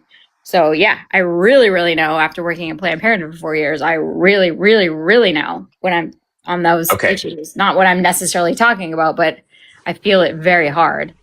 So I pulled this up. I pulled this up yesterday because I was curious. So Pew Research has. Wait, let me. I promise you, 20 seconds. No, you're fine. You're fine. I'll land it in 20 seconds. Pew Research does this polling every year. In 2022, 55% of Republicans approved of gay marriage. Today, that number is 41%. It's going down. But why? Because the administration started with the critical piece. It's going to be conjecture. It's going to be conjecture. I'll tell you my conjecture. It's two things. Number one, the trans issue bleeds into LGBTQ marriage. That's incontrovertible. It just does. I agree. Number two, when Republicans gained power, we saw this in 2016, right? We saw that a bunch of people on the right came out and said, "This is our country, baby. You're not welcome here." They did that to a bunch of minority groups in 2016 because they felt the power come back. That same thing happened in 2025 when Trump was inaugurated. Good. I would say good. I agree with your analysis to a certain extent, but like there's holes in it, right? There's like strange holes in it. So if you're gay, it doesn't mean you like there's trans is an identity. Being gay is who you want to. We understand that. I don't think that the world understands that, and I believe that, like when a president's first sentence and basically their inaugural speech is, there are only two genders and blah blah blah blah blah. Like it was a direct and targeted thing. He opened a floodgate for people to feel that it's okay to go backwards in acceptance at the very bare minimum. So No, it's fine. I agree completely with Megatabs that it's great in theory. I think if you look at a resume, you're absolutely right. Pete is on his game. Like he can talk his way. He'd probably be really good as a face of our country in repairing relations and all the things, right? And he's military, he's got all the things. But again, they're not going to let him win. They're not. I mean, I think everybody knows a gay guy that they love now in the U.S. Everybody knows a gay, but like where I draw the line I'm an old feminist, and I have a real problem with why did like the left like being like, yay, gay kids, and like let's like allow children to not tell their parents and then have surgeries to change parts of their bodies before they're 18. And that's all getting like that dialogue is getting all mixed up in like supporting gay people. Like F that. I mean, and that I believe is an extremist, maybe even Russian tactic to confuse the electorate in the United States. That's I actually fervently believe that. I mean, because it's insanity. But everyone has a woman that they love in their life. Everyone loves their mother, right? Yeah. But men are still how many people in the country, except for in Seattle, which is like crazy, like believe if a child says, I don't think I'm this gender, and like they send them to a doctor to like do a radical operation. No, I wasn't. How is that? That's insane. It's insane. It's insane. It's insane. It shouldn't be part of a platform of any party, especially the Democratic Party. That was not a part of the platform in 2016. I'm telling you that Hillary Clinton faced misogyny, and a certain number of voters. I don't know what the percentage is. Maybe it's only 2%. I don't know. I mean, I'm old. I mean, I worked on Kerry's campaign. Like, I'm old. I worked on Kerry's campaign. I was on his state. Like, I don't think Hillary was all about misogyny. I think it was all that the misogyny was compounded the fact that she like allowed her man to like cheat in a serial way. And and imperialism. Those Listen, things are important. have you heard people on this app? I don't know where else you debate or where else you have conversations. Have you heard people say that a woman should just not be a leader of a country because they can't go over to Muslim countries and be respected? Have you heard that talking point? Not really. I mean, because I work in the Middle East for most of my career in the last 15 years, I'm usually the only woman in the room, and I was married to a conservative Muslim. And I just, I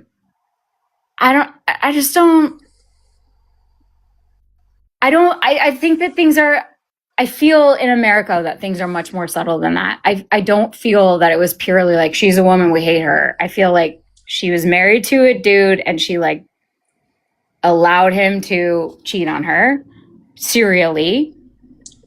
And then, like, I feel like, and she was imperialistic. And now also, she had Ghislaine Maxwell at her daughter's wedding, like in a picture. Okay. So like they were part of like big power. I don't know. I think Secretary Clinton was a fantastic Secretary of State, an incredible leader. I admire her deeply, deeply. But my deep opinion is like, I don't think it was necessarily because she was a woman. Her voice is grating. She's not beautiful. I think those other factors are important. Can I say something as another woman on the panel real quick? Please. So I understand what you're saying, and I used to think the same things until I started really thinking about it. So she, despite her experience, because of her history with her husband, a lot of people took issue with that. How many times has Trump cheated on his wife with the next one? 4, right? Nobody's ever brought that up as a reason he shouldn't lead. Right? Oh yeah. Because totally. there's different standards. There's different standards for men than women. That is called a double standard, which is rooted in misogyny. So therefore, quite literally, even that example itself is rooted in misogyny because we didn't hold the same standards to Trump. That's all I'm saying. So like, I do think it was deeply rooted in misogyny, but it was so deep, a lot of us missed it. So I'm not picking on anybody specifically because I took a long time recently to realize just how deeply misogyny is ingrained, even in the way I think. And I'm a woman. Like, we all have inner misogyny, but our society makes it so that they're like, even with Kamala Harris, people literally listed they didn't like her laugh as a reason not to vote for her. Literally. They said, oh, I just don't trust her, this, that, and the other thing. But I think deep down it's because she was Black and she was a woman. Like, but they couldn't say that. They couldn't articulate that. Maybe some of them didn't even know that on some level. There are some people that are ignorant to their own biases, right? And then there are some that are straight up proud of their biases and hateful, especially now they're getting louder and louder with this administration. So what I feel like is a lot of this is rooted in that. It really sucks. Because as a woman myself and someone who has a daughter, it's not looking good right now. I hate Kamala because she allowed Biden to continue running and didn't stand up to his wife or whatever. I hate her because of that. I don't hate her. But also she didn't have the same power as Biden, for example. But also we're depending on her to stop being president. If you think about it. I'm really angry at her for allowing all of that show to continue and to not like stand up sooner and to take over the election. Like, it's insane. Why? How the heck did that happen? You really think that was up to her though? That's wild. That's not up to her because I would argue no vice president has ever been allowed to do that. He was the vice president of the United States. Come on. Right. They don't hold that power unless there is a reason. Yes, she absolutely did. Unless they can prove definitively that there's something medical going on. If they can prove that, right? There's like right now they should have recalled Trump like forever ago with his dementia. There's a difference between pulling the 25th Amendment versus an election, which is just the Democratic Party choosing who's going to be the next candidate. Those are different things. Which again, Democratic Party. So again, she doesn't control the Democratic Party. Like, just acknowledge this one point.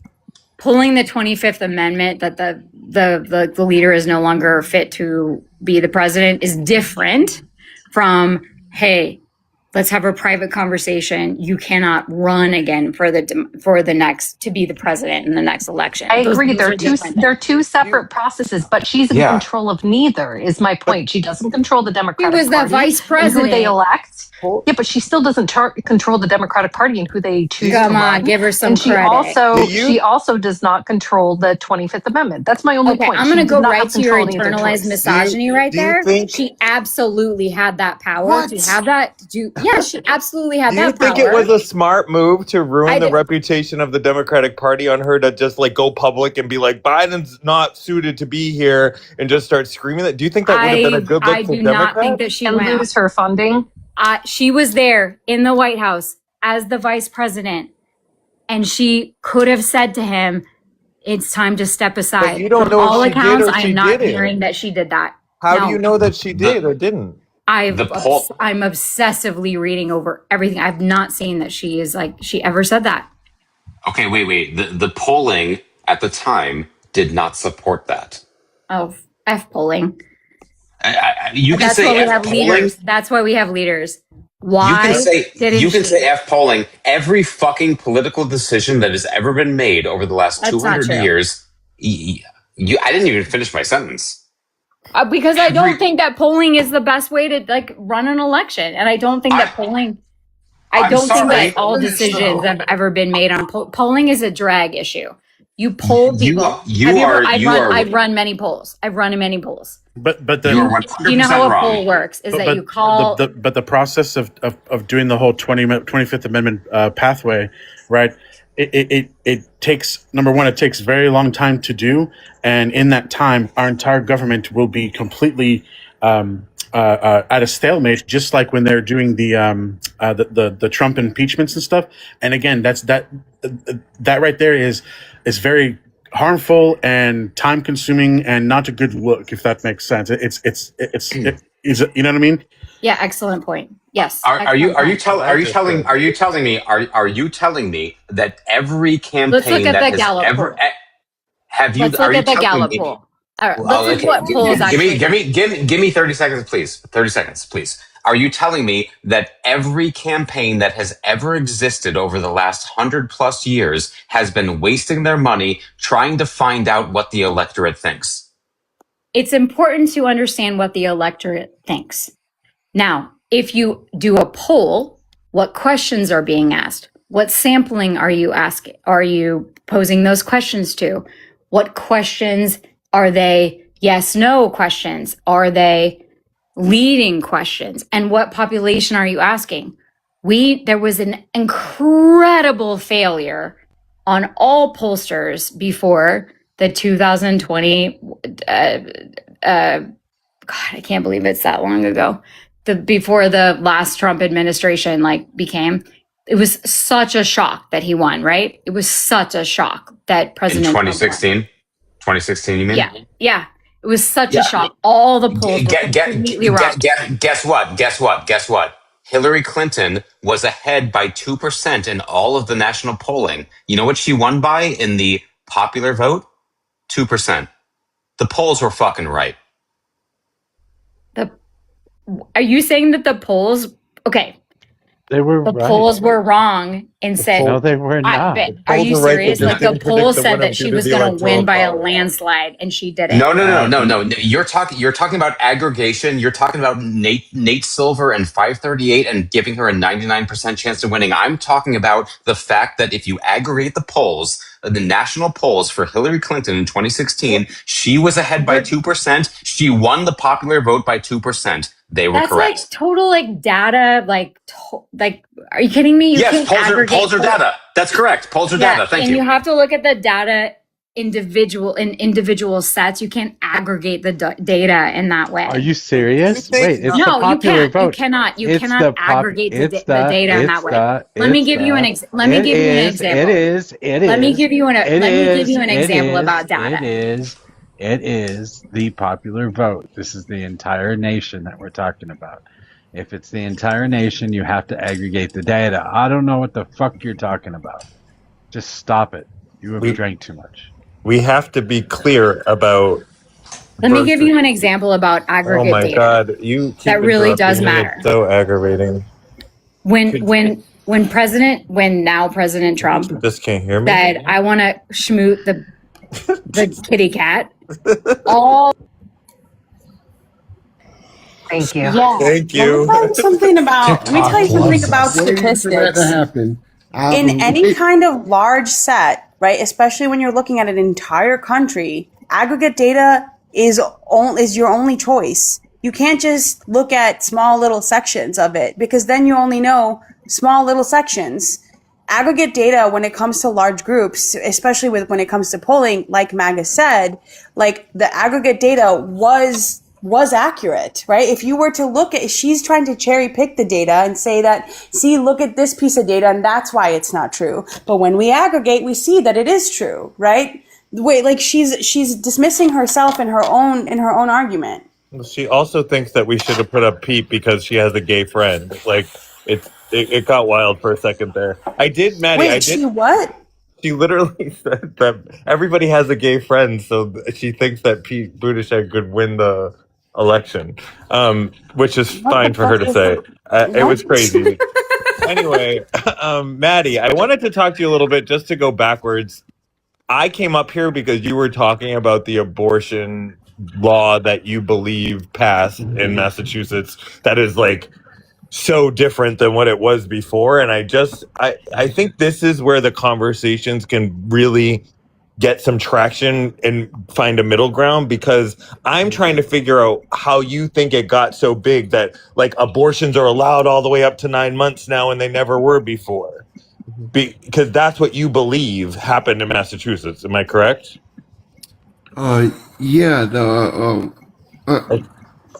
It was I was under the assumption that I need to go read probably more of the bill, and I will see that. But what I was saying was that my understanding was the bill allowed more discretion for the doctor to decide what happens up to the point of 9 months, and then MOJO came in and told me about that up to. In other words, my stance wasn't that people are just birthing children and unaliving them on the table. That's not what I was trying to say. I wasn't being hyperbolic in that sense. If that's what you thought I was being, no. I more was like, how did you get to a point where that was so alarming for you? Because at the end of the day, nothing has really changed. The elective abortion date has been 24 weeks. It's still 24 weeks. Post 24 weeks, a doctor had discretion before. Basically, all that's happened is we've removed some of the loopholes and requirements, I guess, after the 24 weeks, so that the doctor has a better ability to make those decisions based on what they know is medically cleared. They're not just going to be running around willy-nilly doing it, because guess what? If a woman pulls out of a car accident and they've just said, well, we took the baby out because we decided to, like, that's not going to go well, right? So nothing's really changed. But I guess my point to you is, how did you get to a point where you were like, oh my God, Massachusetts? Like, those are the conversations that we need to have, because we need to learn how to find information from one another and not let it get to that point. Yeah, fair enough. Good question. Yeah, it was the limitations or not limitations on the restrictions of the doctor is what it was. That was giving them more leeway to do what they say or what they believe that is in the best interest of the mother and the baby. It wasn't. I think y'all thought that I was coming up here saying that they're unaliving the babies at 9 months, and there are some people that are hyperbolic in that case. That wasn't my plan to do that. As a conservative, that's always going to be a subject to conservatives when it comes to this issue. When it comes to AB, it just is, because most. I'm gonna say this once. Go ahead, Adrian. Doctors do not make decisions based on what is morally right. They make decisions on what is medically necessary. And listen to that. They're not going to say, oh, is it moral to save the baby or save the wife? No. They're going to make a decision based off of medical necessity, tests and science and things that are definitive. They are going to use that to make the best judgment on do no harm. Okay? They're not using their belief structure. They're not using their religion or what they think is right. They are doing what is medically necessary. I hear you. Correct. And I think a lot of these ban bills that are coming in, like in Massachusetts, they're more than likely as a result of the AB bans that have been happening, and with the new talk about in a national AB ban that's been going on, right? A lot of these can be protective measures to protect the doctors, to make sure that if a Republican comes into power in that state, that they don't suddenly threaten the doctors with 90 years of jail time for saving a woman's life, because that is what's happening in red states. Doctors can go to jail, right? If they don't document a certain way, they can literally go to jail for saving the life of a mother, because at the end of the day, even if they, the doctors, know what a life-threatening situation is, they are now writing laws that are telling the doctors how to perform medicine.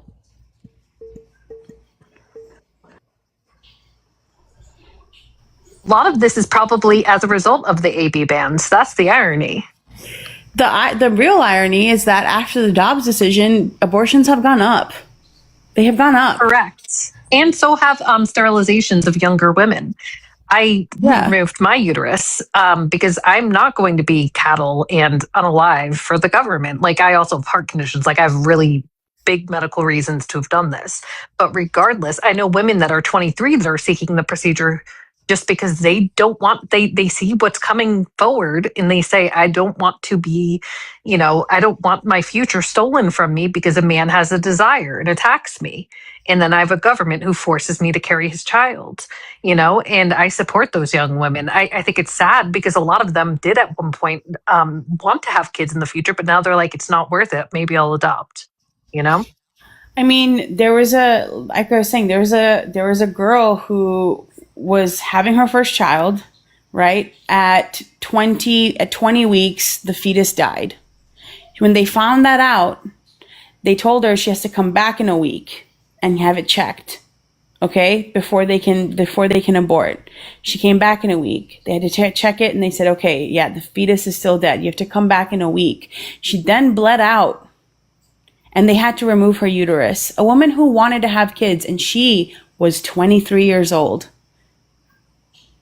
That's fucking heartbreaking. Yep. That's a real person, okay? I want you to imagine in your head that's your daughter or your wife or your sister that happens to, who wanted nothing but to have babies. And now that's been taken from her because they wouldn't allow her to have a safe abortion to where she could have kept her uterus and tried again. That happening once should completely eliminate the fact that this is happening. These are real people who are going home and grieving, not just grieving the loss of that pregnancy, but grieving the loss of any child she's ever going to have. Exactly. And a lot of people need to look at some of the language in some of the bills too. And I highly recommend this for Republicans, especially who claim it's about, doing the right thing for innocent babies. There have been multiple states that have spoken about it as a right for that state to recruit and get tax income. And they say that by any woman having an AB, that gets rid of their future prospective members of their state. So what they're saying is they need women to forcibly birth babies, including if they're R-worded, because they need the income. They need those taxable kids working, born into poverty, working tons of hours when they get older to support the economy in that state, right? So they're not even looking at women as people. They're literally saying out loud with their whole chest, you need to be breeding cattle and breed us some more citizens. What's crazy though is, like, look at the state of Nevada. Nevada is a conservative state, has voted nationally for Republicans, et cetera, but AB is legal there, So that's I'm just saying that's an example of of states' rights, right? And I hate the fact that we keep glazing that all conservatives or Republicans are against AB when here we go. When polling data showed before, during, and after all this stuff showed that the majority of our society, we were totally content with the whole, how Roe versus Wade was legally predicated on all this. You know what I'm saying? So what does that tell you though about the lawmakers? But just look at Nevada. Why is it legal in Nevada as a red state? Even I would say it's purple, but why would it be legal in Nevada? What other confounding factor is legal in Nevada? Well, yeah, prostitution. The word is prostitution. We could speculate. We could speculate. We could. Hello. I know we could speculate. That's We more could speculate. taxable income. I'm just saying we could speculate on the reasons why, but the point being is it still was represented as a conservative red state, right? Even if you want to call it purple or whatever, I can agree to that. But I hate the fact that we're glazing over and we're generalizing, and then also we're also forgetting that it's not the end of the world. There are pathways and legal ways and things to make this a like HR, and I share the same sentiment about it being a protected right, and I would much rather focus on doing that, convincing people, organizing people, and doing that, getting at least getting that ball started, right, instead of just staying stagnant on the same old rhetoric and wasting time on just, you're just a Christian nationalist who hates women, blah blah blah. It's like, okay, everyone that holds that opinion already knows that. So But I've already said it, Oust. I've already told you why. I've told you it's because women die when you have abortion bans. So I don't want it to be. You don't need to tell me that stuff. I don't want it to be up to this. I don't want it to be up to the state. I don't want my rights to change from state to state. I don't want to be able to get a job in Texas, but I can't move there because if I want to have a family, I might die. Right. Well, I don't want that to be the case. I want the federal government to say that cannot be the case. I want them to codify it, and I want them to make it legal. I want them to give a fuck about women's health care and just do the damn thing. Forget fuck you state rights, because each state is doing the most to fucking make sure that this continues to happen. I don't want to give in to the states. The states cannot be trusted, clearly. 27 women in Texas, 5 women in Ohio. How many women have to fucking die before the federal government decides that the states aren't responsible enough to make this decision? HR, but I understand. I completely understand, right? And whatnot. And again, I'm pro-choice and all that. But listen, the only way to do so is through the states, and the states having to go through our process, right? I mean, it's unfortunate, but that's how our systems work. This. So I'm saying no. The federal government can do it. They can pass a law right now in Congress and make sure that the states that I don't have to go state to state and convince people that women have the right to life. Yeah, but then guess what happens? It gets challenged at the SCOTUS, and then it'll get knocked down again. Oh, so let me ask you a question. Why would states have the right to control part of the population based on race or sex and have unequal rights in certain states based on race or sex? The only thing that people often talk about with states' rights was slavery and abortion, both of which would control the rights to life for people of color, right, and right to freedom, as well as women, right? But none of which affect directly white men. So I think it's interesting. Imagine, well, I guess men can't, like white men can't, but imagine if your right changed when you traveled across state lines. And I mean, not your right to carry a pew-pew. I mean, something that literally could take away your right to life. Like, let's say you had cancer and they said, you know what, men don't deserve cancer treatment anymore in this state. We've decided we're going to decline. If you get cancer, oh well. Women, yes, you get treatment for it, but men, no. You know what I mean? You'd probably be like, hey, that's pretty messed up. They're trying to literally end my life, right? Right. So I don't think it should be state to state, because if we're talking about a whole country, and if we have the supposed part, this equal rights part in our Constitution, which specifically states under the 14th that nobody can be treated differently under the law based on gender or sex or race, right? If you're telling women that they now have lost the right to live the moment they become pregnant, but men never lose that right to healthcare, that is unequal treatment under the law. But that's just it. It wasn't a protected right in the once Roe versus Wade got reversed, right? It was no longer protected under the 14th and all that stuff and anymore nationwide. So therefore, it goes back to the states, and it was up. It's up for the people in those states, right, to change how their states laws are and enact and things like that, right? And again, just AB isn't specifically just for about gender. It's talking about it's talking about like what is the legal what is the legal justification and framework to protect like an unborn child type stuff. That's the argument we're having. It's not about women and women's rights like per se. Let me finish. Let me finish. Right. The point being that the reason why sorry, the reason why the states could, God damn it, I lost my train of thought. Listen, it's not a protected right anymore, but we have the pathways to do so is what I'm talking about, and that's what we should be focusing on. Does everyone agree? I already know what's happening. I already know people are getting harmed. Understood. I know women are being unalived. Listen. But Hold listen, on, though. I'm not going to say that. I understand what you're saying. I'm pro-choice, guys. I get it. I get that you're pro-choice. What is the what constitutionally was Roe v. Wade about? Yeah. So it was under us the 14. It was about privacy rights. It was about privacy. Yes, Correct. right. But okay, but hold on, I'm not done. Listen. Look, no, sorry. Yeah, I understand. I understand what you are saying, right? And what I am saying is I don't need to go through the court anymore. I want Congress to pass a law and codify it, right? Which doesn't need, I don't need a lawsuit first, like Roe v. Wade, right? I just need Congress to get their shit together and make a law that makes sure that abortions are always available and legal to women up to 9 months. That's what I need. That's it. Yeah. I don't need the states to argue about it. I don't need any of that because there's something called there's supremacy clause, right? Where if the federal government, if Congress passes that law, it is no longer up to the states. They don't have the privilege anymore of making that decision once it is codified by Congress. And if Congress does that, the Supreme Court can't do shit about it.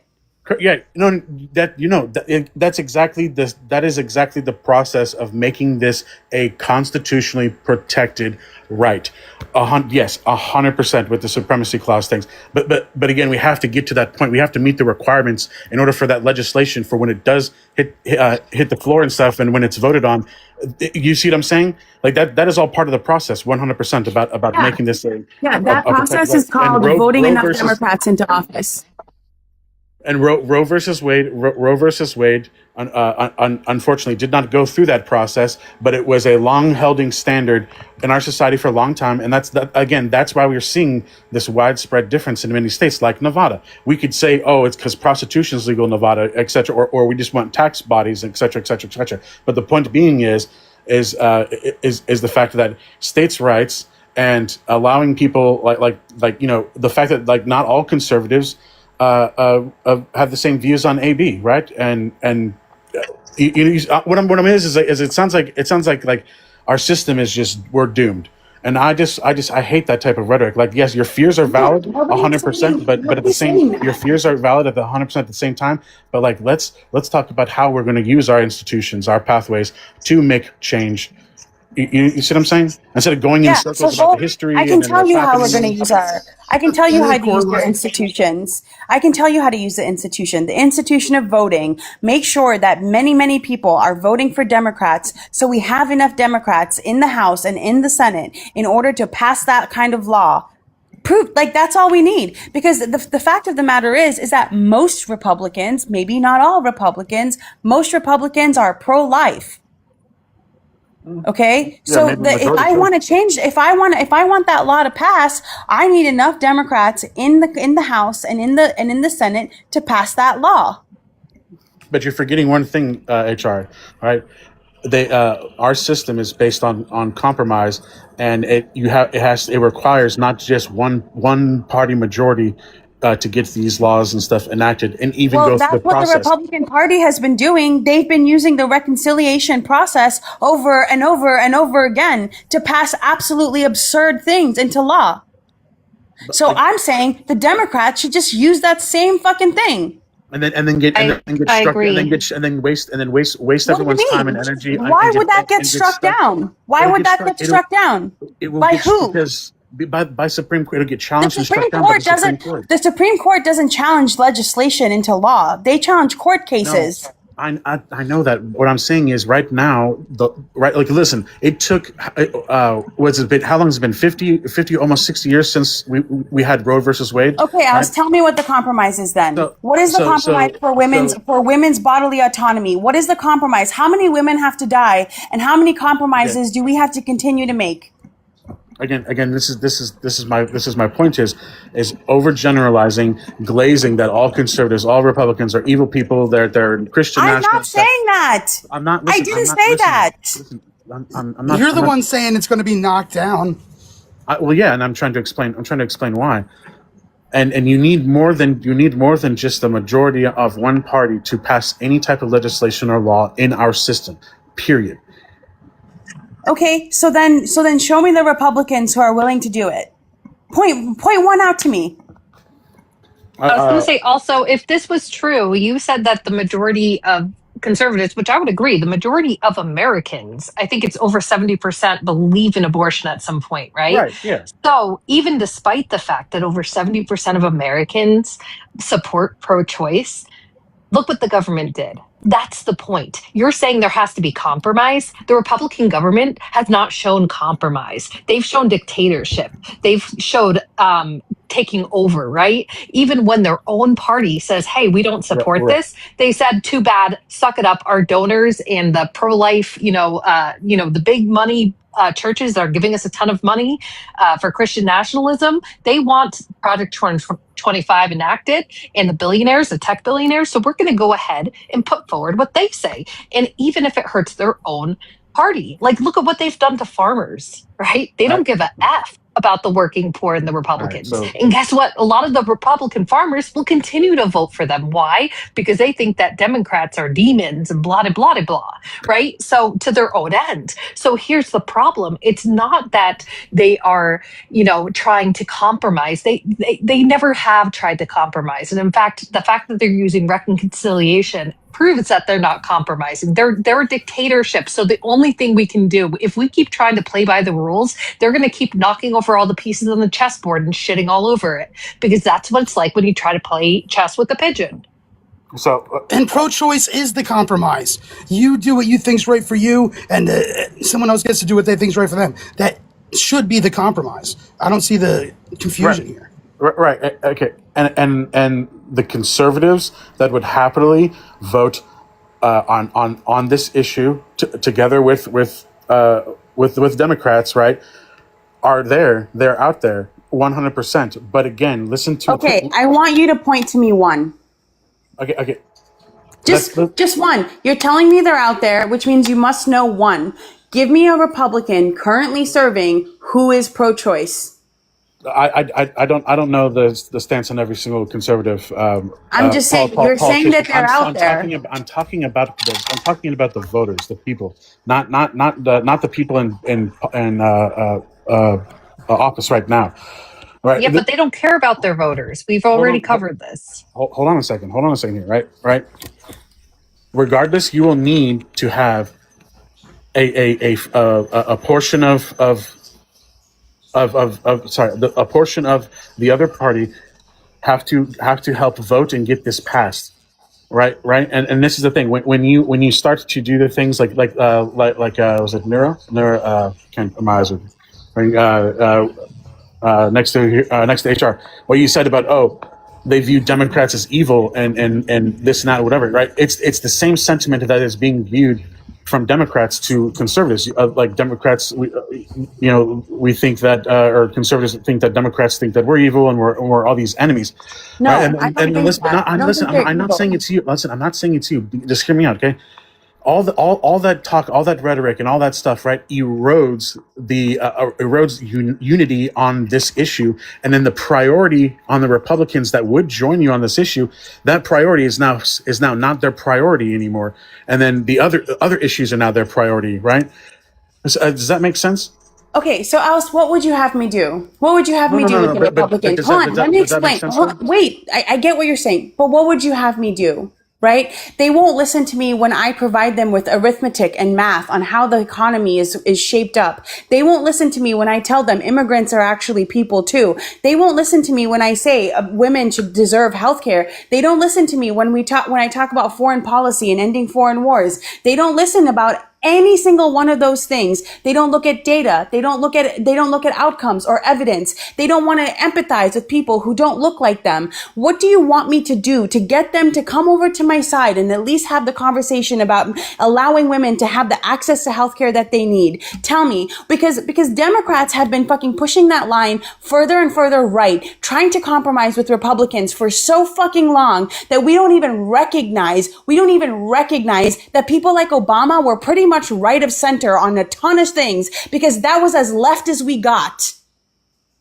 We have been trying, and we have been moved further right. And now we are basically in a fascist government where immigrants are being killed inside of detention centers. Women are bleeding out in hospitals, and our debt is bigger than our GDP. And we're in a war in Iran, and maybe 1.8 billion people die because we won't have enough turbines and we won't have enough nitrogen to feed people in a year and a half. That is the situation we have gotten in, trying to reason with Republicans.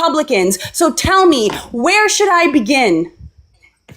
It's very simple. It's very easy. Actually, talk to conservatives and or Republicans and listen to their concerns, and then and by validating their concerns that they have, even if they're batshit crazy and not true, et cetera, right? Don't belittle them. Don't belittle them. Don't actually stop seeing them as your mortal enemy, right? And then find common ground, right? And then you'll be able to unite on issues after that.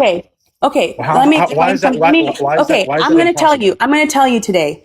I asked somebody today when they were on this panel, right? We were talking about the deficit. We were talking about what the only options are mathematically to actually get working people out of the hole and the debt out of the hole. I explained to them that there are a small group of people, small group of Democrats, not all Democrats, but there are a small group of Democrats that don't take super PAC money. There are a small group of Democrats that don't take PAC money, and aren't taking APAC money. They're only taking little tiny donations from the people that represent them, and those people can go into Congress and they can actually do the thing that we just agreed upon that you also want done. I listened to him. I heard what he said. I said, yes, we both want the same thing. Now, will you vote for that Democrat who I'm telling you is beholden to that thing, are the only people that are not beholden to the billionaires? Will you vote for them? They go, no, I'm sorry, I just can't vote for a Democrat. Or I'll say something like that. I'll lay out an entire platform to someone and I'll explain, are you good with that? You like that we're not going to pay money to Israel? Do you like the fact that we should tax the upper class a little bit more so that we can relieve the things on the working class? Do you like the idea of actually creating more community programs and having better access to schools and healthcare? Do you like all those things? Yeah, those are great things. Well, Abdul al-Said is the one doing it. Oh, sorry, he's Muslim. I don't want to vote for him.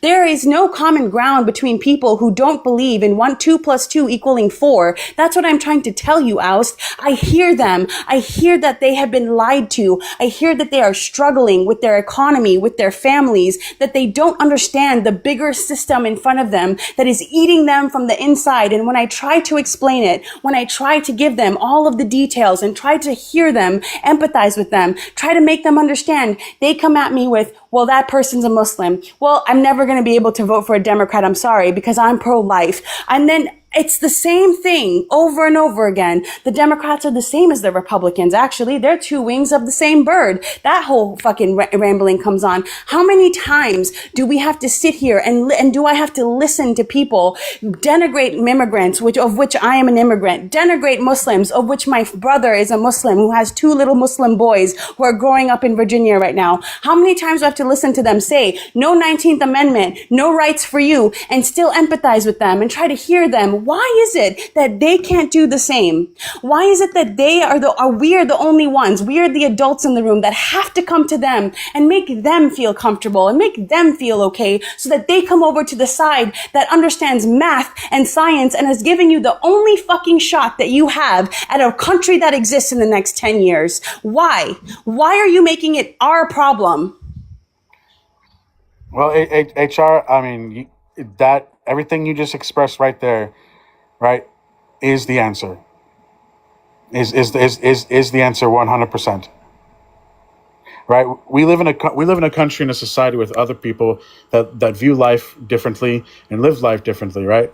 And thank God we have institutions and laws in place, right, that are enforced as well, right, to stop those people from doing harm by forcing their version of life onto others, right? And don't get me wrong, when they do, and they always will try to do, right, we still have those mechanisms in place to hold them accountable, to make sure that doesn't spread, and whatever harm is done, people can people can rectify it, et cetera, right? And that's what I'm saying, HR. Like you're what you believe in, what your passions are, and your view about people who are your opinion that these people are stupid and dumb and don't know what's good for them, and whatever they vote for, they're only harming themselves. They hear that, and so like when you do attempt to find common Alice, ground would you not listen to me? and do He all didn't that. say that once. And I was actually here. I'm sorry to interrupt. I was actually here when she was up here speaking to that conservative.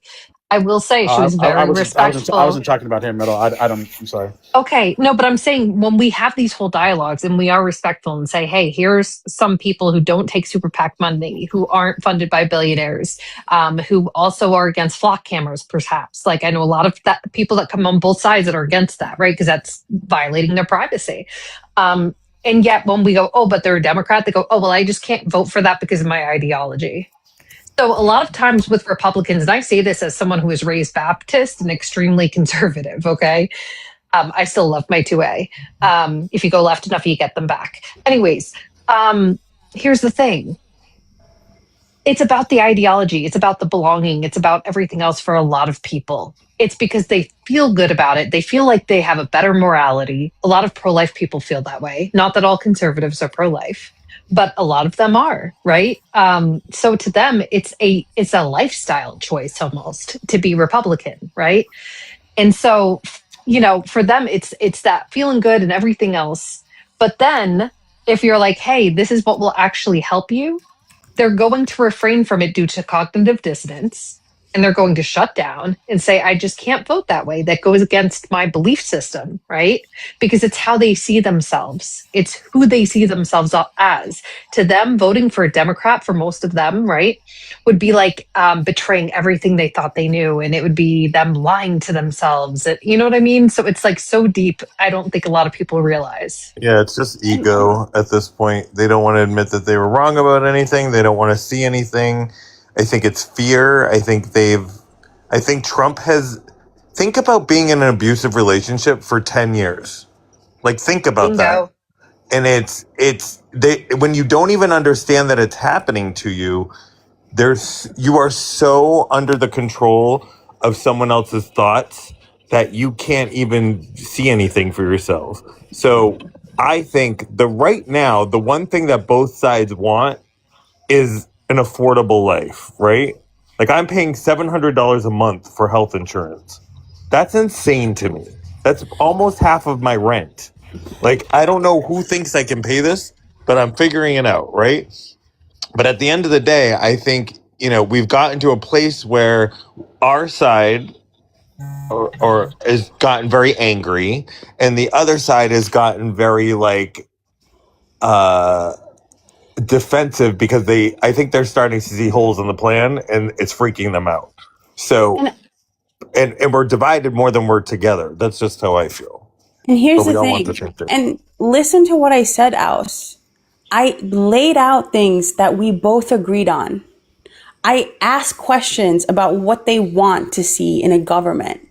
And then I give them a candidate that is saying those things, those exact things they want. And they say, no, he's Muslim.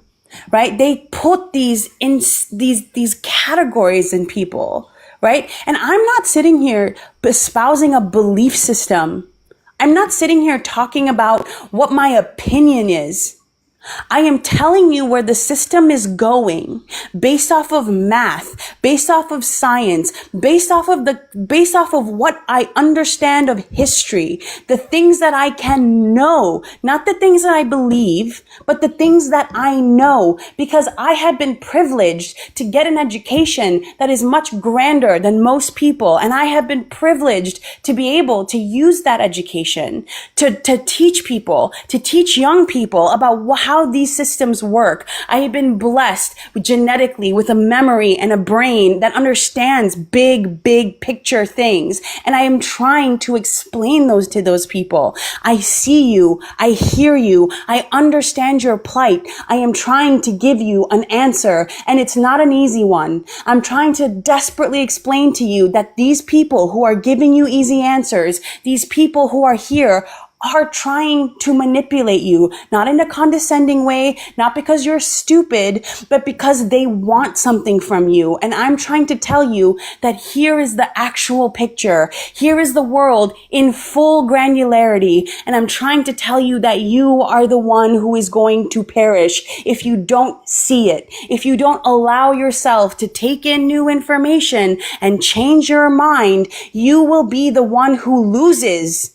This is not me being condescending. This is not me not seeing their plight. I've seen it. I've heard it. I have empathized with it, and I have tried to give them a real answer, and it's a hard answer. It's a difficult answer to swallow because it's not easy, because it is complicated, because the systems in place are designed to be that way, specifically so people can be manipulated. That there are machines moving in this world that are desperate to grab your attention and scare the living fuck out of you so that you will choose an answer that gives you the feeling of certainty but will rip the rug out from under you. I am desperately trying to have them see the light because I can see it. I can see it because I am in a world that gives me access to being able to see that, because I have had an education that allows me to see that. So I'm trying desperately to show them that they are doing that. They are being manipulated by people with power that don't care about them. And that may sound condescending. That may sound like I'm just trying to get them over to my side. No, I'm trying to save them. I'm trying to have them save their families. I'm trying to make sure that this beacon on a hill does not get torn down to put up a stone church. Yeah. And that's just it. Again, I unfortunately, this is just my opinion, right? I'm an independent, right? And I could vote either way. And again, this is just my opinion based on just what I've seen the past, 10 years with all this shit going on between the two sides, et cetera, et cetera. And every time I try to engage with someone who's on the left, right, or whatever, this and that, it will always divulge into the ideology part, right? Of getting told or lectured on I'm not capable of doing right by my vote to protect the future of my family or protect my family, right? It's like why are we going there? Why is there this need to have this deep psychoanalyzation just to prove just to tell us that you don't believe in how we vote, right? And it's that in itself is just like it's a big turnoff, right? Listen, I believe everybody should have a seat at the table, 100%, right? And if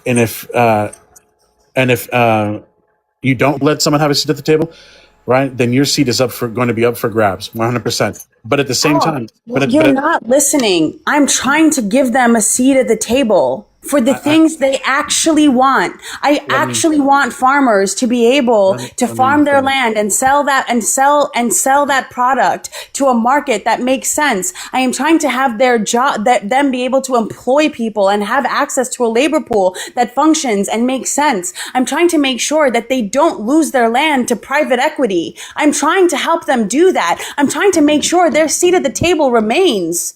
And they don't believe me because they look at me and only see Democrat as a hat. I am also a registered independent, Oust. I am also a registered fucking independent. Yeah. And the So, reason that I so we picked, share listen something. to me. It's not that I don't see, it's not that I'm trying to take that away from them. I'm trying to give them the facts, the real picture. And you're giving them some easy fucking way out of, well, I just don't trust them. No, I trust them every time I explain something complicated to them. Every time I try to lay something out to them in the easiest way that I can, with the most amount of care and knowledge that fucking decades of an education that this country provided for me, that this country gave me, a life that this country saved me. And I'm trying to lay it out for them. And that's me giving them an enormous amount of trust. Parts of my story that are hard and difficult and sad for me. I try to give them those pieces of me every single time. And all they come back with every single time is more manipulated content. They refuse to see me as a person, Oust, not the other way around. Can I clear up like a miscommunication I think is occurring right now?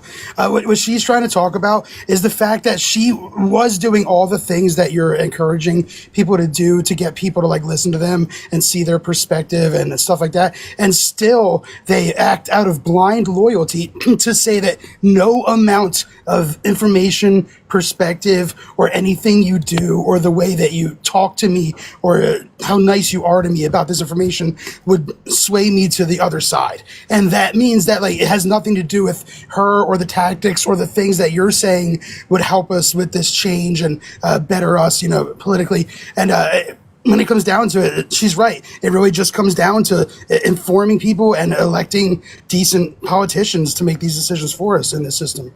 That's what I think the miscommunication here is. I have a really interesting question for both of you that are registered as independent. I was registered as an independent until last month, and I got a notice from the town telling me that I needed to fill out some census or something. And for the first time, I checked the box Democrat.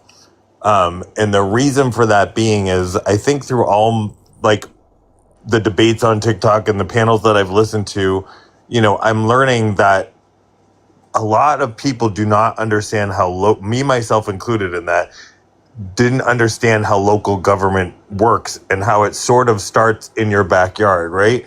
So I think that being registered in the party that you most align with is important because it's important for all the powers that be that are like interested in numbers and popularity to see actual numbers of people that are voted that way. So I think statistically it makes more sense for me to be registered as a Democrat. The chances of me voting a Republican at this point are slim to none anyway, just because I don't trust the entire party right now. But, just interested on your thoughts on that. Pure paranoia. Pure paranoia. I don't want to be on a list somewhere listed as a Democrat in this country right now with the way Trump is going. Pure fucking paranoia. Pure fucking paranoia. I'm also registered to vote in a very, very, very red part of Virginia. And I don't want to walk up to any kind of state, local thing. And when I register to vote, I don't want that person knowing I'm a Democrat or Republican, because to me, it's danger zone. Even with the DSA, I was like, I want my name off any kind of list. Any kind of list. I will continue to pay dues in cash because I don't want my name anywhere. I'm an immigrant, okay? I have written peer-reviewed scholarly work on Israel and genocide and their economy. I do not want a target on my back. That's it. That's really it for me. I totally understand what HR is saying, and to answer your question, I believe that is that is also shared on the other side, similarly, right? I'm in a very blue jurisdiction myself, right? In a in a purple state, et cetera, whatever. And like I don't personally have a fear of going out and expressing my vote and things like that. But again, I'm not like HR where, you know, she has a lot to lose. But I guess I want to point out is the climate, right? That's what I was pointing out is these are all side effects of kind of like what I was trying to explain about us seeing each other as mortal enemies on either side. And that right there fucking sucks. But also who's doing that, Oust? Why do I have that feeling? Is it because that this administration literally registered the DSA as a terrorist organization? Is it because this administration has talked about putting Democrats in jail? This is an administration that has openly called for that. And has created lists of people. That thing that Marco Rubio did with Cuba and that Cuba report lists the DSA as an active terrorist organization in this country. Obviously, that's not how I would like this to be. I would like to be openly a Democrat. I would like to openly support the DSA and have my dues fucking just come out of my bank account, but I can't because I have to be cautious because I have a family. I have a family that is half Muslim at this point. I am worried because they have made it like this, not because Democrats have done that. We have never made Republicans feel as if they are persecuted in this country. We have never let Christians feel like they are persecuted in this country. They have done that to us. Yeah. Okay. So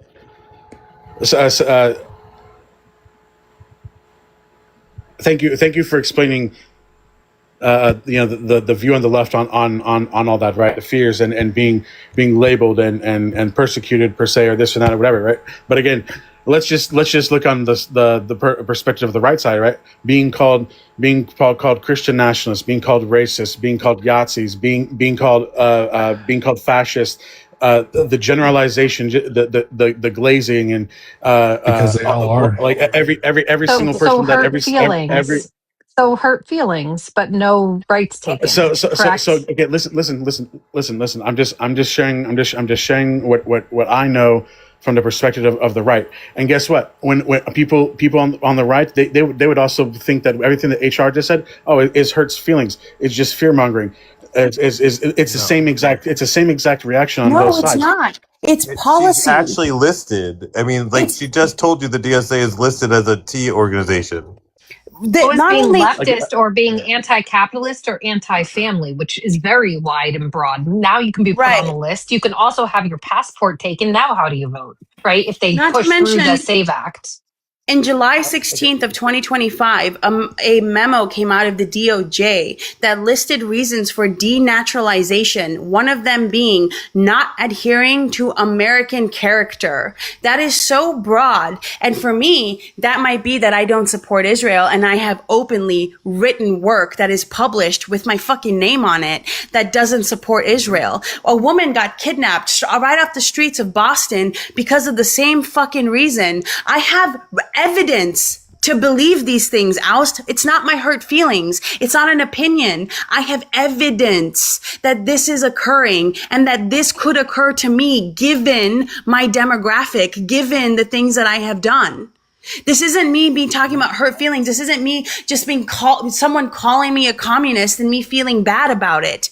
When we say to someone, you're a white Christian nationalist, it's because they're saying things like, this is a Christian country. This country was founded on Christian values. They're saying things like women should not have the right to vote because it should be a household vote. They are saying those things because they believe them. There is a current fascistic fascistic government happening, right? They're using the wheels of capitalism to move their agenda, right? They are using a system to remove bureaucrats out of the government that would stop them in doing what they're going to do. They are persecuting immigrants and putting them in fucking detention centers where 18-month-old babies die from the lack of medicine, where 13-year-old girls are turning up pregnant pregnant and then being moved to a state like Texas where they won't be able to get an abortion. This is what is happening. We say those things to those people because there is evidence, because we see that it is happening, because there is real reason to say those things. We're not saying them because we want to hurt their feelings. And some of them now, they agree. They're like, yeah, I'm a fucking fascist. Yeah, I'm a fucking Christian nationalist. Gormy is one of those people on here who says, yeah, I'm a white Christian nationalist. That's what I believe. I believe this country should be a Christian country. I believe that schools should teach the fucking 10 commandments. I think women shouldn't vote.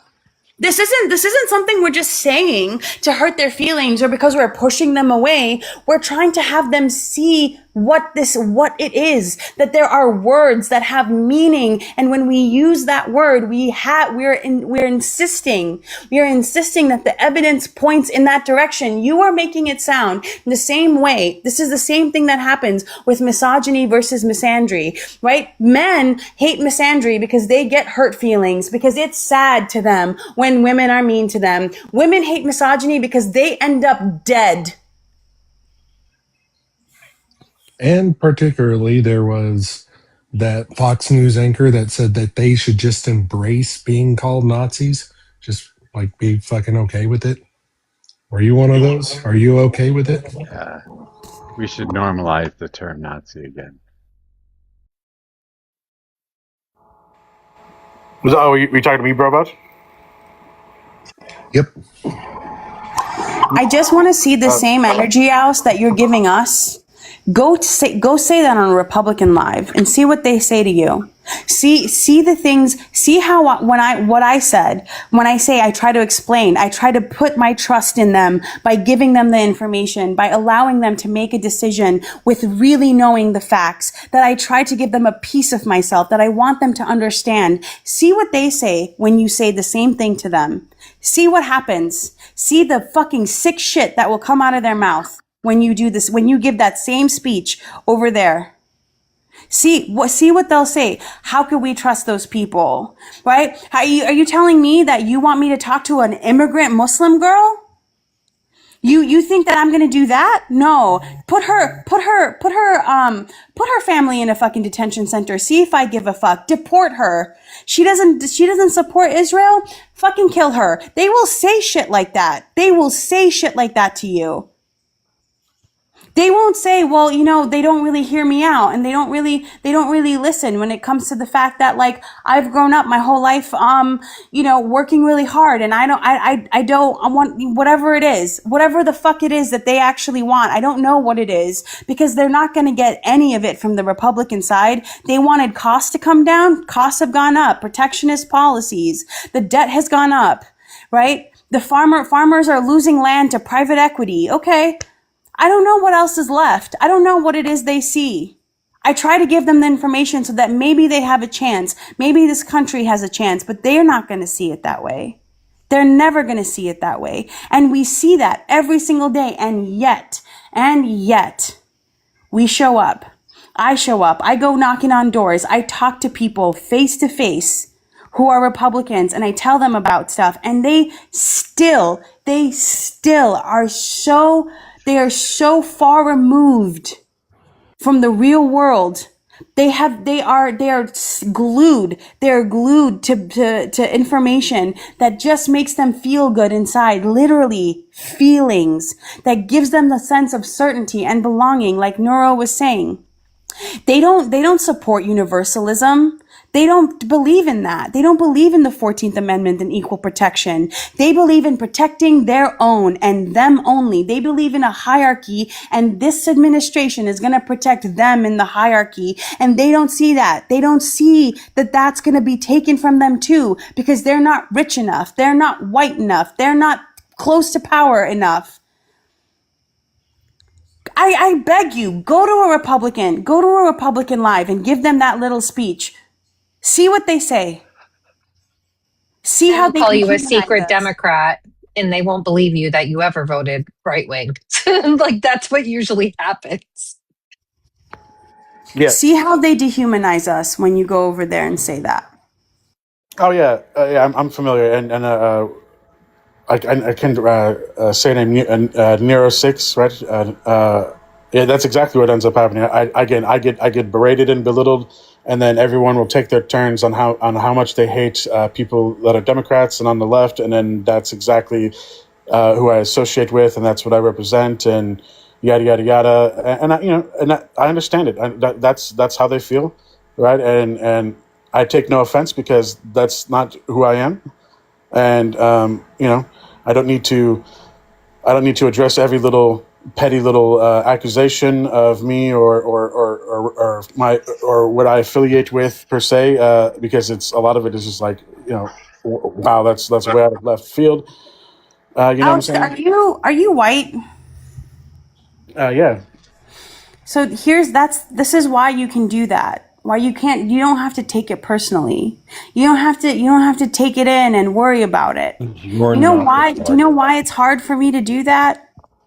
Because in so many ways, I am what they fear. I'm an educated immigrant and I'm a woman. And that like, think about that. I am slowly seeing those people who look like me, who have the demographic like me, having their lives stripped from them for nothing. That's why it's personal. You're not seeing that. You're not witnessing that every day. You're not walking around wondering if you're gonna be next. Well, this the thing is my counter to that is like I hate the fact that race is now involved in all this stuff because it's just such a fucking it's just an excuse in my opinion for and it's just emotional. But again, like my counter to that HR is HR. If that's all true, that's happening. Then how come you were able to navigate all of that and be as successful as you are? Because I have money. Because there's the exception to the rule. Just because one exists.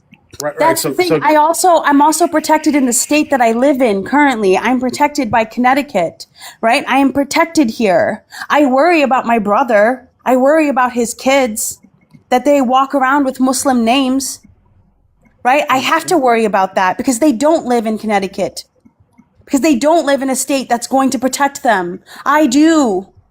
I live here. And I won't leave here because of that. I don't travel to red states because of this. When I went to Florida and I was talking on the phone with my dad, I was speaking Punjabi with him while I was at a Home Depot buying plants for my aunt who had surgery down there. And I got picked up. ICE came up to me. And the only reason I was saved is because I had my fucking passport. I was carrying my passport because I knew in Florida that they wouldn't protect me.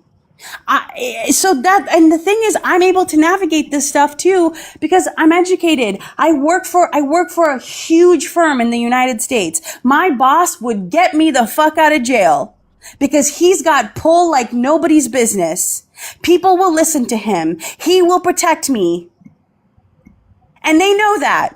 They know that I work for that big fucking company with that big fucking price tag on it. They know that I go to a school with a lot of pull, with a lot of weight behind it.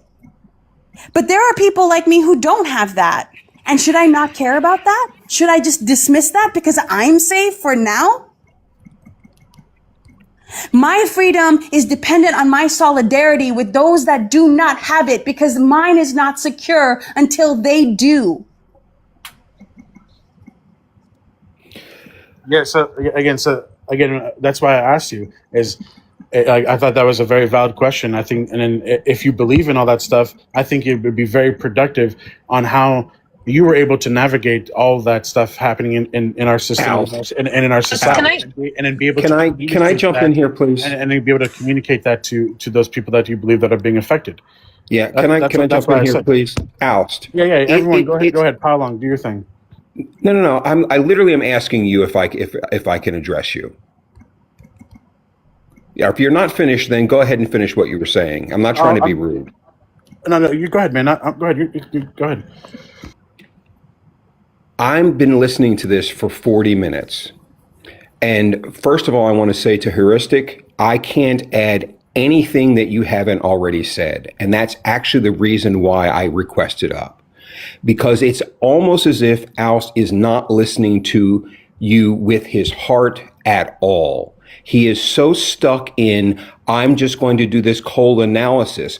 But what he's missing is that he is literally describing people. He is describing them as people who are more invested in their identity and their ideology than they are in protecting the rights of their fellow citizens. I agree with you. I have been on enough panels and heard enough right-wing people. I had someone on a panel yesterday literally say, in response to Trump running in 2028, he said, yes, I would vote for him. And when someone told him, yeah, but that would be against the Constitution, his response to that was, yeah, and I would rip up the Constitution if that would make it possible for me to vote for him. Oust, the problem that I have with everything that you're saying is that you are describing an appeal to emotion for people who are emotionally invested in their own position. They're not logically looking at this stuff. They're just not. And you've even acknowledged it by saying what your experience has been when you've tried to speak in right-wing TikTok lives. And honestly, I'm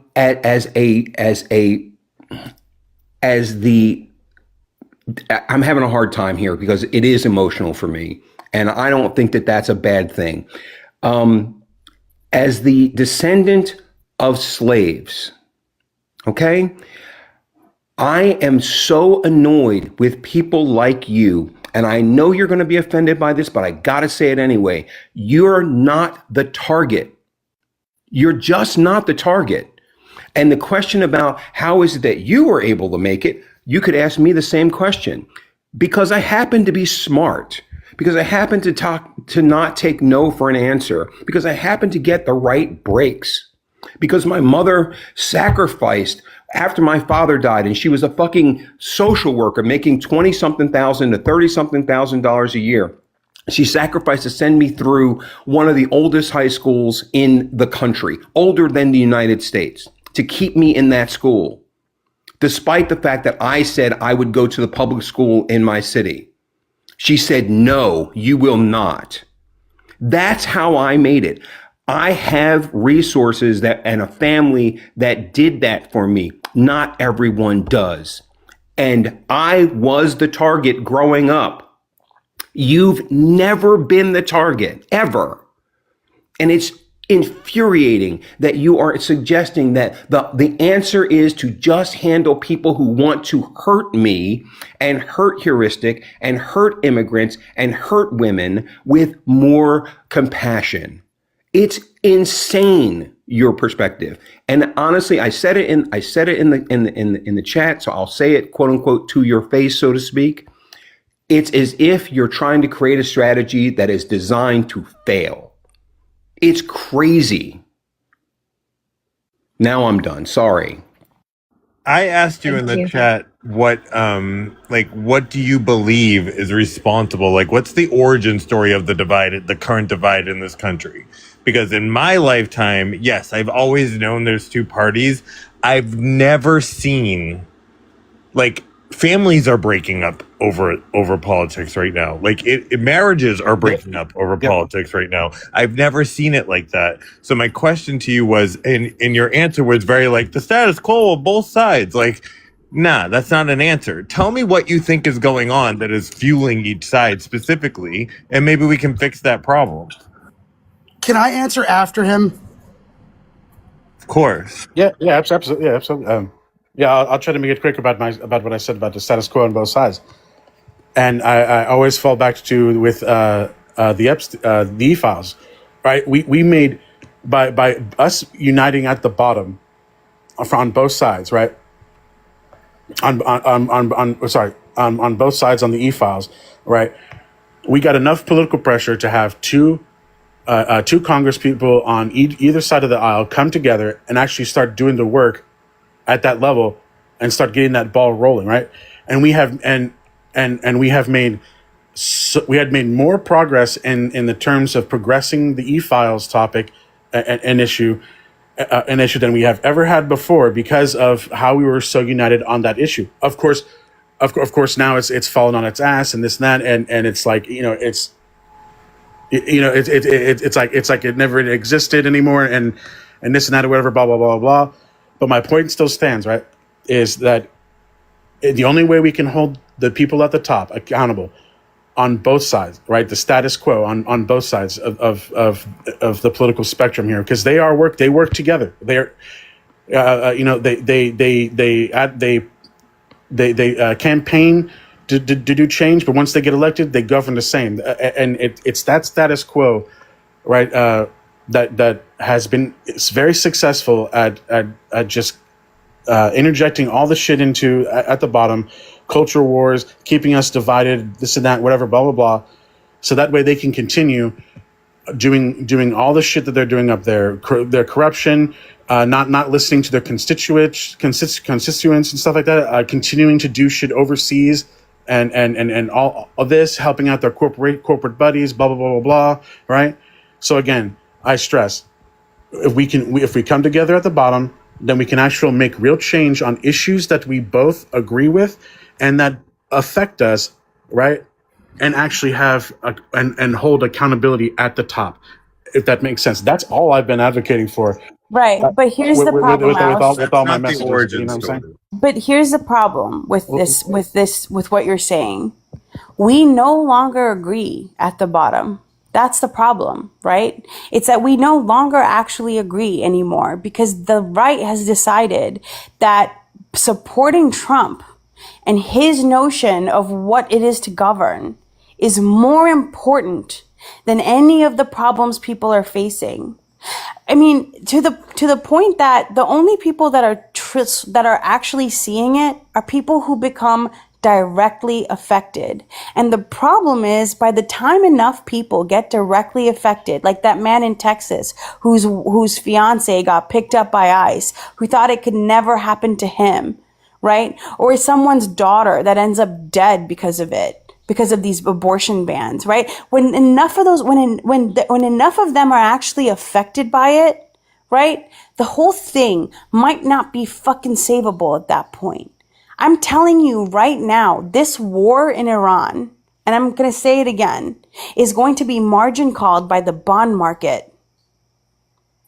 Okay? Because the bond market doesn't fucking lie. And the bond market is screaming right now that these policies are terrible and they are all self-inflicted.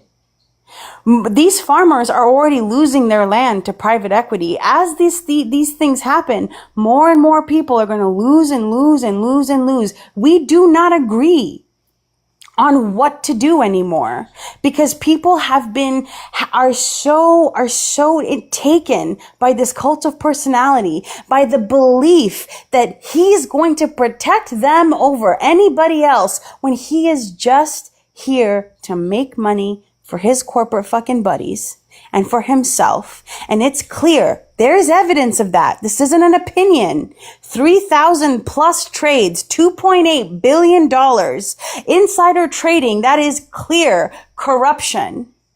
His Jared Kushner getting all of these deals with Saudi Arabia while we give them possibly uranium deals. Like, it's so clear, and they don't care. There isn't a coming together at the bottom. Like I said, if we don't agree that 2 + 2 = 4, we cannot agree. They don't want to listen, Oust. It's not us. We would be willing to make reasonable compromises. We would be willing to make reasonable decisions together. But they are being unreasonable. They are not using rationality. They are not even using empathy. They are strictly pretending that they will be protected. By all the harm that they are witnessing, it will not come to them. And until it does, they won't change. And that's a problem, Oust. Don't you see that that's a problem? Yeah, the way I'd put it is something you've already said, which is Oust. You seem to be more concerned with someone's feelings getting hurt than someone being thrown into a gulag, right? You seem to be more concerned with the feelings of people who believe I should be thrown into a gulag or just plain unalived than my feelings of not wanting to, of being threatened realistically by being put on a watch list by the United States government of being thrown into a gulag or being unalived. These two things are not equal, and you keep pretending they are, and it's insane. That's crazy, dude.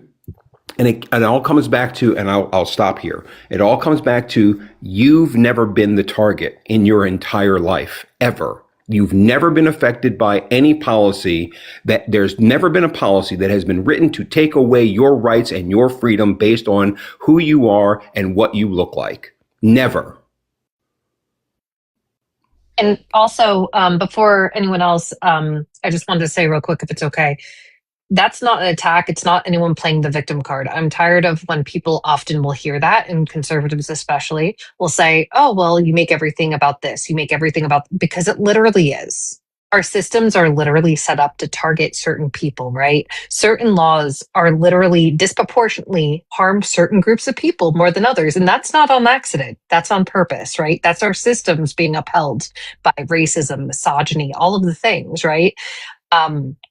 So here's the thing. When you don't have skin in the game, you're not going to care, especially in a capitalist society that has taught us all to isolate and be self-sufficient and, oh, I made it myself, pull yourself up by your bootstraps, all that garbage, right?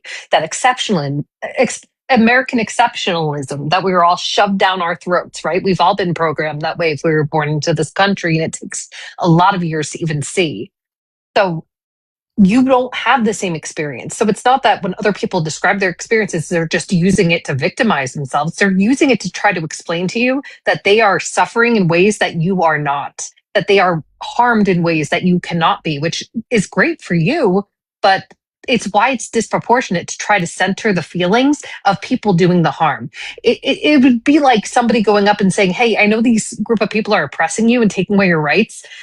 And maybe you're an indentured servant, right? And you really just don't want to be, and you want your freedom, right? But can you be nice to them while they oppress you and take your rights?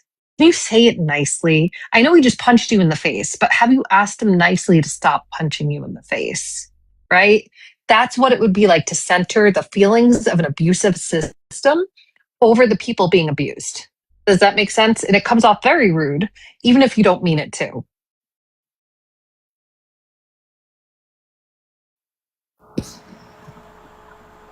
Has everyone taken a turn? Yes. I haven't been saying anything. Go ahead, Mojo. I haven't really said anything. No, my licks are good. You're all right. What about you, bro? You got anything to add? No, not really. I think heuristic. Yeah, I have one Did line you to repeat add. anything that she said? Okay, go ahead. No, go ahead. No, that's a very good question from Das. I'll be quiet. Bro, I'm sorry, bro. I didn't hear what your question was. I said heuristic basically covered it. Can you repeat anything she said? Can I repeat anything she said? Sure. I mean, sure. There's about about how people voting to harm others, and how the system is rigged, and I'm just glazing here.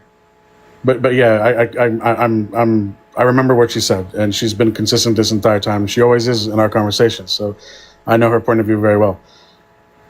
Anyway, so yeah, so like, it's just funny.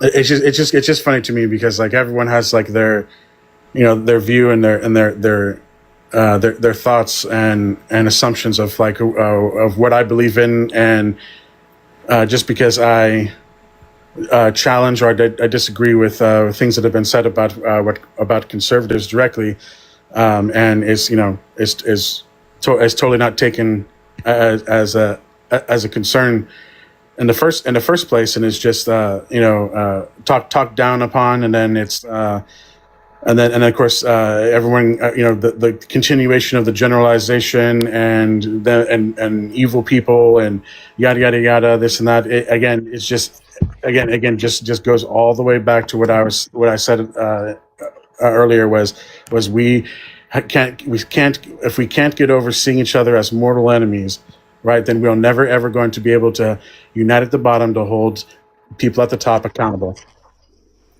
Yeah, Alex, I have to. hold on. I don't think you heard me.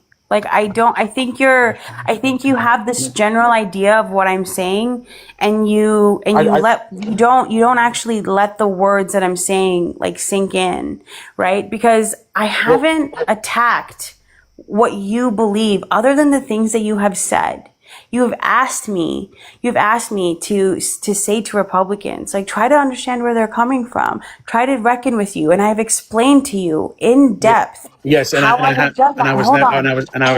was never able to address that because everyone wanted to get in their opinion and their viewpoint, and that's what's unfortunate is I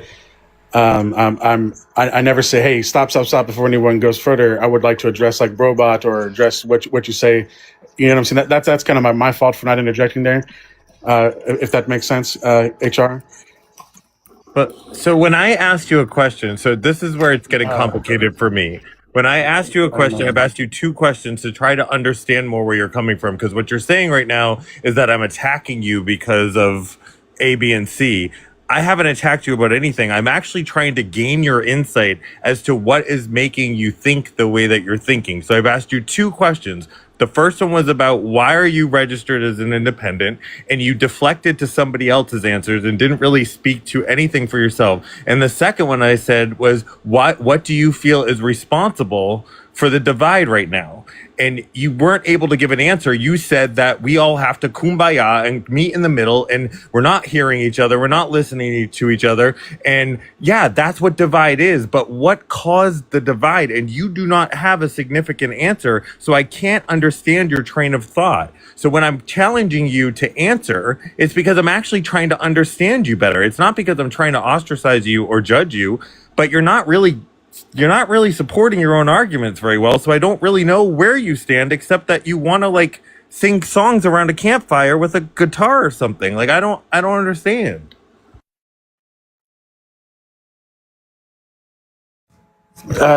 Man, HR, I apologize. I totally respect you, and every time we conversate 100%, and I kind of lose my train of thought here because I get other people want to get it in with me and things like that, and I just so many things are being asked about me, and then anyway, so I totally forgot what we were talking about, or your question was, HR. The thing is, I am listening to you 100%. I do. I think your concerns are valid, right? I may disagree with some of your concerns and points, right? And I may challenge some of those points and whatnot, but it has no bad intention, and I'm pretty sure you know that about me by now. But I don't mean to generalize you with others, when I say things like, people's views on conservatives, et cetera, et cetera. Okay, so I'm sorry for generalizing you, but that is also one of the things I keep bringing up is a generalization of all this stuff, which totally sucks, which keeps people like me an independent and you like an independent from having to go through all these fucking purity tests and this and that, whatever, blah blah blah. You kind of feel me there, HR? Look, I get it. Like, I get what you're saying, Alice, and what I've been trying to lay out to you, right, is that I hear those concerns. I hear you saying that we need to unite, and then I'm explaining to you that I have used those exact methods to try to unite people. Right? That I can't control what anyone else does. I can only do what I'm going to do, right? I can't control other people. And that over and over again, I am dehumanized for it, right? That like we don't agree on basic arithmetic anymore. Us and Republicans, me and Republicans. I won't speak for anyone else. When I talk to them and I explain mathematical certainties to them, they deny them. They come up with some platitude and then we can't get on the same page. The reason that I end up talking so long is because when somebody says something to me that is so off the actual structural lens of what I'm talking about, before I actually address the argument, I have to point to them where the structure is failing, how they have misunderstood the way the chess pieces move, not just the game that they're playing, but they don't know how the pieces actually move. And then I have to explain why that platitude is a direct result of some kind of campaign, some kind of media campaign to have them believe a certain thing, because when they live in fear, when they are afraid of that thing, they will ignore the structural thing that I am pointing to, right? I want you to address to me how you're supposed to how am I supposed to reach that person who doesn't believe 2 + 2 = 4, who doesn't believe that there is a real hurdle coming here, that the fucking AI market is being currently shorted, that we are about to face not just one, but 4 economic catastrophes, ones that we have faced before, yes, but never at the same time. And I can tell them exactly when we face them in history and exactly why they're coming and converging at the same time. And I give them a solution, a tactic, an ability to solve that problem that we have done before, that there is someone, actually a politician over here, telling you that they will do that thing that might be able to save us. And I still get hit with dehumanization. I still get hit with things like, oh, you're just dumb. You're just using your emotions. This is just something you're saying because you feel some certain type of way. When I have done nothing but explain to them from a mathematical, from a structural, from an economic perspective that is educated, that has all the receipts to back it up. When they won't believe me, what do I do? And when at the same time, this person is going to continue to vote for people who are going to slowly strip away all of the ability for me to have a voice in this country, for me not to feel some type of way about that. Right? You're asking and continually saying that this is condescending. No, it's not condescending. I am begging. Not trying to condescend. I am pleading. Yeah. And earlier, was it easy, or I can't remember what is a name. He clarified that point, right? And that was because I wasn't privy to what you were saying about, because you were talking to another conservative up here, and then you were just expressing how that turned out and stuff, and I wasn't picking that up and what you're putting down. And that's my fault for not asking questions and whatnot. And I was trying to answer it, like this is the thing, like when HR talks to everyone, I shut up and I listen, and and whatnot, because I respect her and she's great. I love her perspective and stuff. It's just I every time I start responding, or it's my turn to respond right after. Someone else needs to jump in and add to, piggyback or do whatever, this and that, yada yada yada, and then it just we kind of go astray. It's that's what's the issue with everyone not getting clear answers here, not felt like they're not being heard by just me here. So back to what you said, HR, earlier when you were talking about that stuff, about like, how do I, if I can't get to this asshole, what do I do, right? And again, it's a process.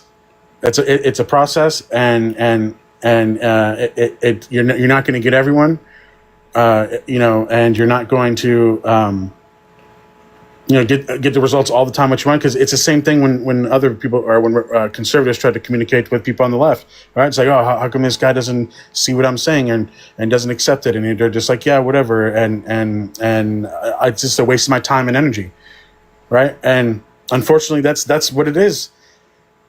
But again, if we want change, and the way we only make this change in our system is by having others across the aisle come together, right? Then we have to be persistent.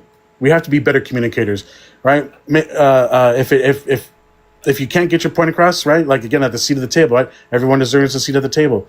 If you don't let someone have a seat at the table, your seat's up for grabs. But when you bring ideas to the table, right? Don't be upset if no one agrees with your ideas or even calls your idea stupid, right? Go back to the drawing board and rework your idea, rework your approach, address all the concerns, right? Build allies, right? Unite with people, compromise, right? Our system is based on compromise because our system was built because we live in a society in a world with other people, right? And we have in our system we have what's called minority representation, right? And that's why we have to fucking reach across the aisles. And you know what I'm saying? So I'm sorry if the work is so fucking hard to go across the aisle to get a conservative or Republican voters to get their pressure on their elected officials or find better candidates that are suited for that issue that we're trying to solve, right? But it's possible, and we've done it. We've done it. There are many examples of us of shit that we've done. But that's the way it is, you know? You do realize that we started this conversation around you saying specifically, like, the right's being called Nazis and things like this, and it's kind of upsetting for you. You want them to stop. And then for the past hour and a half, Heuristic has given you 9 different ways of illustrating how that's happening currently, even to the point where she tells you up front that her demographic is targeted much the same way that like the gypsies and the communists and the social democrats and the gays and then finally the Jews were targeted in 1930s and 40s Germany. And then she tells you that she's in a current protected class through her work and what she does and through her school. But she has to show solidarity with the people that do not have that protection, because if they are able to get those people, the ones they want to start with, then that is the lead up to fascism. And you literally couldn't illustrate any part of this back to her. You couldn't tell her or even tell me any part of what she said. And I've been here quiet and I just counted the different ways she enumerated the same thing over and over. And it seems like none of it sunk in for you. That's the disheartening part. Right. I'm trying to tell you that I have said this to you in several different fonts, several different ways, but it seems like it doesn't land with you that like what I actually need from you is for you to realize that you have to also do it. That like, if I'm not going to be listened to, but you're somebody who voted Republican, that you have a voice with those people that's stronger than mine. My story might be compelling to other people on the left, but it's not to people on the right because they can't identify with me. And until the power structure allows for someone like you to come to my side and stand by me and say, you know what? Yeah, this should not be happening to you. I will vote with you. I will stand at the line between the state and you so that I can protect you, because I am protected by the state. Like Alex Preddy, like Rachel, like Renee Good. They put their line, they put their body, their white bodies that are closer to power between the state and between people who didn't have that same right. And they got killed for it. And until the power structure, the same way that Jews are going to have to fight for Palestinian rights, and the same way white people had to fight for civil rights, that for us to get them is you. Republicans are going to have to fight for my rights, for them to be heard. That's what it would mean to me for you to have heard me. Because I haven't given you my feelings. I have been emotional. But I have given you facts. I have stated people's deaths. I have examined and shown you the structure of the thing over and over again. For me to know that you listened, it would be for you to concede to understand that there isn't fighting them. I can't fight them, Oust, without you. And I was going to say, if I can, real quick, as a white woman, the only reason I think everybody had the reaction they did, although it's sad when anyone loses their life, so don't get me wrong there. But I think the only reason people had the reaction they did to, Renee Good and Alex Preddy is because they're white. And it's because they thought, oh my gosh, this couldn't happen to us. When in fact, ICE has unalived how many people who aren't white, right? In the past year before them, but nobody ever heard their names. And we have to acknowledge that. And I think it's the first time many people got shocked because they thought, oh, I thought no matter what I did, I had rights to, protest. And I thought I'd be protected. But now they're starting to realize, yeah, if you stand up against fascism, they're going to, do what they do.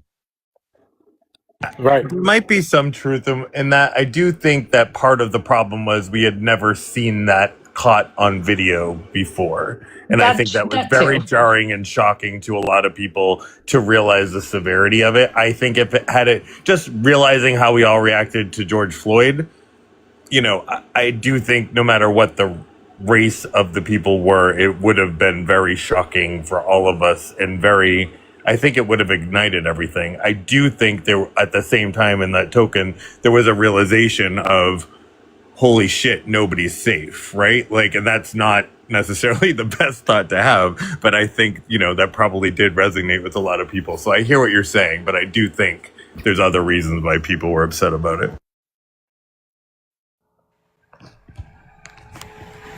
Good. Robot? Anyone else?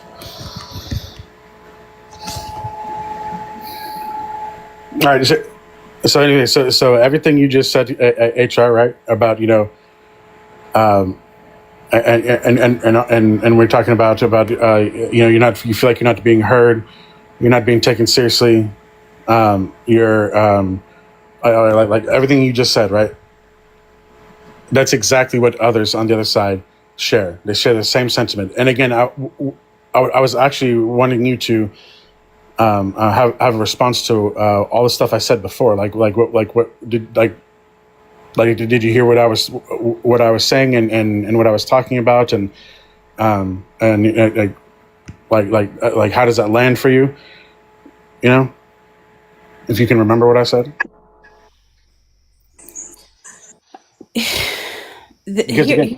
Here's the thing, Oust. I do hear you. We have to be better communicators. We have to work together. And I'm telling you, I'm trying to do that. I'm trying to do that with many, many Republicans, asking them questions, trying to find out their context, and then trying to show them that those things that they want, that the context of their life, right? When you look at what's happening today is directly an antithesis of the things that they want, right? And I show them evidence. I don't tell them that that's how I feel. I explain it. I give them detailed explanations with receipts, with sources, with real information, with data, with understanding. And again, I'm dehumanized. The people that I love are dehumanized. Mm-hmm. Right? This idea of working together and communicating better. I am an excellent communicator. I can talk about almost any complicated subject and break it down to somebody. I don't come here with my feelings. I come here sometimes with my story.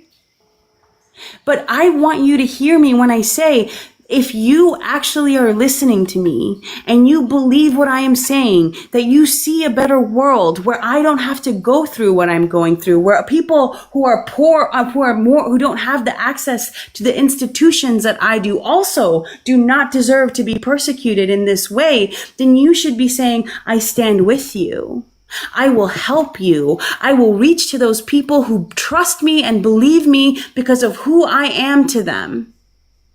Because I voted with them and I now know that that was a mistake.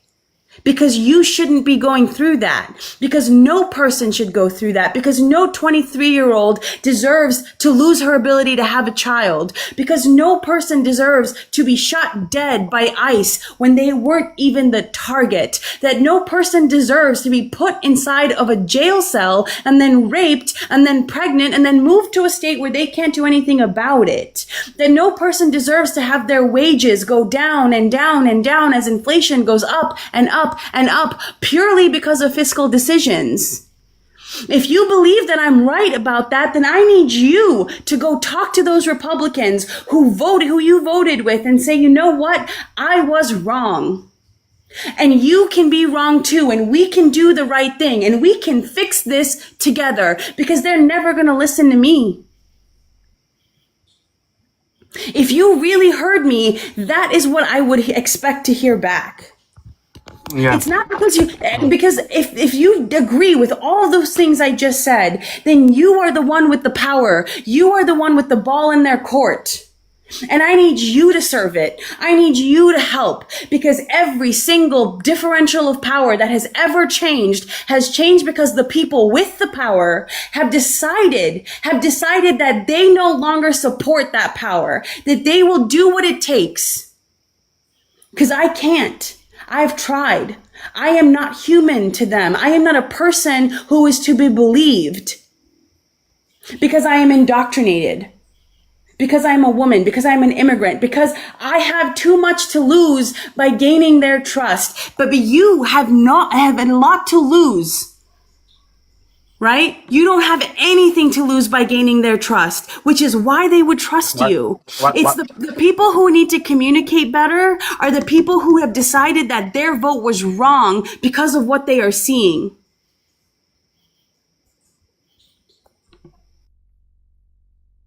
HR, real quick, why would you say that? You're talking about me, right? Well, you're expressing to me that I have nothing to lose, and why would you say that?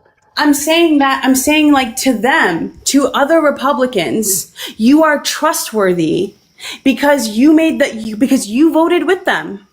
Because you can see the light and say, look, I don't agree with any of the shit that's going on, and I voted for this. Don't you also not agree with that? Because I can admit, somebody who voted with you, somebody who looks like you, somebody of your similar background and context, I voted like you, and I see that I was duped. I see that I made a mistake. I can see that it's not good that these people have been treated that way. Can you come to my side and see that? Because that is actually power. That's real power. That if you care about any of the things that I've said, any of the things that I've enumerated, you are the one who they will believe, not me. I have too much to, okay, this is where I maybe made a mistake when misspoke. I have too much to gain from them coming over to my side. It seems like a ploy, but for you would be losing something, right? You would be putting your ego at their feet and saying, I made a mistake, and giving them permission to do the same. Giving them permission to say, maybe I made a mistake too. I didn't make the mistake. I voted with Kamala Harris. Right? I didn't like what she said about Israel. I didn't like some of the things that connected her to Biden, but I still voted for her. So I'm not trustworthy. I have too much to gain. I'm saying that you have the ability and the power. The ball is in your court. If you believe that, you're the one who is responsible for bringing us together, not me. Man, you put a lot of pressure on me with that, and this the thing is I'm looked at as a Democrat in most conservative circles and whatnot. Yeah, I may agree on some of the things that conservatives agree on. Sure, I may agree on things that Democrats agree on, and I have agreed with you on some of your points, but not all the points, though. That's the difference, and that's why I'm independent, right? And what's funny to me is, and you should recognize this as an independent, right? Right? They should be after us. Each side should be the ones that need to be after our vote to vote for them, right? I will always communicate on both sides, right? But again, don't assume just because I voted for Trump for the first time ever, even voting Republican for the first time ever as an independent, I no longer do